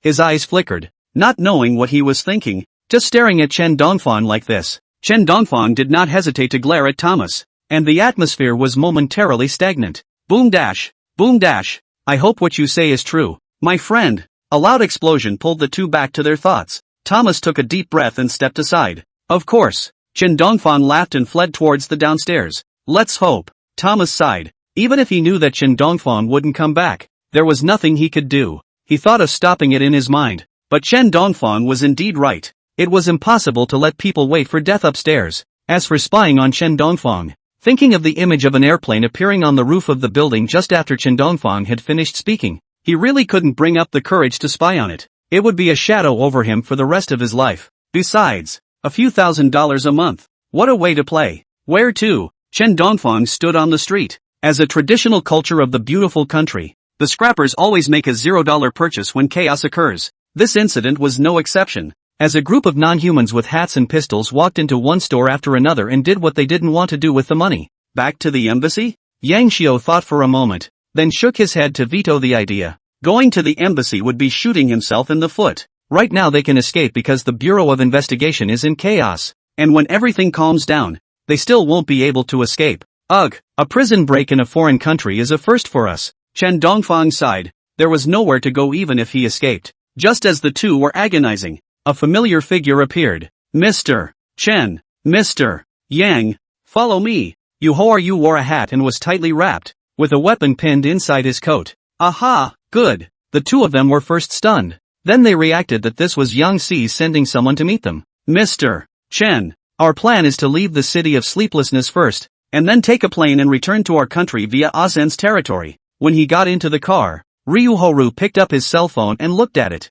Conventional means are definitely out of the question. Only the sword can be used. Aha! Chen Dongfang nodded his head, unable to understand, so he had no opinion. Just listen to the arrangements. In the meantime, NS Space Agency, there are still 3 hours left before the meteorite reaches the sky above the city of Insomnia, leaving us little time. If we can't solve the meteorite, the entire city of Insomnia will become charcoal. Spar, NS Space Agency chief said. He was now head over heels, and long before the meteorite had arrived, he had said that the best thing to do would be to evacuate the crowd out of the city of sleeplessness. But the people at the top simply don't agree. Not to mention how difficult it would be to evacuate the people of the city of sleeplessness in 3 days or something like that. The financial loss alone was not something they could afford. There was no choice but for the space agency to get tough and try to smash the meteorite. It's not that there are no results at all. It's just that there's not much difference between having them and not having them. Instead of shrinking, the meteorite was getting faster and faster because it was being shattered.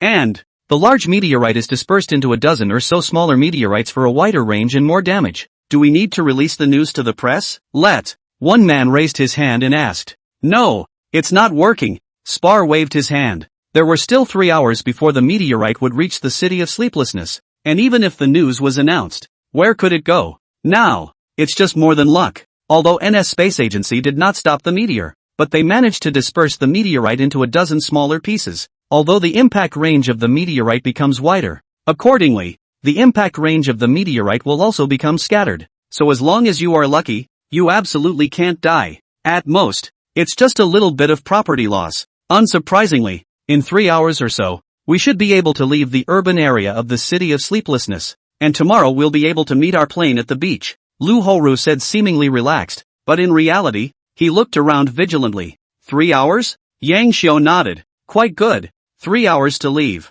We've had a bumpy ride. Chen Dongfang also relaxed and stretched. Who knew you could meet so many things on a single visit? It's actually okay. Then a little cherry blossom tour. This trip to the beautiful country was just 2 days of being locked up. P.S. I can't write too intelligibly, so I'll have to write about the airplane in passing. Get out of the car. Get out of the car. Get out of the car now. Don't make me shoot you. Just when Chen Dongfang thought that everything was over and he could take a peaceful nap and then sit back and wait for Lu Horu to arrange everything, an inhuman person stopped in front of the car. The non-human was also holding an American Gunther in his hand. Seek death. Lu Horu's eyes narrowed, and without hesitation, he got out of the car and rushed towards the inhuman. Hey, stop, stand still, stand there, the non-human shouted, pointing his pistol at Ryo Horu. But if you looked closely, you could see clearly that his hand holding the pistol was shaking. As you can tell, this $0 brother is new to the game. Put the gun down. Lu Horu walked in front of the non-human, more than 2 meters tall, condescending to look at the black man. Suppressing the non-human atmosphere did not dare to breathe a breath. Gulp. A swallowing sound. The non-human's entire being was confused. Didn't they say that yellow people were wimpy when it came to $0 purchases? Just pull out a pistol and you're intimidated. How is it that this Summerlander, as if he had eaten gunpowder, stood directly in front of him with a gun? Shit, how dare you rob with that much skill? Ryo Horu grunted coldly as he snatched the pistol and gave the non-human a hard, big forced pocket. The non-human trembled, not daring to say much at all. Seniors are lying to him. $0 shopping is not that good at all. Is it going to be okay? Sitting in the car, Yang Xiao watched Lu Horu forcefully take the inhuman pistol and couldn't help but feel a little worried. Should not it, after all, is the king of the special forces, a $0 purchase non-human simple. I still believe in Lu Horu's. Chen Dongfang frowned, but didn't worry much. It looks like someone else is coming. Yang Xiao reminded. It's a known fact that non-people who are buying at $0 are more united. After seeing his little old brother being bullied, the other non-people who were in the middle of the $0 purchase. One by one, all gathered around and pointed at Lu Horu. Get out of our country. You are not welcome in our country. What gives you the right to grab a non-human's gun? Are you discriminating against us non-humans? Uncouth summer monkeys. You are not welcome in the beautiful country. You're the ones who took our jobs. Get out of the beautiful country. It is well known that after the death of the last non-human great man, most non-humans are not much more intelligent than orangutans. Not only that, but non-humans are also xenophobic. They are not against discrimination. They are just against being discriminated against themselves. Only the entities with atrophied cerebellums that can't develop secondarily and whose brains are full of unwashed nincompoops are brainless worshippers of the inhuman. And, being proud to know a non-human, use it to oppress their fellow man. So many people try to settle for 10 kinds or something. There are about 2 or 3 dozen non-humans. Lu Horu didn't panic. As a professional fighter, a special forces king who could survive all kinds of harsh environments, and also survive going undercover into a terrorist organization, beating these unenlightened non-humans was the same as playing get out of. The inhuman words were not finished. Snap! A gun-hugging, veiled figure takes a shot at the inhuman. Above the headgear, there were 2 more words engraved. Coda. Inhuman is still trying to fight back, but there's more than one Coda. The non-human had just raised his pistol when he was shot by one of Coda's men. Also, the non-human weapons aren't as good as Coda's. Most of the non-human weapons are just regular handguns, many of which you can't use yet, and at best you can pull them out to scare people with $0 purchases. But Coda is different. Not only is he battle-hardened and experienced in various battlefields, his brain is pinned to the waistband of his pants every day, but the weapon in his hand is still made in demolition that. The only reason why they dared to cause trouble in the city of sleeplessness this time was because they were sponsored by weapons. No, you can't say sponsorship.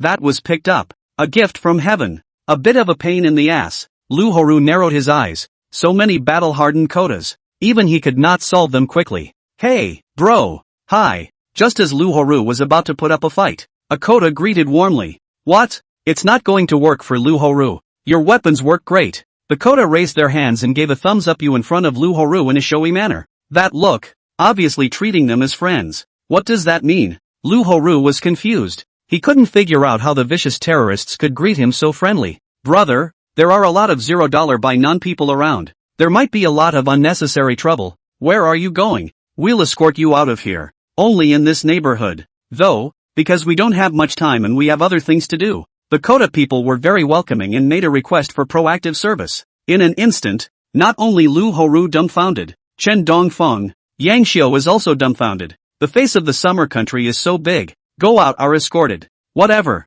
Hurry up and leave. The city of sleeplessness is too chaotic right now. If I leave again, I'm afraid I won't be able to leave. Although Chen Dongfeng was strange, he also knew that now was not the time to look deeply into these. He looked at the sky above the city of sleeplessness, and always felt something was wrong. Aha! Ryo Horu nodded, said hello to the Coda, and drove out of the neighborhood. I think, there is no need to be in such a hurry. It is not ours. We can't beg for it. What about the one that should come? Nor can we hide from it. Yang Xiao was relaxed. He thought it would be a vicious battle, but he didn't realize that there were Coda people opening the way. Don't get too happy. Chen Dongfeng's sixth sense frantically signaled an alarm as he reminded thoughtfully. Don't think too much. What could be going on? Goon what? Yang Xiao was very enlightened, and now he was fearless. Tarzan is not changing his color. Yes? Chen Dongfeng more and more uneasy. The last time so uneasy. Or picked up a bottle of dichlorvos. Almost as a drink to drink off. Thank you.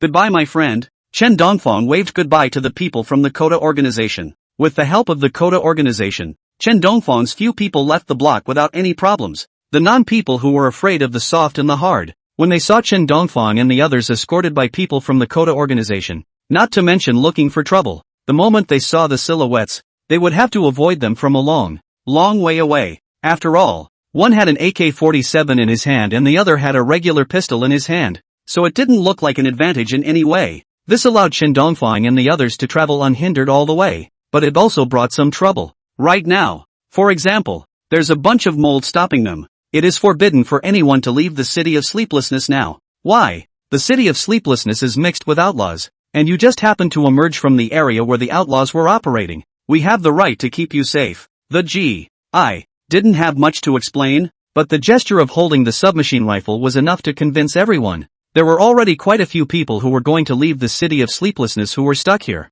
You're restricting our personal freedom. Yang Xiu argued with reason that they couldn't stay in the city of sleeplessness for too long, or else they would risk being discovered, and when the Bureau of Investigation reacted and sent people to arrest them, they might not be able to leave. We are protecting your life. The big soldier shook his head and ignored what Yang Xiu said, just holding his gun in front of him. The manifestation is clear. If you dare to go straight away, I dare to shoot straight. Yang Xiu wanted to say something else, but a big soldier took out a piece of paper and compared it to Yang Xiu, finally narrowing his eyes as if he was thinking about something. To suffer. Seeing Yang Dabing's reaction, Yang Xiu finally realized that he was afraid that his identity had been exposed. It was as if he could see a huge word of danger appearing overhead. Just as he was about to bolt, a dozen guns were aimed at him at the same time. Stop! You're Xia's diplomatic ambassador. That wanted man, Yang Xiu, and this person next to you should be Chen Dongfeng. The two of you escaped from the Bureau of Investigation. We in the beautiful country have launched a manhunt for you. You won't be able to escape. Zhou said nonchalantly. Just moments ago, they received a wanted notice from the Bureau of Investigation, informing the men at all parts of the pass to block the wanted man. They hadn't held out much hope, but they hadn't expected to actually bump into it. You may have the wrong person. In your foreigner's eyes, we Xia people all look the same, so you've mistaken us for wanted criminals. Yang Xiu tried to weasel his way out of it, but the G.I. wasn't a fool, and with a big wave of his hand, several people were put into the makeshift shack that had been built. Originally, Lu Horu wanted to resist, but after looking around at the dozen or so assault rifles, he held back the urge. It's nice that he's the king of special forces, but he can't carry a gun, and that's with a dozen guns pointed at you. But luckily the one guarding them was a rather green-looking recruit, which gave them a glimmer of hope to escape. Generally speaking, such recruits have not been in the army for long and their faith is certainly not strong. And since the soldiers in Murray State are employed, meaning that being a soldier is the same as going to work, the equivalent of being paid to do a job, that's even less faith to speak of. Yang Xiu sacrificed his own great killing weapon as he pretended to ask without thinking. Hey, bro, how much do you make in a month and how much do your officers get? Have you ever thought about that? What he can give you if you do things for him? Maybe you don't even make enough to support your wife and kids. And your wife and kids have to work for the capitalists to barely support themselves. The more Yang Xiu talked, the more energized he became. At first the soldiers didn't react. Slowly, when the mention of his wife and child came up, his face visibly changed in an unnatural way. Yang Xiu could see his struggle and hesitation, so he followed the advice. Think about it, working for a capitalist and he's going to usurp your property and sit on your head and shit on it. In that case, why don't you let us go and we'll pay you? There's $500,000 on this card, and you can have it if you let me out. As for the risk of exposure, you can rest assured that we will never say that you let us out. Hearing Yang Xiu's words, Private Ryan began to falter. His eyes flickered as if he was weighing something. Think about it carefully. Is it better to work for someone else or to work for yourself and give your wife and children a good environment? Yang Xiu didn't rush and just waited for Private Ryan to make a decision. Good, I'll let you go. But you can't say I did. The small soldier member nodded his head fiercely, seemingly making some sort of determination to unlock the shackles on Yang Xiu's several people. Here's a check for $500,000 that can be withdrawn if you take it to a Swiss bank. Janeway pulled a check out of her bag and handed it to Private Ryan. Okay, you guys get out of here before someone comes later. Pawn Ryan was so excited to receive the check that he hurriedly urged a few people to leave. Great, now I'm rich too. When my 3-year military service contract is up, I'll go home and open a small store, traveling and picnicking with my wife and kids when I have nothing else to do. Private Ryan took the check and looked at it again and again, and the more he looked at it, the better it looked. Taking it in his hand and rubbing it, he was afraid the check would run away. But soon, he realized something was wrong. It is important to know that any slight lack of clarity when using a check can void it, not to mention the direct rubbing out of the check's numbers, which means he can no longer use this check. My $500,000. Private Ryan gave a miserable yelp. The alarm was then pulled. With the money gone, he couldn't let a few people escape. A high, piercing siren sounded. What's going on? It can't be that little soldier who ran off and ratted on us. Move. The three didn't hesitate. The moment they heard the siren, they knew that things were definitely exposed, and that in all likelihood, the little soldier had turned against them. Damn, no credibility at all. You've taken the money and you're still running to snitch. Yang Xiu let out a low curse and exerted all his strength. But how can a human foot compare to a car? Not to mention the fact that there were only 3 of them, while dozens of people were chasing them across the street. Not surprisingly, the 3 were rounded up. Put your hands on your head and crouch down immediately. The GI pointed his rifle at several people. Wait. Chen Dongfang suddenly got a chill in the back of his head, then looked to the sky and pointed at it. What do you see in the sky? The G.I. Joe's glasses narrowed, still trying to trick him with this lame ploy, and he said in a cold voice, I told you to crouch. Chen Dongfang gulped and pointed at the sky. I'm serious. Take a good look at what's in the sky. I'm not looking. You better look. I wouldn't look at. Chen Dongfang didn't hesitate and pulled out his legs to run. G.I. Joe just tried to shoot. A meteor shower suddenly appeared in the sky. A meteorite fell from the sky, coloring the sky crimson. Beautiful but mixed with the smell of death. A meteorite fell from the sky like a meteor shower, like a fiery cloud, coloring the sky half crimson. Meteorites with a hot breath landed on Earth like life-sapping streams of flame. Die. TM. How could a meteorite appear in the city of sleeplessness? How come we don't know anything about such a big thing? Not a single bit of news has trickled out. This is the city of sleeplessness, a large city with a population of tens of millions, and with so many meteorites falling, there was no advance notice to evacuate, to suffer. Chen Dongfang shouted as he ran. TM. How is he so unlucky? First was robbed by bandits, and then was caught and tortured by the Bureau of Investigation, which TM just ran out not long ago. Oh, open-minded. A meteorite hits a blue star and the city of sleeplessness becomes a crater. Luckily, I'm quick. Yang Xiu dodged a dodge to avoid a pot of flower pots falling from the sky, and then, without looking at the road, he accidentally crashed into a street lamp. There was a thumping sound as skull and steel collided. He held his forehead for a long moment. No more running. Lu Horu sat crouched in place, staring blankly at the sky. Not running? Chen Dongfang also stopped. He pondered for a while and realized that there was indeed no place to run. The meteorite's landing area covered the entire city of sleeplessness, and unless they could run out of the city of sleeplessness within 10 minutes, escape would be futile. It's just a different place to wait to die. For now, all they could do was stay put and wait quietly for the meteorite to descend. With luck, the meteorite won't fall on their heads and they can manage to survive. If you're out of luck, then you're out of luck. The shadow of death looms. The city of sleeplessness is in chaos. Compared to the meteorite fall, the initial coda attack, and the planes going through the building like a child's plaything. Those who cry, those who revel, those who pray quietly. It is only at the moment of death that one can realize what all life is like.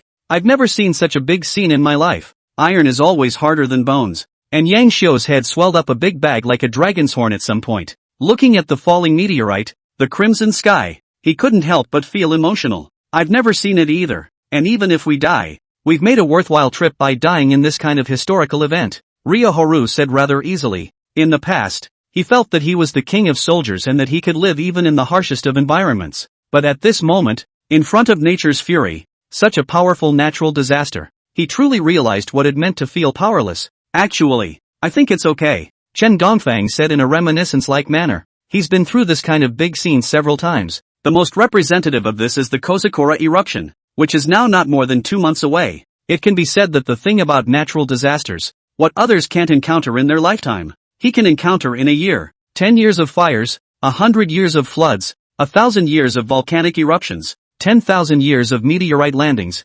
100,000 years of small stars hitting the earth. Do you think it's possible to meet an alien invasion in your lifetime? After Chen Dongfang spoke, the atmosphere was awkward for a while. It wasn't until a good half day later that Lu Horu said, half jokingly, it's better not to make jokes like that. I think that this kid can really meet. Yang Xiu was staring at Chen Dongfang from the side. He even suspected that the meteorite this time was attracted by Chen Dongfang. But after thinking about it, he denied the idea. Probably a coincidence. I was the one who thought too much. Yang Xiu murmured to himself. No matter how outrageous he met, he still firmly believed in science and did not put all the fault on Chen Dongfang. He thinks that the disaster in Chen Dongfang may have a drop of relationship. But the relationship is not very big. After all, it's going to rain, and the mother is going to marry. Disaster was late to strike, and Chen Dongfang's appearance just happened to catch up. Damn! There are tens of millions of people in the city of sleeplessness. I can't believe that the NS Space Agency didn't get the message. How dare they hide the message?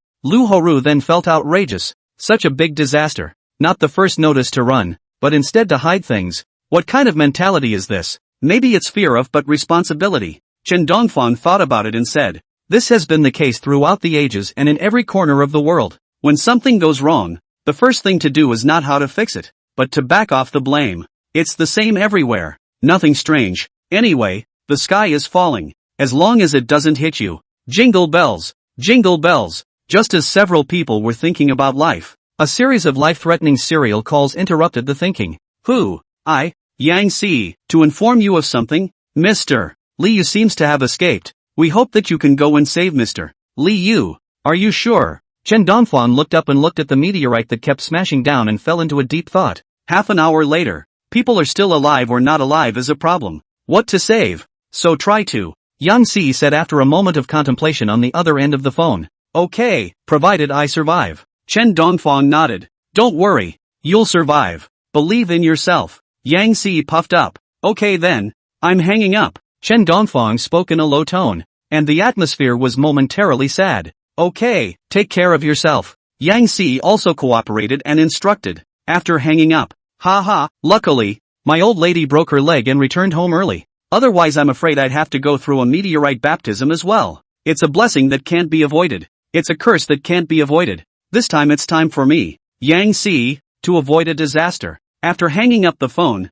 Yang Si completely exposed her nature. He bared his big teeth and smiled in a way that made his eyes into a crescent moon. Breaking my leg turned out to be a good thing. Don't get too happy, Zhao Beiling reminded from the sidelines. I'm happy. I avoided the risks and dodged the bad luck ahead of time. Yang Si became more and more rampant, wiggling her still unbroken half leg and making a fool of herself. Don't get too excited, Zhao Beiling had just reminded him twice.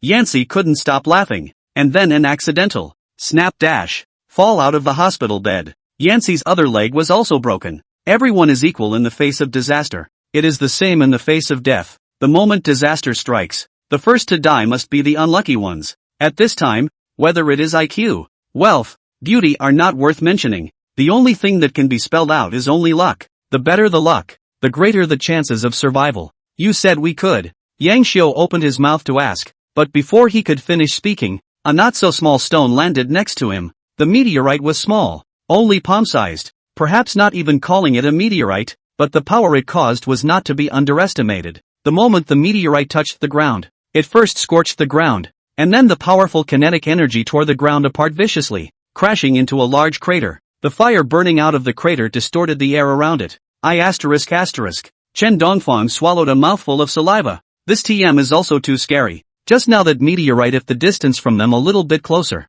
Now the three people have been cooked. The kind that can't even be eaten at a banquet without a whole body. Terrible. Not far away, there was a group of stupid old hay, because of bad luck, was killed by a meteorite falling from the sky, and even a building was lost. Why don't we hide somewhere else? I always feel like it's not too safe here. Yang Xiu opened his mouth and said, pointing to a sturdy-looking house not far away. The house looks pretty resilient, so maybe there's a better chance of survival. What does Lao Chen think? Lu Horu looked at Chen Dongfang. He wanted to listen to the opinion of this god. I think it's better to forget about it. Everyone is equal in front of the meteorite. Even the strongest house can't carry it for a while. Even if you hide in a bomb shelter you may die. Let's just stay here and do what we're told. Besides, I don't think that house is too safe. Maybe it will be blown up next. Chen Dongfang hadn't finished speaking. Suddenly, a meteorite that was at least as big as his head smashed straight on top of a house not far away. And that house was the one that Yang Xiu had just said he was going to go and hide for a while.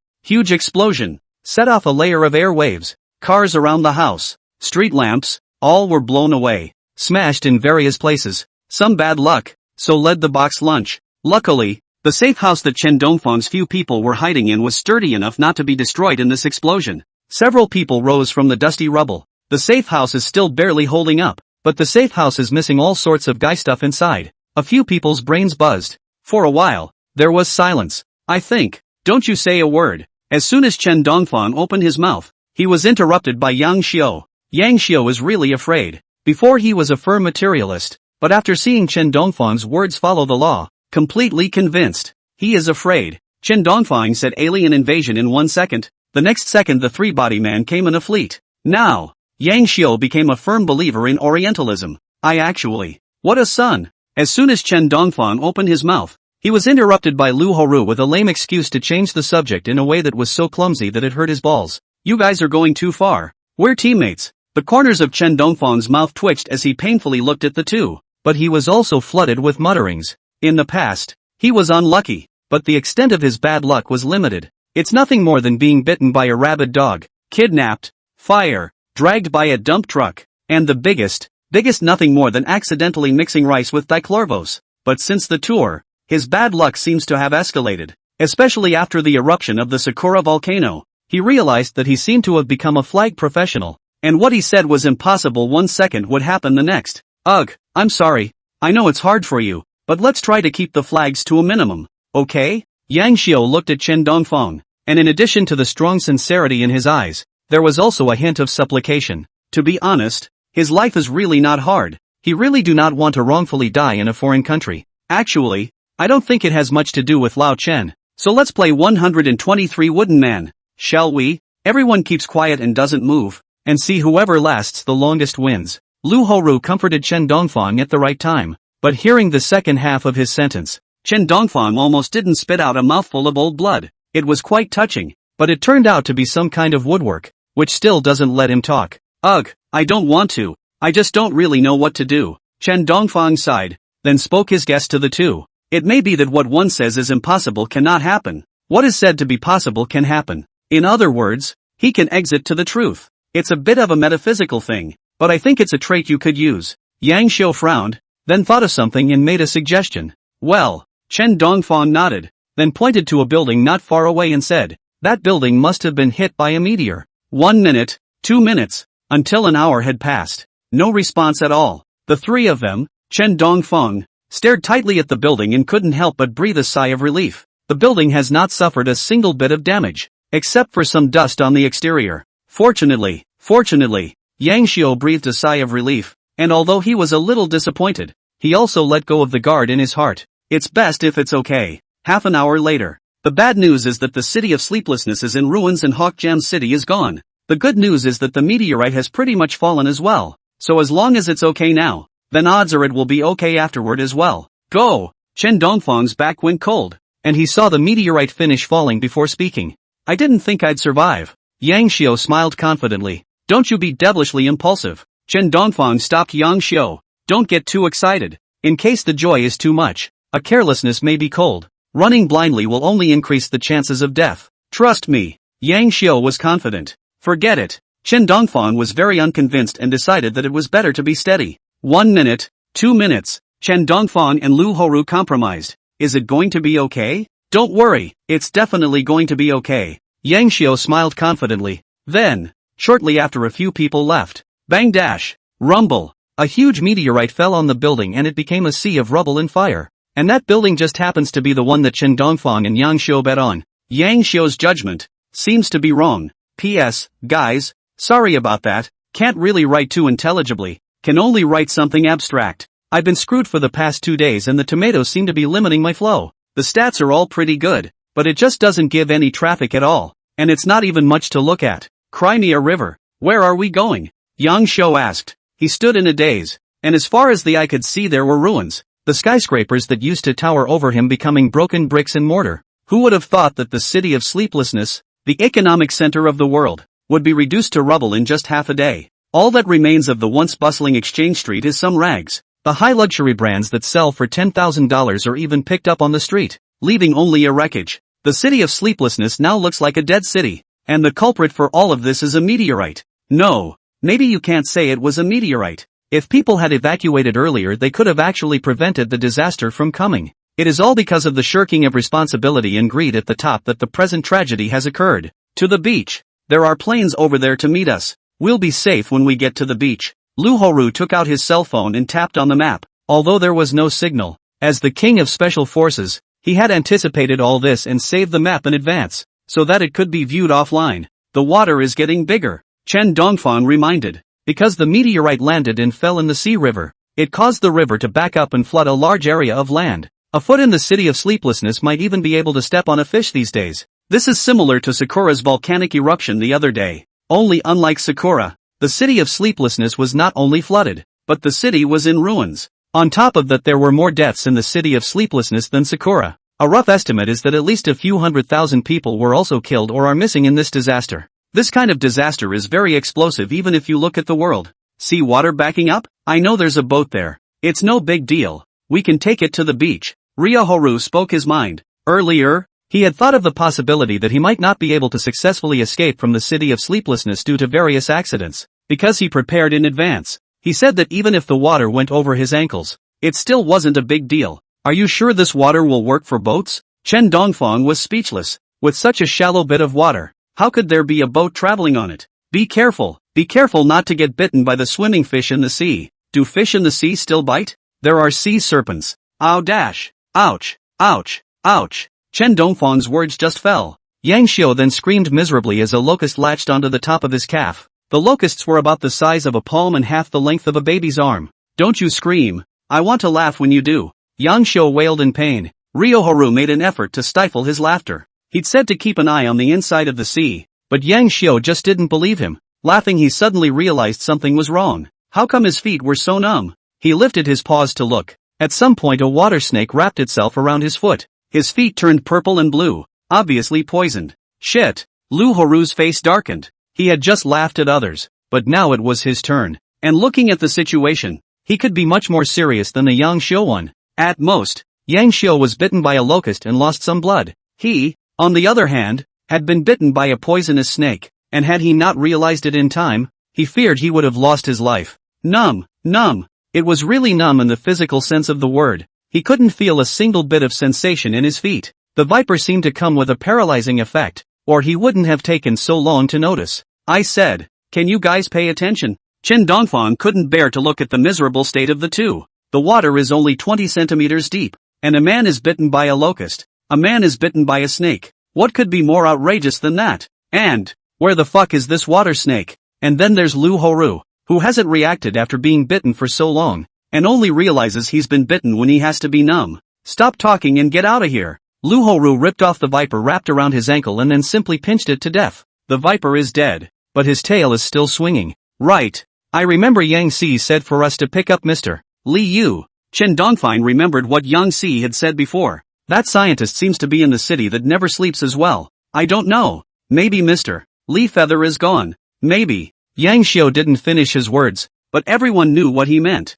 It's doubtful that Mr. Li Yu will survive this disaster. Let's hope Mr. Li Yu survives. Chen Dongfang sighed. It would be a shame for a patriotic scientist to die in such a meteorite swarm. Don't think too much. We can escape with an IQ like ours. Mr. Li Yu is a scientist. The chances of surviving are much better than ours. Ryoharu comforted out of habit. With one sentence, it directly silenced Yang Xiu's too dry. Do they have a low IQ? What kind of comforting? However, it was good that Yang Xiu knew what kind of person Lu Horu was and didn't bother with these details. Soon, the trio reached the place where the boat was hidden. Are you sure there's a boat in this place? Looking at the ruins in front of him, Chen Dongfang issued a sole question. Probably. There probably is. Ryoharu was silent for a moment and said, I was hiding the ship in the basement. How big is the boat? And can the three of us tow it up? Lu Horu did some calculations with his head and realized that with the strength of 3 people, it would not be enough to drag the ship. So all the preparation you did was for nothing. Chen Dongfang sighed. Why didn't I realize before that Lu Horu's brain wasn't working too well? You Horu's face. Yang Xiu was speechless sadface _ Chen Dongfang sweating sadface _ Eventually, the trio chose to walk. This place isn't far from the beach anyway. P.S. was stuck numb. Writing has not been able to post. Remind the violation. The little sister can only write a sideways. Brothers, do not scold me. The next script is already thought of. Go for the stick. At 6 p.m., Chen Dongfang and the others arrived at the beach. Lu Horu pulled out a phone from his bag, then dialed a familiar number and called the comrade who had come to meet him. We're already here. Where are you guys at? Don't panic. We're still picking up one more. Hurry up. On the other end of the line came a low baritone voice and the sound of a helicopter buzzing in flight. It was slightly noisy. How much longer until we get there? I don't know. He's still picking up the others. Pick up the others? There are other people here besides us? Chen Dongfang was a bit puzzled and looked at Yang Xiu with eyes full of puzzlement. Wasn't the diplomatic mission just 2 people this time? Together with Yang Si, there were 3 of them, but Yang Si had already returned to China. So who else could be left? Don't look at me. I don't know. Yang Xiu spread his hands, indicating that he didn't know. Wait, according to that pilot, in 3 hours at the most, he'll be here to pick us up. Ryoharu comforted. I'm not afraid, but I'm afraid you won't be able to support yourself for 3 hours. Chen Dongfang meant it. I can't last 3 hours. Lu Horu was a bit puzzled. Then he followed Chen Dongfang's eyes and looked down. At some point, his feet had turned a greenish-purple color. The wound where the water snake had bitten was even blacker and oozed nasty pus. However, Lu Horu couldn't feel a trace of pain, but instead had a sense of relief and pleasure. His legs were completely paralyzed by the poison, and the nerves inside were already necrotic, so if he didn't get the treatment soon, he might not be able to keep this leg. Don't you have any medicine with you? Yang Xiu opened his mouth slightly puzzled. As a special forces king, don't they all carry a medical kit with them? I came out here with just my gun and nothing else. Lu Horu was speechless. How did he know that something as big as a meteorite skyfall could happen in the City of Sleeplessness and also allow the river to flood the City of Sleeplessness? And he also happened to be unlucky enough to be bitten by a sea snake in the water. It's almost as if Xiao Xiao's mom stole her daughter Xiao Xiao's chocolate and Xiao Xiao is so coquettish. Okay, stop. Let's get the poison out first. Yes, who's going to get it? Chen Dongfang and Yang Xiu looked at Lu Horu at the same time. It's your own foot. There's no way you're going to let us heal it. Yeah, and we're not sure exactly what to do with this foot of yours, so I think it's better if you do it yourself, and we'll just help you out from the sidelines. Both Chen Dongfang and Yang Xiu explicitly refused to help Lu Horu. Trying to get them to suck the snake viper out with their mouths is not going to happen. No righteousness. Lu Horu scorned, and then took out his own knife and got to the gunpowder from inside the bullet, followed by a simple sterilization. Then, a knife was plunged on top of the wound where he had been bitten by the poisonous snake, and directly dug out the pus and blood and rotten flesh inside. The toxin was deeply injured, but rather thankfully it hadn't penetrated the bone marrow and the bones were still intact. Otherwise, it would have been a fresh scrape today. How come there are such poisonous snakes in the sea? When the crushed flesh of the foot was chipped off, the pus and blood-laden snake venom crushed flesh was all disposed of. Lu Horu's entire body sweated in pain and couldn't help but let out a low curse. Who knows? Maybe you just happened to have bad luck with the most poisonous one. Chen Dongfang couldn't look away. After casually finding some herbs from the beach and crushing them, he helped Lu Horu to mash them up and apply them to his feet. With these herbs, and the bullets used to sterilize them, there was enough to resolve most of the infections and inflammation, and would allow Yu Huchu to survive safely. Numb. I've never been so unlucky in my life. The last time I was this miserable was when I was bitten by a poisonous snake in the jungle and didn't slow down for 3 days and 3 nights. And when I was carried out by my teammates, I almost didn't take my back. Now that I think about it, both times, the snake almost killed me. Ria Horu whined. His lips had turned white, and his face carried a hint of pallor that made his whole body look very weak, and there was a trace of weak sweat coming out of his head. But it's a good thing the rescue planes have arrived. Less than 3 hours later, the sound of an airplane flying in from a distance brought hope. Alas, we're about to be saved. But it seems like we didn't do anything this time we came to Maryland. Even Mr. Li Yu wasn't rescued. Although Chen Dongfang was about to be saved, he still said rather sadly, "It's not as if we didn't do anything. It's that we really didn't do anything. The main purpose of our visit this time was to rescue Mr. Li Yu, and we can only count it as not completing the mission." Yang Xiu sighed. To be honest, this time to ask for any cargo ship is actually a cover. The main thing is to take Mr. Li Yu, these scientists imprisoned in foreign countries, all safe back to the country. Now, although they want part of the freighter back, Mr. Li Yu's life and death are unknown. So, after all is said and done, this trade is still theirs to lose. Don't worry, maybe Mr. Li Yu has already escaped. Maybe he left the City of Sleeplessness long before us. After all, Mr. Li Yu is the one who can become the world's #1, the first to design liquid propulsion. Chen Dongfang consoled a couple of sentences and thought about it. The chances of Li Yu living down first were actually quite high. At the time Yang Si called him, it was when the meteorite happened. By that time, Mr. Li Feather had long since fled more than 3 hours ahead of schedule. If it was the case that Mr. Li Yu hadn't been blocked, then it was highly likely that Mr. Li Yu would have already left the City of Sleeplessness at that point in time. And Chen Dongfang believed that with Mr. Li Yu's ability, wanting to leave the City of Sleeplessness wasn't a difficult task. After all,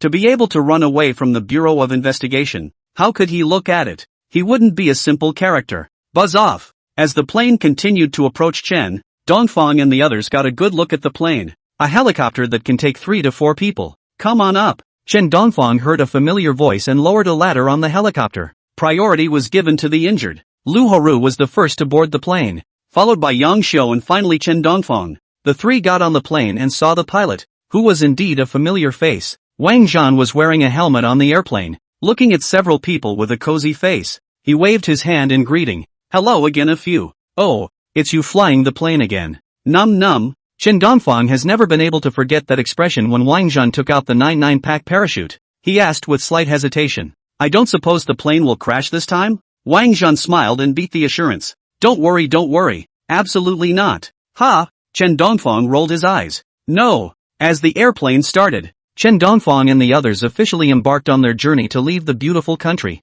Alas, it's a pity. It's really too bad that we didn't save Mr. Li Yu. We came this trip for nothing. Yang Xiu sighed and couldn't stop regretting. Without Mr. Li Yu, there is no way to fill a large area of blank technology, a blank area in the country. Suffice it to say, the damage to summer is immeasurable. Aerospace is at least 20 years behind. Although we didn't save Mr. Li Yu, it's not a loss now that we've come back alive. And, at least we got a few ships back right. Yang Xiu comforted himself, saying this without knowing if he was saying it to Chen Dongfang or to himself. Right now, I just hope that Mr. Li Yu can return home alive. Although it was said that the hope was slim, Chen Dongfang still prayed. Hello guys, may I ask what you're talking about? Just then, a man on the side opened his mouth and asked. It was only then that Chen Dongfang's few people realized that there was another person in the plane. This person had stayed inside the airplane from the beginning. He was the one that Wang Zhan had gone to pick up before. It was just that a few people were chatting just now and didn't notice. Hello, what's your name, brother? Chen Dongfang warmly greeted. The man in front of them looks about the same age as them, wearing a pair of gold glasses. Face 1. There is a Confucian and easygoing temperament, like a reader in general. My name is Li Yu. Ha ha, hello brother Li Yu. What did you say your name was? Chen Dongfang stared at the man in front of him with a shocked expression. Li Yu. The man worded his name. It can't be the one we think it is. Chen Dongfang's heart flooded with mutterings and his eyes changed as he looked at the man. If you're talking about the scientist who developed the rocket's liquid propulsion, then yes, I'm the Li Yu you're thinking of. Li Yu did not hesitate to identify himself. Mr. Li Yu, you're alive? You're not dead? Chen Dongfang immediately a wave of joy surged to his heart. Originally thought that Mr. Li Yu had already died, but did not expect to be able to meet again on the plane. Yes, I'm alive. And aren't you all? How did you escape the city of sleeplessness? That's a long story. Li Yu lit a cigarette rather sadly, and then began to tell the story of how he was captured, put under house arrest, and then escaped to heaven. It turns out that when he researched the rocket liquid propulsion technology, he was put under house arrest by the military of the beautiful country, and his food, clothing, and shelter were all subject to surveillance. It offended him, especially after the military of the beautiful country. After learning of his plan to return to the country, he was under 24-hour surveillance, and he was also forced to hand over all of his research materials, and donate the results of his research to the military of the beautiful country free of charge. Li Yu, of course, would rather die than give in. He tried to resist, but in front of a country, this resistance is too small. He can only write back to help the motherland. This was also the reason why several people from Chen Dongfang had gone to the beautiful country for diplomacy this time. The so-called seized cargo ship was actually just a front, and the most important plan was still to try to ransom Mr. Li Yu from the tiger's mouth in the beautiful country through this negotiation. It was actually really lucky to escape this time.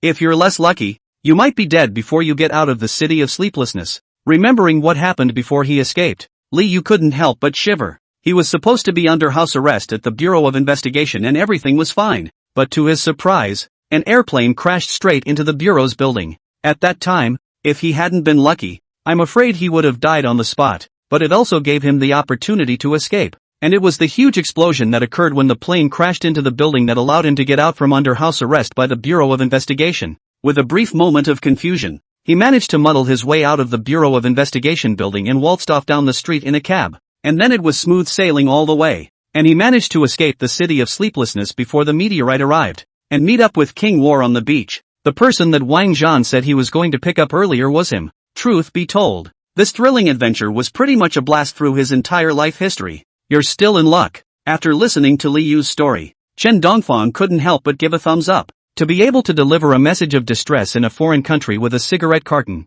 and to be able to escape from prison in the middle of the Bureau of Investigation building, this ability is quite strong. Oh, you guys aren't so bad. Li Yu waved his hand, then looked at Lu Horu and said, I see that this brother seems to have some difficulties. He was bitten by a snake and there was no medicine, so he had to do it. Chen Dongfang told the story of Lu Horu being bitten by a snake. I'll try to decontaminate him. Li Yu pulled out a medical kit from somewhere in the corner of the plane and then sterilized Lu Horu's entire foot. It didn't take long for Lu Horu's face to look much better. I didn't realize you knew how to heal. Chen Dongfang was a bit surprised. Oh, barely learned a thing or two, Li Yu said modestly. You look about our age, but already you are on top of the world. Chen Dongfang quipped. I'm not that old to begin with. I just turned 25 this year, so I should be about the same as you, Li Yu explained. 25. Chen Dongfang froze for a moment. Man. Li Yu was only 2 years older than him, but had already researched the rocket liquid propulsion system and had become a world-leading scientist,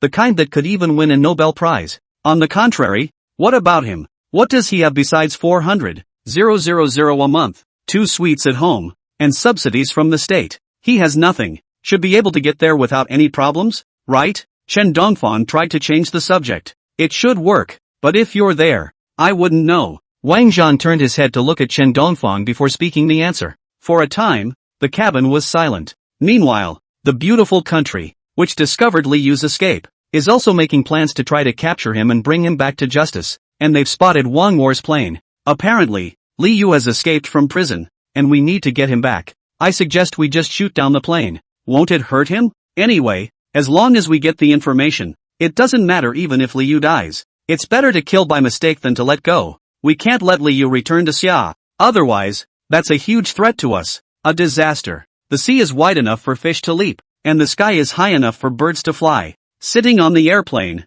Chen Dongfang enjoyed the beauty of the sea. The endless sea does not have birds, but there are countless swimming fish swimming on the bottom of the sea. Sharks still come out to venture out from time to time. Chen Dongfang even saw a whale. Now there are 2 pieces of news. One piece of news is good news and one piece of news is bad news. Which one do you want to hear first? Suddenly, Wang Zhan said something for no reason. Well, what happened? Chen Dongfang asked suspiciously. He looked around warily and didn't notice anything strange. The plane didn't show any signs of going down. There was no damage to the flight pods or anything like that. Everything seemed normal. Then he looked around again and realized there were no signs of migratory birds or anything like that about to hit the plane either. The fish in the sea didn't fly up and hit the airplane either. Not to mention the lack of natural weather disasters like storms and tornadoes. The sea was calm and looked mild as water. There's nothing going on. Why are you talking about this all of a sudden? Yang Xiu was a little freaked out. This unexplained sentence of Wang Zhan's directly put his whole person into a god. He really didn't want to experience another disaster.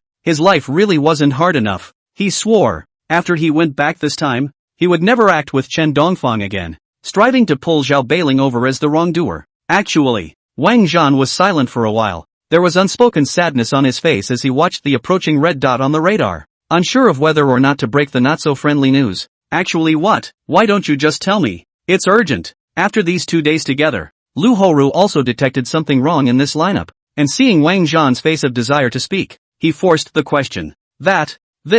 Actually, Wang Zhan wanted to say something. He wanted to say it, but was afraid to. If you have something to say it quickly. We can take it. At this time, Li Yu was also aroused by curiosity and said from the side, do you want the good news or the bad news first? Good news. The good news is that our plane isn't going to crash. The plane isn't in the least bit of trouble right now, much less any unforeseen conditions like a tornado, and we can fly safely. Wang Zhan sighed and said, I thought it was something big. Isn't it nice that it's okay? And what's the bad news? Chen Dongfang sighed in relief. He thought he was going to crash again, scaring him. As long as it doesn't crash, it's a good thing. The bad news is that we're surrounded by warships. The beautiful country seems to have discovered our position and is sending warships to surround us. And not surprisingly, in another half hour or so, they'll be able to close in on us. When the time comes, it's a matter of whether we'll be alive or not, let alone escaping. With this little fighter, once we are caught, whether we live or die is a matter of someone else's word,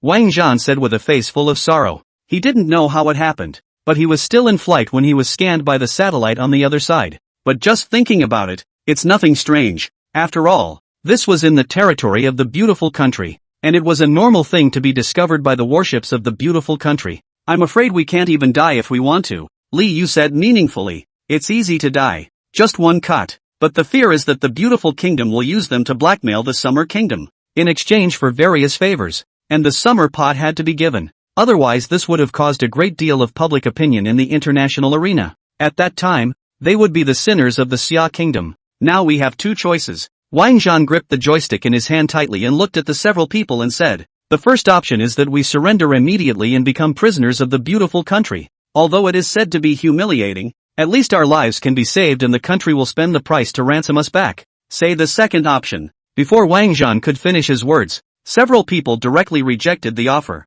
Are you kidding me? It's worse than killing them to make them prisoners and then have the state pay to ransom them at the end of the day? They came out this time, originally for the country to fight for the interests of the country. The result of the interests did not fight for, but was captured. This later how to see people, how to brag with colleagues. Losing your future is a small matter, but what you fear most is losing your face. I won't even have the face to go down and meet the immortals when I die. Say number 2. We're not afraid to die. Yeah, straight up option 2.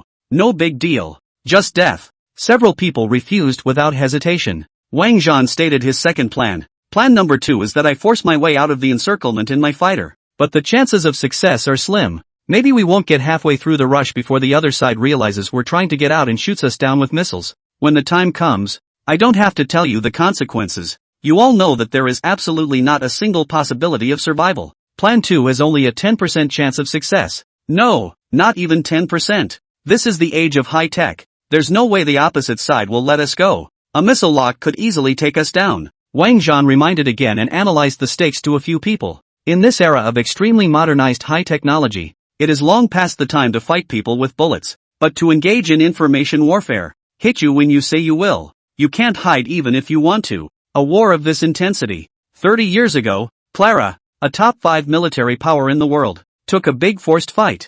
I'm supposed to be studying this. I would not understand what you're saying, so let's proceed with plan number 2. Looking at the approaching red dot on the radar, Li Yu did not hesitate at all. That being said, do you think we're people who are afraid of death? Yeah, let's go with plan number 2. The 3 Qin Dongfangs also hastened to take a stand. Well then, hold on to your seats. I'm going to start taking off. A hint of excitement and madness came out of Wang Zhan's eyes, and his hands were trembling as he grasped the remote control sense. The red dots on the radar were dense, with at least a couple dozen warships surrounding them, and countless fighters all circling them. Although Wang Zhan was not sure why the beautiful country had sent so many people to surround them with such a large number of people, he knew that this was a vicious battle. As luck would have it, they escaped from here, and from then on, he, Wang Battle, made a name for himself and became a hotshot pilot. Bad luck, we all die together. To put it bluntly, with Chen Dongfeng, as well as Li Yu, these 2 big names to accompany the funeral. How he is not a loss.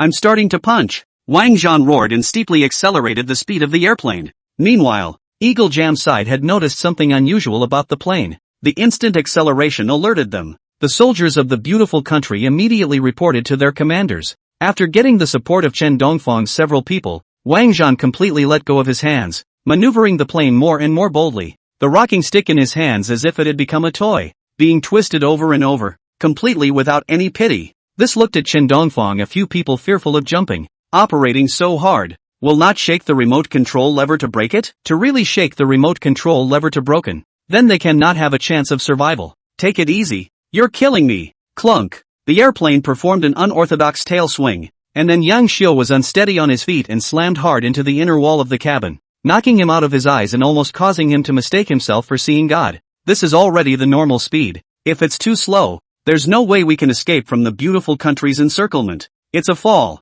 or capture, or death among the fishes. Take your pick. Wang Zhan cracked a smile before explaining to a few people. In order to escape the encirclement of the beautiful kingdom, they would have to be faster and swifter than their fighters. So Wang Zhan can't slow down now, and will have to speed up later. But it's simply not something a normal person can afford. Not to mention that Yang Xiu is still relatively pampered. It's really too fast. I can't stand it. Yang Xiu was on the verge of vomiting. He felt like all the paste in his brain was sticking together. Hold on. Chen Dongfeng encouraged. Yeah, make sure you hold on. Lu Horu also chimed in. You could try grabbing the hatch. That should make it a little better. Li Yu thought of a way out. Have Yang Xiu grab the door of the cabin. This will ensure that he will no longer sway during the flight and will not hit the top of the cabin door due to inertia just because of one acceleration or deceleration. I can't. I really can't. Yang Xiu still can't do it. Spouting off. Lu Horu was the king of soldiers, so naturally, his physical quality did not need to be mentioned, and even in such a fast flight, he was still able to remain steady. Chen Dongfeng was also okay. His unlucky experiences since childhood had allowed him to develop an extraordinary skill, and he was able to adapt to such dizzying speeds even though they were so dizzying. Although Li Yu was not as physically fit, he had a high IQ and knew to use tools as a way to keep himself stable. Only Yang Xiu, who can't do anything and is still in poor physical condition. I'm fucking dying. Yang Xiu was foaming at the mouth and was about to pass out. Ha ha ha, then go faster. As long as you pass out, you won't be able to feel it, and then I'll be able to drive faster again, and we'll have a better chance of escaping. Wang Zhan laughed, then steeply accelerated the speed of the airplane. Faster still. Upon hearing Wang Zhan's words, Yang Xiu rolled his eyes and instantly fainted. The speed of the airplane had increased by another 20%, and in this state, even with Lu Horu's physical fitness, it didn't hold up very well. Hold on! Wang Zhan roared angrily and finally officially entered the encirclement of the beautiful country. He needed to escape within the specified time, otherwise the only thing that awaited him was to be shot down. At the same time, the warships of the beautiful country spotted the planes coming into the encirclement. They had just been unsure, but now they were able to be completely sure. Wang Zhan had already spotted them, and Wang Zhan was still trying to resist and escape from their encirclement. Watching the accelerating airplane, the warships of the beautiful country rose a hint of a teasing mentality. They were going to play a game of cat and mouse. Hey, hey, hey, hey, is that David? Did you see that little mouse jumping up and down in our trap? Let's have a contest to see who catches the little mouse first. John took the satellite phone and teasingly looked at the red dot on the radar. The red dot had been surrounded by dozens and hundreds of green dots, the green dots representing their people, and the red dots representing the airplane that Chen Dongfang's few people were traveling in. Oh, John, don't jeopardize what's been handed down from above. David, on the other end of the phone, was a little reluctant to get involved in this game. He just needed to get the job done and didn't want to make any more trouble. Are you afraid? John said in a slightly provocative tone. Oh, John, you're no use to me like that, but you've succeeded in rousing my anger. And since you want to compete so badly, let's do it. David originally did not want to participate in this game, but when he saw John's smug look, a trace of anger rose in his heart and he wanted to compete with John to see who would catch Chen Dongfang and the others first. Moreover, he didn't think that Chen Dongfang and the others would be able to escape the encirclement.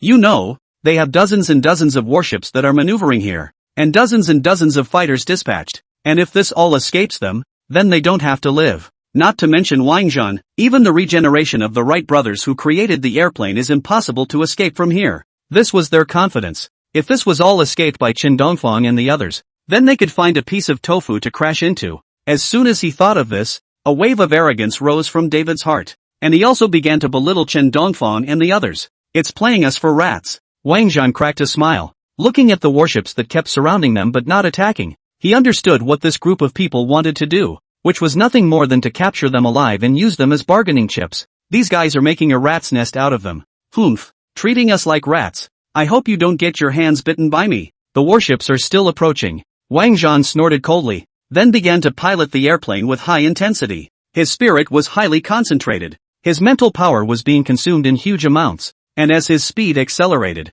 his body was having some trouble with it. But at this moment he was incomparably sober, because this battle was not only about his life, but also about his honor. Shit, that's a lot. Chen Dongfang lay down next to the cabin and watched. There were too many warships, and an endless stream of fighters were surrounding them. Dense, like bumblebees. The main thing was that it was as if these guys were like a cat catching a mouse, just circling around them, constantly pushing them into a corner but not shooting them down. It's less like arrest and more like humiliation. Although Chen Dongfang was angry, there was nothing he could do as he looked at Wang Zhan and asked, "What to do?" "Don't worry. Leave it to me." Wang Zhan took a deep breath, then accelerated again, and the airplane crashed straight towards the other fighters. This little mouse is still trying to resist. A member of the beautiful country's air force looked at the epileptic Wang Zhan with disdain. They had at least hundreds of fighters surrounding Wang Zhan. Even if Wang Zhan's skills were better, could he still escape from here? Not to mention that nowadays, the technology has developed tremendously,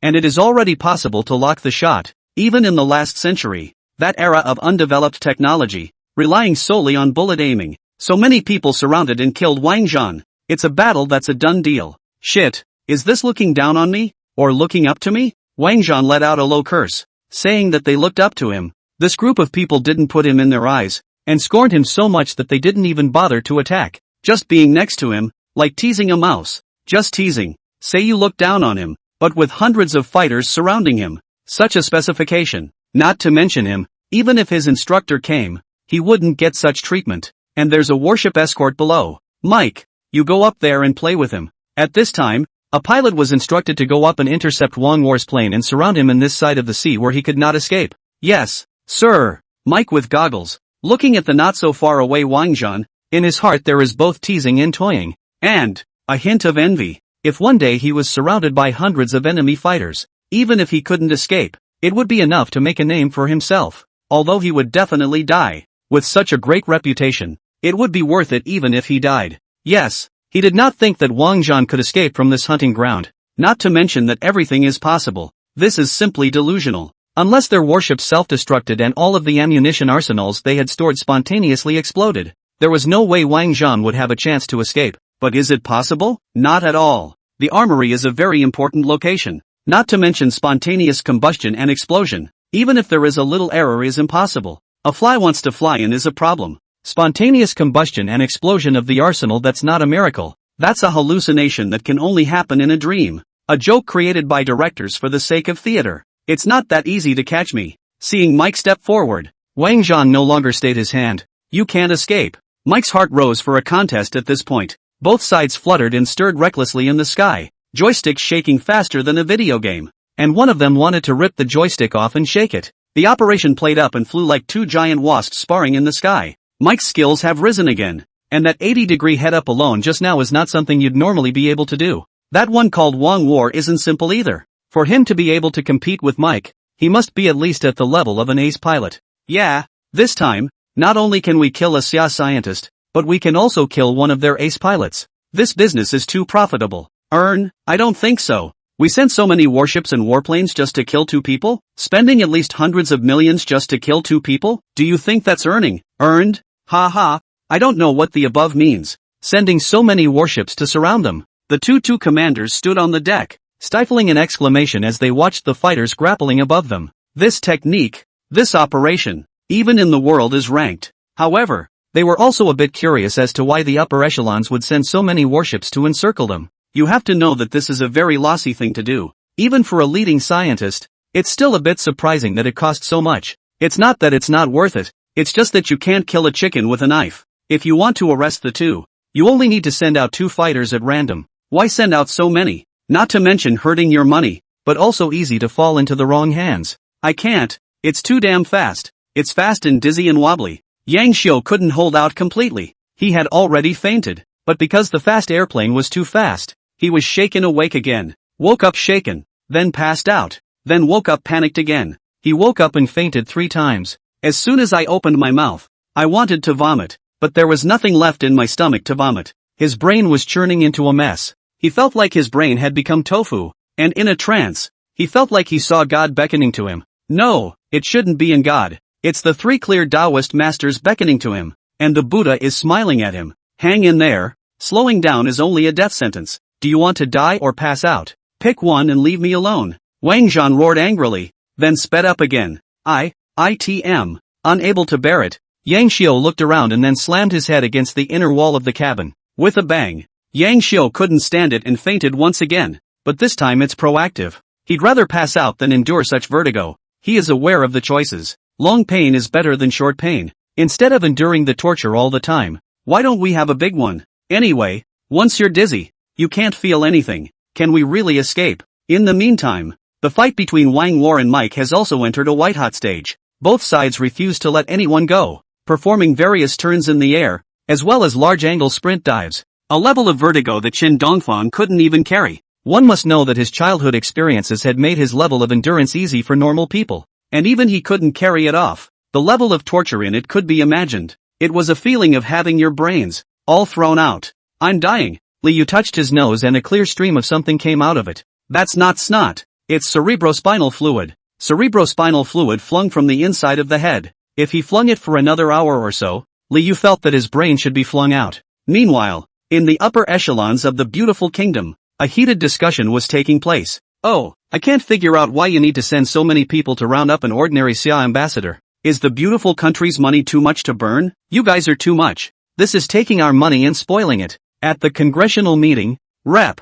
Bits said. Anger flourished in his eyes. He represents the side of the big ZBJ, and every penny of the country is their tax out. Now such a spoil. Of course they are not happy. Really think their money is the wind blowing off. He had reason to suspect that the guys were trying to use this opportunity to deliberately embezzle their assets. Oh Bitsy, just hear me out for a second. Here's a copy of the information. Read it over and then tell me if we're doing the right thing or not. Kendi pulled out a file and gave it to Bitsy. Bitsy took the information and looked at it for only a few moments. instantly revealing a surprised expression. Is there really such an outrageous person? You're not kidding. To think that someone could be born with bad luck and bring disaster. Are you kidding me? It's the 20th century now, not a time when theocracy prevails. We have to believe in science. The archive bag has a clear record of Chen Dongfang's life, as well as his travel itinerary. His name was marked in red pen. The avatar also has a big black cross on it. Chen Dongfang, a native of Xia. 1. Passing through the country of Kozakura,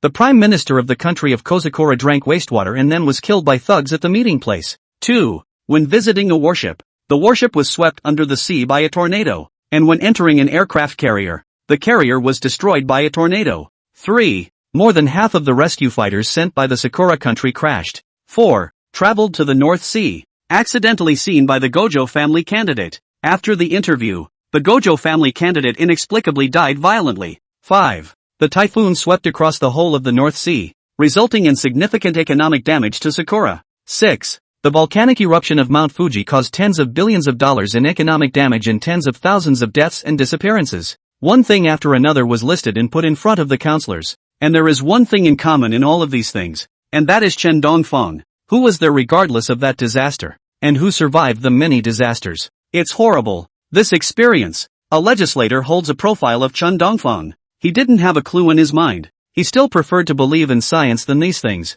and didn't believe that there were really people in the world who were so unlucky. Actually, I don't believe it either. But you guys take a look at another page of his profile and you'll see just how scary it really is. I even suspect that he is the latest weapon produced by Xia, comparable to a humanoid nuclear bomb.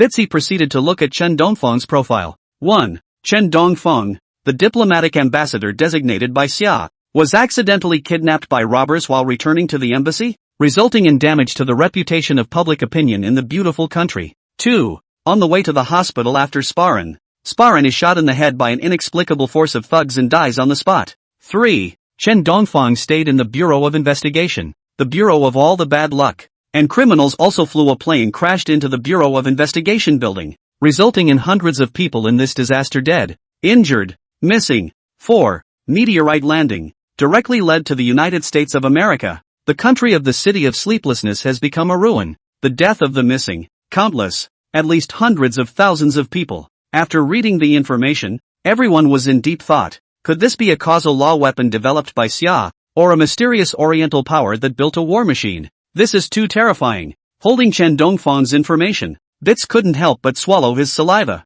Originally he didn't believe it, but after seeing this information, he was completely convinced that there really were such unlucky people in this world. Wherever it goes it brings disaster. Wherever you go, it leads to bad luck. Luck might just be wrestling and coming to relatives. Something. Bad luck may even lead to the destruction of the city, as well as death. I think that it shouldn't be Xia's causal law weapon. If Xia had this technological strength, it wouldn't need to be afraid of us at all. It would have lifted the table long ago. The greater likelihood is that, originating from the mysterious oriental power, Xia 5,000 years of inheritance of a long history. A little special means is not too much. All in all, this Chen Dongfang is not to be underestimated, which is why I sent so many people to arrest him. The fountain pen tapped on the table with a thud, pulling the crowd's thoughts back. Kenny looked at the crowd and put his thoughts into words. Chen Dongfang is a sure catch. But how easy is it to catch Chen Dongfang? He sent out so many people so that he could bring back Chen Dongfang safely. Otherwise, why would it be necessary to send hundreds of warplanes to arrest a single scientist, and even use warships to escort him? As much as it's hard to believe, this person seems to be really unlucky, almost the equivalent of a karma weapon. Unlucky wherever he goes, so if it doesn't work, just kill him. I don't know how much trouble he'll cause us if we let him return to Xia. Bitsy had a cautious look on his face. Looking at Chen Dongfang on the photo, he was inwardly plunged into fear. Are there really such strange people in the world? To be able to influence someone's luck. A congressman is holding a file on Chen Dongfang. It only records Chen Dongfang's travels to various places and a little information about his youth. But nothing else can be found out. That's proof enough. Chen Dongfang is one of the more important people in Xia. Otherwise, it is unlikely that they would not be able to find out the information with their means. You guys think too much and don't even believe in science anymore? You guys might as well roll back to the age of pedantic theocracy. Back then, you might even be able to make a believer out of it. Ha ha ha, a bunch of idiots. An old man with a hawkish nose, looking at the discreet multitude of legislators, went straight into a maniacal laugh. It's amazing that anyone actually believes that vapid stuff. It's like hundreds of years ago, when the Pope used the name of divine right to deceive those stupid subjects to make them pay up offerings. I didn't realize that this group of highly educated people believed in this kind of thing too.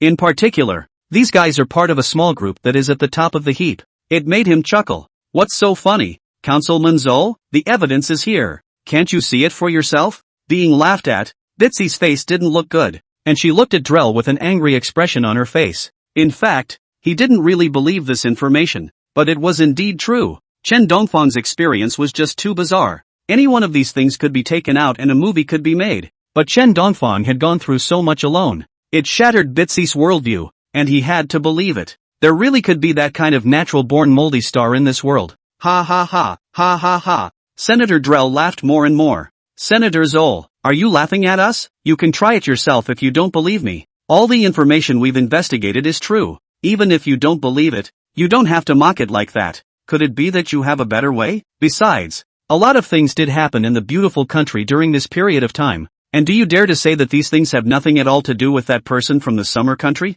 The crowd stared angrily, but gradually, they realized something was wrong, because Drew kept laughing as if he couldn't stop. Ha ha ha, ha ha ha. 10 minutes passed and Councilman Dreyer was still laughing. He laughed with tears in his eyes and his stomach was twitching and aching with laughter. But he still couldn't stop. He reached out for help. The doctor came and couldn't see a thing. Half an hour passed. Councilman Drell was already physically twitching with laughter, but he couldn't help but laugh. Ho ho ho! At last Senator Zol seems to have stopped. The crowd rushed forward to check it out. Councilman Drell had a peaceful look on his face. It's not going to die. Councilman Bits blanched and reached out to touch it. Sure enough, the body was already almost cold. Rep. Dreyer, being laughed at alive. After the Zol MP was laughed to death on the spot, the crowd present finally realized the seriousness of the problem. No matter who heart surrounded a wave of fear, they seemed to feel powerful and mysterious power of the East. No one wants to face such an opponent who doesn't know his roots. Soon a call was made to the forefront of the battle line,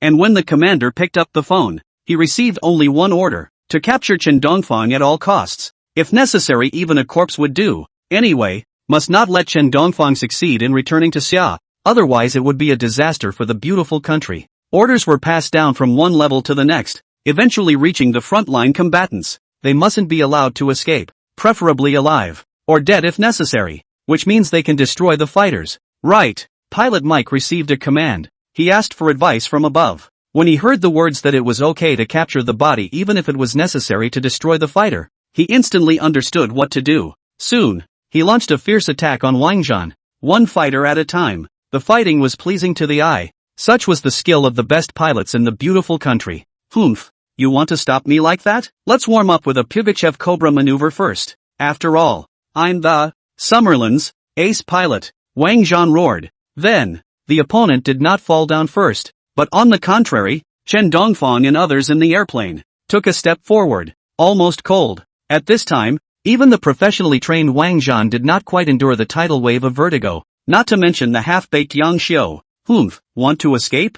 Mike grunted coldly and finally launched an attack on Wang Zhan. Although Wang War's skills were good, the siege of several fighters eventually led to the wings catching fire. The cabin was so thick with smoke that you couldn't open your eyes. If they continue to operate in such an environment, then without the opposite side attacking them, they themselves will be disorganized and be the first to fall. The bad news is that both of their wings are on fire. The good news is that even with both wings on fire, they can still fly, and even dodge and perform all sorts of difficult maneuvers as a defense against the other side's attacks. Asterisk asterisk asterisk asterisk. It's all beat up and still flying. Are you kidding? When the airplane was still flying with both wings on fire, the most shocked person was not Wang Zhan, but Mike, who was an opponent with Wang Zhan, and the many pilots. Go while you can. You can't beat it. Taking advantage of the time when the crowd was shocked, Wang Zhan hurriedly flew the airplane to escape. He tried to break through the blockade of the sea, then falling into the sea, he might still be able to obtain a ray of hope. There can be an escape,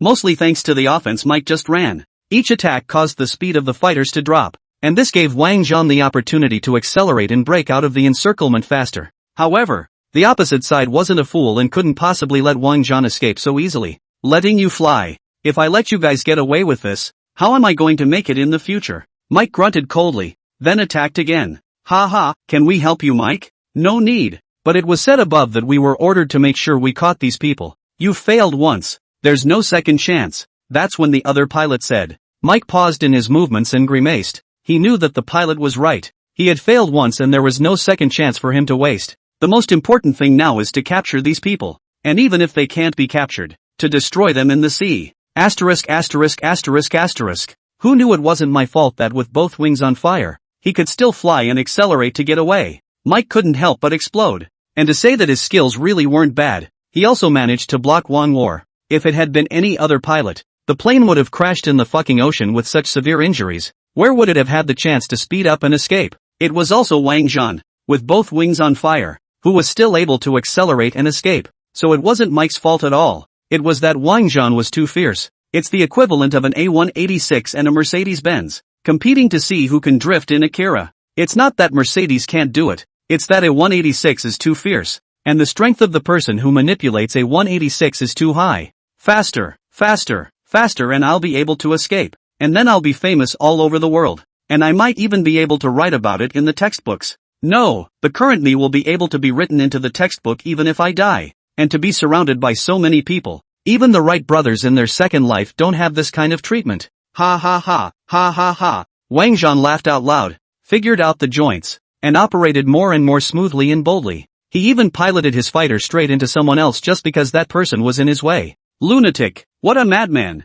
Where have the pilots of the Americas seen this kind of situation? You have to say that you want them to operate them can, but you want them to go down with them. That's definitely not a good idea. They could only launch a frantic attack on Wang Zhan, playing guerrilla at the far edge and trying to shoot down Wang Zhan. As for fighting for their lives, that's impossible. Every pilot is a valuable asset, even more expensive than a fighter plane, so to make them fight for their lives is not only irresponsible, but also irresponsible to the country. But it was this idea that allowed Wang Zhan to successfully gain a glimmer of life and escape from the blockaded sea. First his wings were shot on fire, his radar smoked and became inoperable, and his fighter was riddled with holes. Then came the engine damage and joystick failure. These problems would be fatal when placed on any pilot, but in Wang Zhan's case, they became a reason for him to have a seizure. He completely disregarded the thoughts of others and used the long lost. If you fight me, I will die with you. Finally, amidst the gazes of fear, shock, envy, and a hint of admiration, Wang Zhan escaped from the sea in a fighter plane that was covered in smoke, had bullet holes everywhere, had a malfunctioning joystick, couldn't use the radar, and couldn't even fly right away. Can't catch a break. Go back and inform. Mike was rather comfortable in his heart. If it was just him who didn't stop Wang Zhan at the very beginning and he had to lose face. Now that everyone didn't stop, everyone had to lose face. It may be humiliating for one person to lose face, but it's not humiliating when everyone loses face. F asterisk asterisk asterisk asterisk asterisk. This is outrageous. One of the pilots who fought against Wang War couldn't help but curse as he looked at the faltering fighter. It wasn't that he was angry inside. It was just a way for him to express his shock. He had more admiration within him. Contact the warships. Let's launch a long-range strike against them. With so many missiles in the arsenal, it's time to use them up. They can escape the siege of warplanes. I don't believe they can even dodge missiles. Anyway, this one arsenal of missiles should have been shot out long ago. It's useless to keep them. Things might as well be used in the right way. I'll see how he still escapes, Mike said with a sinister look on his face. Hundreds of fighters surrounded him and still let Wang Zhan escape. This was a great shame for him. Even if everyone is the same, it's still a shame. Perhaps later this battle will become the antithesis of the beautiful country, and his name, the protagonist of the antithesis. Whenever someone mentions the honor of Wang War in the future, they will remember how he, a pilot, was humiliated in this war. A general has a reputation, and Wang War is stepping on Mike's reputation to get up there. Immediately send a signal to the motherships to strike at the King's War. Trying to capture them alive is now impossible. I'm sure the top will agree to this suggestion. And anyway, even if they die, the people will die in the waters of the beautiful country. But anytime he steps a millimeter outside the borders of the beautiful country, it's a disgrace to the beautiful country, and we need to snuff it out in our territory. Another pilot agreed that the Wang War should be shot down. After all, they were involved in this battle, and they will be the ones whose reputation stinks when the time comes. It's just that they don't have as big a reputation as Mike, and are only secondarily responsible. But no matter what the responsibility was, they didn't want to take it, and if they shot down Wang Zhan in the beautiful country's waters, they might still be able to wash away this shame. Otherwise, they really wouldn't have any chance of flipping the script at all. Hello, please contact the mothership. We need to request a precision strike on the Xia fighters. Application underway for. A few minutes later, Mike got through to the mothership's commanding officer? Let them escape? Aha! Escape if you can. And come back at once in your fighters. The mothership has plenty of shells now. Enough to destroy them. Hearing the gentle words from across the room, Mike was a little surprised. He had been prepared to be scolded and humiliated, but the opposite side didn't seem to have that intention, instead comforting them and telling them to hurry back. Could this be a court-martial for him? Gave him a shot in the arm ahead of time. Trick him into going back. Forget it, don't bother thinking about it. In that case, let's go back. Mike sighed, and without another thought, flew the fighter back. But he didn't realize that below his fighter plane,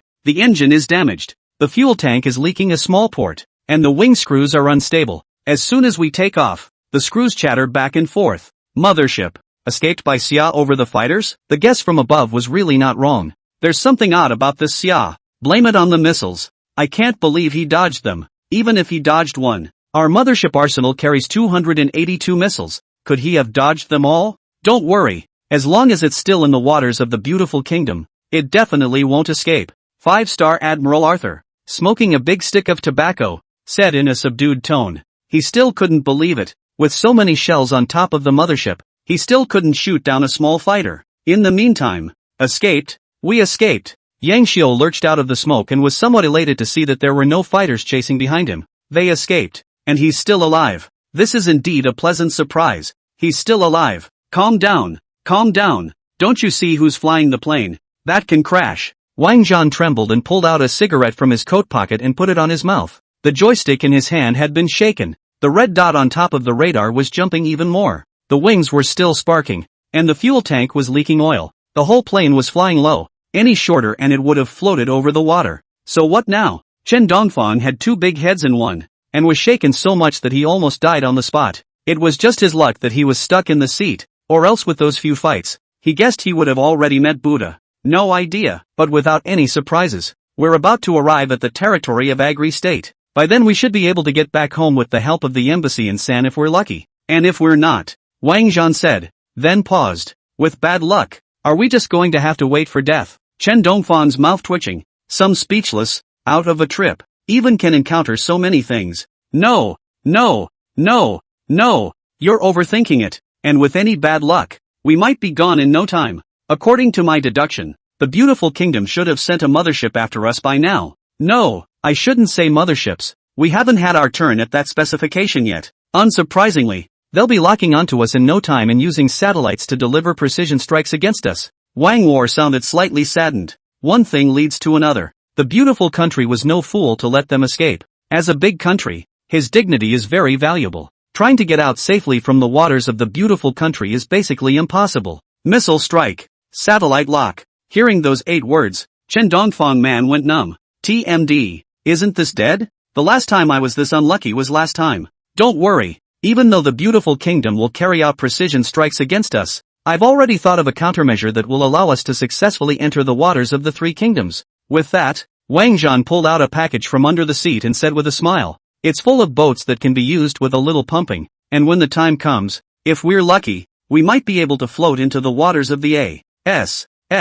Silence for half a minute. Chen Dongfang raised his head and looked at Wang Zhan tone. Calm too. Have you been planning to do this for a long time? Of course not. Wang Zhan hastily denied it. So is this boat enough? Chen Dongfang was puzzled. Don't worry. It's definitely enough. I bought 5 of them. 1 for each of us. Wang Zhan pulled out a few more packages from under the seat. Looking at the familiar bag, Chen Dongfang asked slyly, couldn't have bought it from PDD again. How do you know? Wang Zhan was surprised. Chen Dongfang a straight face. Yang Xiu, shocked. Rio Horu, Liu, shocked. So well prepared. And you say you didn't see it coming. Looking at the preparation so fully perfect, Chen Dongfang completely understand. Wang Zhan this guy, the original has long expected that the warplane will sink. So in advance to prepare the life-saving valve. Prepare a life raft even if it's still bought at Poundland. The only thing to be thankful for, perhaps, is this life raft, which no one has ever given a bad review of. But the reason this one hasn't been given a bad review is so thinly veiled. Alright, cut the crap. I'm afraid it won't take half an hour for the fighter to sink. We need to take this time to pump up the life raft so that we can survive or we'll just feed the fish in the sea. When Wang Zhan said he would do it, he took out the life raft and pumped it up. No matter what, surviving is the most important thing. Everything else can be put aside. Okay, The others sighed and sprang into action, one by one picking a life raft and starting to pump it up. Then, bang dash! The life raft in Yang Xiu's hand exploded instantly after a moment of pumping air, and the power of the explosion directly bounced off the entire canopy of the fighter. Are you sure about the quality of this thing? We can really survive the ocean on him. Yang Xiu swallowed his saliva and looked at the aftermath of the explosion, his heart palpitating. This is fucking fiercer than a bomb. Luckily it's not fragmentation damage. Otherwise everyone would have to play through today. Even now, the crowd's minds were still buzzing, as if there were hundreds of mosquitoes chirping in their ears, distracting people. No wonder there are no bad reviews. Chen Dongfang swallowed his saliva. The explosion just now almost hit him on the head. He said, why are there no bad reviews? The ones that are there are dead. So where are the bad reviews coming from? Funds are limited. Let's make do with what we have. Anyway, this place is not far from the coast. We might be able to float over there if we're lucky. Even if we don't use the life-saving method, we also have a good chance of surviving. Wang Zhan pondered for a moment, then said with a slightly relaxed voice, any chance? Great odds. Gone? Looking at one vocabulary word after another, Chen Dongfang had two big heads in one. This is not saving lives. This is clearly gambling with lives. Alright, let's get pumped up and let's go. Or we might have to eat missiles later. Wang War pumped up the life raft and then put it into the water. The life raft is floating on the water. After drifting for a while, he suddenly realized something was wrong. How come there's still water in this life raft and it's growing? He looked at the bottom of the life raft, and a small hole showed up, and a trickle of water was coming out of it. Life raft leaked before it was even used. There was no way around it. So Wang Zhan could only return to the fighter and rub someone else's life valve. Half an hour later, all the life rafts were pumped up. Surprisingly, though, of the 5 life rafts, only one worked. Do you think this life raft can do 5 people? Only one of the 5 life rafts works, saving your life to save some money. The crowd was speechless. 5 life rafts were either leaking water, or they just blew up when they were pumped up. And in the end there was only one that worked, and 5 people were crammed on top of a tiny life raft, wide-eyed. In the end, Wang Zhan couldn't top it and scratched his head in embarrassment and said, I saw that he was offering a discount, so I bought 5 of them. We're not losing out when all is said and done, are we? If I had bought them at their original price, I wouldn't have been able to buy any of them for that price, but instead I bought 5. Even though only one of them works, I still made a profit. As Wang Zhan spoke, his bottom line became more and more full. He's right. He's just trying to save some money.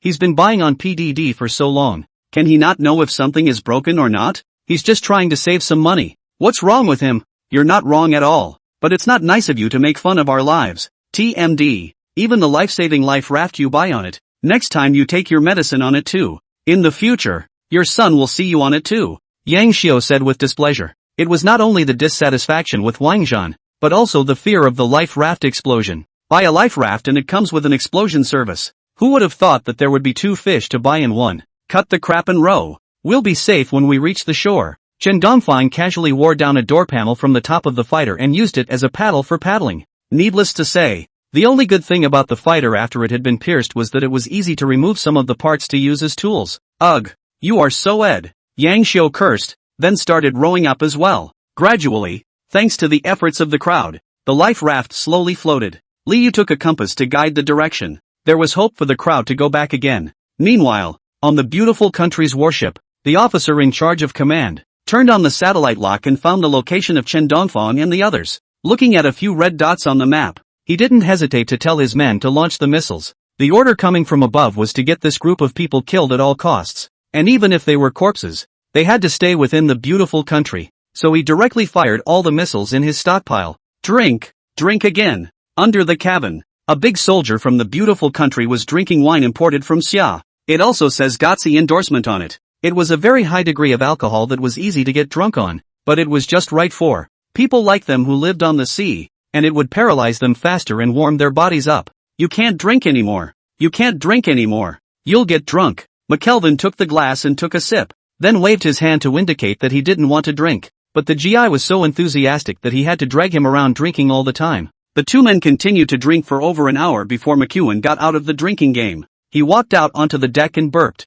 then went back to his room, washed his face, and rested for a good part of the day before returning to his post. I don't know why so many missiles are being fired. I've been watching the door here for so long and it's the first time I've seen this fighter. McKelvin is drunk and he's the one who watches the arsenal. There has been very little use of the ammunition in the arsenal because no one dares to mess with the beautiful country. Even in normal maneuvers, they don't use much, but this time, there was an order from above to shoot up all the shells in the arsenal at once, and he couldn't figure out why that was. He took out his key and opened the gate. Hiccup. McEwen, reeking of booze, swept in casually before leaning over the top of the gate to smoke a cigarette, which he seemed to have forgotten. The armory wasn't for smoking, but luckily, the armory in Murray State has a security system, so even the slightest spark can't ignite it, unless someone is a deadbeat and throws fire directly on top of the ammo. McKelvin took a break, then slowly fell asleep against the door. At some point the cigarette in his hand fell to the ground, burned a hole in his shirt, and then the flames slowly rose. A wisp of flame struck towards the ammunition in the armory. I said, once all the missiles are shot out, no matter who it is, even the gods will die under the missiles. 5-star General, Arthur said. He had a smug look on his face. Whoever was under heavy artillery fire was unlikely to survive. As for that Chen Dongfang mentioned above, who possessed some mysterious oriental power and was a very eccentric person, he didn't put it on his mind at all. Wacky, can it be any weirder than a missile? Don't say Chen Dongfang is a person. Even if he is a god, like to get him killed. Ha ha, Arthur, you still shouldn't be too careless. This Chen Dongfang, I've read about him. He's particularly eccentric. And the others around him, including that Yang Xiu, is not a simple person. We can't be careless. We must be sure of everything. Kenny stood on the deck with the sea breeze blowing. As a counselor, he was able to personally come and supervise the battle because Chen Dongfang's profile was so odd. Having read Chen Dongfang's profile, he felt that such a person was too outrageous, and if he could, he wished to catch a live one. It wasn't that he pitied Chen Dongfang or anything, it was just that he felt that an eccentric person like Chen Dongfang must be worth a lot of money if he caught him alive and sold him to those laboratories. As a member of the Streetlight Reserve, all he had on his mind was money. You think too much. Johnson missile. Even the strongest animal in the world couldn't survive a hit from him. No, it's not a matter of surviving or not. It's a matter of not even being able to leave a crumb. As long as the satellites are locked on, let alone surviving, they'll be lucky to keep their bodies intact. It's just a shame that your idea is going to fall flat. There's nothing for you to experiment with to make money. 5-star Admiral Arthur smoked a big stick of tobacco with a smug look on his face. The Johnson missile is the latest missile they have developed and can strike an enemy 5,000 kilometers away. This is the precise strike position. If not a little more precise, it can even extend the attack distance to 5-6 times. It can even lock an area the size of a house with such a high degree of precision, which is rare even in the world. No, not rare. If Xia and Mao are not hiding it, this is the most powerful missile in the world today. Okay, cut the crap and fire the missiles. Kenny smiled and didn't comment. It was a very losing battle, launching so many missiles to hit ordinary people. The losses involved must be of outrageous proportions, but there are advantages and disadvantages. As long as the missiles are shot out, then he can report false accounts, eat some of the military expenses and take it in his hands as a kickback. By the way, I've been reimbursed for all the false accounts I used to make. You know, the beautiful country has spent a lot of money on the Navy over the years, and he's dumped it all, including missiles with inferior quality. He sells the good missiles to countries that are at war and keeps the bad ones for himself. When his own country couldn't be beaten in battle, he'd get the top to come up with the money to purchase it. Then the missiles are dumped out again, and it becomes a dead-end cycle on that. Of course, the risk involved is also huge. Once he is discovered, he may not even be able to keep his whole body, and there are 8 or 9 times that he will be executed on the gallows. But there was nothing he could do about it. There's just so much money to be made in dumping arms, especially selling bad quality arms. That money damn near comes in faster than printing. He just couldn't help it. He was just trying to make some money. What could he do wrong? At the same time, Chen Dongfang, who was rowing, suddenly felt a dangerous aura. He looked up into the sky and there was nothing, but he was scared. A sixth sense was frantically signaling alarms, as if telling him you're going to die next. The last time he felt this way was when he met the meteorite. Something's not right. Chen Dongfang trusted his intuition. At a time when he felt that he should be ready to do something to save the day, that feeling suddenly disappeared again, lifted by a feeling of physical and mental relief, as if the enemy was dead. Chen Dongfang couldn't make sense of it. It can only be attributed to a man's mysterious sixth sense. At the time Chen Dongfang had this feeling, McCann also awoke from his sleep, first feeling a little heat on his body, then opening his eyes in a daze to see a blazing fire burning on him. For a second, 2 seconds, he came to his senses instantly. Frantically, he slapped the flames on his body. When the flames finally tapped clean, it made him realize an even harder truth, that the flames had actually reached the inside of the armory and the shells were baked red.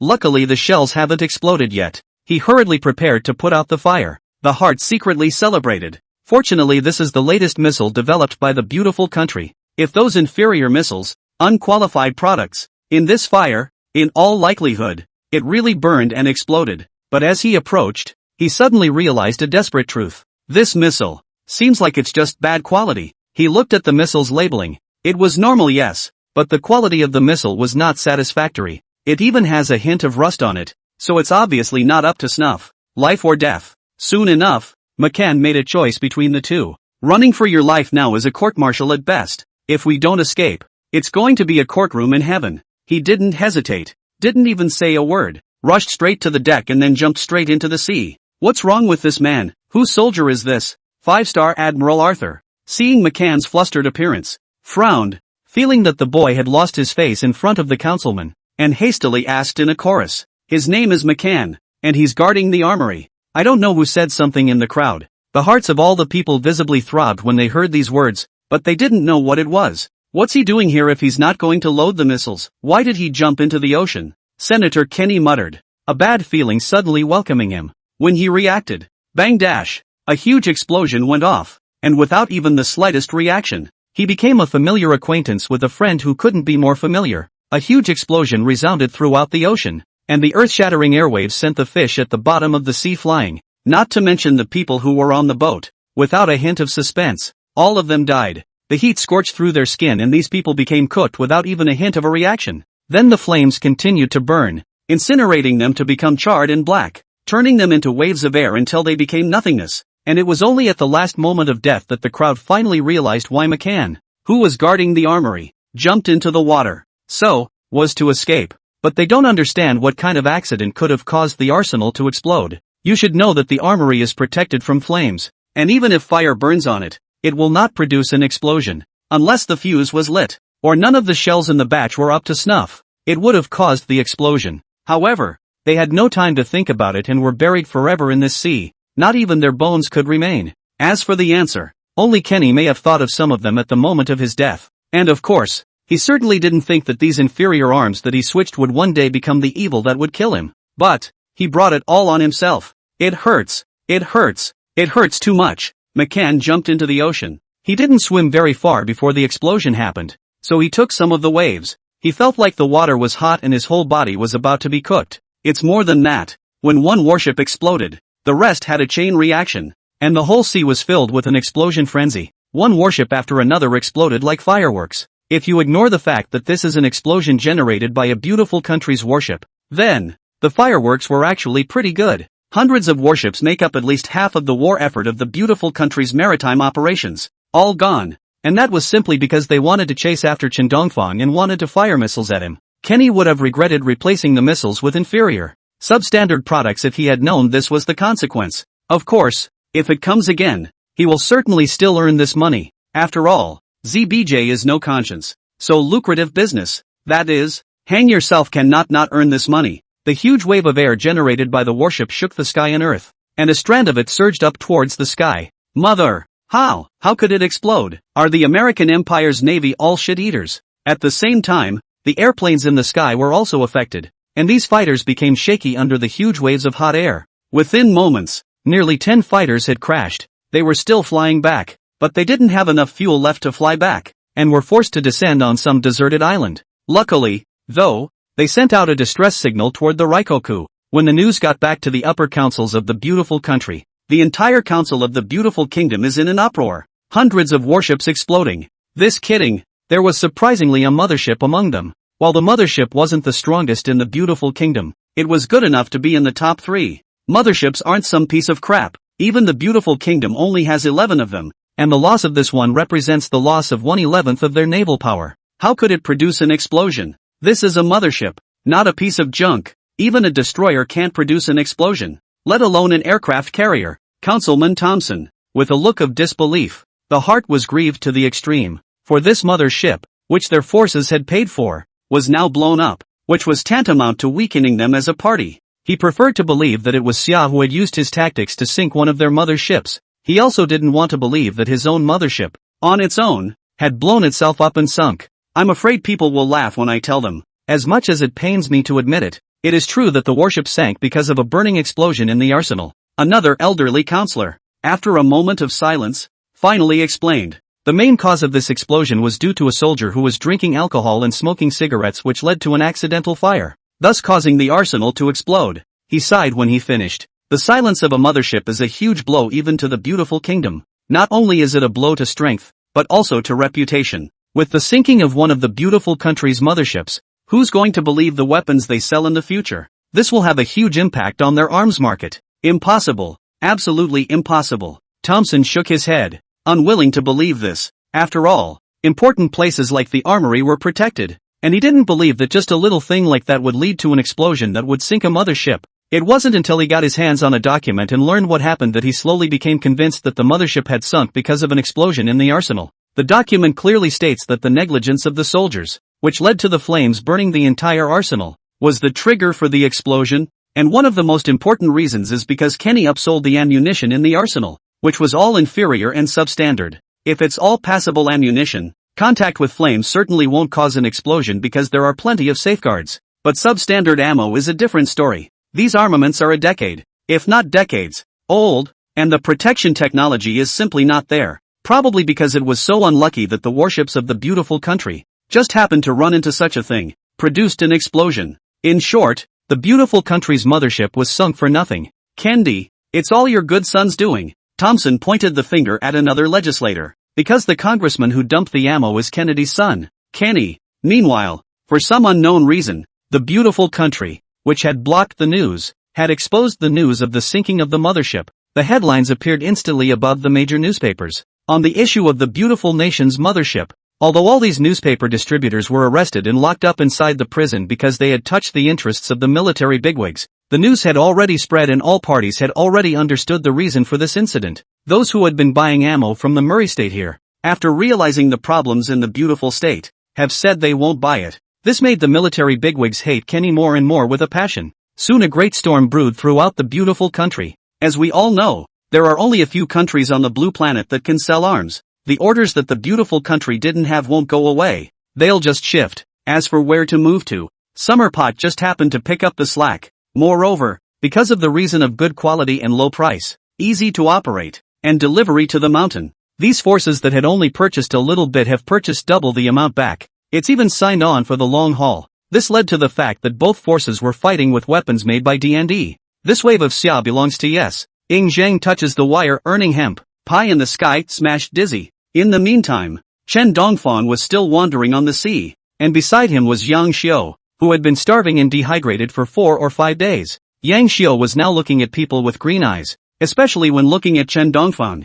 Chen Dongfang always feel Yang Xiu, this guy, to him have what misbehavioral ideas. He was considering whether to make the first move. P.S. Our small county, daily water outages. Yesterday it was hard to come half an hour. The results of the bath just washed to half the water stopped. The body also touched the body wash. I caught a cold and flu. Is in not much spirit to update, but for full attendance. One more chapter later. Sorry brothers. Cry Liao. Aren't you a special forces soldier? Why don't you go down and catch us 2 fish to eat? Chen Dongfang's eyes were white with hunger, pointing at the fish in the sea. I'm fucking special forces, not Superman, and you're asking me to grab this thing with my bare hands. Do you think that's possible? I'm not going down there to give him extra food. Ryoharu was silent for a moment, speechless. It would actually be nice if we could really save everyone by dying one person, but I'm afraid we can't even save them if we die. Chen Dongfang sighed, then gave up on the idea of letting Lu Horu go down to catch the fish. The sea is very rich in resources, food,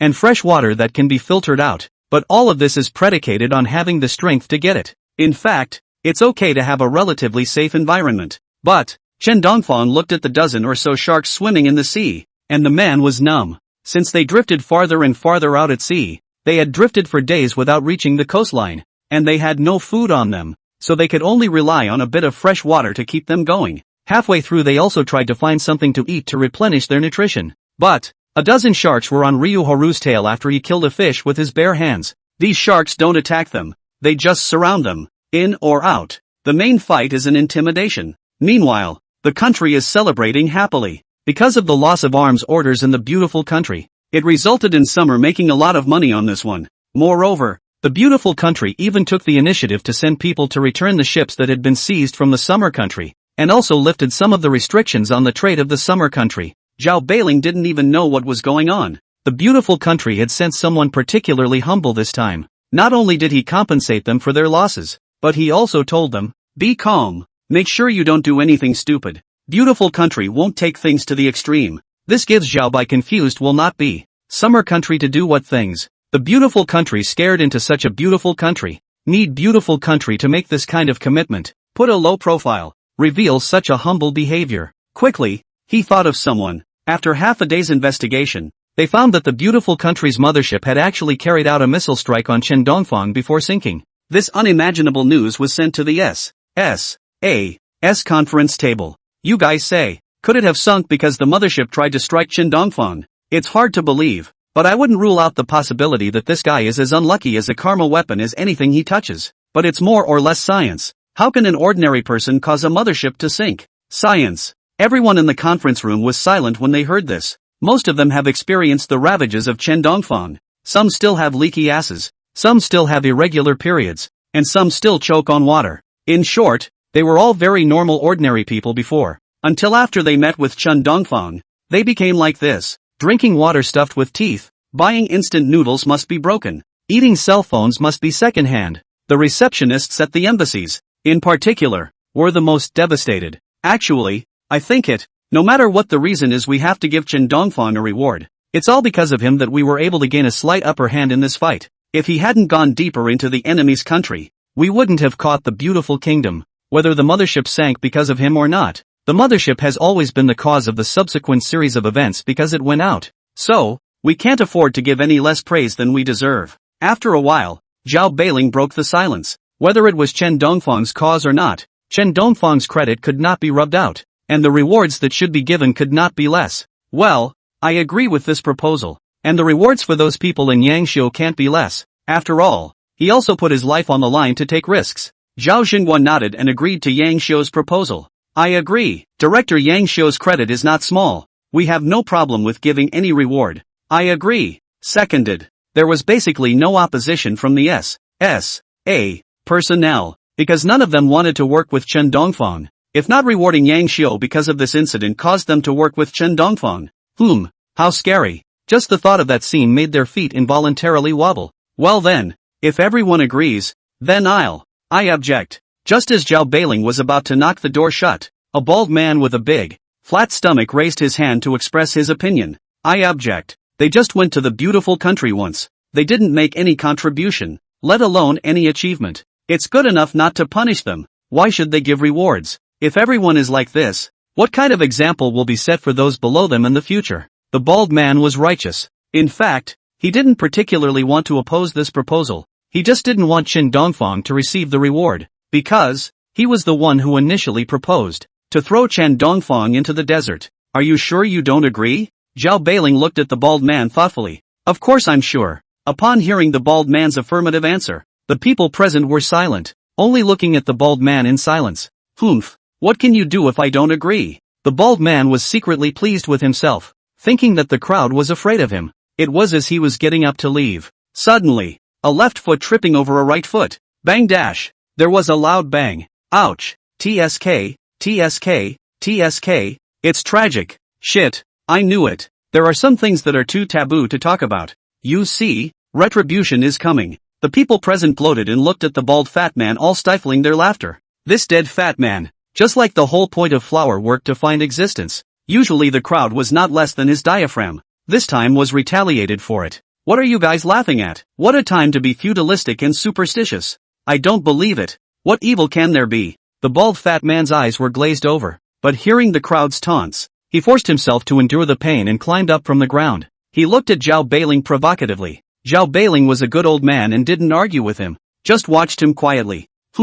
I'd like to see what ghosts are out there. The balding fat man walked carefully and made it all the way to the elevator without incident. He was about to take the elevator, but something seemed to occur to him and he switched to the safe passage. I'm not taking the elevator. Take the stairs and I'll see what I can do. The bald fat man laughed. Suddenly, the next second, clunk, the staircase handrail broke and the bald fat man's foot slipped. Snap dash. The fire extinguisher on the walkway fell and rolled down the stairs, accidentally hitting just between the two crotches of the bald fat man. It is really sad to hear and tearful to see. In the meantime, Chen Dongfang always felt that someone was thinking about him. He thought it was because he had drifted for a long time and was homesick, and he didn't care. Soon he saw the familiar shoreline. After 6 days of continuous starvation on a few bottles of fresh water and a fish, they saw the light of victory. But something's wrong. Chen Dongfang, come ashore. An endless sea, close to the shore. Chen Dongfang saw a familiar dress, wearing a green military jacket, came to rescue them.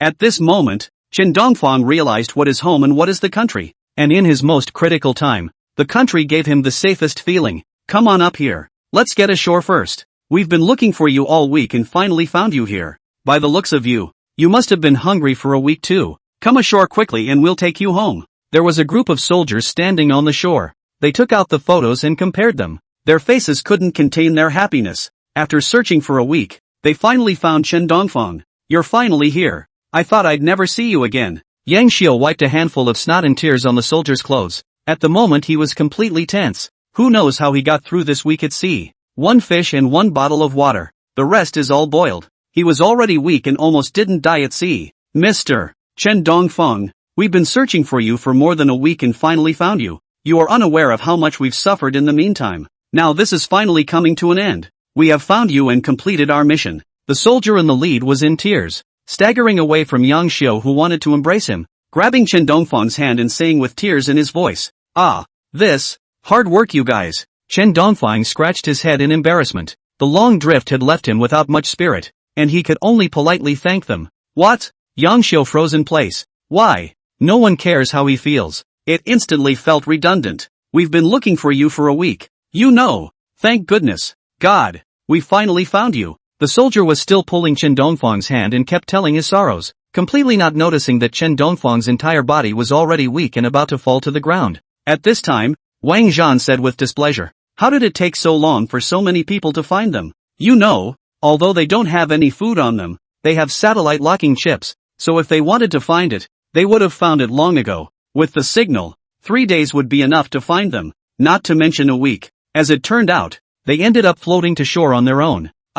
Well, the reason is actually quite complicated. The soldier in charge froze for a moment, not knowing what to say. What reason can there be? It's hard to believe that you are neglecting your duties. Wang Zhan was nonchalant. Being hungry and tired had made his mental state very grumpy, and now he wanted to dislike anyone he saw. He wondered if the guys weren't in the same unit as him and were screwing him on purpose. That's not true. The leader of the soldiers shook his head, and then explained what happened. In fact, we have long sent people to look for you, only that the ships we sent out to look for you all sank without leaving these waters. Thanks to the quickness of our soldiers, we escaped. Otherwise, I'm afraid we would have sunk to the bottom of the sea along with the ship, and helicopters as well. Every helicopter we send out, no surprise, is bound to crash 10 kilometers away from the sea where it isn't. We've crashed 10 helicopters in a row. There were no pilot casualties, but this has taken a toll on the physical and mental health of our pilots, who are still undergoing treatment. Hearing this, the crowd present fell silent, casting their gazes onto Chen Dongfang's body. You guys don't look at me like that. I don't know why this is happening, and it's not like anyone is making sure it must have something to do with me, is it? You guys are being cyber-violent. Chen Dongheng fell silent and could only hold back a few painless words. Mostly, he didn't know if it had anything to do with him or not. But happily, only some property was lost and there were no casualties. So it's not that we're not looking for you. It's just that the ships and airplanes we sent out, all of them were damaged. And even if we knew where you were, we couldn't help you. We could only listen to God and follow your location to meet you at various places. And it's a good thing we succeeded and met you here. The soldier finished his explanation, rather sadly. He had actually left some unfinished business. Not only had fighters and ships been damaged during their search over the past few days, but even they had been inexplicably affected. When looking for someone, shoes are bound to get punctured and clothes are bound to get scratched. The insects you meet on the road must be poisonous. You're bound to choke on your drink. Every time you go out, you are bound to lose 50% of your food.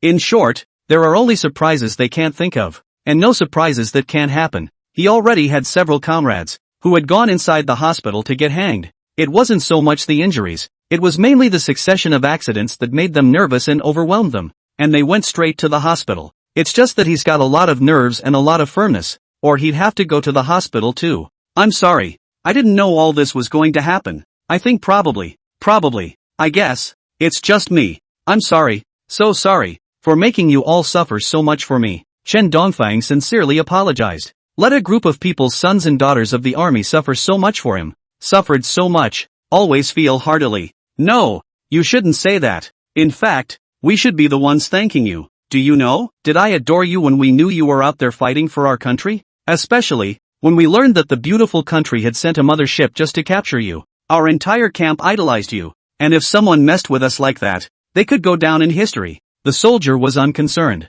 Instead, he comforted Chen Dongfang, but he was telling the truth. After learning about Chen Dongfang's deeds, the people in the military camp were all powdered by Chen Dongfang, and one by one, they all wanted his autograph. There are even people who hang his picture above their beds like a decades-old poster of the star, and the squad leader won't blame them for it. Instead, they are encouraged to worship such idols. Really? I'm that good? Chen Dongfang froze for a moment and asked uncertainly, is it bad luck to worship him when he can be someone else's idol too? Of course, you are this in our hearts. The soldier gave a thumbs up, a face of sincerity too. Tears? Man. Chen Dongfang hugged the soldier. He didn't expect that there was actually someone who regarded him as an idol, which suddenly made him a bit more confident. Let's go back first. I can see that you guys are pretty badly injured too. If you keep dragging it out, your bodies might give out. Yes, the car is over there. Let's go over there. The soldier smiled and helped Chen Dongfang into the car. The moment Chen Dongfang sat on the car, the soldier stepped on the gas. Bang dash. The tires blew up. One time. The crowd looked at Chen Dongfang in unison. Well, or I'd better walk back. I think I'm in pretty good shape. Yang Xiu was silent for a while and spoke his thoughts. It wasn't that he was afraid of riding in a car with Chen Dongfang and getting into a car accident or anything. He just wanted to work out and get a little stronger. Right, it's all about the exercise. Definitely not the fear of getting into a car accident. Eventually, Yang Xiu embarked on this journey that was destined to be extraordinary. During that time, he experienced 9 turns on a mountain road, exploding tires, brake failure, and a windshield hitting a bird, steering wheel failure, and a series of other minor passings. When he reached his destination, Yang Xiu spat out a mouthful of bitter water and yelled, I don't ever want to ride in a car again in my fucking life. I actually think it's pretty good. Chen Dongfang's whole person is in a daze, but he can still distinguish clearly between east and west, south and north phases, which is not many times better than Yang Xiu. The only thing more unlucky, perhaps, was the seatbelt on his seat, strangling him so tightly that it took his whole breath away. However, after taking a look at Yang Xiu, who was vomiting and having diarrhea, Chen Dongfang felt that he was still quite happy. Don't you say a word. Not only am I not riding in the car, I'm not riding in the car with you. And whoever rides in a car with you again is a fucking dog. Yang Xiu blared angrily at Chen Dongfang. He swore that if there was a future, he would stay away from Chen Dongfang. He had already thought about it. When he went back this time, he would apply with the top to be transferred to work in the rear, and definitely not work with Chen Dongfang. Otherwise, I'm afraid my old life will be tossed away. Welcome, welcome, welcome, Comrade Chen Dongfang. You're finally here. You're the big celebrity of our barracks, our idol. We've all seen you waving your square on the global broadcast. At that time, after you spoke to Prime Minister Sakura took a bullet, traveling to Mount Fuji snow. Mount Fuji snow erupted into a volcanic eruption. I haven't missed a single one of your exploits. Wang Guoqian ran out and shook Chen Dongfang's hand, enthusiastically looking like an old friend who hadn't seen him for decades. He's a big fan of Chen Dongfang. After seeing Chen Dongfang's trip to Little Cherry Blossom, he became a die-hard fan of Chen Dongfang's. This TM where is traveling this proper patriotic hero in the hero road one trip down the road, and it's a straight-up, half-assed job for Sakura. That's his idol. Also, on this trip to the beautiful country, after hearing about Chen Dongfang's exploits of being chased by an aircraft carrier, which ultimately even dried and sank itself, he even held Chen Dongfang as a goal that he would pursue in his life. Thank you. I didn't realize I was that famous. Chen Dongfang scratched his head in embarrassment. He hasn't been on the air for a while, mostly in interviews, so I guess these videos are leaking out. I didn't realize there were so many fans. Thanks for nothing. I'm the head of this place. If you need anything, just talk to me. I'll have someone arrange it for you right away. When the time comes, we don't need anything. Just tell us your story. Wang Guoqiang said with a wave of his hand and a pat on the back. He has contacted his superiors to come and pick up Chen Dongfang, but contacting his superiors to send someone to pick up this time, Chen Dongfang belongs to him. He naturally wanted Chen Dongfang to speak about the glorious deeds to inspire this bunch of pricks inside the barracks. Show these pricks that people in their 20s have become patriotic heroes and nuclear weapons on Earth, and you guys in your 20s are still playing double-barreled inside the barracks. It's better to stimulate the bunch of soldiers under your own hand. Otherwise, this group of soldiers in his hands, casually do a bit of work, do a bit of small things, and really think they are invincible. Well. Chen Dongfang nodded. They then settled in. And they received a call from Zhao Beiling, who told them that someone had been sent to pick them up, and that it would only take 3 days at most for them to return home. Well, I haven't been back in a long time. At this moment, Chen Dongfang's homesickness also surged up. After all I've encountered, it's still the warmest in your own home. Well, you don't worry. About you are more unlucky about this matter.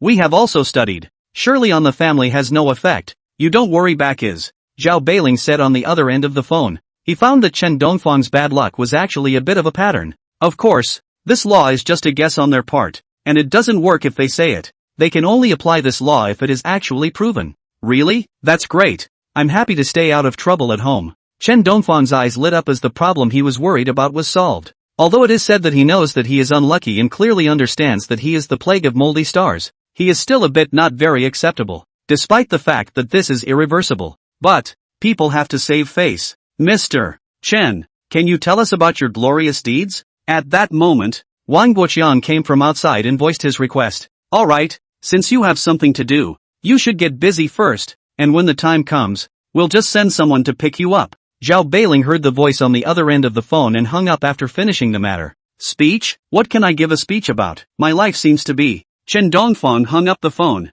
His life seems to be all fucking low. Where is the peak? The highest peak was not being bitten by a wild dog. Fuji snowmass erupted and didn't die. Being chased by a warship didn't kill him. The most glamorous thing about it is that it's a hard life. Life embodies 2 words, live. It's fine. Just tell us something random. Something interesting you encountered while traveling. Wang Guoqiang didn't care. Volcanic eruption didn't die. Being chased by warships didn't die. Little Cherry Blossom Prime Minister was fucked over with a single shot. And Chen Dongfang didn't die. On this life, on this level of excitement, it's called there's no story to tell? No kidding. But whenever this happened to him, one thing he could have bragged about for the rest of his life. Not to mention the story of Chen Dongfang. Isn't that proper heaven's pride? Okay then, I'll try. Chen Dongfang is not good enough to refuse again. Eating and drinking other people's food. If he refuses again, it will seem unsympathetic. He walked to the front door. A playground full of soldiers were watching him, waiting for him to tell his glorious story.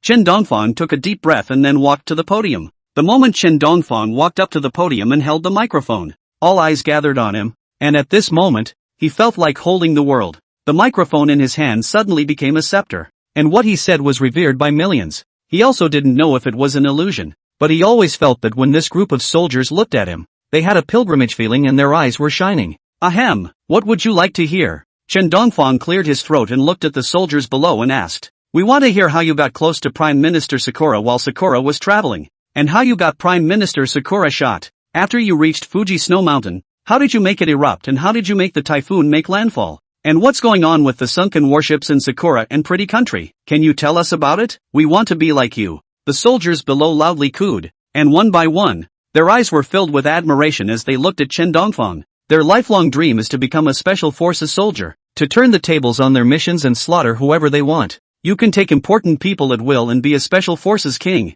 and Chen Dongfang's deeds fit right into their fantasies. Being chased by the most powerful country in the world in an aircraft carrier. What a thing to make one's blood boil. If they were allowed to experience it once, it would be worth it even if they died. This, that. Actually, one thing, you guys need to get this straight. All of this was an accident. It didn't happen because of me, but it would have happened and I just happened to be passing by. Chen Dongfang was silent for a moment and defended. This stuff can't be recognized. If people hear about it, all these things are because of him. What if someone is sent to assassinate him? That's not the end of it. Besides, can he be blamed for this? When it rains, it pours. Did Sakura's prime minister die because of him? It wasn't because he did something bad and was hated by someone else. Was he the one who wanted the typhoon to land on Sakura country? No, it was the typhoon itself that wanted to come. Was it the reason the ship blew up in Belleville? No, it was because someone in the beautiful country cut corners. The explosion was caused by the use of inferior explosives. All of this may have a billion things to do with him, but definitely not much. This black pot, he doesn't take the blame.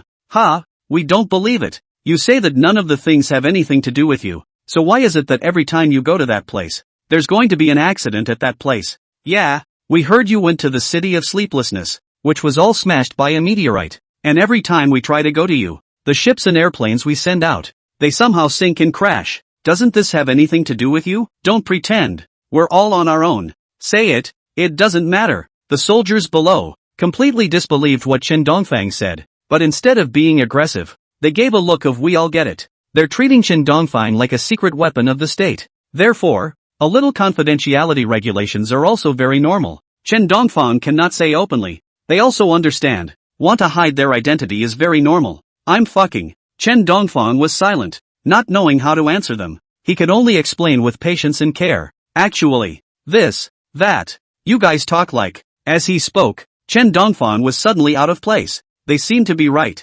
Numb. These soldiers don't have any emotional intelligence at all. Even if it's the truth, you can't just say it. Ha ha ha ha ha. Major General Chen can't find anything to say. The soldiers jeered loudly. Major General? What Major General? When did I become a Major General? Chen Dongfang was a bit confused. He just went abroad and came back as a Major General. This official promotion is also too fast. It's like this. You don't know. The reward for you from above has already come down. It was decided to promote you to Major General, although there is no real power. But the salary and benefits that you should receive every month are just as good. Seriously, you have a higher rank than me. Wang Guoqian laughed and explained to Chen Dongfang. To Chen Dongfang, this position. Want money. Want people. Want what actually have no attraction. After all, for Chen Dongfang, hundreds of thousands of dollars of salary every month is already enough to spend. And he does not buy any luxury goods. Even the house is divided by the state. He really didn't have any big spenders. Rewarding money doesn't work, so we'll have to reward honor. And apparently a major general with no real power but a blustery sounding name is just fine. He's probably the youngest major general since the founding of Xia, a rank that many people could not reach in their entire lives. In his case, it took only a few months to go from an ordinary man to a major general. There was no real power, but it wasn't something that ordinary people could compare to. So I became a major general. Chen Dongfang was somewhat dazed by this heavenly pie. Of course, or else I'd say you're the idol of these little brats. Wang Guoqian laughed and pointed at the soldiers below. This is a major general. The people below here may not be able to mix a company commander in their whole life. Even I, the regimental commander, can't compare to you. Think about it, how powerful you are. Well, I think so. Chen Dongfang nodded numbly, not knowing what to feel, his mind in a daze. Mostly, he just wasn't mentally prepared. However, he felt as if even if he got the rank, it wouldn't be of much use. He has no offspring, no desires, and no relatives. What's the point of having a higher rank? What's the point of having more money? You don't spend it. It's no different from scrap paper. He couldn't help but feel a faint sadness rise at the thought. Inexplicable bad luck brought him a rich material life, but it also cost him the troubles of poverty. As for the rest, it's hard because you're rich? Isn't that bullshit? Why be sad when you're rich? If it is not still in the barracks, he took the money every day to drive him part, looking for female M-star to play. As for sad. Thinking of this, Chen Dongfang was instantly confident, and he took the microphone to tell about his life. From being chased and bitten by wild dogs to being chased by the warships of the beautiful country. The ups and downs of the tone were so immersive that the crowd was completely transported into his dramatic life. When the speech was over, everyone stood up and applauded enthusiastically. Awesome. Fantastic. I've never seen such bad luck in my life. I've decided that in the future, Major General Chen is our idol. I'm going to learn from him and try to become a company commander soon. Me too. So do I. I want to be a company commander too. Looking at the adoring eyes of the crowd, Chen Dongfang's vanity was greatly satisfied at this moment. But just the next second, snap dash, Yang Xiu applauded, and as he did so, he suddenly accidentally twisted his finger, which bent toward the back, and a sharp pain made him yell. The crowd instantly froze in place. This thing, it's also too evil. When Chen Dongfang woke up from the early morning, he saw a face familiar to him. Zhao Beiling unexpectedly appeared in front of him. Well, did you wake up? Did you sleep well? If you haven't slept well, you can go back to sleep. I have plenty of time. And it's okay to delay a little. You don't want to feel pressured. I'm telling the truth. Zhao Beiling said with a kind face and a smile. The gold-rimmed glasses make him look even more obscene. And at the moment he looks like the butler in a landlord's house. Oh, no. It should be a dog's leg. What do you want? I told you. I'm just here to work. You don't want to think about all that stuff. It's too dangerous for me to do. My life is not hard. Chen Dongfang rose with a vicious chill. He knew that there was no good in the world for no reason. Only bad for no reason. Zhao Beiling was so nice to him, obviously for a purpose. Maybe it was to figure out his body. The better he is treated, the more dangerous he must be. And in case he is asked to do something that will get him killed, will he run now, or tomorrow? Don't get excited. I'm here to give you a medal this time. This is the Medal of Honor that the higher-ups asked me to give you. Because of your special status, we can't award it to you personally, so we have to entrust you with it. Zhao Beiling took out a gold medal with a 5-pointed star drawn on it, which made people stand in awe. Will the Medal of Honor, the equivalent of a danse macabre, save me from death? Chen Dongfang put this thing in his hand and played with it. This thing is supposed to be the ancient equivalent of the Danshu Iron Scroll to be spared from death. As long as you don't break the law, this thing can be very convenient for you. Of course, it's okay if you don't break very serious laws, as long as you don't break the bottom line. Zhao Beiling smiled and subtly mentioned it. As long as Chen Dongfang doesn't commit treason and murder or anything like that, no matter how big it can be suppressed. It's a reward for a meritorious service. Of course, Zhao Beiling felt that Chen Dongfang shouldn't be able to use this medal because Chen Dongfang didn't have any relatives, much less offspring, wives or anything like that. And Chen Dongfang himself is not a criminal. This thing stays in the hand. The symbolic significance is greater than the practical significance. Besides,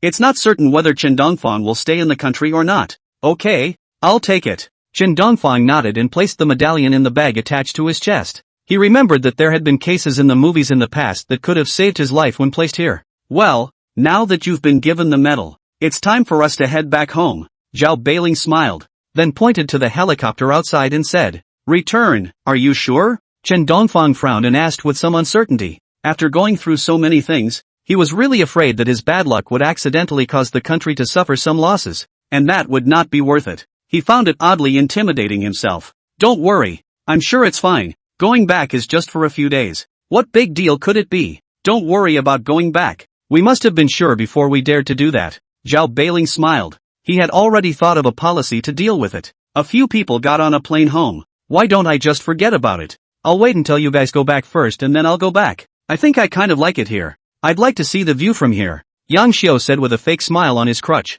Reluctance was written all over his face as he looked at the helicopter in front of him, a shadow rising in his mind. TND. If we sit on it again, who knows what might happen? He was sure, as well as definitely not flying on the same plane as Chen Dongfang. Otherwise, he'd probably lose this half of his life. You're not going back? Are you sure? Zhao Beiling looked at Yang Xiao. Rather, he understood Yang Xiao's thoughts. After all, not many people were with Chen Dongfang, and even fewer dared to take the initiative to be with him. It's 1 in a million to survive. What happened to Sparan and an accompaniment is a foretaste of what's to come. 1 sky woman, 2 shots with an open heart, 100 paces and a brain shot. The downfall of the 2 peace and joy is still in front of us. No one would dare to be blind. I'm sure I'm not going back. I'll stay here for a while longer. Yang Xiao nodded. He'd rather suffer here than make it onto this helicopter full of uncertainties and surprises. Who knows if this thing will hit something halfway across the country, or crashed somewhere. He didn't want to joke with his life.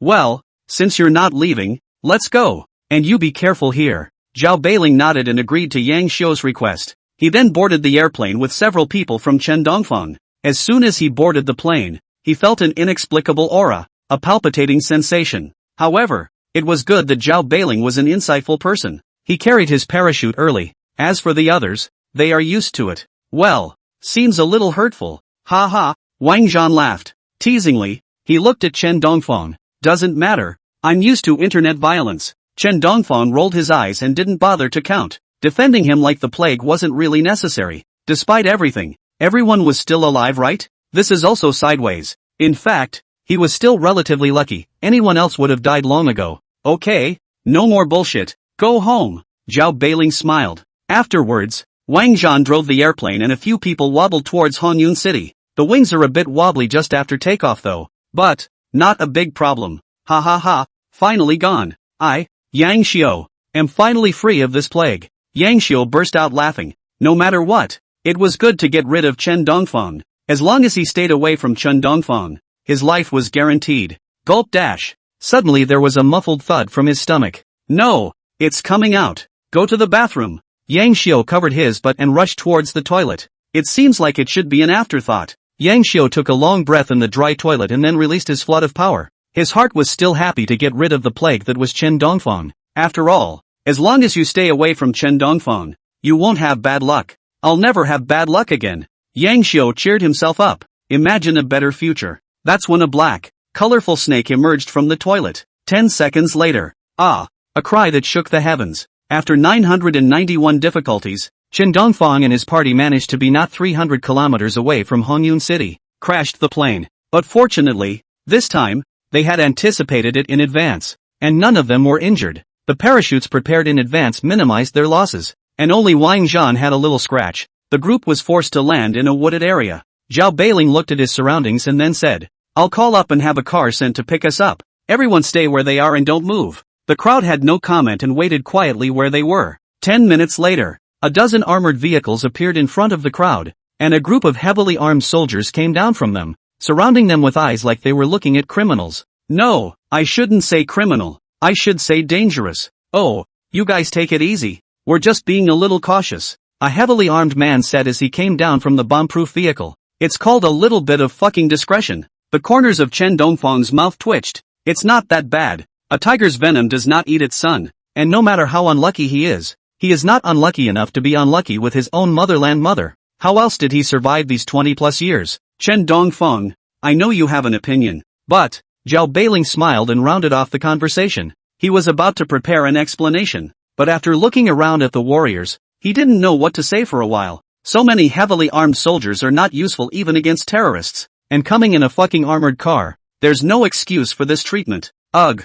What's to think? I have a *****ing opinion. I just think it's a bit, well, I don't know how to say this, but I think you guys are being too cautious. Chen Dongfang waved his hand and did not take this matter to heart. Come to think of it, after all the things he'd gotten himself into out there, it didn't seem like a big deal to come back a little more discreetly, but he believed in himself. As they say, a tiger's poison doesn't eat its children. If you're unlucky yourself, you won't be dragged. Bang dash. Clunk. Chen Dongfang words did not finish. A large tree suddenly branch breaks, straight smashed in the armored car, but also fortunately this is an armored car. If replaced by a small car, it is estimated that the top cover will be smashed over. Looks like we didn't make a mistake. After a moment of silence, Zhao Beiling stroked his chin and said, the way he looked at Chen Dongfang was out of place. Let's go. Let's go. Let's not talk so much. The corners of Chen Dongfang's mouth twitched as he hurriedly urged the crowd to leave. On the way back to Hongyun City, Chen Dongfang looked at the empty highway above. Not a single car was traveling. He couldn't help but ask curiously, how come there's no one on the highway? Zhao Beiling pushed his gold-rimmed glasses and explained, this is not a highway. This is a highway that we purposely built to be exclusively for you alone to pass through. No one else is qualified to go. So, Chen Dongfang was speechless, and his feelings even built a highway especially for him. That's a pretty bombastic treatment, even in the context of history. He sighed and understood the significance of the crowd doing this, and to be honest, they were really doing the right thing. It would lessen his influence on the others. And this trip has also made Chen Dongfang realize how wonderful it is to be free of car accidents, even though he just crashed out of a plane. But, there is no doubt that this is a huge step forward. This is the first time Chen Dongfang rode in a car without an accident and arrived safely at his destination. Welcome home. You've been out traveling for most of the year, I guess. You didn't even come back for New Year's. It's been hard on you, Zhao Beiling said with some relief. The fact that he didn't get into a car accident this time was good news for him. This proves at least one thing. Chen Dongfang in the scope of Hongyun City. In fact, the bad luck will be slightly narrowed a little bit. Of course, does not mean that it will disappear. Just narrowed that little bit. In addition to this, he had other guesses. Only these guesses had to be confirmed one by one before he could learn whether they were correct or not. And for this reason he deliberately prepared an experiment. Okay, I'm going to have fun this time. Chen Dongfang nodded. Just recently over the holidays. Which is good to play. And then think about which country to go to the scourge of. Play. Traveling. Otherwise, I don't know if I'll have the chance to go back again. In the future. Well, yes. Zhao Beiling nodded and finally called out a familiar person. Yang Si appeared limping in front of her. You'll have the two of us to play with you for the few days you're in Hongyun City. Zhao Beiling smiled and pointed at Yang Si. His guess was this. As long as someone was teamed up with Chen Dongfang, then it would disperse the bad luck to a certain extent. Of course, dispersed bad luck is dispersed to teammates, and teammates have to be unlucky because of it. That's why, time and time again, Yang Si broke her leg. The reason why his gold-rimmed glasses break every time. You guys are with me. Chen Dongfang frowned at the two men. Even took the initiative to play with him. This can be a really strange thing. Other people to avoid him are still too late. These two people even took the initiative to come up. Is there any ulterior motives? However, after thinking about it for a while, he didn't care too much. The two were already his teammates, and they had gotten to know each other well when they were in Little Sakura before, so there was no resistance to the offer. It's just two more playmates. They don't mind him, and he doesn't mind anyone else. That's good. I thought you'd dislike us. As long as you nodded your head in agreement, everything's fine. Zhao Beiling pushed up his gold-rimmed glasses, the plan in his mind brewing once again. In these few days, Chen Dongfang traveled around various places in Honyun City. Though local, as a child Chen Dongfang was very poor and unlucky, and no one ever went to amusement parks, malls and such with him. So, for places like mall playgrounds, he is now fresh. The place that seemed like home was instead a little strange and more than a little new to him. Ouch, my stomach hurts. I'm going to the restroom. You guys hang out first. I'll be right back. Suddenly, Chen Dongfang felt a pain in his stomach and ran to the toilet in a hurry. With a shudder, he let out a long breath. Comfortable. He absently skimmed the person next to him. It didn't matter if he didn't skim. The skim pulled him right in. He stares at the man dead in the face. Chen Dongfang saw that the buddy who went to the bathroom together on the side had a pistol on his waist. Did you see that? The man calmly looked at Chen Dongfang, who wore sunglasses and had a cold face. Looks oriental looking, but doesn't sound like an oriental by the accent. I can't believe I saw that, so I won't pretend. The man pulled out a pistol and aimed it at Chen Dongfang, then pulled the trigger. Bang dash! A gunshot rang out and hot bullets rushed out of the muzzle. Bring out the sparks of death. The man is an assassin, a member of the Bureau of Investigations of the FBL of the beautiful country. Since discovering Chen Dongfang's abnormality, the beautiful country had made a special analysis of Chen Dongfang as a person, as well as a special judgment, trying to wipe Chen Dongfang out in the cradle, so as to prevent the summer country from making use of Chen Dongfang to carry out a strategic strike on the beautiful country. And the best way to eliminate the threat was to kill Chen Dongfang. As long as Chen Dongfang was dead, then all the plots and tricks would fall apart. Chen Dongfang's whatever bad luck or whatever it is, it's useless. This was why the beautiful country was the first to go soft on the summer country. They were there to dispel the summer country's doubts, then take this opportunity to kill Chen Dongfang. Bang dash! Loud gunshots rang out. The sparks that erupted from the barrel of the gun represented the loss of a life. But, it was good that Chen Dongfang had better luck. Phew, that scared me. Chen Dongfang swallowed and looked at the bullet hole on the side of his head and couldn't help but feel a pang of weakness. The man's marksmanship wasn't very accurate, and the shot didn't hit Chen Dongfang, but instead hit the water pipe next to the urinal and leaked it. Missed, can't even hit it from this close. No wonder the higher-ups told me to pay more attention. There's really something weird about this mission. The Slayer frowned and stifled a mutter. He had traveled for so many years and had killed many people, but it was the first time he had met someone so bizarre. But, the man sneered. So what if it's weird? Even if it's weird, can it be weirder than a gun? Without hesitation, he pulled the trigger again. Boom! Another shot rang out. Holy shit! Dead dead dead! Chen Dongfang was whipped by the strong wind that swept through his face, and he couldn't help but close his eyes. After a long time, when he opened his eyes again, he realized that he hadn't been harmed. Instead, the opposite killer had a pained look on his face. Asterisk asterisk asterisk asterisk how? Killer's face was suffocating red, covering his thighs and stifling a shudder. What's going on? This guy shocked himself by shooting? Chen Dongfang couldn't help but wonder. He looked around and realized that the original killer had just missed him with that shot. He had instead hit the iron block on the sink, causing the bullet to bounce right back and hit the killer's thigh.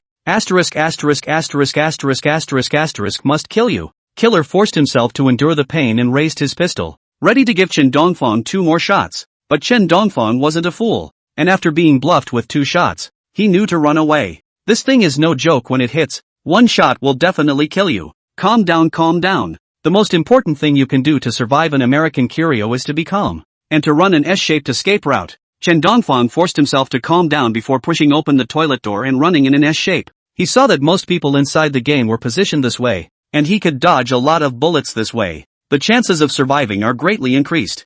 Humph. Stupid. I can't believe I'm learning the game. It's so hard to tell the difference between virtual and real. The Slayer sneered and couldn't help but scoff. Really think he hasn't played the game? The game inside the S-type escape route, in the game available, in reality to use is stupid. Reality is not a game. If you can maneuver, can you maneuver past the bullets? Running like that slows you down and makes it easier to get hit instead. Boom boom boom. Killer emptied all the bullets in his pistol in one breath. When he looked at Chen Dongfang again. What? Chen Dongfang was still alive and kicking and had turned his head to give him a mocking smile. What's going on? Not a single shot. I'm a top assassin. Even if it's 800 miles away, I can still get a headshot. I can't believe I can't get a single shot at such a close distance. It's too evil. The assassin was dumbfounded, his entire body in a state of confusion. As a top assassin, he had once assassinated the leader of a small country in a building 3,000 meters away. The seniority of his qualifications and the accuracy of his marksmanship were ranked in the entire organization. Otherwise he would not have been sent to assassinate Chen Dongfang. The results. TMD. At a distance of less than 100 meters, more than 10 shots were fired in a row, and not a single shot was hit. It's not about marksmanship anymore. This is in the theological range. He was beginning to wonder about life. With this skill, you dare to come and assassinate me. The enemy country is really getting worse. And you don't know to send a stronger assassin. Seeing the Slayer get defeated, Chen Dongfang couldn't help but scoff. A distance of 100 meters, more than 10 shots in a row, not even one shot. This killer is how much of a vegetable ah. At such a close range, you could hit 2 balloons, let alone a person. Chen Dongfang even rose to contempt. The idea that the enemy country was not looking down on him? Otherwise, would it be necessary to send such a rookie assassin to disgrace us? For a while. Instead, he didn't panic so much. His adrenaline hormone secretion hormone dropped, and he didn't even run away that fast. Is this looking down on me?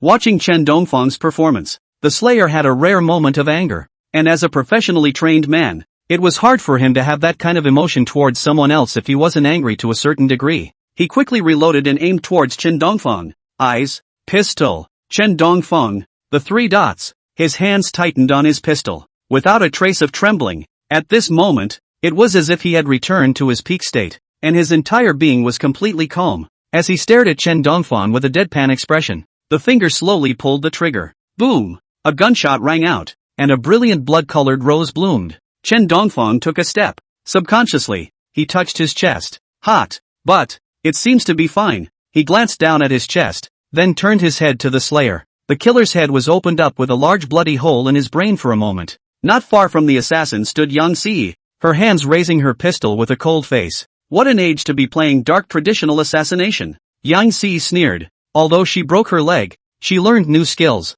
100 paces is easy for her. He is not only an interpreter, but also the equivalent of a bodyguard. Only her bodyguard cum translator luck. Not so good just. At this time, Zhao Beiling arrived late and roared. Where's the special security service? They all fucking ate shit right. They managed to let the killer infiltrate here. Go back and have your paychecks docked. TMD, did the Special Security Bureau people eat shit? The killers have all killed here and you guys still haven't reacted. Or our guys realized it. If we were any slower, Chen Dongfang would have been killed.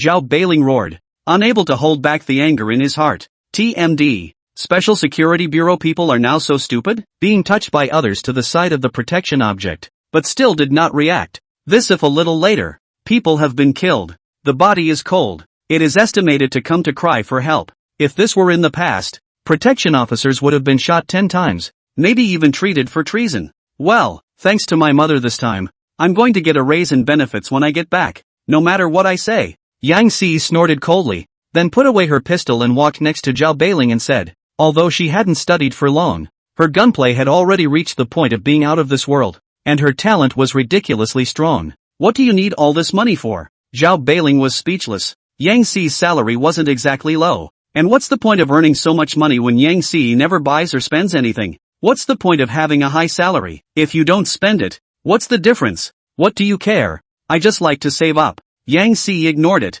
Do you need a reason to make money? Money could give her a sense of security. That was the most primitive reason. She wants money. Simple as that. Sorry, we're late. That's when the bodyguard brigade arrived late. One by one, their faces were pale, as if they already knew what would happen to them. A mistake of this magnitude, allowing a protection officer to be shot more than 10 times in a row by thugs, is an unforgivable mistake anywhere. Although the 10 or so shots missed, the mistake they made cannot be erased. What's the use of knowing it's wrong? If this were anyone else, they'd have been beaten to death. Zhao Beiling angrily cursed. He was also angry. He didn't know how this group of normally well-trained Special Security Bureau special forces could drop the ball on such a critical time. You know, this kind of low-level mistake is impossible for even a newcomer to the industry to make. Chen Dongfang's level of protection was so high that Zhao Beiling didn't even deserve to mention his shoes. And that's how Chen Dongfang was still being chased with a gun and shot more than 10 times. It's hard to explain how this protection officer. I'm sorry. We'll accept any punishment. The leader of the Special Forces captain stepped forward and said, "Don't make that face. What was the reason you couldn't come? Why didn't you show up until now? Do you guys realize how big this accident is? Don't tell me that you guys don't know anything about this level of protection. And it's really unforgivable that you guys made such a low-level mistake." Zhao Beiling was still talking, not caring in the slightest what was going on around him. "No. Shouldn't you guys care about caring for me first? I was fucking chased for half a mile by thugs with guns. Shouldn't you guys be concerned first about whether or not I'm hurt? And whether or not I need to be taken to the hospital and assigned a special room to recover a bit?" Looking at the two people in front of him, Chen Dongfang was speechless for a while. Shit. Being able to be chased by an agent across the street with a pistol in a domestic mall was something he'd never dreamed of. And after more than 10 shots, the bodyguard has not yet appeared. This is also even. You come to the first time should be concerned about care for me. I at least is also considered wounded. Although not hit by the gun. But physical and mental injuries are also considered injuries. Mental injury is very big. What are you yelling about? You didn't get hit. Yang Si skimmed her mouth and looked at Chen Dongfang with contempt. Hoping to get fucking hit, right? The corner of Chen Dongfang's mouth twitched, somewhat speechless. If he was hit, would he still be able to stand here? "I'm sorry, Mr. Chen. We're late." The Special Forces captain sincerely apologized. He was ready to be punished, even if he was jerked out of his position. "What are you guys late for?" Chen Dongfang had dissipated a lot of his anger, and he hadn't been hit anyway, so he didn't particularly blame him, but only asked why. The Special Forces captain was silent and didn't say anything. Instead he had an embarrassed look on his face, as if he had something to hide, not at liberty to say. Chen Dongfang asked, we have diarrhea. The Special Forces captain said with embarrassment. As a group of Special Forces and to protect someone with an important target person, they were not supposed to make this kind of low-level mistake. But it can't be helped. It's going to rain. The mother is going to marry.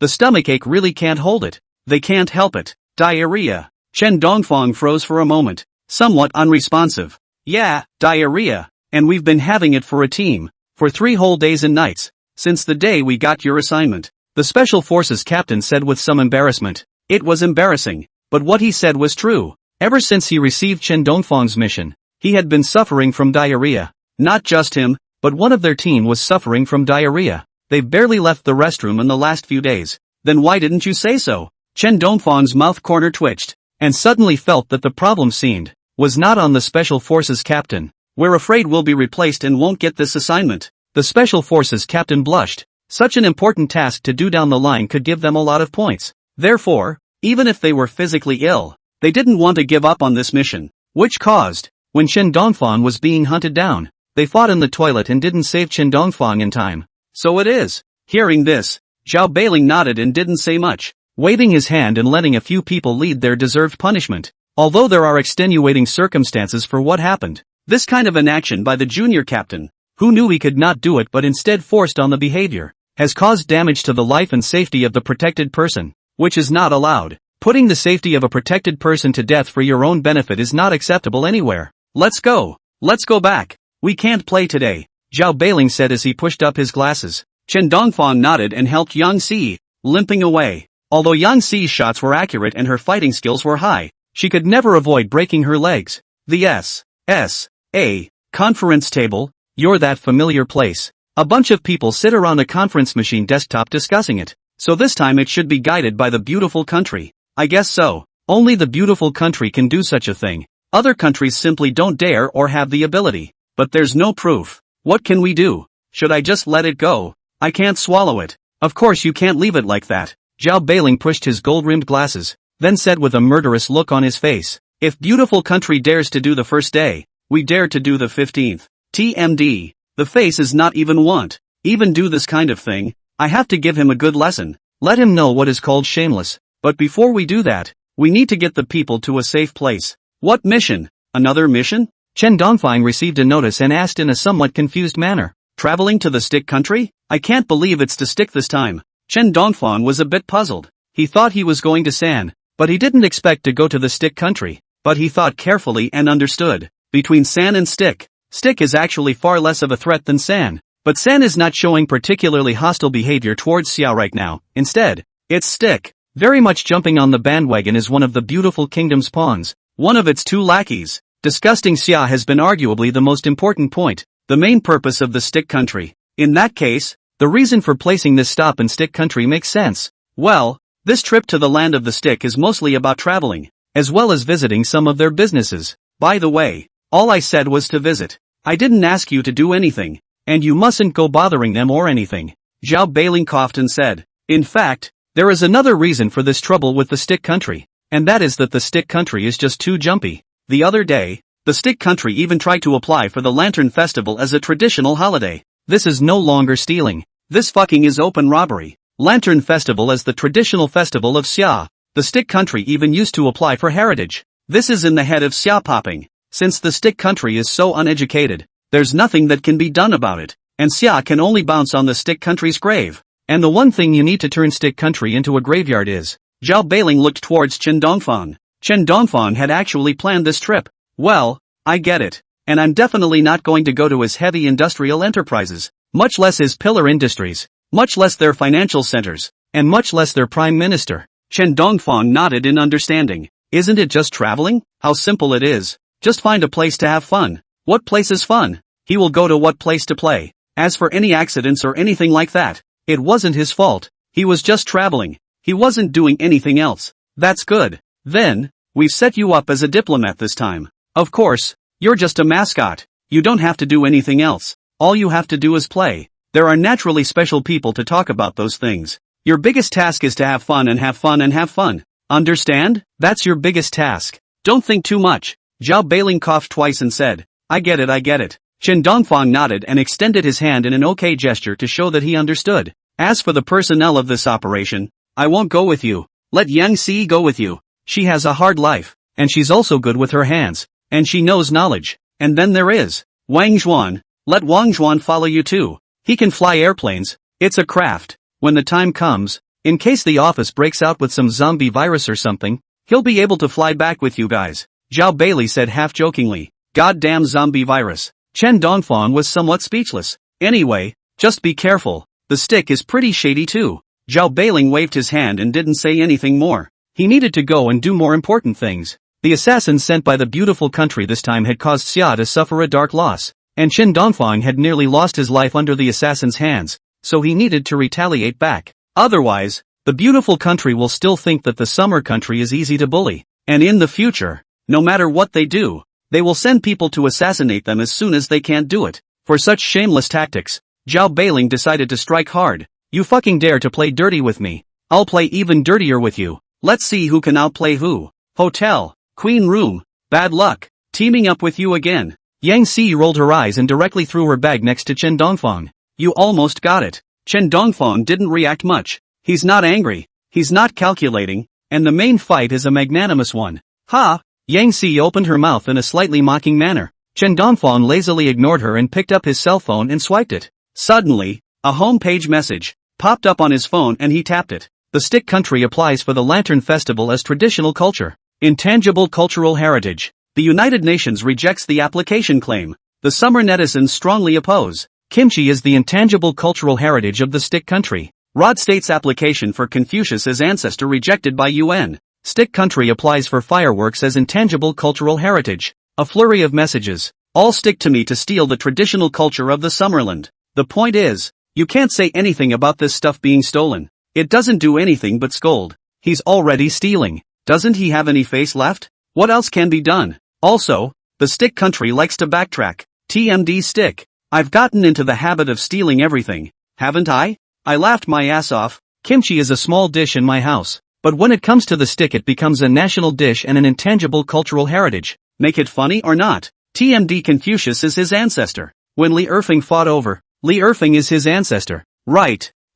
Even the fireworks are bidding for heritage. Is this an attempt to send the old ancestors to heaven? In response to the actions of the Rod country, a group of network sword ferry in the form of the Great Wall of Sword Chi, to protect the peace of the summer country. Of course, little has been achieved. After all, what's the use of cursing when the stick face is gone? What are you looking at? Why do you look like you want to eat someone? Yang Si looked up at Chen Dongfang, somewhat confused. Nothing. It's just that you've gotten prettier. Chen Dongfang turned his head to look at Yang Si and asked with some doubt. None of your business. Yang Si's face twitched and she laid down on the bed to rest, not wanting to pay attention to Chen Dongfang. It's none of my business if it's none of my business. Chen Dongfang waved his hand.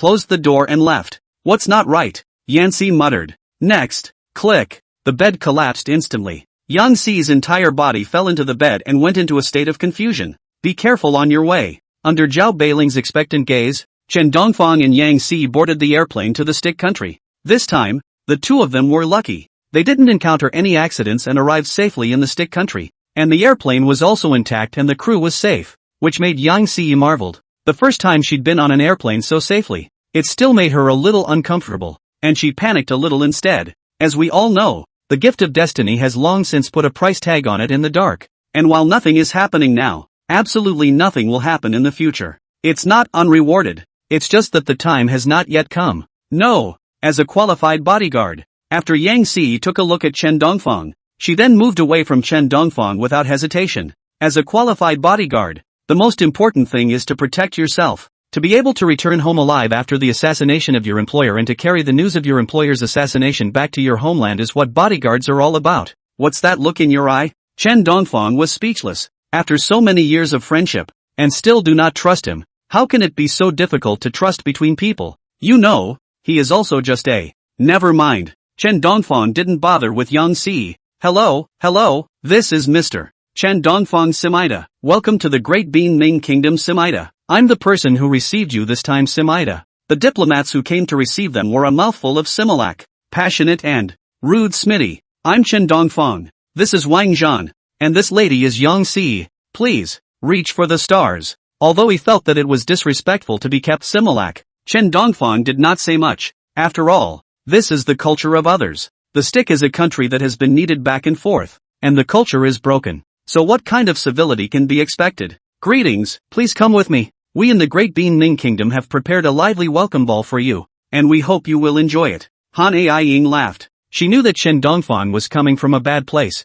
Therefore, she wanted to take advantage of this dance to give Chen Dongfang a hard time. It would be even better if, because of this ball, he could fall on Chen Dongfang's face and strike at Xia's face, so that Xia would know what to do. This is part of the program. Good. Chen Dongfang got curious. What kind of program could the little stick have to welcome them? It's hard to get a girl group to go up there and do a hot dance. It's not. He's going to be criticized for criticizing. This kind of problem that has no historical background. He must criticize. Ruthlessly criticize. Let this group of female groups know the thickness of history. Ruthlessly let them know the importance of patriotism. Right this way. We're ready for the show. Han Ai-ying laughed and walked ahead to lead the way. In a short while, a few people arrived at a gilded venue, and at the very front there was a stage on which stood a number of performing entertainers, and in front of the artists, there were some stools, which were for entertaining VIPs, and only the most honored guests were able to make it to the front. You do the second row. Here, Chen Dongfang was about to do the front.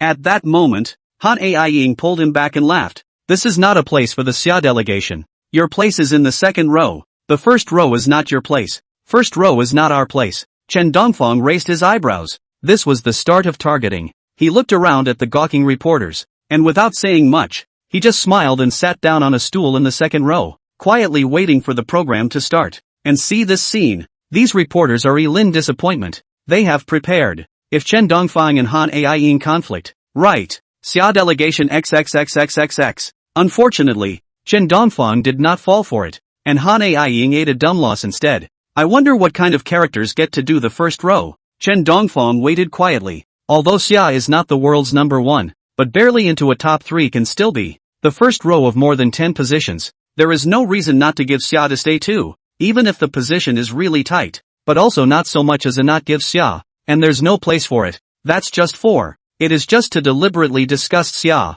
No, it should be to deliberately disgust Chen Dongfang. Scorn, despise Chen Dongfang. Welcome, sit here. Suddenly, a dark-skinned officer appeared, and Han Ai-ying rushed to meet him. This is the resident bean mold, and as a puppy who is censored on a leash and cannot resist, Han Ai-ying naturally wants to please. In this regard, Chen Dongfang was not surprised. It would be weird if Han Ai-ying didn't do that. Ouch! Suddenly, there was a cry of alarm. It turned out to be the son of that dark-skinned officer, who deliberately played cowboy, touched Han Ai-ying's PG, and cha-cha-cha'd it fiercely. Reporters rushed to capture this precious moment. Tomorrow's headline fodder again. In response, Chen Dongfang generalized. No thanks to the gorilla man. TM, In this kind of occasion brain inside still only two tofu dregs. This TM is not fully evolved right.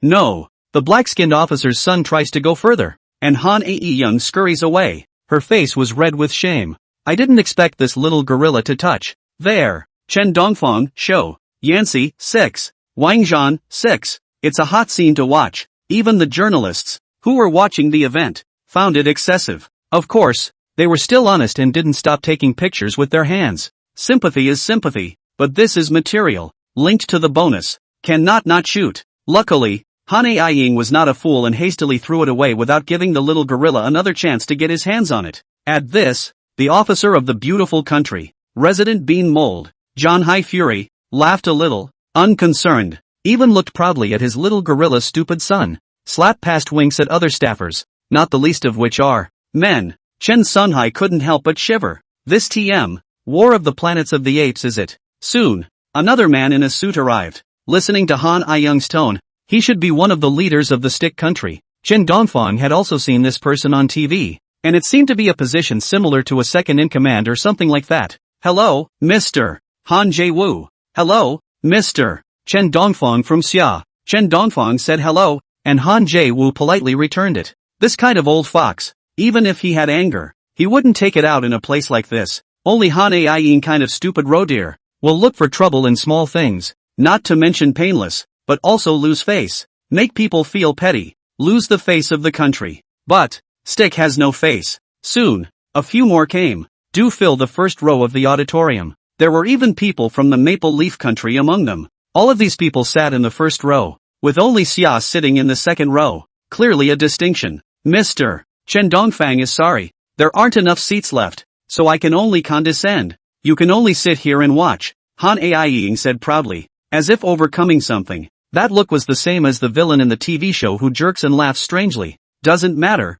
I'll read that bit from Stick Country in a day. Chen Dongfang smiled and backhanded a bludgeon. All things are stolen in the kingdom of the stick. So his sentence kind of poked at the pain, and Han Ae-ying's face turned green. Mr. Chen. What for? Chen Dongfang grinned. The mind couldn't help but spit. Did Han Ae-ying get to the top by relying on connections? Brainless looking for trouble. How did such a stupid thing sit in this position? So no eyesight. Shot 800 times a day is not less. In summary, stupid one. Han Ae-ying, go and do something else. Don't look for Mr. Chen Dongfang to chat anymore. You have to see clearly what kind of occasion this is. It's not a place for you to chat. Finally, it was Han Jae-woo who couldn't help himself and directly opened his mouth to chide. He was a bit speechless. This Han Ae-ying was her niece. And before that, she had always been quite normal and capable of doing her job. But today I do not know what is going on. And with a descending wisdom aura, has been looking for Chen Dongfang's trouble, has been guilty of bitching. You know, this is a state banquet level of hospitality, under the lights of all the people, so small and petty, the shame is just themselves. Han Ae-young disappointed him too much to understand such a simple truth. MS. Han Ae-ying, go and get busy. We can make a private appointment to talk later, and I'll be sure to accompany you for a quick chat then. Chen Dongfang smiled gentlemanly and behaved flawlessly. Others could be impolite, but he couldn't be without, because he represented the face of Xia to a certain extent, and if he lost his temper, it would be Xia losing its temper. He didn't want to take the fall. Besides, it's just not worth it to lose face over such a trivial matter. Got it. I'm sorry, Mr. Chen. We'll talk later. Being spoken to twice by Han Jae-woo, Han Ae-young instantly sobered up and regretted all the stupid things she had done, that she had been so intent on such an important occasion, and that she had looked for trouble in her small family. Not only does this not humiliate others, but it will cause their country to lose face. You know, she was not like this before. She is a very smart, calm, and deep city. Otherwise he would not have reached this position at a young age. Become Han Jae-woo's right-hand man. Confrontation in front of the Sanxian capital, balancing the strength of the two sides, and fight for the interests of the country back. What was wrong with her that she would be so impulsive as to go looking for trouble? Han Ae-ying stared at Chen Dongfang dead in the face, trying to see a reason. I don't know why. As soon as I saw Chen Dongfang, I felt on fire, and I couldn't control my emotions, and I did some actions that were not clear in my head. If she didn't believe in science, she would have suspected that Chen Dongfang had drugged her. She's obviously not this kind of person, but because of Chen Dongfang, she's become a strange person. Ouch. What should we do with Chen Dongfang? She seems to be terminally ill. Gone. I thought it was going to keep coming back to haunt me. Chen Dongfang yawned and said somewhat breathlessly. Strange. It's the first time I've seen such a stupid diplomat. Wang Zhan also chimed in. Okay, cut the crap and watch the show. Otherwise, you guys are whispering here, and that group of journalists will film it, give you some processing and seasoning, and it'll be another diplomatic crisis. Yang Si interrupted their conversation and pointed at the stage. Within moments, the stage was filled with a group of hot men. It's not a girl group. It's hot men. That's right, man. TMs. Chen Dongfang, the whole person, froze for a moment, and then covered his eyes. This TM is also two hot eyes. Do not dare to look.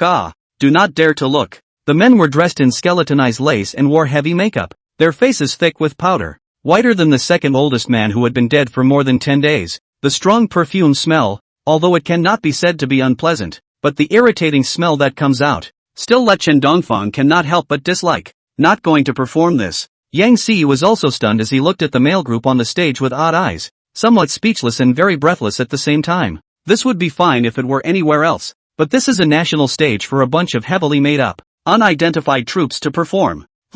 It's one of those things that's a cultural explosion, and this stuff can be taken to the stage. It's not dislike, it's just inappropriate. Think about it. The people on the stage were performing in sultry outfits. Leaders on stage look on, standing up. Is this appropriate? Is that even possible? It's fucking illegal. That leader can't stand such a test. That leader wants to stand such a test. That leader. At least keep the ordeal private. In front of so many reporters. Isn't testing the leader with this kind of thing a challenge to the leader's soft underbelly? Such an unintelligent young man. That is not to be sent to the Four Girls Mountains to herd cattle. Look at our program. It's very artistic. Han Jae-woo was speechless. Who the hell arranges this kind of program on this kind of occasion? Is this a deliberate attempt to make a fool out of Bean Country? You could have arranged for some ethnic dances or something, but you had to do this. Ha ha, pretty good, pretty good. The others hid their embarrassment and chimed in. Soon, the male group began to dance. Actually, to be honest, the songs weren't bad and the dancing was pretty good.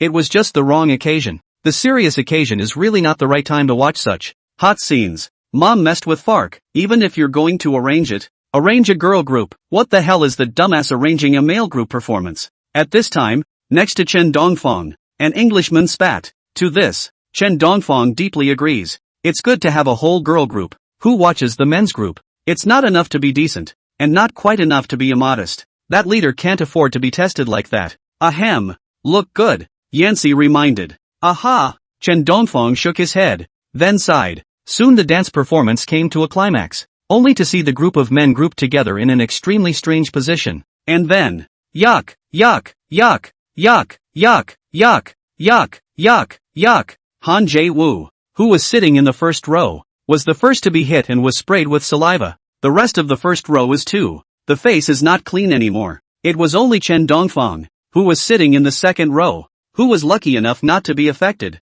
and everyone else was more or less sprayed with some saliva on their faces. Once is not enough. The men's team continues to be a force to be reckoned with. Blah blah blah, blah blah blah, blah blah blah, blah blah blah, blah blah blah, blah blah blah. The sound of bah humbug was loud and clear, and Han Jae-woo, who was sitting at the front, already had a layer of spittle floating on his face. There was also the high new commander sitting in front of him, who was also upset, and even couldn't help but have a fit on the spot. It was good that this high new wasn't that stupid, or else I'm afraid that there would have been another diplomatic mishap. Shit. Fortunately did not do the first row. This if you do the first row, is not to eat the saliva of the boy band to go. Think of it as disgusting. Chen Dongfang's face twitched as he looked at the many big shots in front of him, actually eating the saliva of the male group. Moreover, because the reporters were taking pictures, it was not good for these big shots to leave directly, so they could only let the male group continuously poo-poo them, until the end of the program.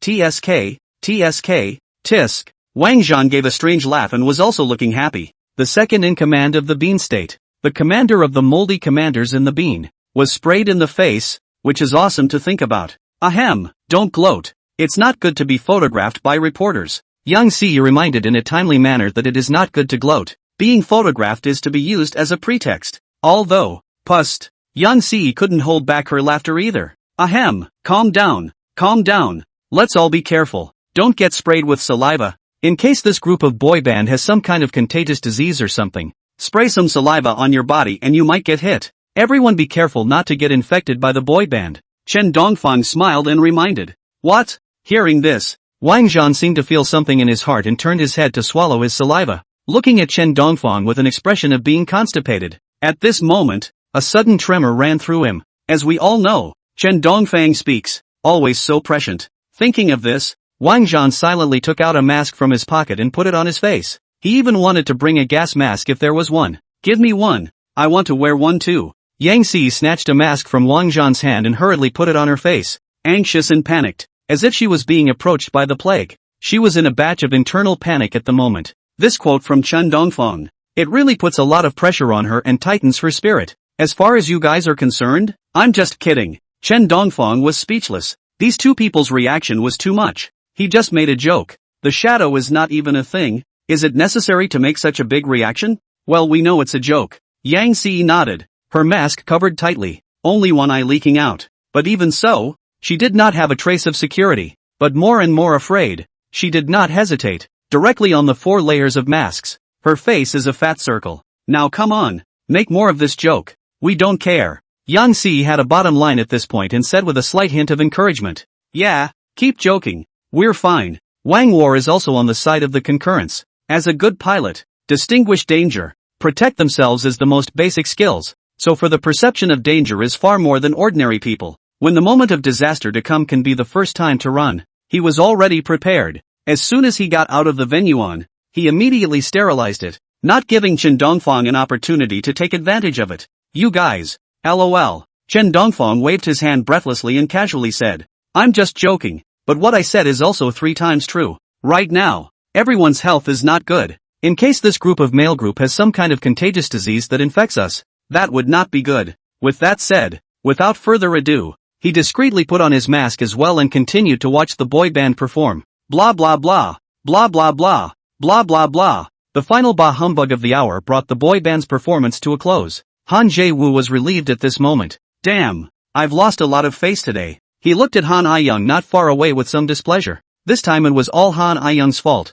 The venue was decorated like this, not to mention the fact that he even made up something strange to go on stage. Go back and get off her post. Ahem, cough, cough. Thinking about it, Han Jae-woo suddenly coughed. He felt a little out of breath. His throat was Yang's and he just wanted to cough. Coughing even had the pain of coughing out your heart, liver, spleen, lungs and kidneys, and it felt like your throat organs were being cut with a knife. Coughing hurts, but can't help but cough. What's wrong with you, Mr. Han Jae-woo? Do you need us to call a doctor for you? At this time, the assistant on the side saw Han Jae-woo folding his arms and hurriedly asked. No, no. Han Jae-woo waved his hand. He didn't think it was a big problem. It was just a cough caused by not having a good rest. As long as he went back and drank some hot water, there was no need to specifically look for a doctor. This would get out and cause all his enemies to turn on him, to the detriment of his operations and the execution of his plans. But, the assistant looked at Han Jae-woo with some concern. Han Jae-woo's eyes are now red,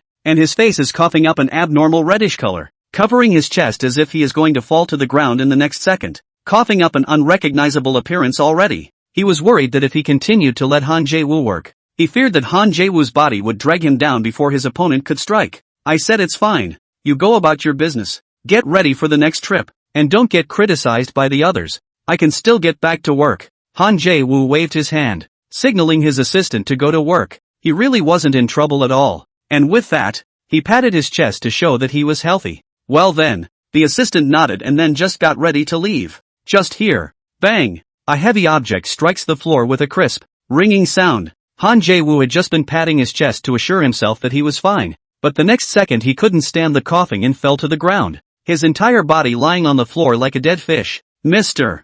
Han Jae-woo, what's wrong with you? Seeing this, the assistant rushed back as he helped Han Jae-woo up. At this moment, Han Jae-woo was less in breath and more out of breath, clinging to the look of death, with his eyes dying, like he's going to die in the next second. Han Jae-woo made a weak sound. This scene attracted many reporters to take pictures, and they were already thinking about tomorrow's front page headlines. Han Jae-woo's matter would surely explode. Yawn. Han Jae-woo sneezed, and instead of being scared, the people present gathered around and cared, especially Hai Nui, who directly puts Han Jae-woo on his back and takes him to the hospital. What's going on? It can't really be that. Yancy wore a mask and hid away. A wave of fear spread through every corner of his body, and he was not only glad that he had worn a mask, or else he was afraid that he would end up in the same place as Han Jae-woo. Good thing I saved for a rainy day. Wang Zhan also gulped and said with some fear. The two men looked at each other, and then both seriously read from each other an emotion called fear, and a hint of schadenfreude. Afterward, the two of them turned their gazes to Chen Dongfang and said in an unexpectedly deep voice, "You mustn't mess up. Say words." Han Jae-woo was admitted to the hospital, and the rest of the delegation, who had nothing to do as guests, naturally went to console Han Jae-woo with the first opportunity to show their good relations with the great being Mingoku at this time. Only Chen Dongfang, Yang Si, and Wang Zhan, who seemed to understand what was going on, didn't rush to the hospital at the first opportunity, but bought 2 gas masks before visiting Han Ziyu.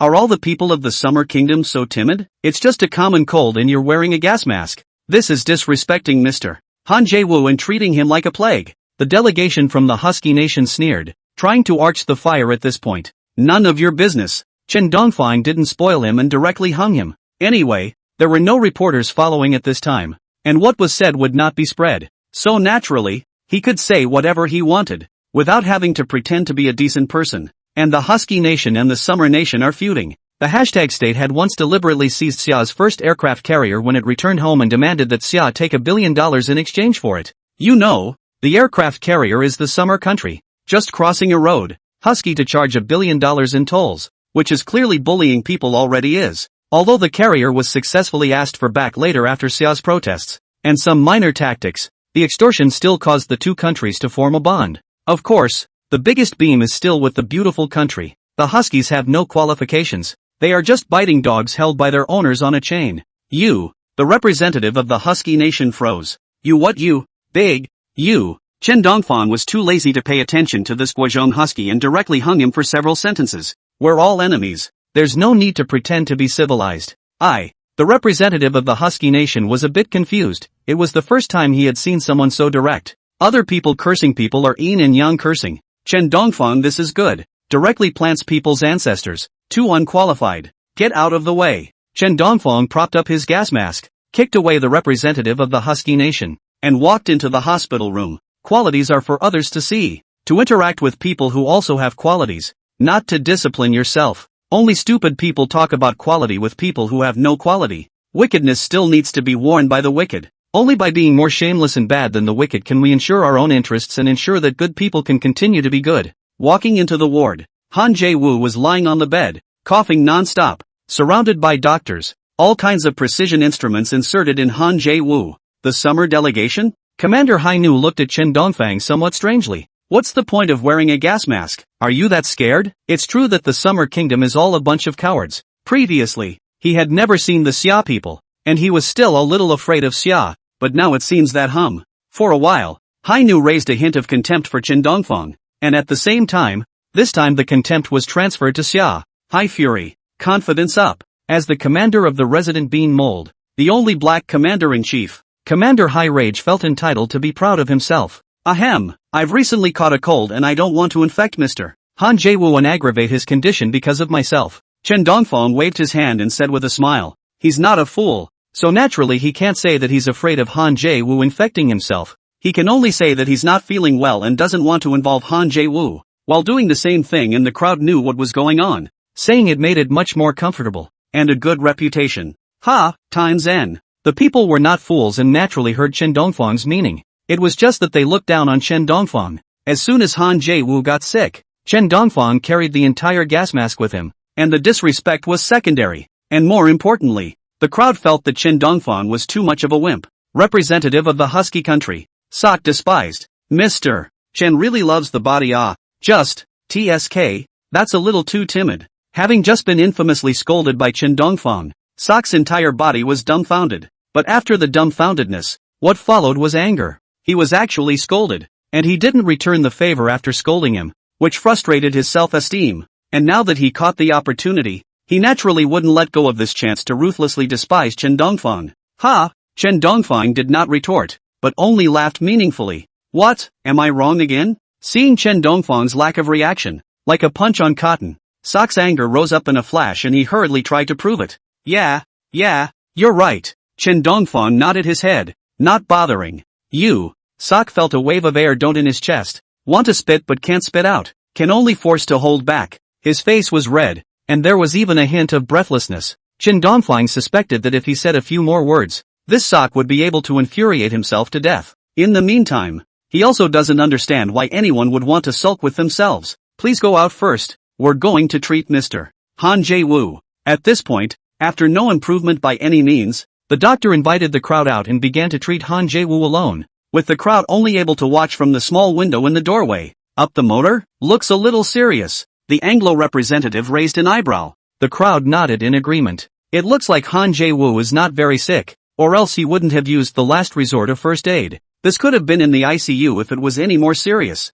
I hope Mr. Han Jae-woo is safe. Amen. These delegates, although in their hearts they couldn't wait for Han Jae-woo to die on the emergency table, they still had to do a little bit of surface work and began to pray quietly. Even Yang Xi's Wanwar was silent. Bow your head in silence. No, it should be bow your head and pray. The atmosphere is quiet and peaceful. Suddenly, Chen Dongfang coldly came to say, it won't leak. What? The crowd froze for a moment and opened their eyes to look at Chen Dongfang, unable to stop the corners of their mouths from twitching. This TM, what a thing to say. I'm serious. The last time the Cherry Blossom National Security Guards on this thing, to the whole leakage of electricity, almost did not electrocute themselves, and finally into the ICU lay a small half-month to recover. Chen Dongfang honestly, he is most disliked is hypocrisy. The main one is a real. Mr. Chen, how do you talk? Are you polite? Here sits our dear Mr. Han Jae-woo, who is the Consul General of the snoring Ming Kingdom. What is your intention in saying that? Sok snarled. The acting is breathtaking. If he hadn't seen the hint of a smile leaking from the corner of his mouth, Chen Dongfang might have believed it. Just the truth. Chen Dongfang is not afraid of offending people. Anyway, this time to come to the stick is to dislike people. In order to snatch back the traditional culture of the stick application, take back what belongs to Xia. Can we do this without hanging people? Can't sit down, eat kimchi and drink wine with the stick, slowly reason with the stick and tell him, you give me back my stuff. Is that possible? Only a dumbass would believe someone else is a good person, especially if they are vulnerable and the other person is shameless. Trusting in the mercy of your opponent is chronic suicide. Mr. Chen, what are you talking about? This is the top medical technology in the Bean country. It's more developed than even your Xia country, right? Leakage? Is that possible? Sok sneered, the curve of his mouth curving up more and more. In fact, he hoped for a leakage of electricity, preferably electrocuting Han Jae-woo, but he didn't want to say it himself, so he could only arch-fire Chen Dongfang. This not only accomplishes the goal, but also gives you a good reputation as a righteous person. Off you, on your way out the door. Chen Dongfang didn't bullshit. Straight up hang Sok. Sok was a little confused. How did Chen Dongfang not follow his words? Stupid. Chen Dongfang sneered. Sok deserves to be from Husky country. Even his brain is inherited from Huskies. Used to be on the battlefield. The Huskies want to attack Xia, but they misidentify the stick as a Xia, and the night attack fails to be a muslin. Finally, after meeting Xia, he was scared straight out of his wits and had no trouble capturing a regiment. Now, Huskies are also brainless. After being provoked for 2 sentences, he wanted to come to Chen Dongfang's trouble. Since you're so concerned about Mr. Han Jae-woo, go in and see more of Mr. Han Jae-woo before you can't see him anymore. Chen Dongfang teased. Sok snorted coldly, as if he had found a way to defeat Chen Dongfang, and walked into the hospital room with a high spirit. After walking in, he even turned his head to look at Chen Dongfang with a proud look that spoke for itself. Mr. Sok, be careful. In case Mr. Han Jae-woo has any contagious diseases, you'll be the first to catch it. Don't be too late to regret it. Chen Dongfang politely reminded a sentence. After all, Han Jae-woo is indeed quite like a contagious disease. Close contact, iron will be infected. Sok wasn't wearing a mask, so if this is really a contagious disease, won't Sok be properly finished? Coward. But effective. How can I know my courage? Sok grunted and loaded up. Instead of being scared, he got close to Han Jae-woo, and after his death, he wanted to help out next to the doctor and save Han Jae-woo together. It made the doctor want to chop up Sok with a scalpel. TM, you're a diplomat coming to ward to do it a favor. Brainless thing. Hiss, tough guy. The ward has been opened so many times by Chen Dongfang and still dares to go in. This Sok is also a tough guy. Wang Zhan exclaimed in admiration and couldn't help but give Sok a thumbs up. Not bad for the husky of the country. The earth leopard of the people. Wait for the show. Yang Xi is also a pity. This good person, how can he not listen to advice? This Sok, he's really bold. I just don't know how many attacks he can carry. After all, this is that man's flag.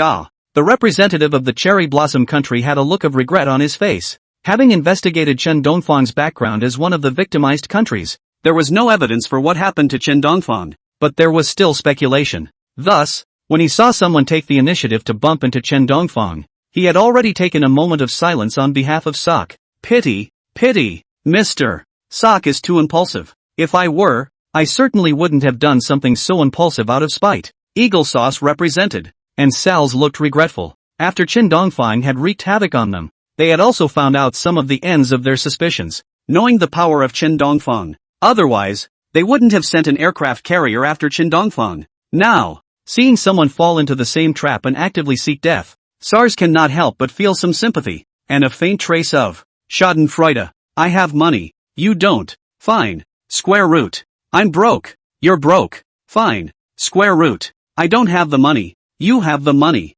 No. Times. That's SARS logic. After all, I have eaten a defeat. Why don't you eat? Everyone is good is not really good, he does not know. But if everyone is bad, it must be really good. As such, SARS just watched from the sidelines and did not take the initiative to alert Sok, even though Sok was an ally, and did not raise his voice to stop him. Doctor, what can I do for you? Sok was not sure if his brain was confused or not. A diplomat rushing up to become a doctor. No. The doctor shook his head and looked offended. The meaning of that was obvious. UTM staying quiet is the biggest help. Ha ha. Sok laughed awkwardly and then stepped aside. The doctor nodded at this. The rescue work was then carried out, taking 2 electric iron-like pacemakers and applying frantic electrotherapy to Han Jae-woo's chest. Once the heart doesn't return to normal, then twice. Barely. Listening to the sound of electricity, the crowd had a toothy expression on their faces. That's fucking mean. The heart is starting to beat. 2 more strokes to bring the heart's blood pressure back up to normal levels and get the heart back to functioning normally.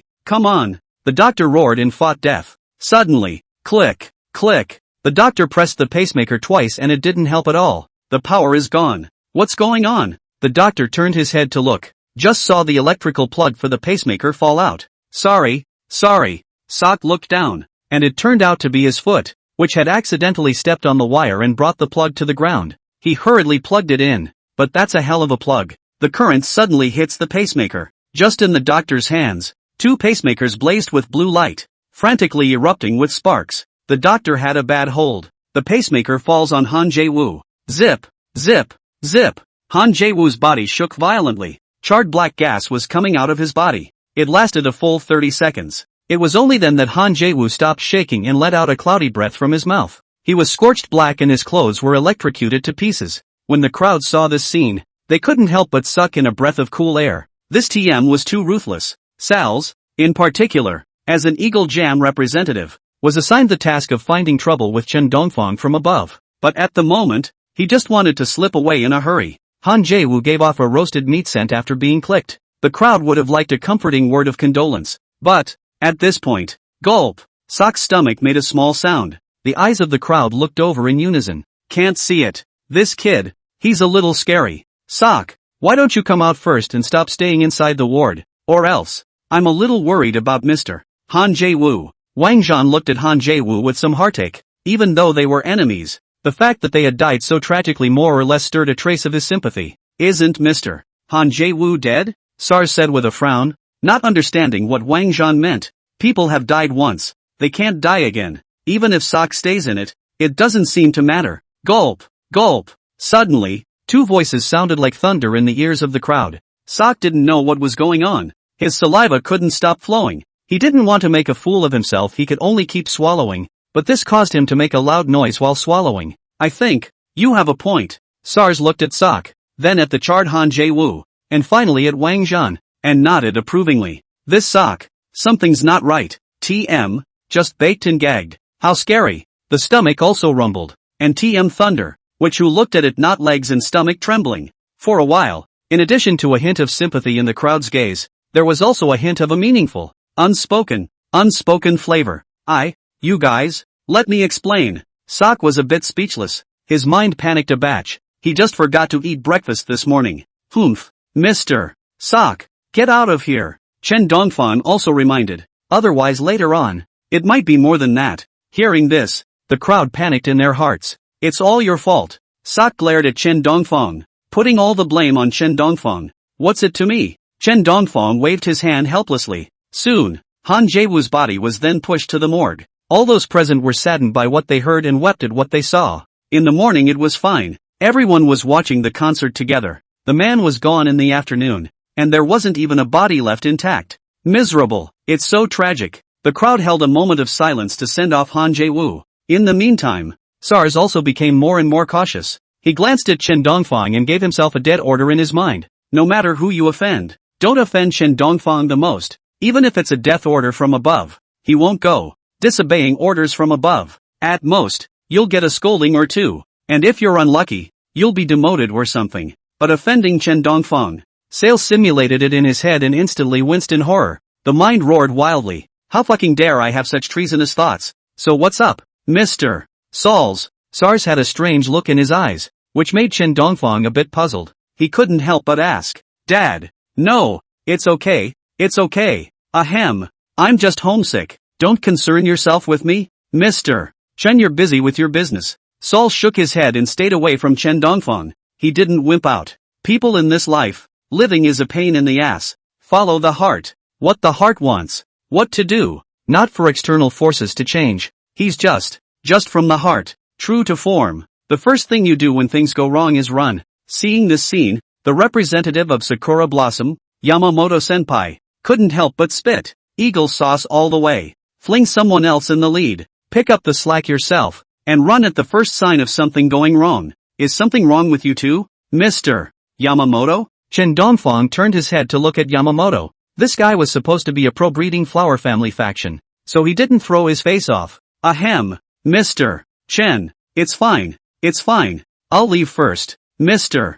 Yamamoto didn't hesitate. Hawk Jam had run away, so it was now or never. Soon, the group did not hesitate after the moment of silence was over. Each to his own home, and each to his own mother. Among them, Eagle Sauce's Sakura ran the fastest, and both of them used running at the entrance out of the hospital. At the main entrance of the hospital, the crowd was waiting for the embassy to send a car to pick them up. Eagle Jam and Little Sakura didn't hesitate and left Chen Dongfang far away. Only Sok, who didn't know what kind of seizure he was having, came up and snorted coldly at Chen Dongfang. Humph? Question mark. Chen Dongfang didn't understand. Mr. Chen. Xia. I'll remember you. I'm at loggerheads with you. Sok grunted, his voice cold. This time when he made a fool of himself, he put all the blame on Chen Dongfang. If Chen Dongfang hadn't flirted with him, he wouldn't have gotten into the hospital room. He wouldn't have stepped on the pacemaker wires, and Han Jae-woo wouldn't have been toasted. So, all of this is Chen Dongfang's responsibility. Mr. Sok, don't spill your anger at me if you have it. You provoked me first. Chen Dongfang was actually too lazy to bother with this guy at first. It's just that he couldn't help but say something when the guy kept arching his fire and always tried to get him in trouble. But only a few sentences. It's not like he forced Sok into the ward. Can you blame him? I, Chen Dongfang, am innocent. Chen Dongfang, have you forgotten that our country has also seized 10 of your freighters? And your carriers? Don't forget, we're the ones who gave you a handout to pass through our harbor. Sok deliberately brought up the events of a decade or so ago, and the freighter seizure not too long ago. Asterisk. Chen Dongfang cursed, and the fire rose up in a flash. Humph, Summer's billion is well spent. Thanks a lot, Mr. Chen. Sok was smug. Extorting $1 billion from Xia had always been their proudest thing, though it was the beautiful country that backed them up on this one. So they dared. But that's pretty impressive. After all, picking up $1 billion from Xia for nothing, not many countries in the world would dare to do that. And they are. Husky Nation did. TND. The Sword Mound. Chen Dongfang angrily cursed. Humph, Mr. Chen, what else do you know besides impotent rage? I don't want to argue with you. My car is here. Let's go. Bye-bye. Across the street, the car to pick up Sok arrives. Sok gave a hearty laugh, then walked across the street, laughing, the dog that went out and got hit by a car. Chen Dongfang snorted coldly and suppressed his emotions, not getting angry with what by. Mr. Chen, unfortunately, I won't be hit by a car. Hearing Chen Dongfang's words, Sok was smug as he turned his head to look at Chen Dongfang as he walked to the middle of the road.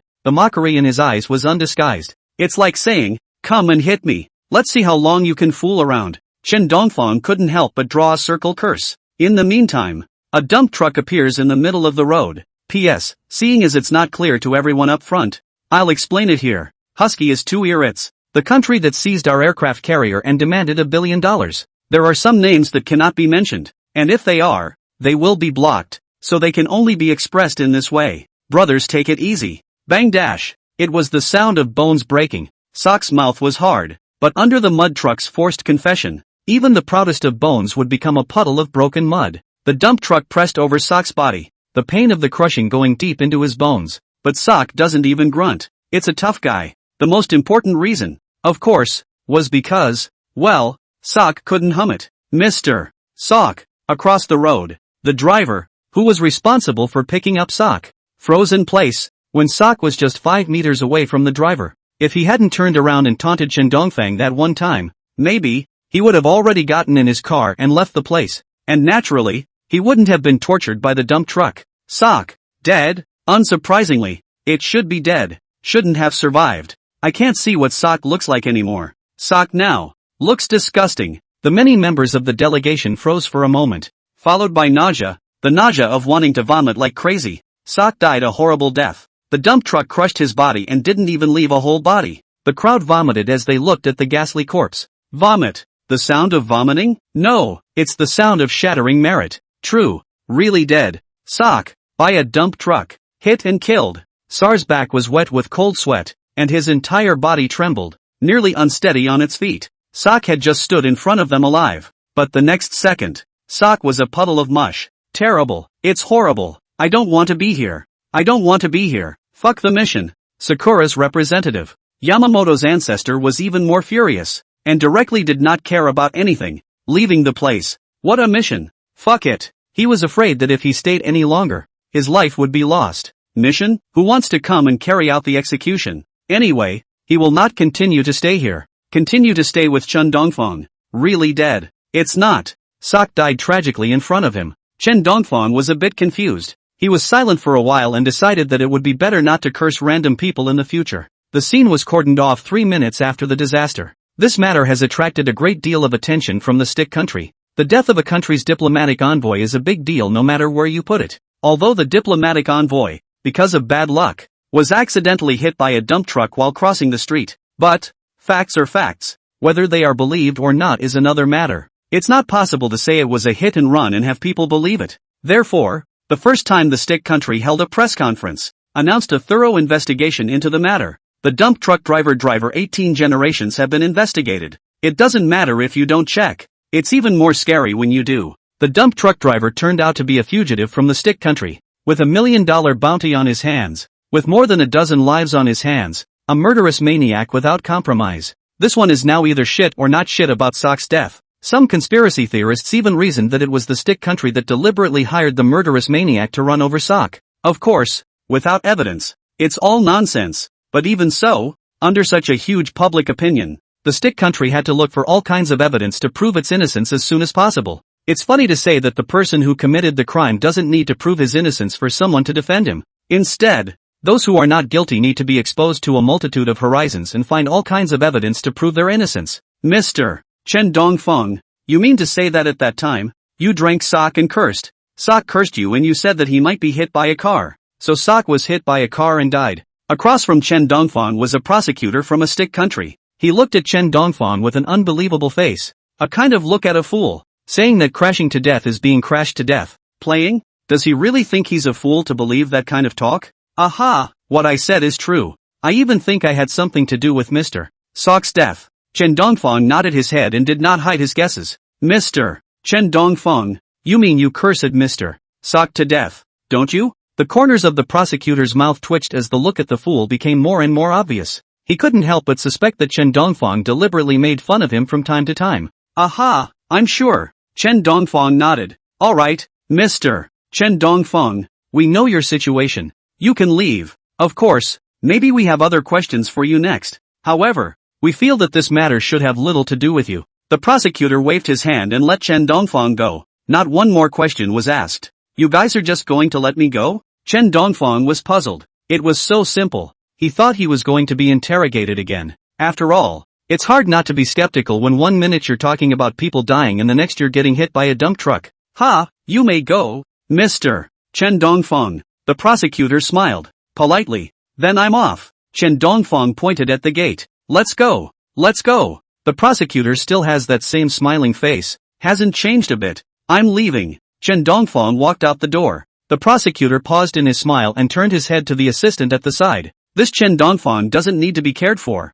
This matter mostly has nothing to do with him. The only point to watch out for is to prevent him from being stupid and having a psychotic episode. After all, it's still quite troublesome for such a diplomat to die in our country. When he finished, the diplomat shook his head dismissively. What Chen Dongfang said made it hard for him not to suspect that Chen Dongfang was in over his head. Say what you want. Does he really think that he, the prosecutor, is a fool who believes whatever people say? If Chen Dongfang had said whatever he said, then Xia would have become the world's #1 power long ago. If Chen Dongfang really had this kind of ability, he would have eaten his own matching gun on the spot. The kind that was dipped in chili peppers. He couldn't believe that there were such outrageous people in the world. What Chen Dongfang said was simply rubbing his intelligence on the ground. Really think he's a fool? He can be smart. The prosecutor looked smug. It was a little early to fool him. When Chen Dongfang walked out of the police station, his entire body was still in a state of confusion, having been interrogated for so long the last time he was in Eagle Sauce. This time,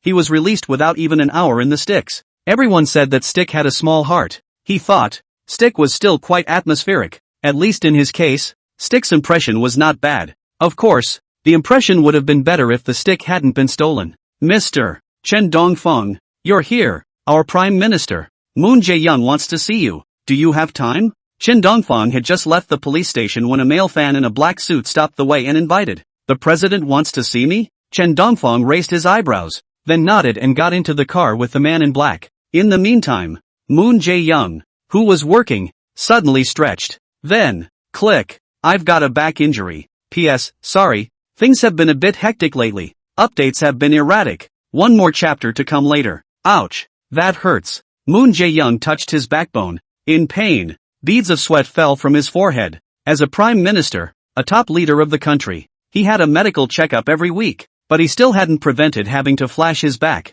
Could it be that I'd been too tired lately? He muttered something, not taking it to heart, and continued writing with his pen. Snap! The tip of the fountain pen suddenly splits, and the ink that flows out instantly dampens the document. Ashy it is. What's going on? Moon Jae-young angrily threw the fountain pen. It was a special fountain pen. He had used it for 20 years without damage. How did it break today? He was a little jittery in his heart, as if he was about to suffer some great calamity. This feeling, like standing in the middle of the sea, facing a huge beast whose face cannot be seen, but only a huge shadow, is fearful, unknown fear. Lord Prime Minister, the man you invited is here. Suddenly, the assistant pushed open the glass door and said respectfully, Coming, take me there. Moon Jae-young straightened his clothes, suppressed his fire, and stepped forward. Although he was flustered and had a bit of bad luck, he didn't take it to heart and did the work that needed to be done. In the meantime, Chen Dongfang is with a group of diplomatic envoys, waiting to be received by Moon Jae-young. He looked around and didn't see Sakura's representative, and wondered a bit where Immortal Yamamoto had gone. Mr. Sauls, do you know where Mr. Yamamoto went? How come I haven't seen Mr. Yamamoto? Chen Dongfang looked to the Eagle Sauce representative on the side and asked politely. Probably something else, SARS said with a smirk on his face. His tone relaxed, unable to tell what mood he was in. In fact, the mind is spitting mad. What could it be because of? It's not because I thought you were too intimidating and scared off Kenji Yamamoto from coming to the meeting. Thinking about it, Sauls had a constipated look on his face. He hadn't wanted to come either, but he had been threatened directly from above, told that if he didn't go, he would get rid of his job and have his parents' pensions deducted. The tactics are shameless, not to mention despicable. Hawk Sauce is doing it too hard. He hadn't felt it before when he had threatened his subordinates so much, and when the means were flung into his own hands, he realized what pain meant. Who to talk to about this shit? What happened to you, Mr. Sauls? Chen Dongfang looked at SARS with a constipated expression and asked with concern. He saw the look on SARS' face and had reason to wonder if SARS had pulled out. When he finished, he looked at SARS with some disgust. It's quite possible that the last person to shit his pants in public was Eagle Jam's Prime Minister, Old Man Bei. Sauls might actually be in the same lineage as Old Man Bei. Soon, Chen Dongfang politely sat a little away from SARS, for no other reason than the safety of his own life. After all, it's possible to get stunk out of the night market. Thank God it's finally gone. Seeing Chen Dongfang take the initiative to leave, SARS sent a sigh of relief. He is really afraid if Chen Dongfang has been pestering him to ask questions. This is the best. Chen Dongfang took the initiative to leave him. He also do not have to open his mouth to offend Chen Dongfang. Both parties are happy. But soon, before SARS could laugh, he suddenly felt a slight pain in his stomach. Thud. A flutter in his stomach and a twisting in his gut. Pust. A clear sound. Sals felt that his underwear above should be stained with some unknown body. Not surprisingly, he should have pulled it. Sals became, after Old Man Bai, the second eagle jammer to get angry in public. I knew it.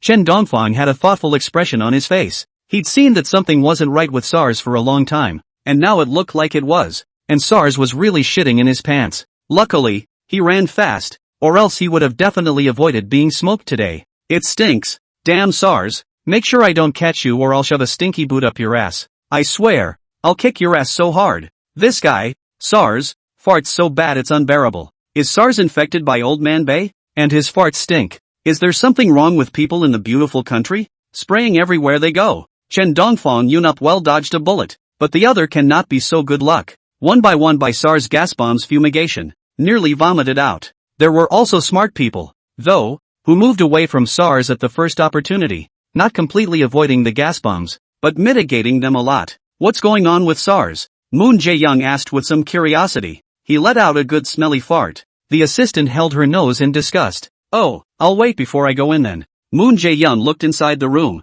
where numerous diplomatic envoys were holding their noses with an expression of suffocation. Seeing this scene, Moon Jae-young was no fool and was prepared to wait until the stench had all dissipated before going in. Mr. Moon Jae-young, you're here. However, the diplomatic envoys who stayed inside the room were not fools, and the first thing they did after seeing Moon Jae-young was to call out to him. If they're not doing well, Moon Jae-young shouldn't try to do well either. It's only really good if everyone's not doing well. Humph, hello everyone, I've kept you waiting. Moon Jae-young sees that the crowd has seen him and has no choice but to force himself into the room. Who knows? Just as he walked into the room, he nearly blacked out and fainted. This fucking stinks too. SARS farts are more vicious than TM gas bombs. It's like a chemical explosive weapon. It's not just physical torture. It's night market mental torture. Stinks. It stinks. If it happens again. Moon Jae-young swears that he'd rather die outside and lose face than walk into the room. If God gives him a second chance. He had never seen such a stinky fart in his life.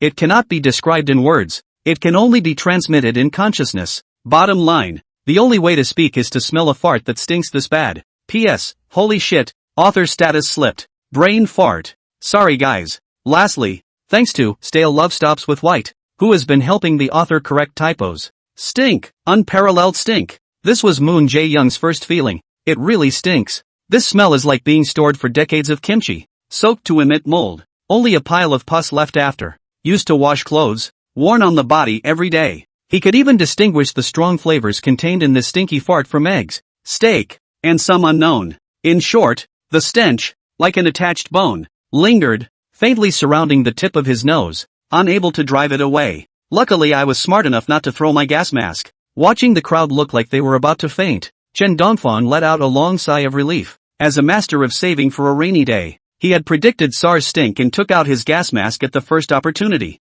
The gas mask had saved him twice already, once when Han Jae-woo had been infected, and once when SARS had been an invincible stinker. Mr. Chen, can you lend me your mask? The representative of England, Old John's face was suffocating red. He had never seen such a smelly fart. It was worse than a biochemical weapon. Right now, he just wanted to take in a breath of fresh air. Ahem.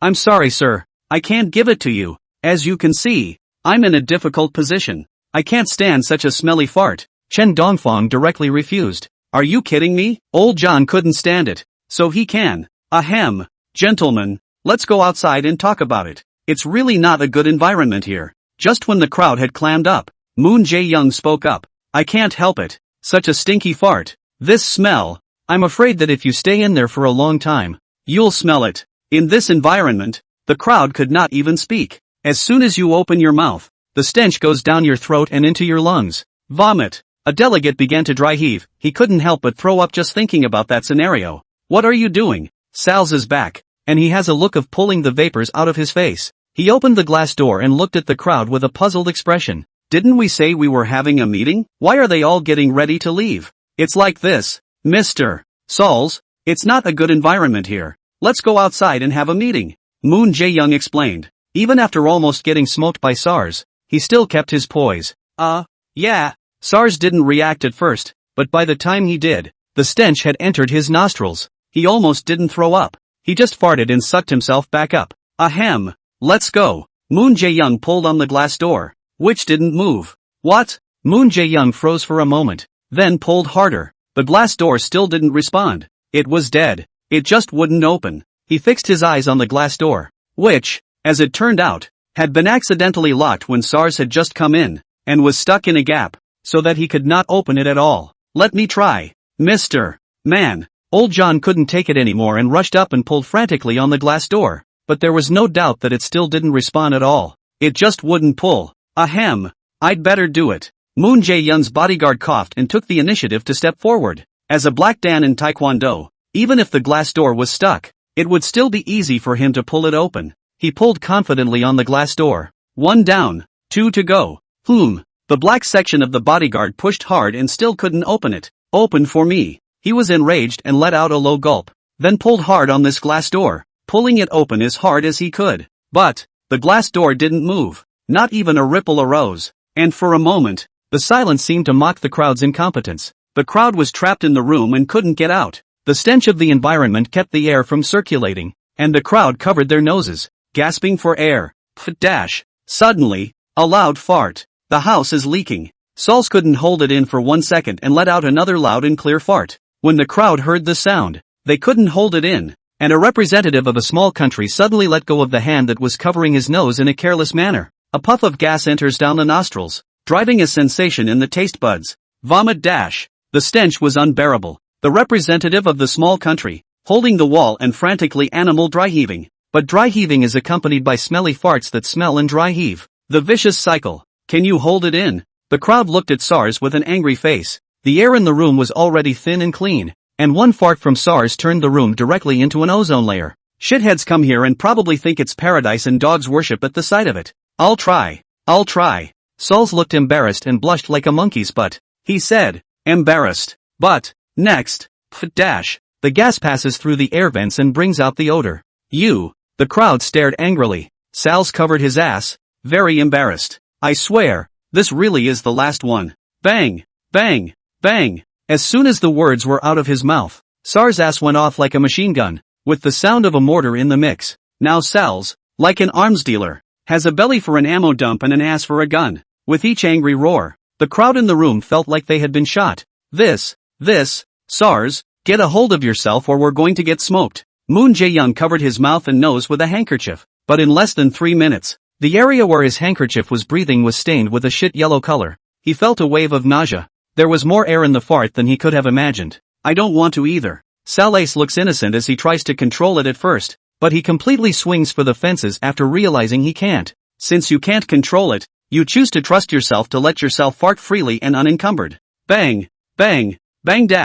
One stinks like a floodgate. Boom, boom, boom. The room turned shit yellow at a rate visible to the naked eye. The crowd tugged at the glass door in a deadly attempt to open it and escape this shit yellow paradise. Open the door. Open the door. Old John was breathing hard. His hand tugging at the glass door was bruised, and he looked at the world outside the door like he was seeing heaven. SARS, who was farting behind him, is the devil, or the most feared. The fart of demon. I'm working on it. I'll call right away and have someone get us out. Moon Jae-young takes out his phone. His hand trembles as he taps on the emergency number and he dials the number. Ugh. Good grief. Chen Dongfang sighed. He should be the luckiest one here. Wear a gas mask and don't have to suffer from smelly farts. But SARS got lucky and good. Hundreds of farts. None of them diluted. Still stuck in the fart range, which should be something to be thankful for. Chen Dongfang muttered in a small voice. It is often said in the world, never believe your own farts. But Sal's clearly doesn't believe in that. And after realizing he can't control his farts, he completely lets himself go. Fart after fart after fart. Like a blower that never runs out of steam. It's dying. I can't. It really stinks. Did SARS eat shit? The fart that comes out stinks so bad. SARS, I'll remember. This time when I return home, I'll complain about him. His farts are really stinky. The beautiful country can't have such a disgraceful diplomat. Why am I so unlucky? Han Jae-woo's death is fine. Socks getting run over is fine. I've dodged everything. Why can't I dodge SARS' ass? SARS, SARS, hey, SARS. SARS farts. The crowd was roaring. As diplomatic envoys of the country, when had they ever suffered such indignities? Even if they were enemies with deep hatred, They would feed them well and would not intentionally mistreat their captives. 5-star suites, personalized supplies, special food, none of them, not to mention that they were now being subjected to SARS idiosyncratic farts, made up their minds that when they got back this time, they'd file a complaint against SARS so that SARS wouldn't be able to be a diplomatic envoy for the rest of his life.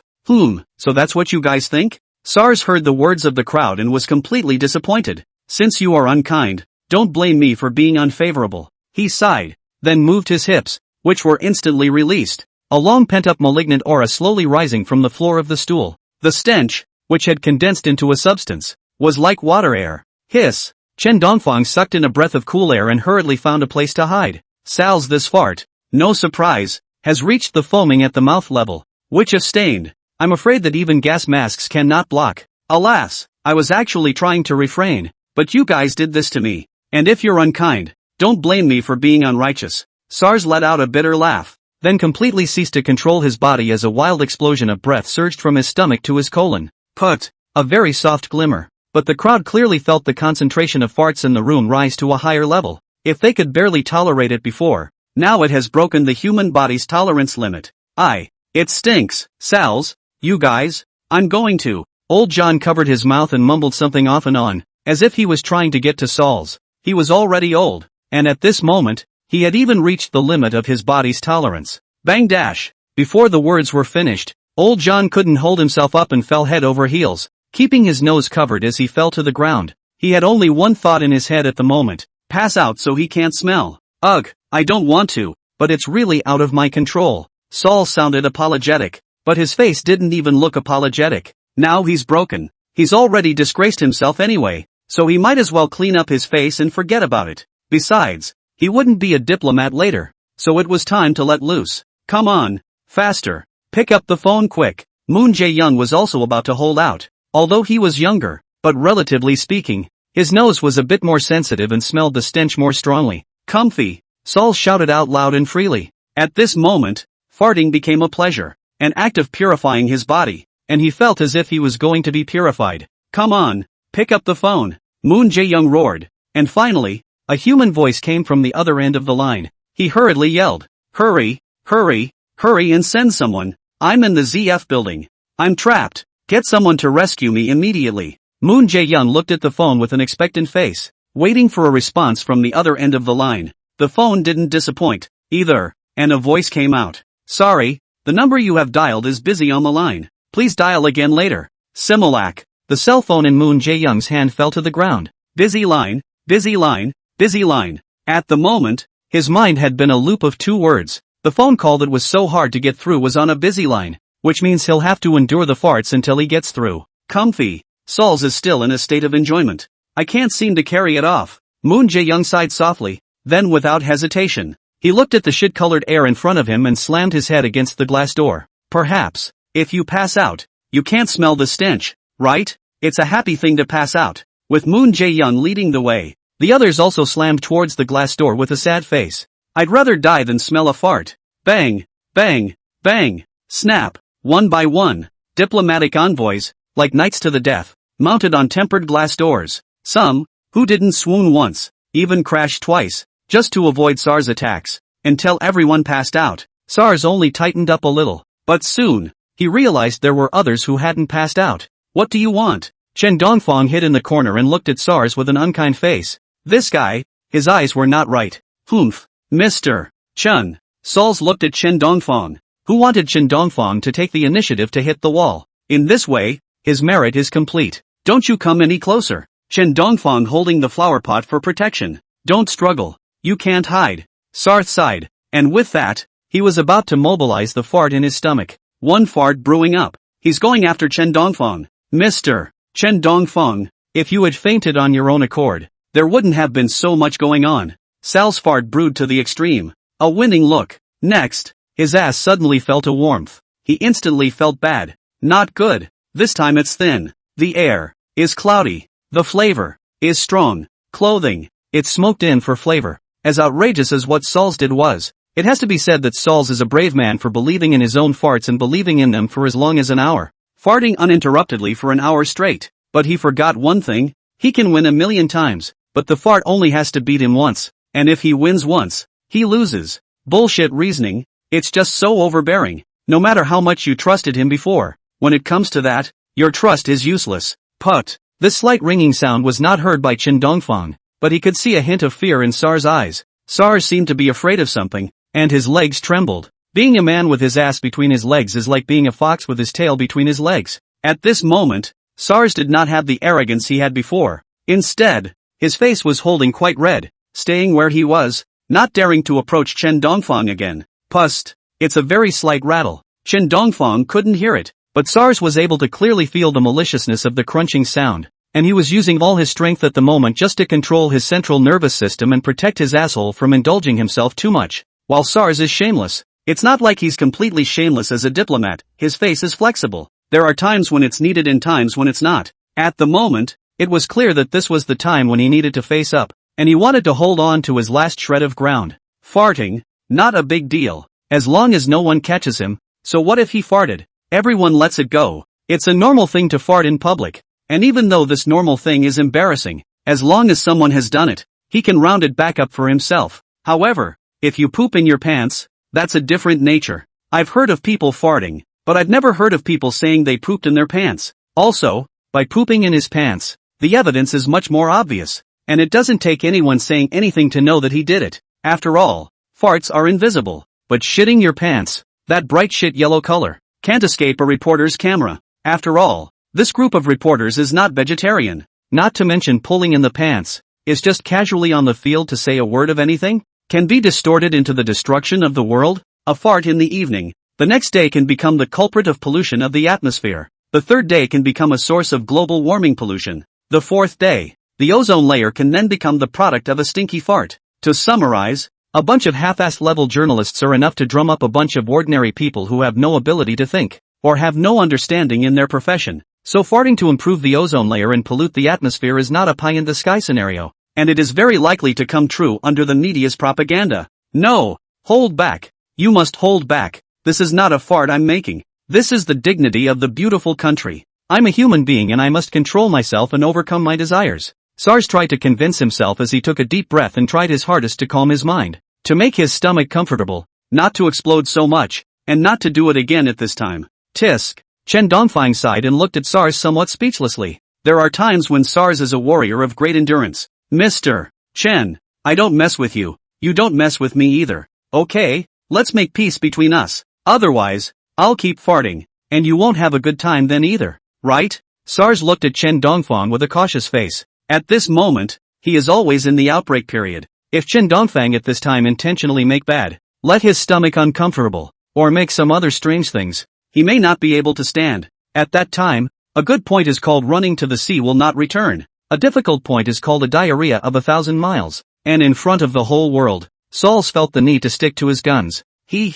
Mr. Sauls, obviously it was you who provoked me first. Right, now you say not to talk about it. Are you a little, that what? Moreover, I never said I wanted to find trouble with you. It's just your own imagination. Chen Dongfang skimmed his lips and teased Sars a few times. Sauls, this guy, before on the basis of his own fart stench, a look of no one to look down on, no one to look up to, the whole a living mop stained wet, as if Lubu in the world. Only, Sal's weapon is from his own ass. Moreover, Sars was still trying to threaten him, and he didn't know where he had offended Sars, thanks to the fact that he had worried about Sars before. At this moment, Chen Dongfang only wanted to say no to Sars. QNMD, when he was just strong, he looked like the old man was the best in the world, and now that he's vulnerable, he looks like he's miserable. Called and waved away. Where is it so easy? Chen Dongfang is not a rag. It is impossible to say that Sars can do whatever he wants. Mr. Chun you.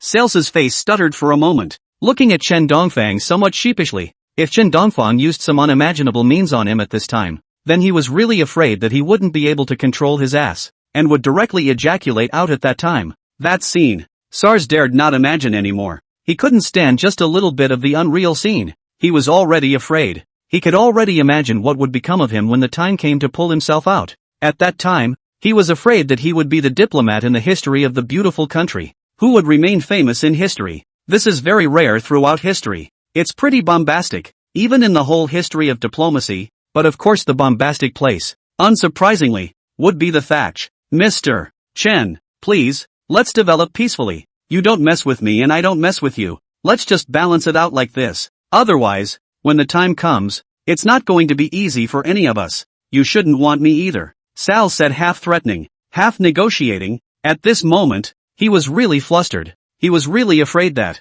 Chen Dongfang would go out of his way just to make a fool out of him. And when the time came, he would be the one to suffer. I'm afraid that all the face that the beautiful country has accumulated for decades will be lost at this moment. Humph. That depends on your sincerity. Chen Dongfang opened his mouth and looked at SARS with some derision. He actually really didn't want to find SARS trouble. After all, both sides lost. It was a very uneconomical thing to do. But SARS had said so. If he didn't intentionally fix SARS twice, he would be too sorry for SARS to take the initiative to send the opportunity to his door. Mr. Sauls, you don't want to shit in your pants either, do you? Chen Dongfang looked at SARS and said slowly. Mr. Chen, you. SARS had a look of despair on his face. He could already imagine what Chen Dongfang would do to him. Mr. Chen Dongfang, please, don't be like this. We can still live in peace between us, right? We are friends, aren't we? The relationship between the beautiful country and the summer country has always been good. There is no reason for you to do this, right? You definitely won't do this, right? You definitely won't, right? Right. Sales looked at Chen Dongfang with a nervous face. At this moment, he still holds a glimmer of hope, hoping that Chen Dongfang is a conscientious person, and will not do too much to him. After all, Chen Dongfang is a person from the summer country, and the relationship between the summer country and the beautiful country cannot say that it is not so bad, but cannot say that it is not so good either. Forget it, the relationship between the two countries really wasn't that good. Just a short time ago, the beautiful country also arranged for someone to set up the summer country, deliberately detained the summer country's ships, so that the summer country lost a great reputation, and several hundreds of millions of large orders. Not only that, but also forbade other countries and the summer country to do business, forbade the summer country and their enterprises to do business, in order to suppress the summer country. In fact, to say that the two countries have any great hatred between them, in fact, there is no, just because, the summer country to go to the top, it must be the current boss, the beautiful country to drag down the water. The two do not say that they will not rest in peace, but cut off the people's money, such as parents of the murderer, the interests of the two countries. Doomed to two countries cannot sit down and peacefully discuss, unless Xia is willing to continue to be the factory of the beautiful country, not making chips for the rest of its life, not making airplane cannons for the rest of its life, making in shirts for the beautiful country for the rest of its life, trading in shirts for airplanes and cannons for the rest of its life, and living in the shadows of others for the rest of its life. In fact, Xia could have chosen to give it up, but this is obviously impossible. Everyone is not a fool. Even if Xia said to give up, who would believe it? After all, such a large volume is here, a strong Hercules standing in front of you. Even if he says he won't hit you and reassures you that you'll believe him, you'll only think that this is his means of stabilizing you, and you won't believe it at all. Being strong isn't a sin, but being strong and at the same time not being strong enough to be the strongest is a sin. Mr. Chen, don't be like this. Sales seriously analyzed. Even if you make a fool out of me, what will you gain? Could it be that this will give you tangible benefits? Why don't you just bypass me? We can be friends with each other, and in the future I can bring you some unimportant news. In this way, it's good for both of us, isn't it? When the time comes, you'd say right. It's a matter that's good for both of us. You must give it good considerate and think about it, so that we can be a win-win situation. Win-win. Chen Dongfang laughed coldly and looked at the old man Sales with a derisive face. Win-win. How come you didn't say win-win just now? How come you didn't say win-win when you threatened me? And now that you've said win-win, do you think I'll believe you? Now you say win-win. Do you think I will believe you? I'm going to believe you just because of a few words you said here? Do you think that's possible? It's hard to believe that you really take me for a fool. Mr. Sauls? Chen Dongfang had a mocking look on his face. SARS was playing him for a fool. Only, Chen Dongfang is not a fool. Not anyone who says two words can be fooled. He at least read the university, know how to think. Plus he lived all these years. Every year has been very difficult to live this special physique of his own, so that he understood the situation early. As a result, he knows more about the human heart and how to deal with people than the average person. Chen Dongfang wanted to see how SARS would curry favor with him, letting SARS know what it was like to be a parasite and beg. Mr. Chen Dongfang, please, don't make things difficult for me. SARS begged bitterly. Humph, that depends on you. Chen Dongfang sneered. In fact, in his heart, he did not want to straighten SARS, let SARS fish death net broken mind. He just want to pinch SARS, as long as the pinch SARS also counted the revenge before. Besides, he didn't want to push too hard, it would be worthless if SARS died of fish out of water. Mr. Sauls, or you. Chen Dongfang didn't finish his sentence before he saw SARS change his face. Not only is he not afraid of Chen Dongfang anymore, he instead spoke out in mockery. Mr. Chen Dongfang, don't wait to threaten as soon as you catch someone else's handle. People like you disappoint me. You're simply scum of the Chinese nation. SARS got more and more agitated as he spoke, cursing as hard as he could. Chen Dongfang was a bit puzzled at first, but he soon realized why. The stick country is no fool, and its own prime minister has long been suspicious after not being contacted for so long. The people of the stick country has led the people rushed to the front of the office. Through the glass door, they saw their own prime minister, and the representatives of other countries are all lying on the ground in unison, a look of death. Some people even face blue. It looks like oxygen is not enough to hold the breath suffocated. In the office, only 2 people were still standing. It should be Chen Dongfang, and the other one was the culprit, SARS, who was completely in control of the initiative at the moment. And not only was he not afraid of Chen Dongfang, but instead, he was constantly mocking and provoking him. When the rescue team came, he was not afraid. He did not have to give a damn about Chen Dongfang at all, and he could even take the initiative to find fault. Soon, these stick country personnel began to rescue, but they found a problem. That is, they simply cannot enter. The glass room is very strong. They simply cannot enter. Even worse to say, rescue unconscious people, they can only watch outside. Some of them have called the police booth to send someone to break down the glass door, but it takes time for people to get on their way. The room fell silent again. The door won't open. Mr. Sauls, what else do you have to say? Chen Dongfang narrowed his eyes at SARS. Mr. Chen, misunderstanding. SARS looked at the glass door that seemed like a heavenly river separating everything, and the atmosphere became awkward. He was in a hurry, but not too much of a hurry yet. Ha ha, the wind and water turn. 30 years east of the river, 30 years west of the river. Don't be too rampant. Even if you're so rampant, what's the use? I'm telling you, it was just me, the hypocrite, deliberately giving you the benefit of the doubt just now.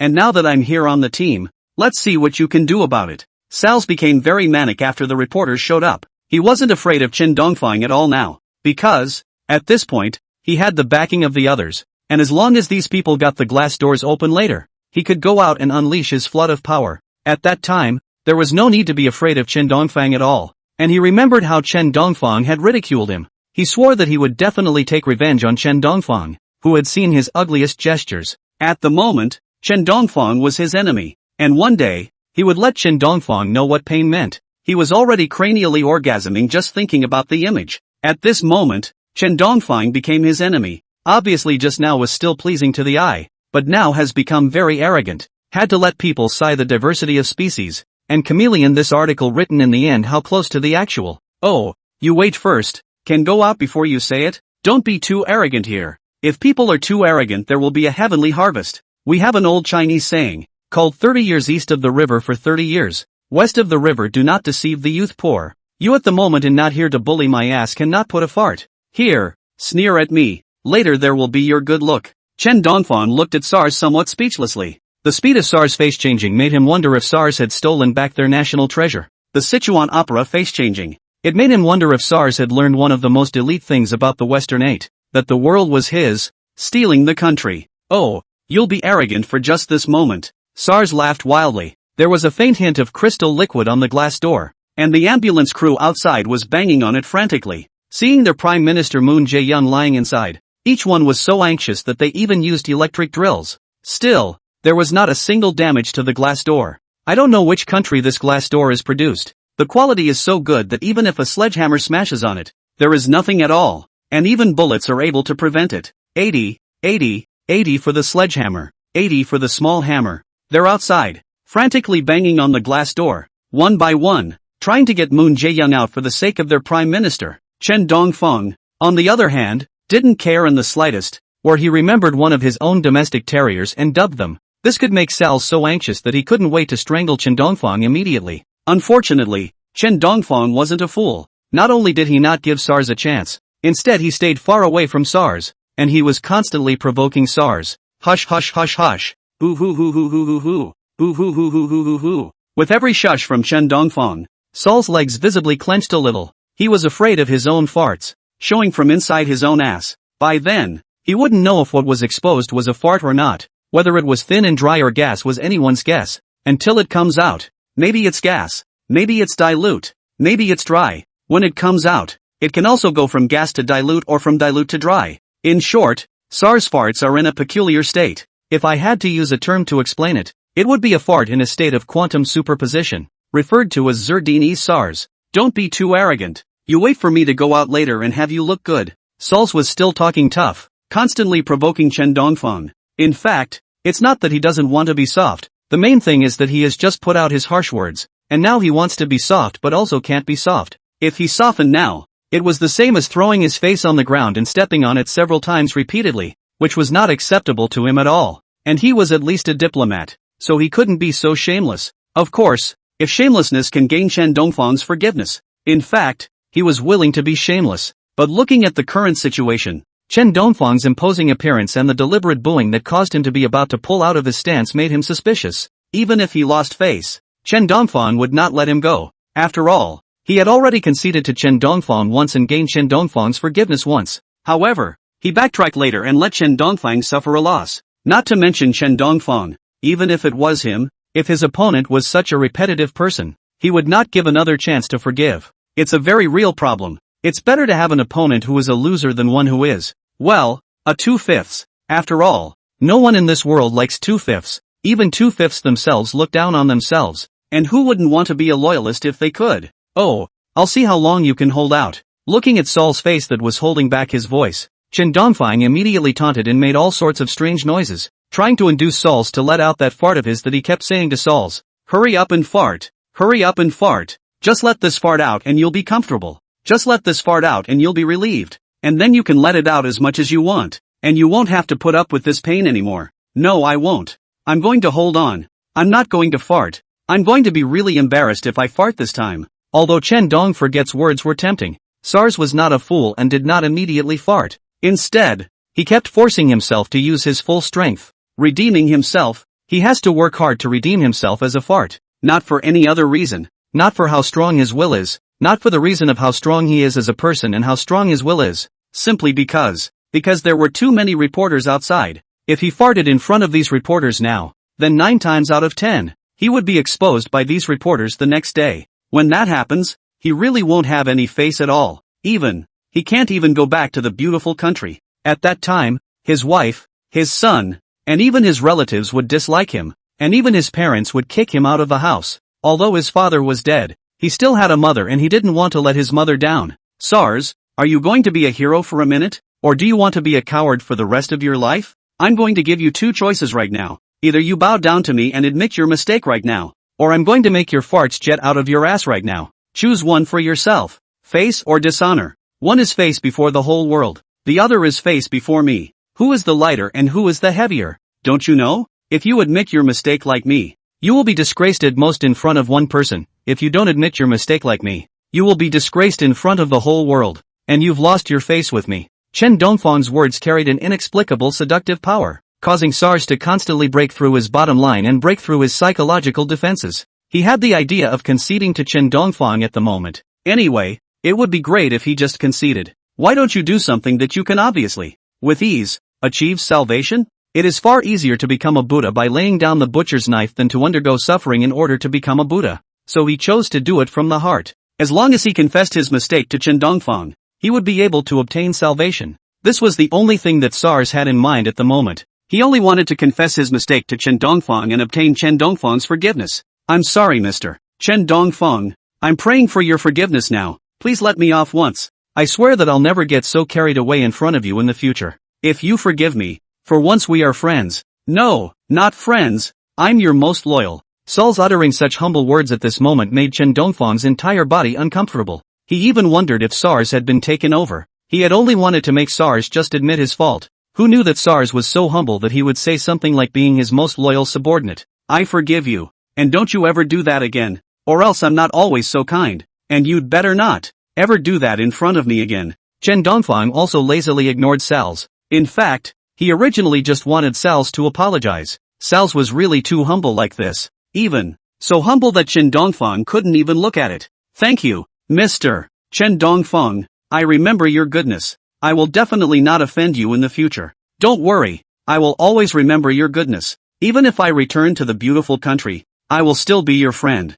Mr. Chen Dongfeng, you're really a good person. I swear, really, I've never seen someone as magnanimous as you. Even if it's an enemy, you're able to forgive him for the second time and give someone else a second chance. Sols was on the verge of tears because that feeling had just really gotten to him. If anyone has ever held their pee, they know how hard it feels to hold it in. It's okay if it's the very beginning, but when it's held back to a degree, only those who have tried it will know how painful it really is. Water is a not so precious, but precious thing. If a person has water to drink every day, he naturally does not feel that it is precious, but a person who is in a desert will feel that it is very precious. That's how it is for SARS at the moment. And farting is a luxury for a person if they view it as a very luxurious thing. That's clearly how SARS feels at the moment, and since he can't fart, this giving up farts is a luxury. Ha. I was too excited just now. In fact, I shouldn't have threatened you like that, and I also feel now that it was too much for me to do so. Really, I think I went overboard.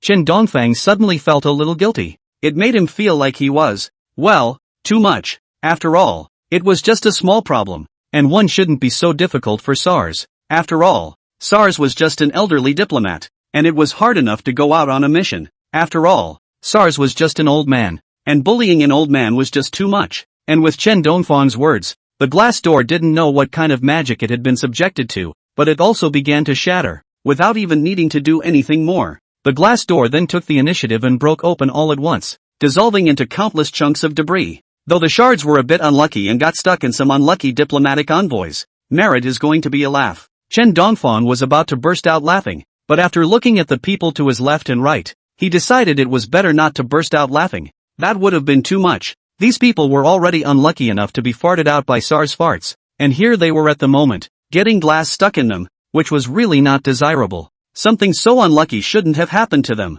At this moment, Chen Dongfang felt like he had incarnated into a benevolent giant. He was constantly compassionate. Of course, this was just his fantasy. It just didn't laugh out loud. Finally I can leave. I'm so close to getting out. I've got to get this fart out. I've got to hold on. I can't let my desires get the better of me. I've got to hold on. Overpower my sanity. Overpower my primal instincts. Believe in yourself. Believe in yourself. You must believe in yourself. SARS, you can do it. SARS, you must hold on. SARS, you can control yourself. Sols, you're the best. Believe in yourself, okay? Sols kept cheering himself up, trying to hold in the stinky fart he was about to let out. He chooses to believe in himself, but of course its body doesn't always choose to believe in itself. At the moment, his ass had been letting out a steady stream of yellow liquid, and he was about to shit in his pants. Put. SARS let out a fart at this point, a fart that he felt was the greatest torture of all. He wants to beat himself, but beating himself is a difficult thing to do. Even SARS can't restrain his primal instincts, and the strongest man in the world can't guarantee that he'll always refrain from farting. Not to mention, this fart was after holding it in for 3 or 4 hours straight, so it was even more out of control, and Sols, at the moment, only wished he could have let it out later. Put. At this moment, SARS could no longer control himself, and he unleashed a torrent of power from his ass. At this moment, he had completely given up on himself. He tried to control himself, but while his consciousness could control himself, his body couldn't. This first fart appeared at the time. Other farts were released from inside his ass, and SARS became a fart machine. Constant release, with flatulent farts that can even ignite with a lighter. Sols's fart was even soupy, and when he let it out it got some on the top of his underwear, like staining his underwear with a color, and at this moment Sols seemed to have become a painter, using his underwear as a drawing board and his fart as a paintbrush to draw a picture of 1,000,000 miles of mountains and a blueprint of his own future. But even after becoming a painter, SARS was not happy. He hated himself instead. Why he couldn't control his farts. At this moment, he not only lost his face, but also lost his face to the whole world. If he were to do it again, he would definitely choose not to let out this fart and not to be this painting artist. Unfortunately, all things are fate and all points are not meant to be. A person's birth is set in stone at the time of birth, and the rest of his life is basically set in stone, which is fate. When a man's destiny is bound, he can never rebel against it. Just like SARS, he is destined to fart here. Then he will fart. His farts will not go anywhere but here. Impossible. Impossible. Why?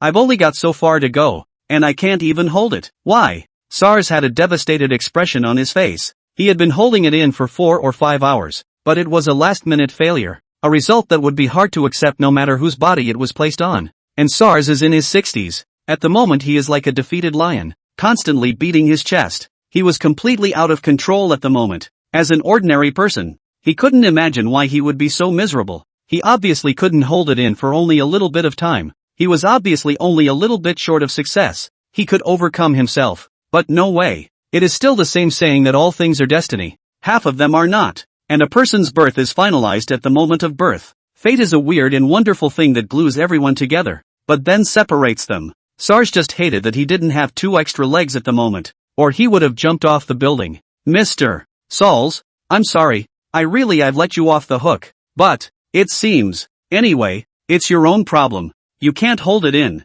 and I really can't be blamed for this. If you can, I hope you can leave here quickly. Otherwise, later on, when these reporters take pictures, you may not be able to hide, and then you will lose even more face. Chen Dongfang politely reminded, and by the way, set himself aside. He had really spared SARS, but SARS was unlucky and collapsed at the last moment. Let's just say that fate is a wonderful thing, and even if SARS could hold back the first year, he couldn't hold back the 15th. Chen Dongfang also cannot help but feel sorry for him. Really only a little bit he can defeat himself, but it is this little bit. It was this little bit that made Sals lose all his efforts. How is it possible? I clearly remember that I have held it in. Why is it still letting it out and it's still diluted? Why? Salters was ranting and raving. The reporters had gathered around and were ready to film him, but at the moment he had no fight left in him. All he wanted to do was to swing, and he wasn't in control of his jugular at all. To open up the pendulum. And the result of the open pendulum is that Sal's farts keep crashing out.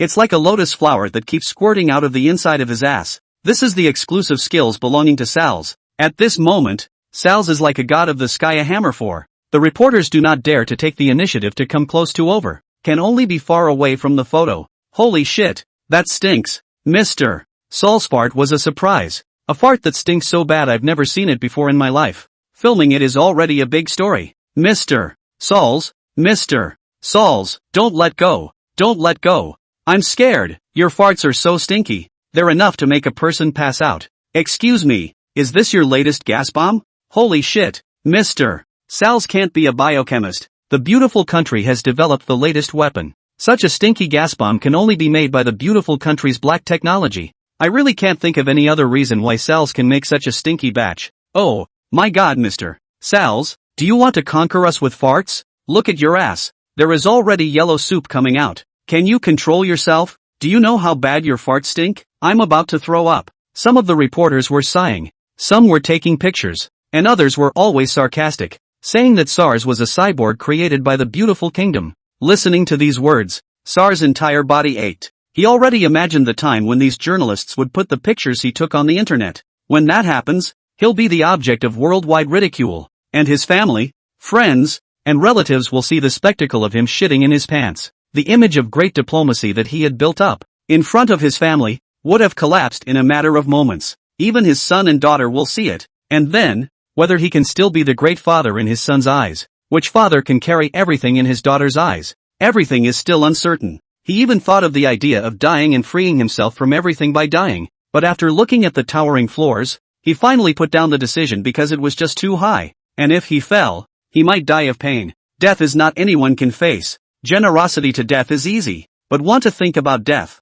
still choose to die. This is not a person can do out. This is anti-human. Can make these people? None of them is the history of the strong. Mr. Sauls, hurry up. If you don't leave they're going to take your picture. I'll cover for you and I can't stand to see you become like this. Think of your own sons and daughters. What a blow it would be to them if your picture got out. How would they ever hold their heads up in front of their friends, that their great diplomat father was a shit in the street? Qin Dongfang didn't finish his sentence, but the meaning expressed was obvious. If you don't leave, you're going to lose all your face. If you leave now, you can still barely retain a shred of face, and when the time comes for the beautiful country, you might even be able to use public opinion to help drag SARS walk out, but to keep ranting and raving and not reacting at all would leave him with nothing but shame. When the time comes, the beautiful country will definitely be the first to give up on SARS, because the beautiful country doesn't need a disgraced diplomat. Even, they may not recognize Sauls as their diplomat and will snow Sauls, without any nonsense. Chen Dongfang took the initiative to stand in front of the reporters and help Sal's block everyone from taking pictures. It wasn't that he was being kind. It was mainly because he was afraid that if SARS was unlucky, he would be dragged down with him. When the time comes, both people will be in bad luck. A lose-lose situation that no one wants to see. Thank you, Mr. Chen Dongfang. You're really a good person. It's ridiculous that I threatened you before. If I had known that you're such a noble person, I would have been friends with you. SARS is on the verge of tears. At this moment, Chen Dongfang was the god of heaven descending to earth in his eyes. The only savior, Chen Dongfang was the only true god, the hero who saved him from the fire. He swore that if he could get out safely and still become a diplomat, he would be good friends with Chen Dongfang and help take some news to Chen Dongfang. After all, it was hard to find a confidant with 1,000 pieces of gold, and for him, having a friend who could deliver in the snow was far more important than benefits and whatnot. At this moment, Chen Dongfang was incomparably obedient in his eyes. Even the unlucky thing before was forgotten, and he regarded Chen Dongfang as his only confidant. Even, SARS gave birth to a feeling that Chen Dongfang knew him better than his parents, better than he knew himself. Mr. SARS, this is not the place to talk. You'd better leave quickly. If you don't leave, I'm afraid that everything I've done will be in vain. These reporters will still take pictures of you, and by then, all the efforts we've made will be useless. Mr. SARS, you wouldn't want what I've done to be in vain. Chen Dongfang completely disregarded SARS' feelings at the moment. All he wanted at the moment was for SARS to hurry up and leave, not to be here catching up with him and rambling and beeping like he was a friend. After all, if SARS didn't leave, their pictures were going to be taken by the reporters. And when that happened, the reporters wouldn't be merciful. They would frantically write about them, writing them off as people who shit in their pants. And even Chen Dongfang would be dragged down. Mr. Chen Dongfang, I remember you. I remember your goodness. One day, I will definitely repay you. Believe me, I will definitely repay you in the future. I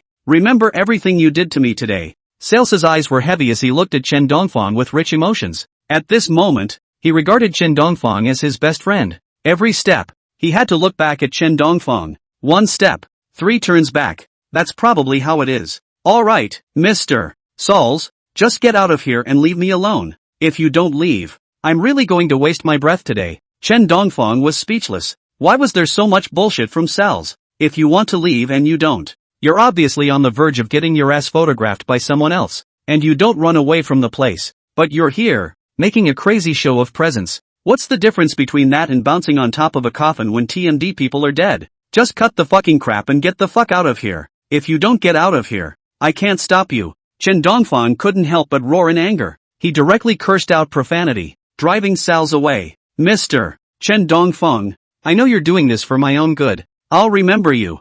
Don't worry, I'll definitely repay you. I've never seen someone as great as you, sacrificing yourself to fulfill others. You're almost like an angel. SARS lamented, and began to boast again, walking 2 tenths slower as reporters frantically took pictures of him, who was, at the moment, halfway to leaving the gate. Fuck off. Get the fuck out of here. I'm really going to curse if you don't. What the fuck do you look like doing now? Percent. Chen Dongfang began to output wildly. He really can't understand why. Why would there be such a stupid person? Obviously others have already hit the door, but still fucking here to talk endlessly. And fucking and lifelong did not say the words of the chatterbox like, is less say a word will die? Okay, I'm off. Mr. Chen Dongfang. SARS really walked away this time. He could see that Chen Dongfang seemed to be really angry, having already scolded him, and in such an unpleasant manner. But he didn't get angry because Chen Dongfang was his friend. No matter how hard Chen Dongfang cursed, he treated Chen Dongfang as a friend. And as a friend is not going to be angry. Such a little thing. Not just scolding their parents? What's the big deal? Scolding, feel free to curse, as a confidant Chen Dongfang, in his eyes, is not much more important than his already dead father. Soon enough, SARS ran out, and as he did, drops and drops of yellow soup fell from the inside of his ass, even mixed with some thin, dry, something that looked like shit. Why say, something that looks like shit? Because the crowd wasn't sure if that thing was shit or not. We must have dedication for the sake of science, and we must uphold truthfulness in our reporting. So let me identify if this thing is shit or not. Suddenly, a stick-flavored reporter, of his own accord, stepped forward and glued his hand to the yellow soup that had fallen to the ground. He put his finger in the assignment and then savored it. His eyes were full of intoxication and indulgence, and it took him a long time before he pulled his fingers out of the zouet. Then, in a very serious tone, he said, If I'm not mistaken, SARS must have been eating eggs and beef for the past 2 days. And his shit contains the flavor of that stuff. This is all you can eat. Chen Dongfang froze for a moment. Finally, a wave of nausea pavilion welled up from the stomach. Which TMD? What a guy. This is. Chen Dongfang felt nauseous and wanted to vomit. This was just too perverted. Sal's he had thought was a dragon among men. But the reporter from the stick country made him realize what talent is. It made him realize what it means to be a real man. A man among men, who dares to do anything for his job. Holy shit, it's worthy of a stick. This is just too perverted. But this dedication of his has shaken me up as a whole. I've never seen someone so dedicated to use their mouth to try. Vomit. Stick. Stick. Worthy of being a reporter of the stick country. Dare to report anything, even by example. To try to do those things. The reporter of the stick country is my idol. If you ask me, a reporter in a stick country can truly be called a reporter. He did all these things. I bet no one dares to do it. Whoever dares to do it, I'll take the initiative to write a report for him. Specializing in him, he's my idol. The idol of our journalist community. Stick. It's just amazing. I haven't seen anyone more dedicated than Stick so far. Is he on ecstasy? Even this kind of thing dare to do. Vomit. I can't. Just looking at it makes me dry heave. It's so disgusting. I can't watch it at all. What the reporter did when he came over had the crowd in an uproar. After all, taking the initiative to try SARS farts, and taking SARS farts, and tasting it with your index finger, is pretty bombastic, even in the context of history. I can only say that it is worthy of the stick. In terms of perversion, this aspect even if the small days of inferior a little bit, if you have to compare, maybe only small days of the tram series can be compared with the stick. One by one, the reporters dry heaved when they saw the stick in action. They couldn't help but feel a wave of retching and wanting to vomit just by seeing the stick do that. That double disgust from both physical and mental nature made their entire being uncomfortable. With yellow, soupy, yellow liquid. Just thinking about that image makes you shudder. Luckily, the reporter from the stick country saved my life. Otherwise, I would have been planted here today. If they took too many pictures, then my reputation for a lifetime would be ruined. And Mr. Chen Dongfang, he's really a good person. Sal's walked into the restroom. He constantly lamented. Just now if not Chen Dongfang stopped those reporters. Let him be photographed right in the face will be dead. Also, if it wasn't for the reporter from the stick country, making that move of actively trying, he'd be dead too. To summarize, these two men are his saviors. Of course, he was most thankful to Chen Dongfang, because Chen Dongfang originally had a grudge against him, but was able to take the initiative to tolerate him. What a noble quality. Chen Dongfang had really inherited the fine traditional cultural qualities of the Xia people. This is the moment when Sauls becomes a cultural fan of the great flower grower. He even developed an idea that as soon as he went back, he was going to travel to the summer country and then settle in the summer country. He wanted to be friends with Chen Dongfang, the kind of friends who were really friends. But before that, I need to keep myself safe.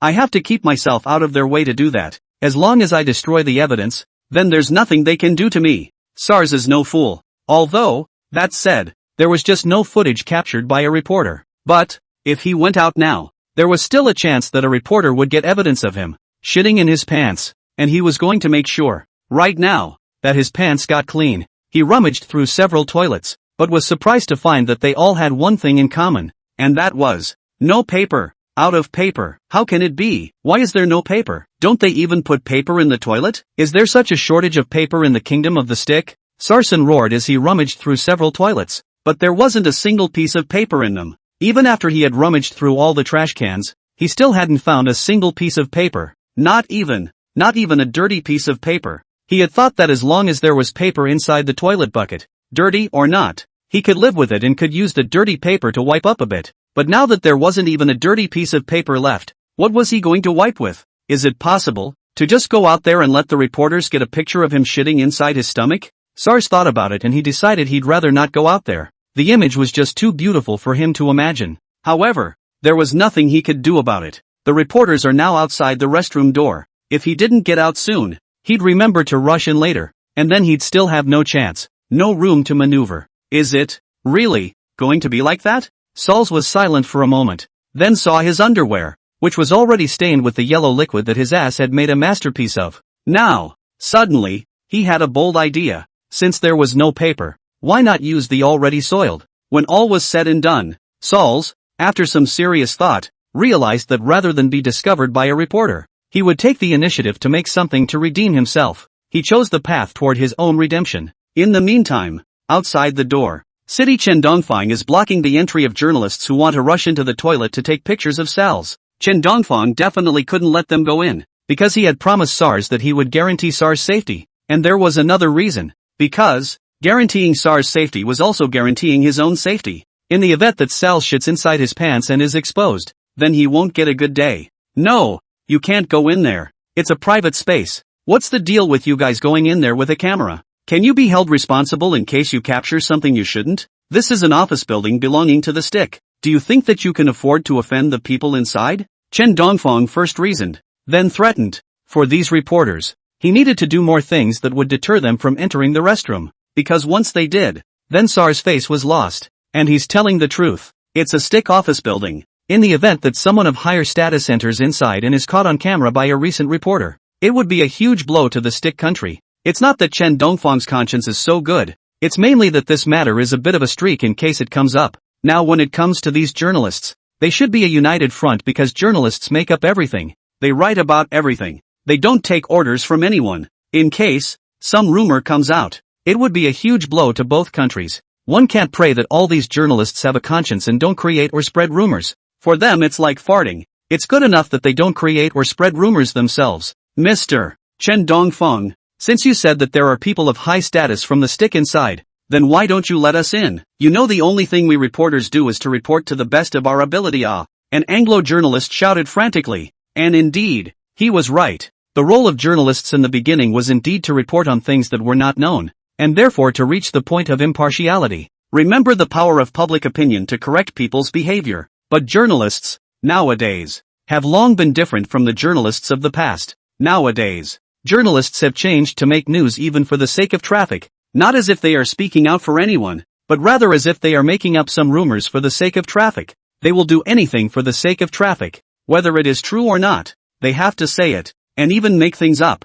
Long gone is the spirit of seeking truth from facts. In general, they don't tell the truth. They don't tell the truth. They only tell falsehoods designed to cause provocations on both sides of the fence. And they tell whatever they can to cause a fight. In short, you can't go in. What have you said yourselves? Don't you have any pussy? Think about what you guys report every day. Do you think there's any truth in what you guys report? If you guys they have a bit of truthfulness, I won't even stop you. And what makes you say that I won't let you in if you want to? I won't let you in if you want to. I won't let you in if you want to. It's all about our rights. Who are you to demand that of me? Don't think of tying me down with things, okay? Who are you to, by that, assume my decision? Chen Dongfang directly used the big trick he learned. His phrase off the top of his head. What makes you assume my gender? This is a new technique learned from the beautiful country. He has updated the international service version, so-called fighting fire with fire. Didn't the reporters say they had the right to speak? Then Chen Dongfang also said that he has the right to be able to keep them out. Your rights can't exceed my rights,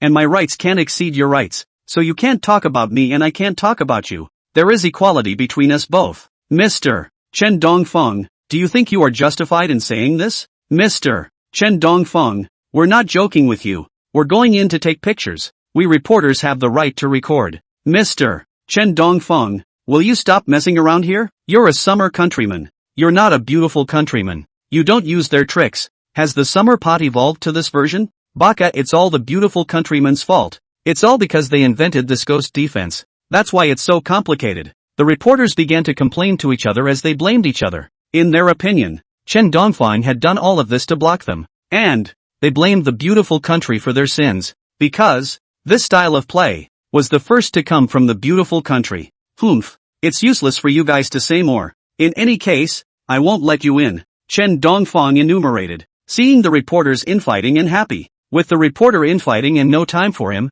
he'd be able to buy more time. And Sauls would have more time for a solution. And as long as Sauls could solve the problem, everything would be fine. Meanwhile, SARS is working on his own problems. In his hand he tugged on a rag cloth. I shouldn't say rag. It was actually his underwear. His pants had just been converted into a rag he used to wipe his ass. That's right. Sauls has converted his underwear into a rag. And all simply because there is no paper in the toilet. Not even a dirty one. And the only way he can wipe his ass is with his own underwear. Of course, he could actually wipe it with his own pants. But he still had to wear pants. And if he wiped with them, then he wouldn't have any pants to wear. And he still wouldn't be able to escape. Then, from the reporters taking pictures. Also, not wearing pants, and shitting inside your pants are two concepts. Not wearing pants would be treated like a pervert, and shitting inside your pants would be treated like mental dementia, neither of which is what he wants. At the moment, SARS just wanted to get away from this brawling toilet, but he was only thinking.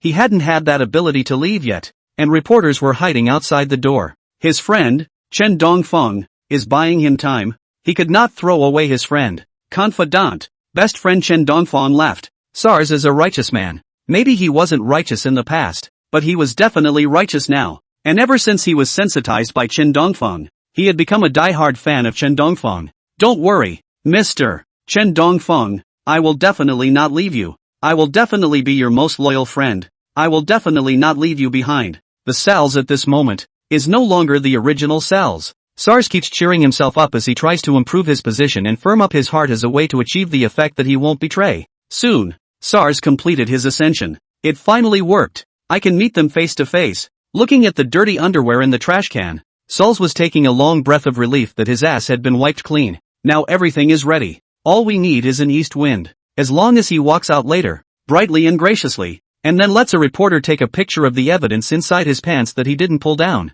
he'll be out of here and give a generous account of himself. The important thing is not whether there is evidence or not. The important thing is to make others believe. As long as there is no evidence, with the energy of the beautiful country, even if it is true, it can be said to be false. Black can be said to be white. Besides, SARS was their diplomat, and there was no way they wouldn't protect SARS. Because, to protect SARS is to protect your own face. To protect the face of SARS is to protect your dignity. There is no way the beautiful country will let anyone trample on his dignity. SARS grinned. The moment. The advantage is in me. SARS right now would be the equivalent of 1,000,000 to 600,000. A complete big advantage. Even if he just stood around and didn't command anything, he'd win. And the reporters couldn't do anything with him.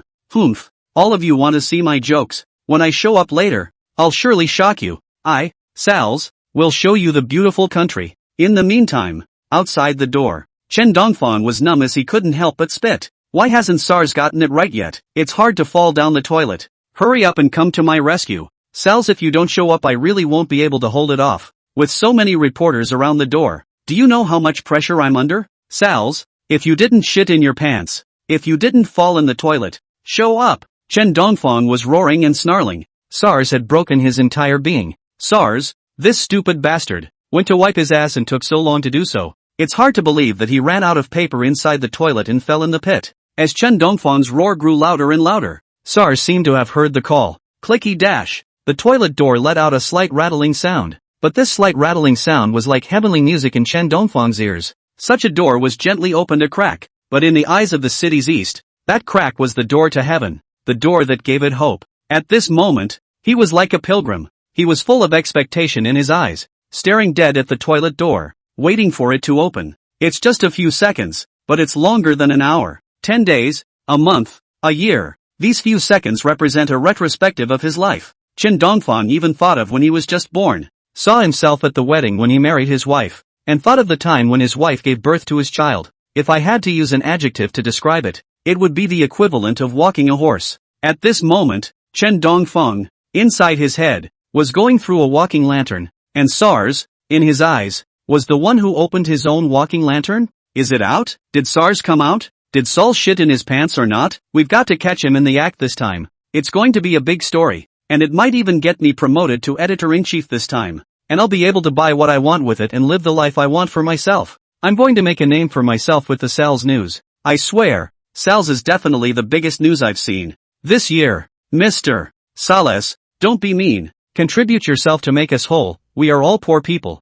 And what a wonderful virtue it is for you to contribute yourself to make us whole. The reporters had a maniacal look in their eyes as they tried to get a shot of, well, evidence of SARS shitting inside his pants. This is their hope to become gods. This is their hope to be promoted to editor-in-chief. This is their hope to live a good life. At this moment, SARS became a god in the eyes of the crowd. SARS enjoyed the adoration as he stood at the door of the restroom, quietly waiting, the attention of the crowd eyeing the godlike gaze. At this moment, SARS, it is, the god of all. Are you guys waiting for me? You guys want to see my joke? I'm telling you guys there's no chance of that. No one can see my jokes. SARS roared and growled out, his eyes full of confidence. The SARS at this moment was like a heavenly god that had come out of the world. and it represented everyone's gaze, everyone's desire, and everyone's expectations. Reporters are eager to get a shot of his dark story as a way to discredit Murray Nation, as a way to get births, families, more fame, and money. Chen Dongfang longed for SARS to come to his rescue and block the images of these reporters taking pictures, which could help him draw some fire. The watermelon crowd is eager for SARS to show up and ignite this powder keg. They want to watch the fun. The more fun the better. The bigger things get the better. They'll do anything as long as they get to watch the fun anyway. Didn't you guys want me to show up? Now that I've shown up, look at my ass. Do I still have shit in it? I'm telling you guys, I didn't shit in my ass. I'm not worshipping old man, that's senile dementia. Sauls laughed rampantly. Ass wipers are so hardcore that he didn't hesitate to glare at the reporters and showed his ass to them as they took pictures back and forth. Sure enough, Sauls doesn't have a bit of shit on top of his ass. It's not like Sauls doesn't have shit on his ass. He just wipes it clean, and we caught Sauls wiping his ass. Yeah. Sauls has already shit in his ass. It's just that he's using something else to hide the truth that he's shitting in his ass, and the pictures we have are the proof. We must poke Sauls for the hypocrite he is. Mr. Sauls, can you tell us why you have to hide when you shit inside your ass? We're just trying to take a picture. We're just asking for truthful confirmation. We don't mean any harm. Yeah, Mr. Sauls, what has happened? We all know that it can't be undone. So let's come together and witness the truth. And only by witnessing the truth can we move on to a better tomorrow. Mr. Sauls, hurry up and admit this thing about you shitting inside your ass. We'll only be happy if you do. And anyway, even if you don't, we've got a way of getting you to admit it. The reporters didn't let Sauls off the hook just because Sauls didn't shit inside his ass. And in their eyes, it didn't matter if Sauls did or didn't shit inside his ass. As long as they got a picture of it, Sauls was shitting inside his ass. As for the truth, does it matter? It doesn't matter at all. The truth is what they say and the truth is what they do. Whether or not Sauls was wrongly accused or not had nothing to do with him. All they had to do was restore a truth that they thought was the truth. That everyone thought was the truth. 3 men make a tiger, and all mouths are made of gold. As long as everyone thinks it's true, then the thing is true. And as long as everyone thinks the thing is false, then the thing is false. This is the situation Sarson is facing now. Everyone wants him to shit inside his ass. Then, even if he didn't, he did. So it's not just these journalists that Salas is facing now. It's all of his enemies. He has another teammate, Chen Dongfang. However, Chen Dongfang couldn't do much to help, and he was now unable to protect himself, so he could only watch from the sidelines. Of course, apart from Chen Dongfang, he also had a teammate, and that was Beautiful Country. Unfortunately, the Beautiful Country is far away and doesn't help SARS, but instead, because of the identity of the Beautiful Country, even if it's black, it's still going to be white. No, you can't do that. You're wronging me like that.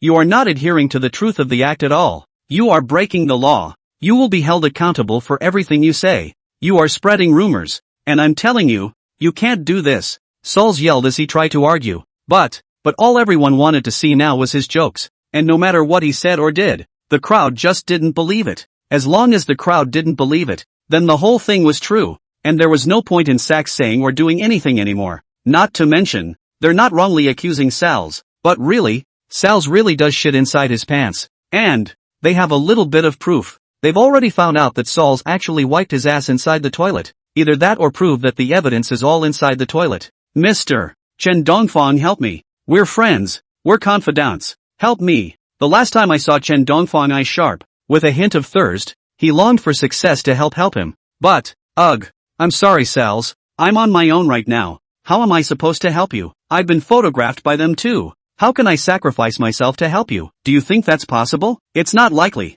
is it? And it's not like they don't have any evidence at all. They have evidence that you shat in your pants at this event and smoked all the other diplomatic envoys. They have evidence of all of it. You can't get away with it anymore, you know. Chen Dongfang explained to the pair in a whisper. Then his voice slowly became normal. He told SARS the truth. No matter what SARS did, in the end, it could not change the fact that SARS had become a scapegoat. Because these reporters can't be empty-handed. Because they need a scapegoat to ensure the smooth distribution of their news. And that person obviously can't be Chen Dongfang, or those diplomatic envoys lying on their sick beds. Then there's only one person. SARS. Only Sachs meets that criteria. And this whole thing was caused by Sauls. It was all in the pants that Sauls shit and that caused everyone to pass out. So it's safe to say that it's closely tied to Sauls. As unethical as journalists are, as shameless as they are in their actions, and as much as they like to distort the truth, they didn't wrong SARS in this case. it was all caused by SARS. If there is no SARS, then this kind of diplomatic envoy activities, everything can go smoothly. But with SARS after all this will not work. A fart smoked over half of the diplomatic envoys, but also let the Rod country's acting Moon Jae-young, the whole person lying in a hospital bed. I'm sorry SARS, you might as well accept the fact that you don't have a chance to fight back. It's the big picture and you know it. I don't want it to be like this, but Chen Dongfang sighed helplessly and eventually chose to tell SARS the truth. No matter what he did, he would not be able to get rid of it in the end, being used as a scapegoat by this group of people. Rather than that, it was better to accept it with peace of mind. This also leaves a little more face on the face, and these reporters are able to go lighter, and the more they resist the more they like it. Only by acting docile, they will instead lose interest and not come down so hard. It's kind of one of the arts of conceding that the sooner you concede, the less others take you seriously and the more relaxed they are with you. Mr. Chen Dongfeng, do I really have no chance now? You know that I didn't shit in my pants. This is all because they framed me. You know that right?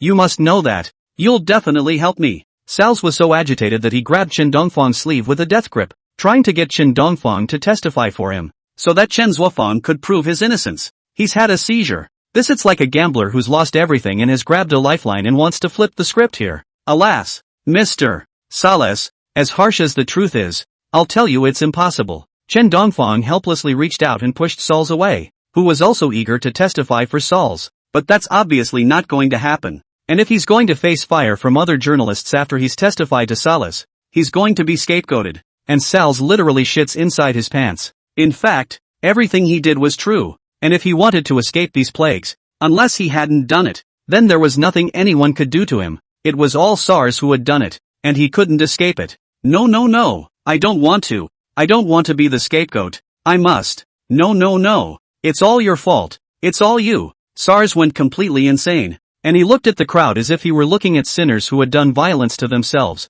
Suddenly, he seemed to think of something. What do you want? Let me tell you. If you hold me hostage, you will be photographed, and by then, both of us will be finished, so you'd better let go of me, and both of us can still continue to talk. Suddenly, Sals grabs a reporter as he tries to run out of here, holding the marker hostage. When the time comes, as long as he destroys all the photos, the beautiful country will naturally take care of everything for him. Mr. Sals might as well calm down. You're only going to push yourself into the abyss and it won't help you in any way. I think you still need to calm down. Chen Dongfang was on the side to dissuade him. He still didn't want to see SARS, the whole person, fall into the abyss, being used as a scapegoat by these people, but there was nothing he could do about it. He could only remind like this again. Mr. Chen Dongfeng, I don't want to, but they are bullying me too much. I have no way out at all. Rather than being used as a scapegoat by them, I would rather spell out a way out. Isn't there an old saying in Xia? People will win, as long as they have the guts. Sadako takes a long vacation.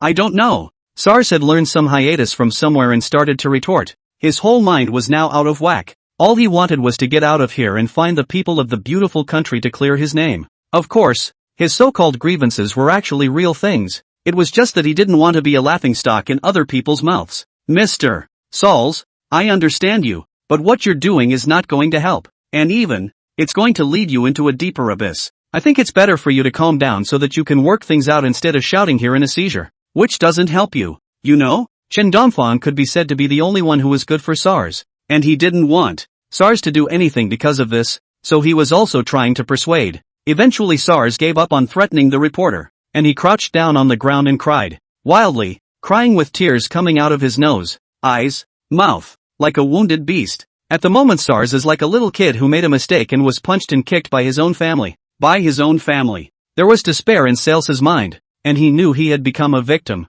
He could not resist, he could only weep and cry and express himself silently. This is the pain of being in a foreign country, because it is not in her own country, so that she is bullied by other people. If it is in her own country, other people will surely not dare to bully her. These reporters do not even dare to fart. But unfortunately, at this moment, SARS was in the stick country, not in the beautiful country, so he could only passively accept it all. Becoming a victim in someone else's mouth, a tool in someone else's hands that could be discarded at will. I'm sorry for your loss SARS, you know it's all true. You can't hide from this, so take it in peace. The only way to reconcile with yourself is to take it in peace. I know you're in pain but don't hurt just yet. Chen Dongfang patted Sarsen's shoulder and spoke in a low, comforting tone. He knows Sals is keen to break the clinch but alas, SARS can't because he's not in his own country. So no matter what he does, he's going to be stopped by someone else. He has to be the scapegoat. He has to be a tool in someone else's hands. Even if Sauls hadn't done anything, he'd still have to suffer through this.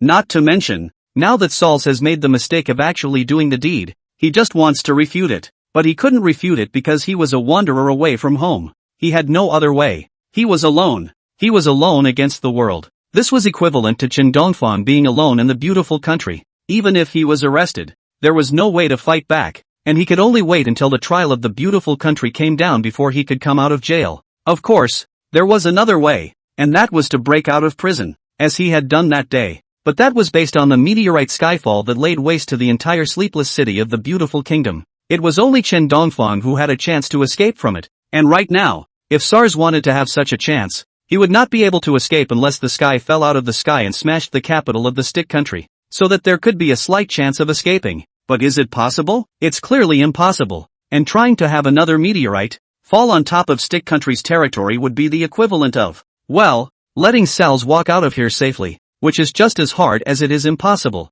Mr. SARS, stop crying and come with us. We need you to cooperate with us in our investigation to see if you are intentionally framing our group of diplomatic envoys. If we can determine that you are innocent, we will give up our ego. But if we find out that you are intentionally, Soon after, a group of police department men came and took SARS away. Their words realistic. SARS looked at them with a face of despair. He turned his head to look at Chen Dongfang again. His eyes were filled with longing, but he no longer had the signal to call for help, because he knew that Chen Dongfang could not save him now. Alas, it's not that I don't want to save you, but it's really me, and there's no way. If I could save you, I would have taught you long ago, but it's really true. I have no way at all in the stick country. Chen Dongfang sighed, and then turned his head to stop looking at SARS, because now he is also difficult to protect himself. Later he will also be passed through the police booth's investigation. Instead of saving SARS, it is the right way to think about how to protect himself first. Chen Dongfang also began to think for himself. He knew that these people will not let go, now able to take the opportunity to take him, because he is a summer country people. The stick country has always had friction with the summer country. After all, has always been when the summer country's dog also want to retaliate back. After all, now the owner of the stick country has become the beautiful country, and the summer country is the former owner. He naturally has to hiss at the summer country to express his loyalty to the beautiful country. This may be the sadness of the stick country. No matter what, no matter how bullish, ultimately cannot escape to be a dog's fate. He believed that stickman didn't want to be a dog. After all, how could a person, if he could be a human being, then choose to be a dog? All of them have no choice but to go and choose to be a dog. And the stick country is obviously because of this reason. They have no way to fight back. So that's why they say they go to be a dog. Whether it's a dog for the summer country or a dog for the beautiful country. In the end, they all end up being a dog. Pathetic and pitiful. But then again, poor people will be hateful. Although the stick country do dog, but there is nothing to be pitied. He has been on the summer country to carry out all kinds of bitchy, although there is nothing to use, but also to the summer country to cause ominous trouble, and very annoying. Chen Dongfang, if he can, he absolutely will not be soft, will definitely let the stick country know what is called the real pain. Mr. Chen Dongfang, please go with us to investigate. If we are sure that there is no problem with you, we will also let you go. We know that you might be a victim in this incident as well, but there is no way around it. You are still standing. So that is why we need to see if you have been involved in this matter or not, and we will give you a clean bill of health. Please trust us. Not long ago, the police department people came to find Chen Dongfang's trouble. They directly handcuffed Chen Dongfang. Even do not give Chen Dongfang a chance to explain, although the words are very polite, but the action is very unbelievable. Instead, Chen Dongfang, as a prisoner to see, Chen Dongfang no. This is their differentiation of their own, because he is a summer country people. So the stick country want to retaliate on him. Chen Dongfang was not afraid in the slightest. Instead, he stared at them without fear, knowing that now was not the time to fight with them. However, he didn't want to lose face in front of them either, and remained unassuming. Even if you hold me, I still have to cry out silently, still have to resist silently. What can you make me do? What can you do to me? Do you still have the guts to kill me? Chen Dongfang is aiming at their psychology. As long as you don't dare to kill me, I dare to do the opposite to you. Anyway, as long as the life is still there, what I dare to do is to suffer a little bit. Even if I suffer a little bit, I don't want to lose my own country's philosophy. Why are Chen Dongfang's bones so hard? It's not because he has any lofty ideals, let alone how firm his heart is. Or because he thinks about what? What? How? How? Simply because the state gave him 9 insurance policies and 2 pensions, and also gave him an annual salary of $400,000, and also gave him a job placement every year, free medical care, and all sorts of benefits, which compelled him to believe. He knew that he couldn't take so much money for nothing. So, he said, he was undaunted. With so much money, even if he was asked to sell his life, not to mention, to suffer a little bit, instead of losing face to the country outside, he should fight back fiercely, so that when he returns to his country, he can still have some backbone, he can still brag, and he can still have some face. If he concedes now, when he goes back, he will be poked at by other people's spine. This is the backbone of Chen Dongfang. This is the choice of Chen Dongfang. This is what Chen Dongfang has done. Chen Dongfang, the person who is the hardest is the backbone. The strongest is the backbone. Of course, instead of saying that Chen Dongfang has a backbone, might as well say that they are really giving too much. So much money. TMD. Even if it's a dog, you can train it to be a military dog. Chen Dongfang felt that it was necessary for him to be hard. She's the only man whose backbone is harder than his bones. He knew that he would surely be sung by others in the future. It would surely become a legend and everyone would worship him and honor him. Why? Because he has hard bones. And what the world lacks most is people with hard bones. Everyone will worship a man with a backbone, not a coward. Mr. Chen Dongfang, please go back with us. We don't want to get rough. What we know, you are the one who has been under. We don't want to say anything more to you. You taking on your own identity is a threat to our country. The man at the police booth didn't talk nonsense and directly threatened Chen Dongfang. Let Chen Dongfang go back with them. If they resist, they will let Chen Dongfang know what it means to violently enforce the law and what it means to have no choice but to let Chen Dongfang know that they are not vegetarians either. Aha, okay, I'll go back with you guys. Don't worry, I absolutely won't resist you at all.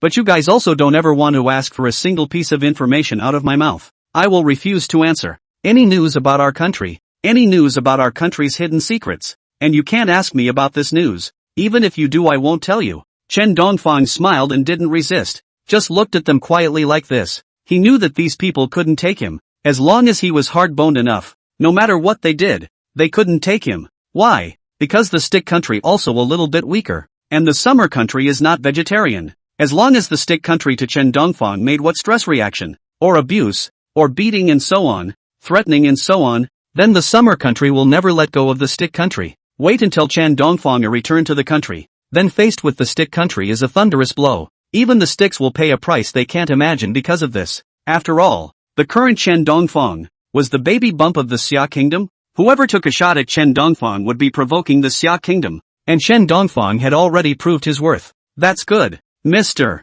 Chen Dongfang, please go back with us. On the way, please be quiet and don't react in any stressful way. Otherwise we can't guarantee that we can guarantee your safety. You have to know that your identity is not ordinary. The people from the police department had a haughty face. It was true that they hadn't thought about it. They didn't want to do anything to Chen Dongfang. However, they didn't want to make Chen Dongfang feel better either. Although Chen Dongfang said that he came as a diplomatic envoy, to them, this identity of Chen Dongfang not only could not protect his safety, but instead, it was a reason for them to take action against Chen Dongfang. I hope you'll stay this tough. Come on, I'll follow you back. Chen Dongfang nodded and did not refute. Directly put his hands out for them to handcuff. Soon they started Chen Dongfang to leave. They walked downstairs and walked to where the stairs. You must be careful when you go down the stairs. You mustn't fall down. And you mustn't break your foot. The time when you go up the stairs is the easiest time to make a mistake. I'm just reminding you guys that you have to pay attention to your feet and watch your step.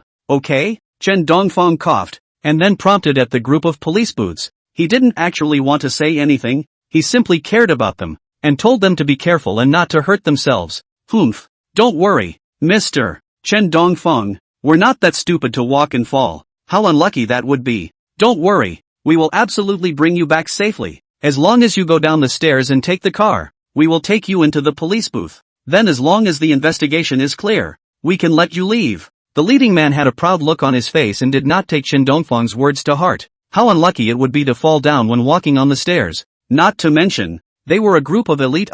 If they were so unlucky, what about the others? Wouldn't they be even more unlucky? Plus, it's not really that hard to go down the stairs. It's just a matter of not stepping on the air and paying attention to their feet. And they were able to get down this staircase easily. As I said, you must be careful. You must not be careless. No matter what you do, you must be cautious and cautious again. If you don't listen to me, you will probably have bad luck. Oh, Chen Dongfang reminded again. This time his tone was a lot milder. He even made a warning gesture towards them. But unfortunately, these people didn't take his words to heart at all. Instead they looked at him with a proud face. This group of people were a bunch of proud and arrogant guys. They didn't take Chen Dongfang's words to heart at all. Instead, there was a faint wave of hatred. Even, they doubted Chen Dongfang's brain. Was there something wrong with it? Even such a small thing had to be reminded. Really think they were a group of children who had just grown up? Besides, going down the stairs was something even a child could do, let alone an elite group of them.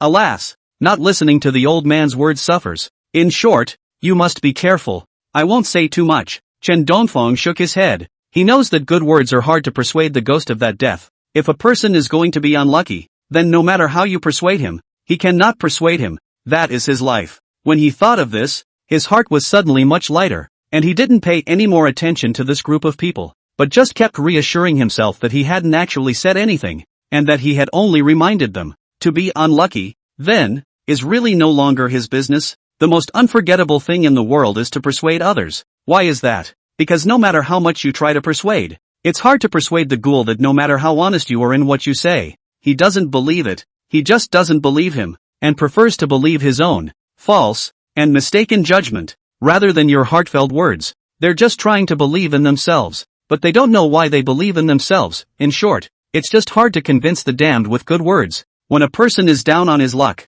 no matter what you say, it is useless. That is his destiny, and there is only one thing to do to succeed in this, and that is to let go of the helping plot and respect the destiny of others. As we all know, the people of Xia have a special feeling, that is, to be a teacher, like to be a teacher to others, to give advice to others, especially when others hear your advice, and do the right thing. There will be a great sense of satisfaction and fulfillment. Chen Dongfang obviously also has this kind of hobby, but he did not do so, because he has persuaded, cannot be persuaded again. A person, do the most important thing, that is to have a sense of distance. Since they are looking for death, let them die. It does not matter. It should be bad luck. It should be his. He cannot hide from it in his life. Now hide from it. In the future also cannot hide from it. Oh, you think you can hide it from me? I'll tell you what. I'm just going to go down from here. So what? Nothing at all. Do you think anything will happen to me? It's just your imagination. The leading captain didn't believe it at all.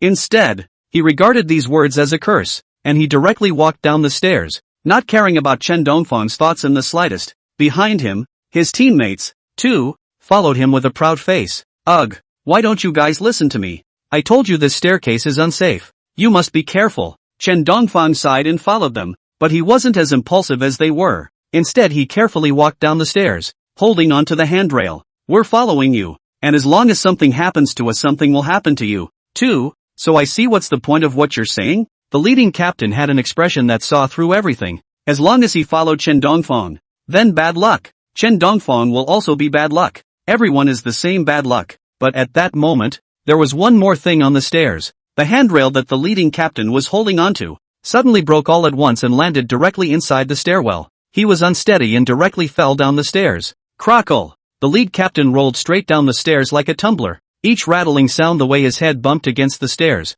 the thud representing the sound of his brain shattering. Ouch, ouch, ouch. Who can tell me in the end is why how can this staircase suddenly break this staircase handrail? Is it Tofu Dregs engineering? I must report. After the lead captain fell down, his head kept bumping against the stairs, and even when he rolled down a floor, he didn't stop, but went on to the next floor. Each collision was accompanied by a shout, and each shout was accompanied by a roar from him. At the moment, his entire body is numb. How the staircase will suddenly break down he really cannot think of. It is iron. Alas, I told you, don't listen to the old man's words to suffer in front of you. Now well, didn't listen to my words and directly dropped you down. I don't know if there's anything wrong. What should I do if I accidentally break a bone? Chen Dongfang sighed, then looked at the leading captain with some pity. Well, I don't need a word from you. I'll tell you what. I wouldn't listen to a word from you even if I fell to my death from here. You're just talking crap. What you're saying is a curse. The lead captain was still roaring as he continued to roll down the hill, trying to stop and brace himself with his hands a little at a time. Snap, click, pain, pain, pain. But apparently the lead captain didn't get to stop that easily, and he made contact with the stairs and continued to roll because of the break, and because his body was so heavy. His hands were pulling directly against his own body, and at the moment, he had not only fallen down the hallway and suffered a concussion, but he was also a fracture patient. This leading captain is like a man favored by the gods of mold. He actually wanted to stop, but there was no way he could. He simply couldn't. At the moment he was being pulled along by the gravity of the stairs. Unless he could violate the rules of the world, violate physics, he could never stop. And at the moment he was like a perpetual motion machine. Rolling down the stairs brings out the inertial force, which then continues to carry him down the stairs, and so on, making a closed loop. How come this person just won't listen to advice anymore? I've said it all. Don't listen to the old man's words and suffer. If you listened to me earlier, why would you be so miserable? Chen Dongfang sighed. Then the speed of descending the stairs became slower and slower. He would also be afraid of rolling down. If he rolled down, it would be a full body fracture, and he didn't want to be the first person to fall down the stairs and get a full body fracture. Humph. Don't be arrogant. I told you it was just an accident. Will you fall once and then fall a second time? Yeah, we don't have to be afraid at all. He's just lucky that he accidentally got it right. The two investigators were constantly cheering themselves up as they held onto the stair railing as they descended the stairs. Both of them tried to conquer their fear, but fear isn't so easy to conquer, especially after they couldn't see their seniors fall. However, for the sake of the investigators' honor, and in order not to let Chen Dongfang look down on the investigators, they still chose to go down the stairs. Since you can choose to go down the stairs, I'll choose to go down the elevator. After all, it's best to go both ways. One for each, and I need to confirm if it's true, or not, that what he said was more bad luck. Take care of yourselves all. I'm off. I'm going to get the elevator. I'll be sure to call an ambulance for you when I get downstairs. The other investigator was obviously a bit of a wimp, and instead of choosing to take the stairs, he chose to have to take the elevator and avoid Chen Dongfang as a way to achieve a safe descent. He is smart. He thinks, so unlucky certainly, is into Chen Dongfang caused. Avoid Chen Dongfang. Can avoid bad luck. Coward. It's so disgraceful to our stick country. Want me to show you what it means to be a real samurai? Samurai? Why are you talking about samurai? Aren't samurai a specialty of the little cherry blossom country? Aren't we more humiliated this way? Hasiba, Simeon, when did samurai become a specialty of Sakura? There are samurai in both the Summer Kingdom and the Stick Kingdom. Both stick gullies are chatting, trying to come out and alleviate their fears for once. Satisfied, Chen Dongfang looked at them and nodded. Being able to do so proved that they were certainly not fools. Calmness is the most important quality of people who can do great things. Only calm down can clearly distinguish all kinds of problems. In this world, the heroes, the lords, or the people who can do great things, they are all able to remain unchanged in the face of Tarzan. In no time at all the two of them were walking down the stairs. Nothing at all happened when the two of them started. They were able to make it down the stairs safely, even without any accidents at all. But when halfway through the journey, they realized something was wrong. At first, as they walked, their shoes would fall off, their socks would fall off, and even their pants would scrape around the corners of the stairs and they would take a fall. Then halfway down the stairs, they would again find that the stair railing would just break every now and then, or else a pit would suddenly appear in the staircase, causing them to accidentally walk to the stairs and fall down. It didn't take long for the two to feel it. Real terror. The two seemed to see ghostly green lights in the stairwell, flashing on and off, as if someone was staring at them. They felt a chill down their backs. There can't be a ghost. How can there be? How can there be a ghost here? We're just going down a flight of stairs. The fat man was a little scared. He kept talking to try to get comfort. But unfortunately, the thin man was also scared. He didn't dare to talk at all. And when he saw a flash over here, he almost peed in fear directly. Why don't we just go back? Let's just go back to the elevator. I'm too scared. Look at this green light blinking like there's a ghost. I think we'd better be careful, lest something happens that's not good. We're only paid for a month. A few $100 or a few $1,000. Why do we have to work so hard? The thin man kept consoling himself and then turned his head to the fat man. He tried to take the fat man and leave together. In fact, he could leave alone if he wanted to, but unfortunately, he was so scared that he didn't dare to go at all alone, so he could only pull Fatty away with him and try to convince him to take the water. Well, I think you have a point.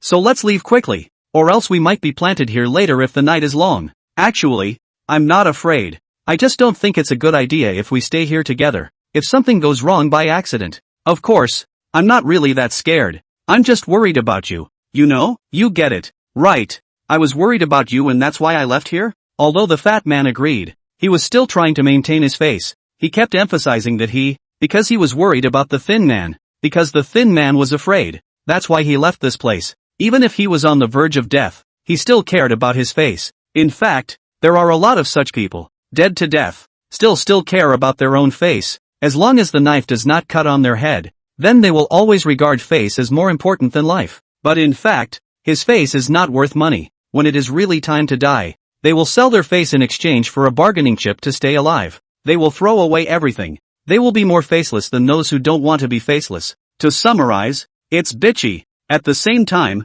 the middle-aged man who was doing the elevator was also following the elevator slowly down. He looked around the elevator. There is no problem. Cannot help but breathe a sigh of relief. Luckily, he didn't take the stairs, or else there's no telling what would have happened now. Not only would he have to go down 30 or so floors, but he could have fallen down the stairs. By then, in case of a fracture, fall a broken leg, fall off the body parts and so on, the police department will not necessarily give him reimbursement. There is the possibility of dismissal. Then not only a penny is not, but will cause himself to fall into a lifelong disability. How to calculate how to lose. He couldn't celebrate up the decision he had made. Ha ha ha ha ha. It's a good thing I was smart enough to take the elevator ahead of time. Otherwise, if I had followed those idiots up the stairs, I'm afraid I would have fallen to my death by now. And I don't know what happened to them. Although the middle-aged man was very pleased with himself, in his heart, he was actually still worried about his colleague. After all, having worked together for so long,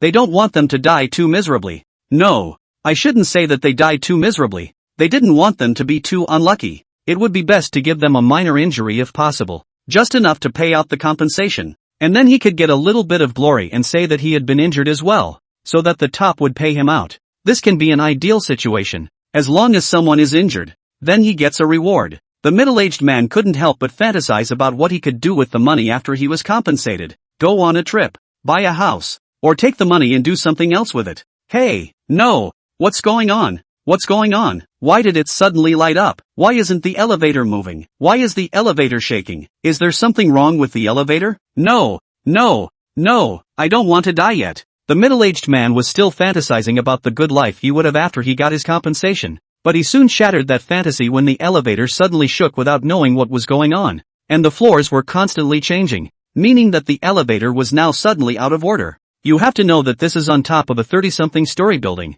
and it's simply impossible to survive if the elevator is out of order. I'm going to die. What about my wife and children? I wonder if I'll be compensated. The middle-aged man kept wailing. He stood in the middle of the elevator, not knowing what to do. In front of this kind of power, he didn't have the slightest chance to resist. This fear is a fear that stems from the lowest level of life, of reverence. It was only at this moment that the middle-aged man finally understood what death was. Before, he had never had a concept of this word. If he could do it again, he would never take the elevator. Under the scrutiny of many inspectors, Chen Dongfang smoothly descended the stairs, but he neither took the stairs nor the elevator, but used the elevator to come down. Yes, that's right, Chen Dongfang came down with a lift. It's a little hard to believe, but the story is true. Chen Dongfang, you're a diplomatic envoy of the Summer Kingdom, aren't you? I'd like to ask, those 3 investigators who were responsible for escorting you, where did they go? Did they all die? Are they still lazing around inside the building? Kim Jong-suk walked forward, looking at the unharmed Chen Dongfang.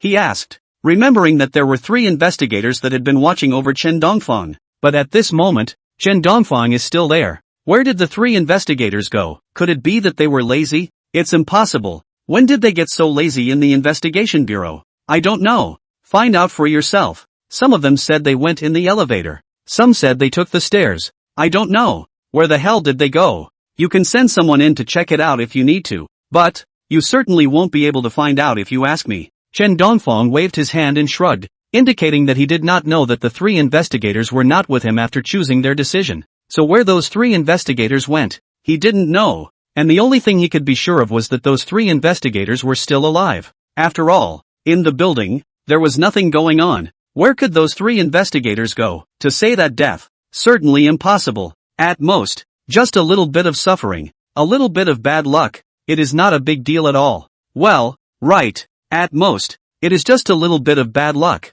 At least, in Chen Dongfang's opinion, it is just a little bit of bad luck. As for what the others thought, he didn't know. After all, the environment that Chen Dongfang grew up in, even if there was a fire, he would consider it a small matter. Unless one day, a satellite falls and just happens to hit him on the head. He'll think, wow, what an unlucky day. but it's only a momentary feeling, and soon he'll recover. Mr. Chen Dongfeng, do you really not know anything at all? No news at all? No clues at all? You don't want to see the 3 investigators injured because of you either. Tell me where they went. Kim Jong-suk had a serious and earnest face, looking at Chen Dongfeng with an expression full of scrutiny. He believes that it is because of Chen Dongfeng that the 3 investigators disappeared. However, he had no substantial evidence. He could only determine that 3 investigators had disappeared, but he did not know why the 3 investigators had disappeared. I really don't know. At that time, they left directly after they told me to separate. How could I know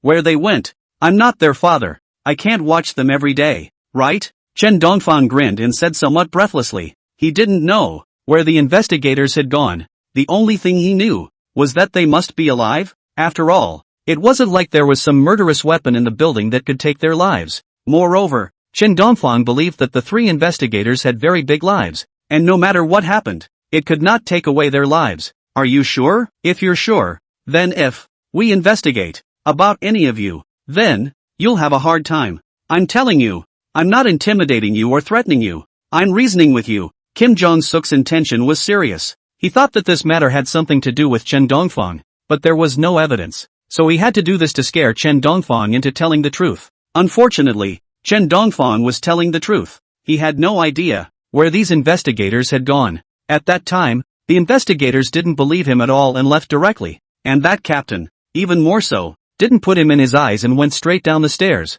almost being thrown into a concussion and comminuted fractures all over his body. At this, Chen Dongfeng expressed his regret, but there was nothing he could do other than express his regret. After all, he had said a long time ago that good words were hard to persuade. Damn the ghosts. He had already persuaded those people, but those people simply wouldn't listen to him. So what could he do? Alright, Mr. Chen Dongfeng, since you're so sure, then we'll leave. But if we investigate anything that you do to our investigators, to intimidate them, we will show you that our laws are not vegetarian. Kim Jong-suk nodded. Then, not knowing what to say, he directly led Chen Dongfeng away from the scene. He led Chen Dongfeng toward the car, and they sat in silence the whole way. However, although Kim Jong-suk didn't say anything, he was sizing up Chen Dongfeng, trying to find evidence of a crime from Chen Dongfeng's expression. But unfortunately, Chen Dongfeng didn't commit any crime at all, so he didn't find out any evidence about Chen Dongfeng's crime while being stared at by Chen Dongfeng.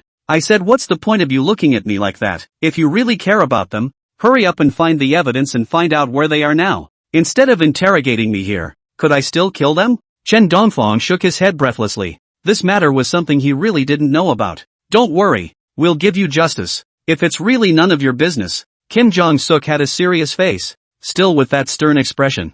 Only this time, he didn't just have that tone so fierce. Instead, his tone was a lot softer. He also knew that, thinking clearly, this matter might really have little to do with Chen Dongfeng's relationship. Ugh, that's right. It would have been better for everyone if you had done this earlier. Chen Dongfeng noticed Kim Jong-suk's transformation and then nodded. He was an honest man, never told a lie. 1 was 12 was 2. He would not admit what he had not done, and when he had done it, he would not run away from it. How is it that in this world, there is just no one who believes in a sincere person like him? Sincere people, instead, have to face more malicious it, instead of bad words. Others like to listen to his kind of loyal words, others do not like. I can only say that people are rational, but also emotional. They all like others to say good things, but they know that good things are lying to themselves, but they like it. Too contradictory. On the contrary, Chen Dongfeng does not have this kind of contradiction. He knows what kind of person he is. No matter what others say, he does not believe.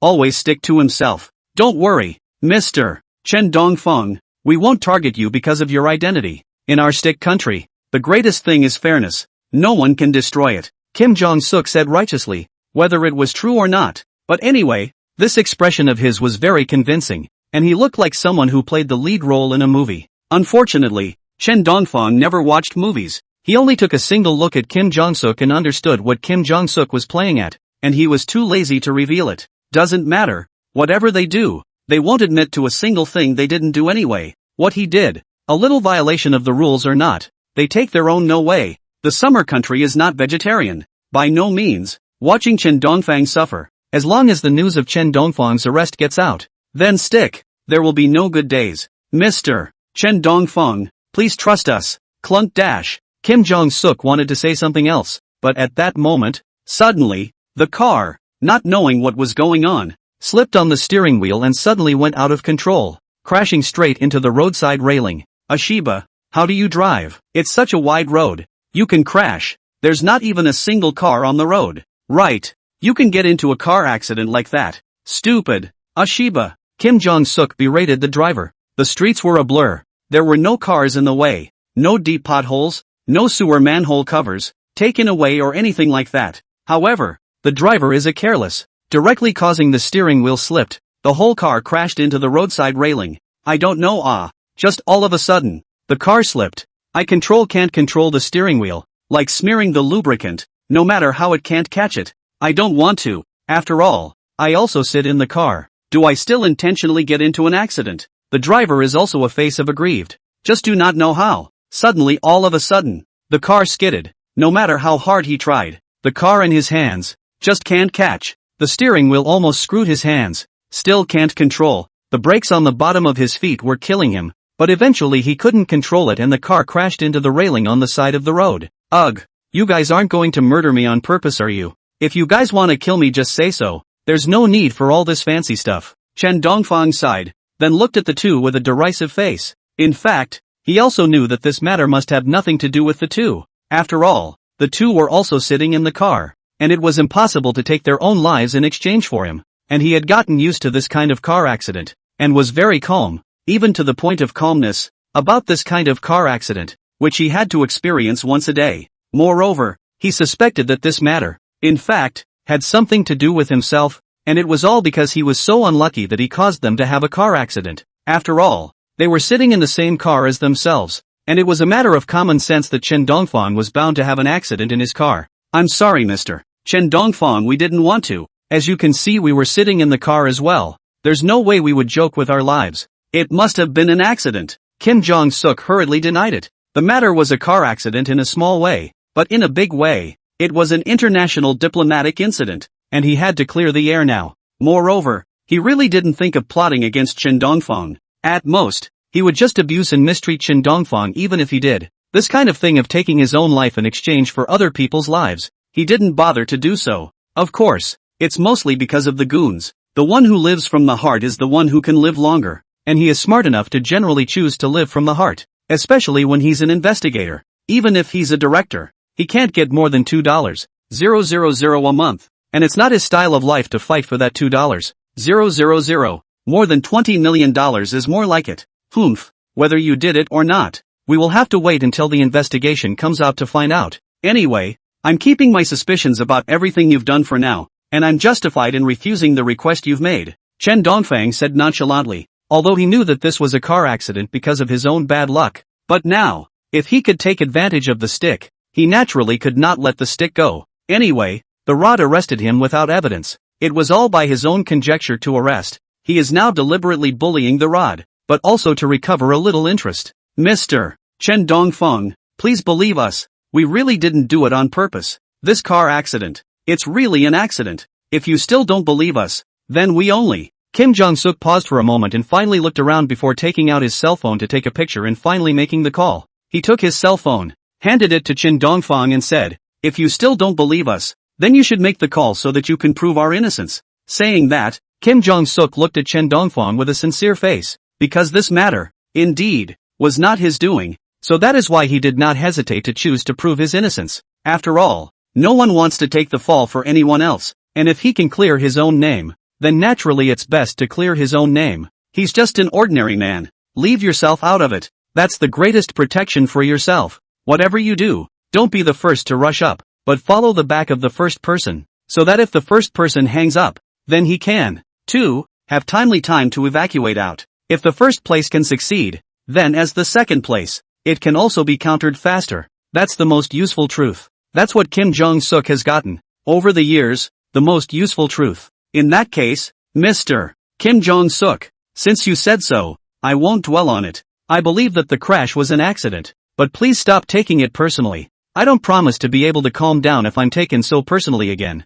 Chen Dongfang also chose to believe Kim Jong-suk, mainly because Kim Jong-suk didn't intentionally mess with him either. In other words, with Kim Jong-suk's little salary, Putting his life on the line for the sake of Chen Dongfang was really not worth it, even if it was just to take the blame. Unless Kim Jong-suk was out of his mind. But that was clearly impossible. Would Kim Jong-suk, a man who went to a high position, have a brain show? Unless his brain got water in it and ran in through his ears while taking a shower. Otherwise, he would never have made such a low-level mistake. Ahem, Mr. Chen Dongfang, don't worry, you help me. I'll help you. You trust me, and we won't intentionally make things difficult for you. Kim Jong-suk also got on board and didn't continue interrogating Chen Dongfang. Kim Jong-suk was still confused after his car accident because he could never figure out why he would get into a car accident even if he was driving such a flat car. But there was nothing he could do about it because the crash was not caused by anyone else but his driver. He couldn't blame it on Chen Dongfang, so he could only let Chen Dongfang take advantage of him.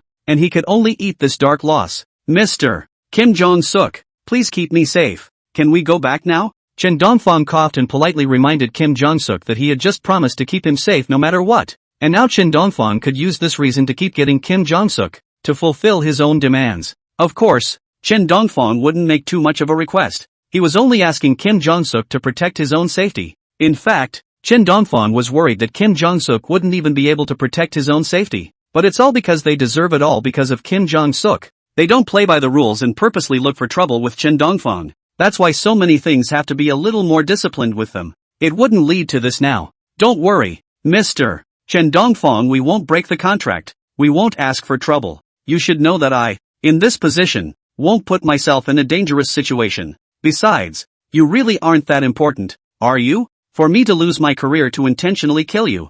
You think that might just be completely impossible, so you can rest assured, Mr. Chen Dongfang, that we definitely won't pose any threat to your life. At least I won't. What Kim Jong-suk said was hard to hear, but what he said was also the truth. There was no way he would lose his career for the sake of Chen Dongfang. So that meant that Chen Dongfang was completely at ease with Kim Jong-suk and wouldn't look for trouble with himself. After all, just a few $1,000s a month. And what to play life ah? Want his own future to change a thing that is simply impossible, no matter for whom is a loss. Even if Chen Dongfang died, it wouldn't do him any good. No one would do such a laborious thing. Only fools would. And for Kim Jong-suk to have gotten to this position, he's obviously not a stupid person. On the contrary, he's a very smart person. Well then, Mr. Kim Jong-suk hopes everything you say is true. What Principal Chen Dongfang said. In fact, he already believed in what Kim Jong-suk said. He just kept testing Kim Jong-suk, letting Kim Jong-suk make a promise to himself. If Kim Jong-suk made a promise to himself,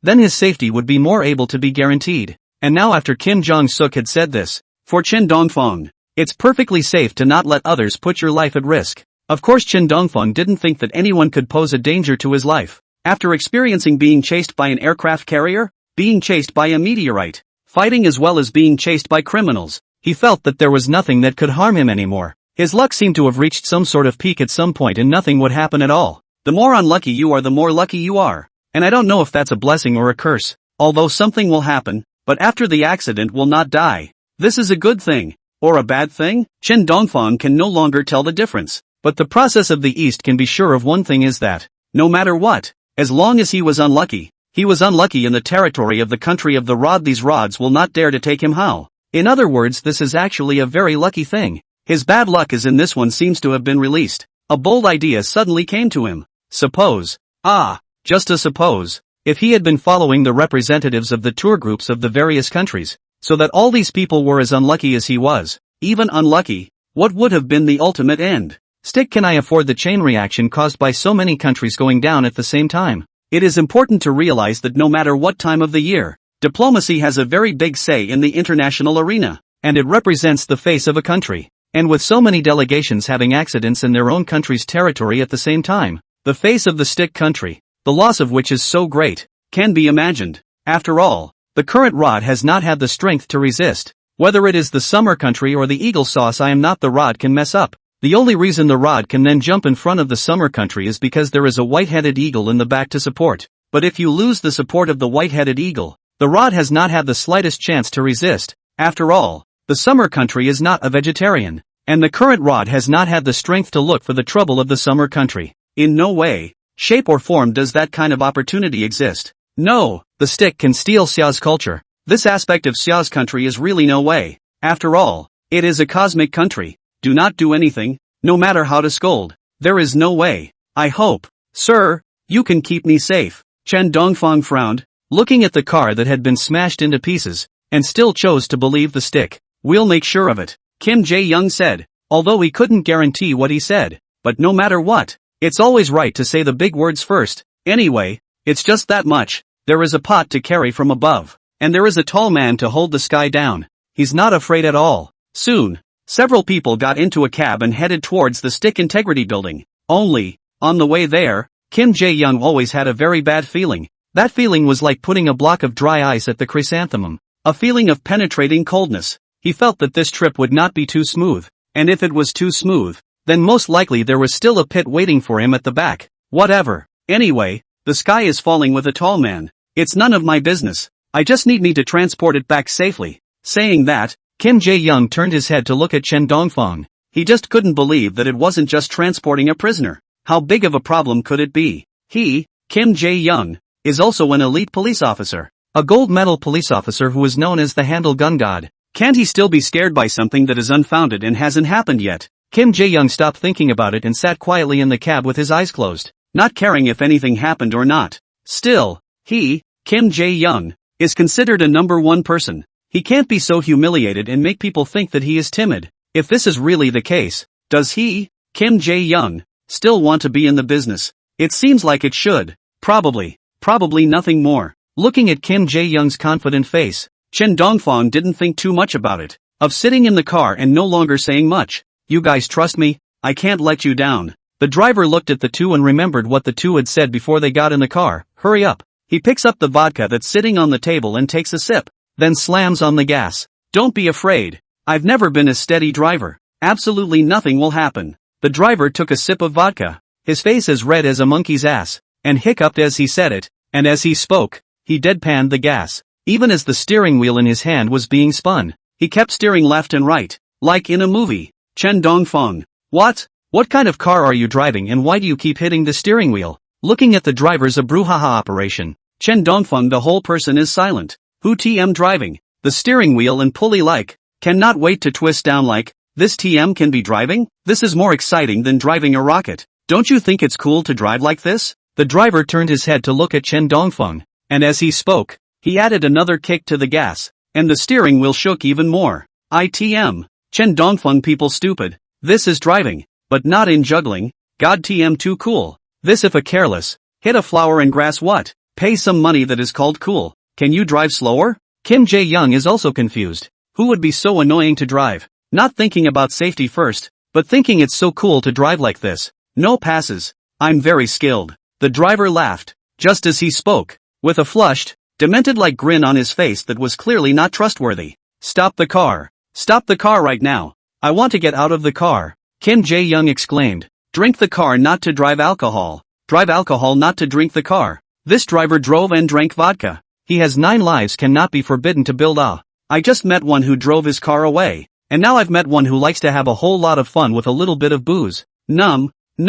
How can he meet any shit? This is also too outrageous. If he can start over, he must choose not to get on this thief car. Don't be afraid. If you don't trust me, don't you trust my skills? The driver said with a grin, saying that he poured another bottle of wine into his mouth. Kim Jae-young was silent. He was really silent, and for a moment he didn't even know what to say. After a long time, he came to say, I advise you to stop immediately or I will revoke your license. Ha ha ha, what are you laughing at? Kim Jae-young looked at the driver with a dumbfounded look on his face. I've said I'm going to revoke your driver's license, but you're still smiling so happily. This person is sick in the head. Driver's license? That has to be there to be revoked. The driver's smile grew wilder as he spoke, even with a hint of smugness. Kim Jae-young froze for a moment, then reacted with a fake smile on his face and asked stiffly, You mean, you don't have a driver's license? Speaking word for word, it was clear to see Kim Jae-young's inner struggle. Don't be afraid. I'm a veteran driver of several decades. Even if I don't have a license,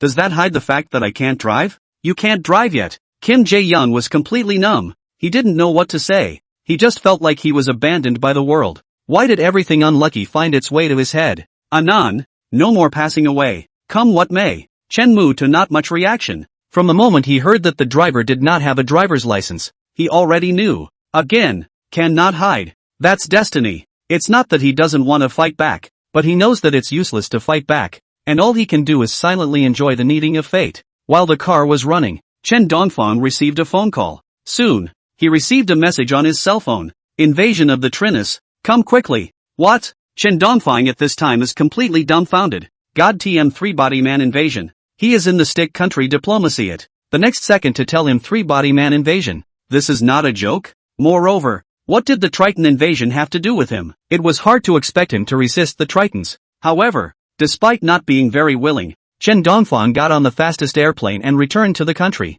Of course, a lot of not-so-pleasant things happened along the way, like crashing the plane, being chased by sparrows, the plane leaking oil, and so on. Of course, it's all trivial, as long as you don't die. At 1 o'clock in the morning, Chenmu succeeded in arriving safely in the country from the stick country and took the fastest car transit back home. He was taken to a secret base that was pitch black and rumored to be a safe house utilizing the latest type of materials, built to prevent being bugged by the Trinus. When Chen Dongfang opened his eyes, many faces that could only be seen on television appeared in front of him, including leaders of various countries, as well as scientists who were extremely advanced in certain fields, and scholars who were known as space heroes. Each of these people had a low status, but at this moment, they all cast their eyes on Chen Dongfang.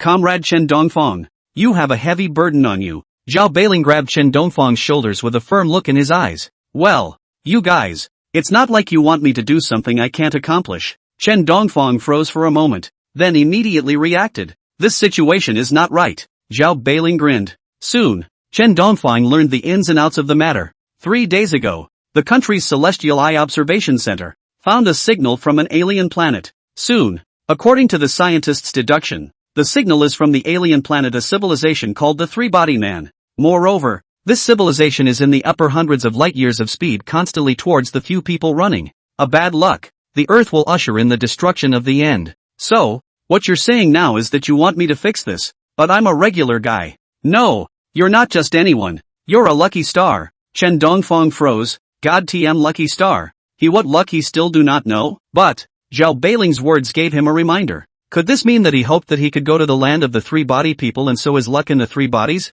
If so, a night of thinking, Chen Dongfang made a lot of judgments. If one does not go, then maybe the human race will be destroyed. If he goes, himself, it seems like it will end up the same way. Still, doing something is better than doing nothing. The next day, Chen Dongfang rode on a spaceship to the planet of the Tritons, which carried all kinds of cutting-edge technology, as well as all kinds of entertainment products, including but not limited to game consoles, anime, novels, and, hey, the human body viewing works of all the teachers. I'll go then. Sitting on the airship, Chen Dongfang waved, a little reluctant, but also a little lost. Not the pain of being far away from home. Anyway, he was an orphan all these years. There is nothing to miss, but just feel that there is something missing. There is less of a person. Hey, what are you looking at? Suddenly, a familiar voice rang out, and Chen Dongfang turned around violently. Yancy, why are you here? Zhao Beiling said he'd give me a raise, so I came. Well. Chen Dongfang smiled and laughed as tears came out of his eyes as he hugged Yang Si. End.